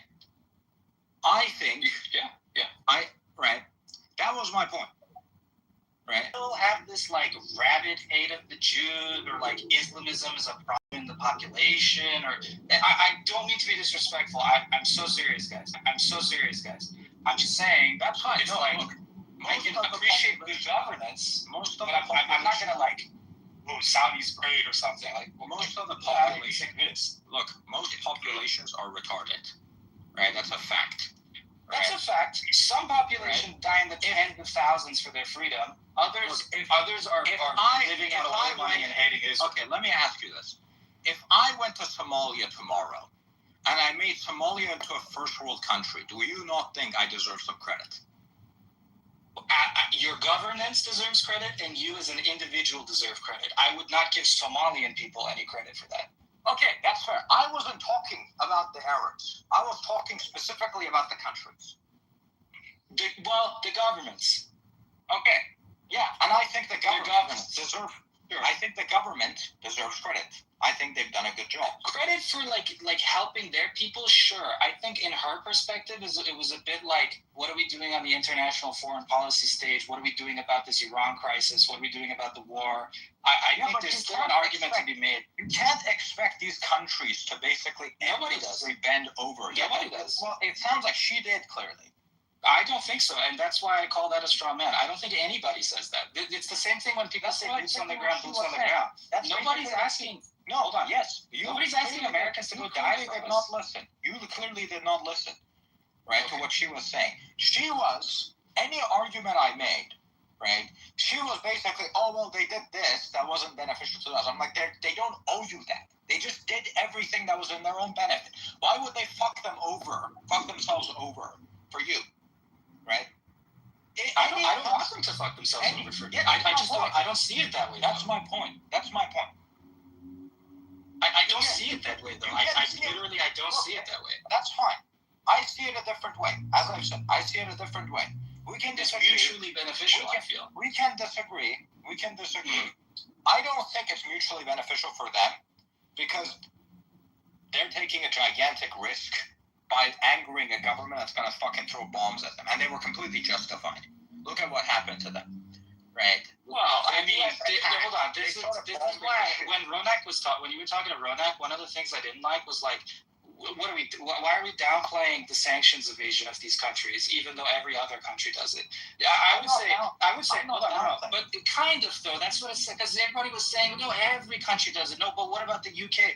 Hold on, did the UK bend over and let them do all of this and then get bombed and be like, oh no, please don't bomb me anymore. We can make money again. Like you guys funded the bombs that then dropped on you later.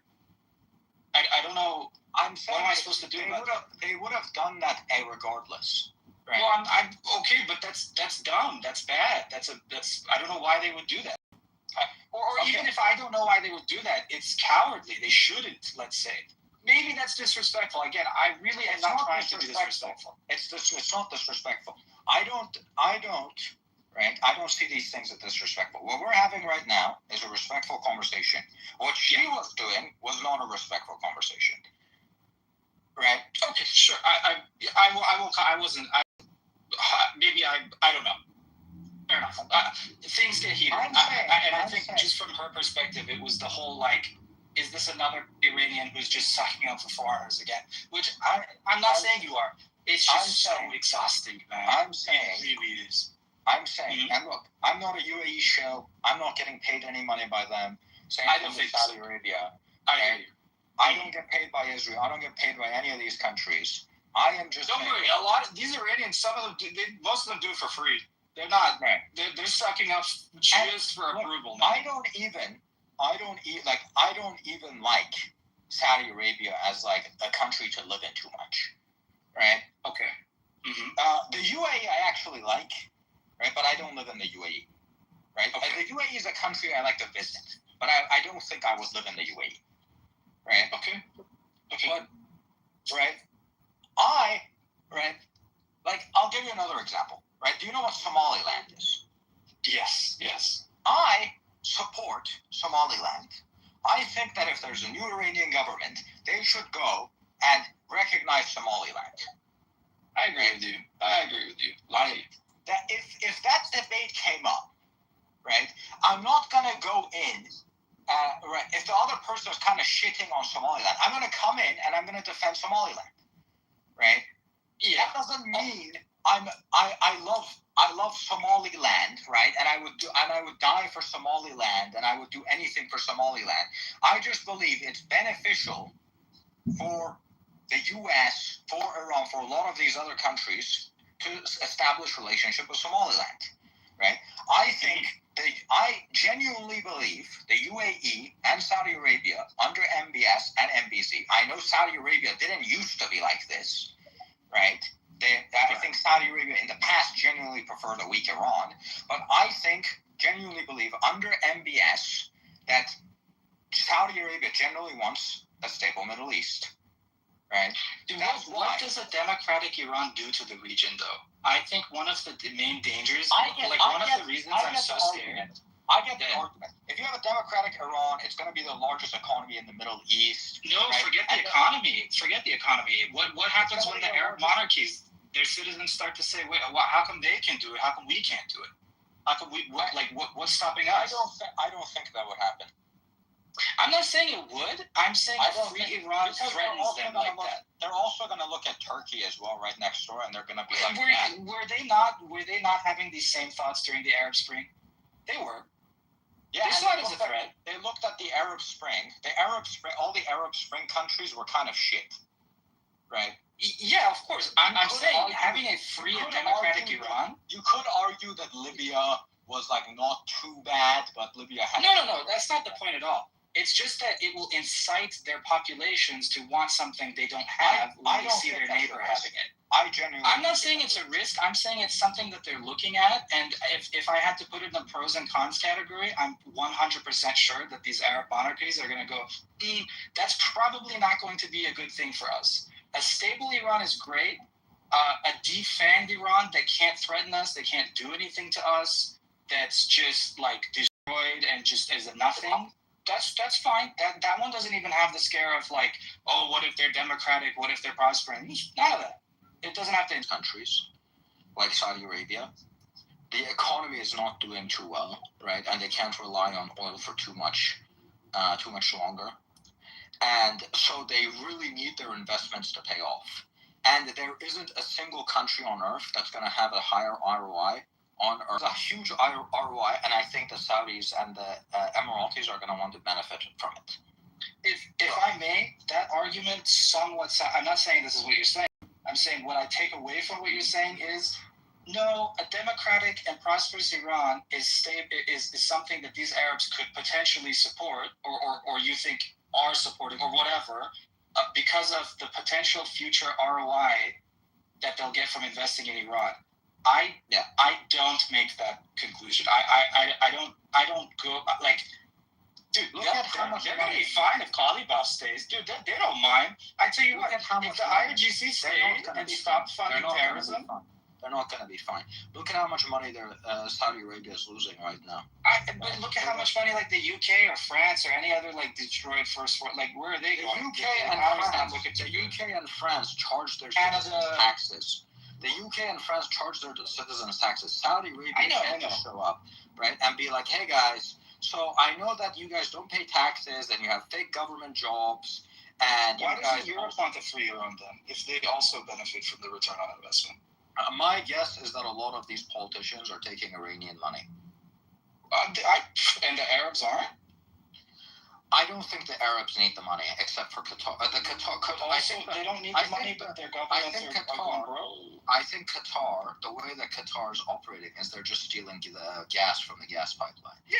Because they share a gas fee. The other ones. Right? Yeah, for sure. I don't think the UAE and Saudi Arabia are taking the money. I think they're just, they're probably doing business with them. I think they're happy with the status quo. I don't think that it bothers them that much. I don't know. If you look at how much Saudi Arabia spends, right? How much Saudi Arabia spends just on fucking securing Yemen. Yeah. I highly doubt that. And especially after the bombing that just happened in the UAE and Saudi Arabia and fucking Qatar and Oman and Bahrain and all these countries, I definitely don't think they're happy with the situation. Well, I gotta tell you, as a rational human being, I'm seeing America. I don't want to defend these countries. I don't want to defend these countries to the end of the world. I think you get my position at this point, right? I do. We disagree. We disagree. Yeah, I think so. Right? I agree with that. We disagree. That's fine, right? We're not going to change each other's mind, right? That was the point I was trying to make with her. Right. Sure. I think it got heated. She said something. I again, not her lawyer, but I wanted to say the things about Iranians who suck up to foreigners, or the trust issues we have with all these countries, very valid trust issues we have with all these countries, very valid suspicions that we have with these countries, their previous cooperation with the regime, the fact that the money that they laundered was then spent on missiles that dropped on them. Like there's a lot of, Ronak, maybe I don't know, it was insulting, whatever. I just want to make it clear that this position is still rational. Have to take the turn that she did. Sure. That's beside. I'm just saying. I just wanted. My thing was, I just wanted to make it clear that I think it's perfectly rational. I understand your position. I understand your position. I just don't agree with it. Right? I agree. I can see how you get to the viewpoint. Right? Thank you. Same with you. Or rather, vice versa. Yeah. So that was basically my thing. Right, but I'm not like this. Like you, I can make the same argument with a bunch of countries. Right, like for example, I like Genghis Khan. Right, a lot of Iranians don't like Genghis Khan. Right, she's not gonna jump down your throat over someone who's dead though, like from 1,000 years ago. The current geopolitics is a totally different thing. But I'm saying, if I see a shit post about Genghis Khan, I might be like, oh, do you know how many people he killed? I don't know, whatever, man. I know, but look, I like Genghis Khan, right? All right. Because genuinely, I think any country in the same position as Genghis Khan would have done the exact same thing. The guy sends fucking trade caravans. Right? He sends people to trade. The fucking Iranian guy, cuts off their heads. Right? So Genghis Khan is like, you know what? I'm going to be diplomatic. And I'm going to send someone else. And they fucking shave the guy's head, which is extremely disrespectful in fucking Mongolian culture. And that's when Genghis Khan fucking decides, you know what, I'm just gonna fucking destroy you guys, right? I think almost every single fucking country in history would have done that, right? So I get a lot of Iranians come in and they're like, oh, Genghis Khan killed so many Iranians and he completely destroyed our water infrastructure and he sent us back like 700 years and whatever, right? I'm like, bro, if we were in the same position, we would have done the exact same thing. Okay, fine. But let's forget. Alta, that's a great T-shirt. Genghis Khan 2028. What about Churchill? He imposed a famine on Iran that was neutral. I don't like. Hold on. I want the foreigners to know. I want the foreigners to know. I don't like Churchill. I don't like. 50% of Iranians died in a war they were not in. No, that was World War population. No, that was World War I. That was. Sorry. Yeah, I'm. Sure. Well, I tell you what, they did it twice. I was about to get to that. Churchill was like 50% died in World War I. Churchill was like 20%. Brother, Churchill 20% is a genocide too. I may say one or two things about Churchill, but at the end of the day, that's what I'm trying to say. The closer you come to present history, the more real these things get. With Genghis Khan, we can shitpost, man. We'll shitpost together. It's hilarious, Yeah. With Churchill, I don't know. What's the president's name? Who's the guy in World War II? Roosevelt, whatever. I definitely don't like Roosevelt. Fair, yeah. I'm just saying people are gonna say things to you about that. Yeah, I know, right? But look, Churchill was sometimes based, but he was also sometimes gay, right? Yes. That's my favorite Churchill. But I'm saying I can make these arguments. I have certain positions that don't align with a lot of people, right? And that's fine, right? That doesn't mean I'm a foreign agent. That doesn't mean I suck up. No. But it means I start to why is this person if it sounds to me like they're shilling really hard for this country, I will ask myself, what is that? What's up with that? I really want, not you, Uta. I want the foreigners listening to this to just internalize that to an extent of understanding it's rational, guys. Iranians will rationally feel that way. So sometimes. And it's really difficult to tell who is doing that and who isn't. That's going to be an issue everywhere. No, I know, but because because we're talking about the Iranian people so much and the Iranian diaspora, I just want them to know that this is a phenomenon, this is a thing. Of course, it's not limited to us, but I think it's huge in I think it's huge in our diaspora because of the problem that we have where we don't have our own country. I don't have anybody speaking for me. I don't have any. Do you know how much controversy there is over even supporting our fucking soccer team and our football team in FIFA? It's a huge thing. They don't want to they don't want to allow the fucking line. No, not the flag. Not the flag. The players. Like, a lot of people view the team as the IRGC team. They don't view. Other people just want to enjoy the football game. I'm not like that deep into it. I'm just saying there's a lot more nuance to these things that oftentimes I think foreigners may not know. My point is, you find that everywhere, right? You do, but Iranians have it way more. Where do you find people who are against the soccer team? How many countries in the world is that a controversy in to support their football team? Look, here's the thing, right? In the US, I'm asking you. In the US, how many people? Look, in France right now, there's people burning down the country over a football team. In a meme way, though. In a meme way, or like in a these people are human rights abusers, pieces of shit who should go to prison, or is it like this team is retarded? Do you get what I'm saying, Adrian? Right. Yeah, that's fair. Yeah. So all I wanted the foreigners to take away from this is sometimes, guys, it's rational to think in these ways. Perhaps I wouldn't have labeled you a non-Iranian, but I have to be honest. When I heard some of the things you're saying, it set off a few alarm bells. I was like, why is this so important to you? Well, okay, so I said something about the UAE. So what? Like, I don't think it was that bad. You know, I don't think what they've done is that good. I don't think, I just wanted the foreigners who probably don't know us that well. I have issues with the way that these countries handle certain things, right? Yeah. But I don't think it's kind of like me complaining, right, that Germany is full of Germans, and so nothing gets done because it's too bureaucratic, right? I don't understand it all. What do you mean? Like, I don't get what? What do you mean it's Germans? Do you know, like, Germans are famous for being bureaucratic? Oh, yeah. Right, but why would I want them not in Germany, though? No, I'm just saying that's what she sounded like to me, right? What part of what she said sounded like she didn't want Germans in Germany?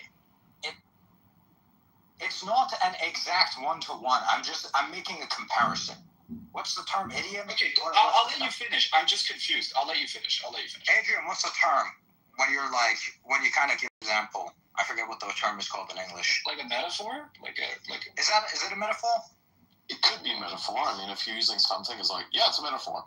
Yeah. I just don't understand I don't get it. I don't see how it relates.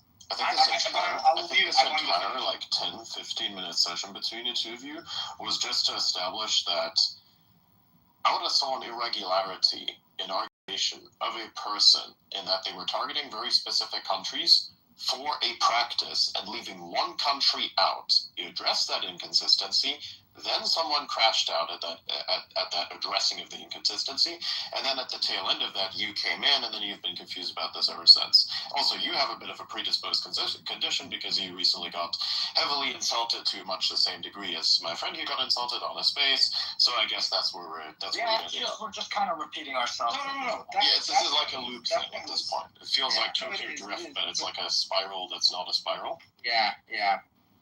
I think I did a good job of showing that perspective is still rational, and I think before I said anything, that was not made clear at all in the chat.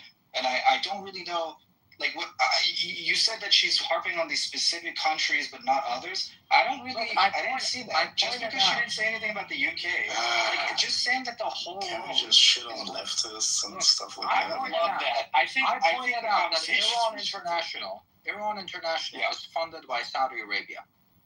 They're the primary funder, right? Iran International is very against the regime, right? But they're doing it through a British Saudi citizen, because they can't come in and be like, oh, look, the Saudi Arabian government is directly funding this thing, right? They have to be very discreet. They can't go off and piss off China and Iran and all these countries that they do business with, right? That was my point, right? Okay, well, piss them off how? Bro, if I even need to tell you that, then, like, there's no point in having the conversation. No, I don't understand. We're just saying go to war, like what? Oh, maybe they can't let's publicly declare themselves as enemies of the Iranian regime because then they will be fucked. I get what you're saying. This is about the hosting Pahlavi thing. Yeah, that one too. When you said that. Yes, that one too. I hear you on that. I get that these people still need to coexist with this regime, and that's why they haven't done that yet. On the other hand, I think someone like Ronak is asking the question, so when? Clearly, when it's safe, that's the answer. Well, when it's safe is when it's too late. When it's safe is when there's no risk. When it's safe is it's when, like, no one's there. What am I supposed to do about it? Why would they do that? Right? There's no benefit. Do they want the regime gone or not? Even if they want the regime gone, there's no benefit to them doing that. Right? If they want why would they bring a benefit to them? If you want the regime gone, right? Let's say you're Saudi Arabia and you really want the regime gone, but you can't make that public. Whether you host Reza now or you host Reza afterwards, it makes no difference to your relationship. With who? With the government. With Iran? Yeah, with the Iranian government. Maybe the people are going to get pissed, right? But they don't really matter, right? Reza's going to come down, right? And he's going to make the deals because they're neighbors, right? And they're going to want to invest, right? It makes zero difference for them. That's not risk-reward. That's all risk, no reward. Dude, they didn't even close the embassies yet. Expected value is zero. I couldn't disagree more. Like, I literally could not disagree more. I fail to see how that's in any way the case. Like this, Lindsey Graham even talked about this. This has been a feature of the Middle East, and especially these Arab Gulf. Okay. Why isn't Reza in Israel right now speaking from there? But why should? Well, I don't understand. I mean, you're saying that they should host Israel is largely against the regime. Their position is like, I know. Their position isn't ambiguous. Reza right now? Like, I'm arguing on your side. Like, I'm arguing based on the requirements you're putting on these countries. Why isn't Israel? What do we need from Israel? Like, actually, I would. You know what? I think probably should go. If you don't need this from Israel, why do you need it from the UAE and Saudi Arabia? Because they're our neighbors, because they're closer, because they're more indirectly, like, what do you mean? Israel is much further away and much less, like, overall relevant to Iran than these countries are. It's still the same region. It's still the same region, and Israel has made it very clear that this regime is their enemy. These Arab Gulf monarchies. So why don't they host Reza? They have. You're saying that like he's never been there. Why don't they? Yeah, I know. Right now, I don't. Like, Israel's position is clear. There's nothing. You're not achieving anything with that. With the Arab Gulf monarchies, that's a totally different thing. You are achieving something with that. You're stripping this regime of any legitimacy. You're telling it that the world is looking to move on. Look, you're telling it that no one thinks that there's any talking left to do with these people. You can't get China to accept it. You can't get Europe to accept it. Right? For right now, the U.S. hasn't even made it clear that they want to make this happen. Right? Yeah, I'm shaming all of them. Those countries, every last one of them. It gives the expected value for these Gulf countries. It's completely zero. It has no benefit to them. They're still going to be. If I have to give you a benefit, they're still going to be allowed to invest. They're still going to be allowed to invest after this is all over. Okay. So why? Well, we're not trying to. Like, what do you mean? Yo guys, I'm kind of tired. It's like 3:30 a.m. here, so I'm gonna go to sleep. Oh yeah, if you want to dip, that's fine. Do you want to make any final points? Yeah, like all chill out, like maybe switch topics. I mean, you've been talking about like this woman for 30 minutes and she's been gone like for 30 minutes. Bad for bad autism. Like I was typing at the beginning, I was like, bad for bad autism. Yeah, it's like kind of getting a little annoying. Just wait until you hear some Linux opinions, then it's over, guys. We're gonna be here So You actually. Yeah, just back off with the curses, save the bad words for the regimes. Yeah. And the Kunis. And the leftists, yeah. The Kunis and the Jah. When Uda spoke in Persian, I honestly was surprised for a second. I was like, damn, he is Iranian. Actually, well, he speaks English very well. I mean, it's like when people are surprised when I can speak German. It's like they don't assume that I'm German because I speak English so well. Yeah, because like Adrian Dittmann is like the most English name. Yeah, I mean, it's kind of obvious. It's kind of like in your face, It's still people thought it was like a made up name. Then like they decode it with like the Jewish gematria, and then like some weird shit comes out the other end, and all the schizos started going insane. And I'm like, okay, nice. Adrian, I remember when I first came into one of your spaces a while back, and everybody was saying, "Oh, Adrian Dittman's really Elon Musk," and then Elon came into the space. Elon came into the space and said, "No, I'm not Adrian, and he's not me." And I'm like, "Yeah, okay." And at some point, it's like, okay, it's just other me now, It's just like never stops. It's great. Crazy. Yeah. May I actually say one thing before we all go? Oh no. No, it's going to be like Groundhog Day. You're just going to say the same thing. No, it's not about that. It's not about that. It's not about what we were talking about. I want to make it clear to everybody, we are organizing a legitimate movement to arm the people. I've been talking to a few people. We're going to start fundraising. We're making an open letter that we're going to publish to the U.S. government, the Israeli government, Crown Prince Reza Pahlavi, and the free people and governments around the world. I think I don't care what happens in the negotiations. It has nothing to do with me. I want to arm these people, and I don't want them to be left defenseless. I think that, I love coming on these spaces. I want to educate people. I want them to think about Iran.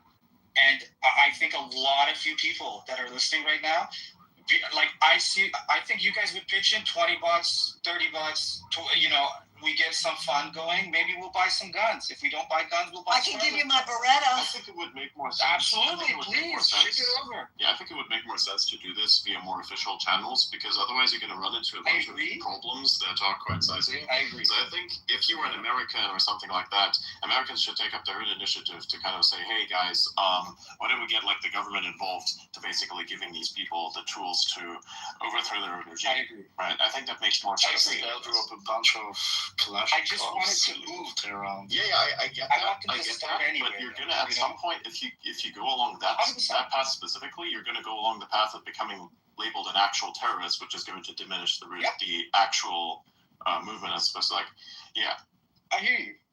That's why I was saying we want to start. I'm basically saying we want to start like a GoFundMe, and even if we don't buy guns, we're just going to buy Starlink terminals, and we will have an open letter to President Trump, Benjamin Netanyahu, free people, Crown Prince Reza Pahlavi, and the free people and governments of the world, where we're basically saying, dude, regardless of what's happening, we want to arm. I think you'll have more success. Arm, we'll buy Starlink. I think you'll have more success. I just want them to see that we have agency. And yeah, of course. But I think you'll have more success diverting your energy into narrative warfare than actual physical warfare, because you're not going to win the meme war anytime soon. You are outnumbered. We are here outnumbered 1,000 to 1. And even the space, like look at your Palestinians, and look at your Qatari funded assets, all of these things, right? These people have thousands of listeners on their spaces, on their podcasts, and everything. Most of them are bots. So the actual mimetic capture is quite significant, and I think that is the least thought on front. So I think that your energy is much more suited to not become a terrorist, because that's exactly what that path leads to, but actually just saying, hey, we're gonna you're just gonna have to think about things in terms of mimetic warfare than actual warfare at first, because that's where it leads down to. And I think with that, I'm gonna wrap up the space. It was very nice. Thank you all for coming. This was cool. Thanks, Oli, for giving us such a nice breakdown, and the rest of the space. Thanks, Otto, of course. It's important that more people talk about the issues in Iran and get a nice, transparent look at the situation. And of course, based on all the many people that you've seen here on the space today, and most of which are Iranians, of course, you saw that a lot of them actually do detest the regime quite heavily. And that even whenever the IRGC shells do come up, they still have the courage, even though they're like their faces on their identities there, to actually call these people out and say a bunch of swear words to their faces that I can't necessarily repeat because I don't know the language. Anyway, so it was a lot of fun. I'm going to go to my Discord server now and host the daily session that I do. subscribers. If anybody wants to join, it's pinned up at the top of the of my profile. Thank you all for coming. We shall see you again.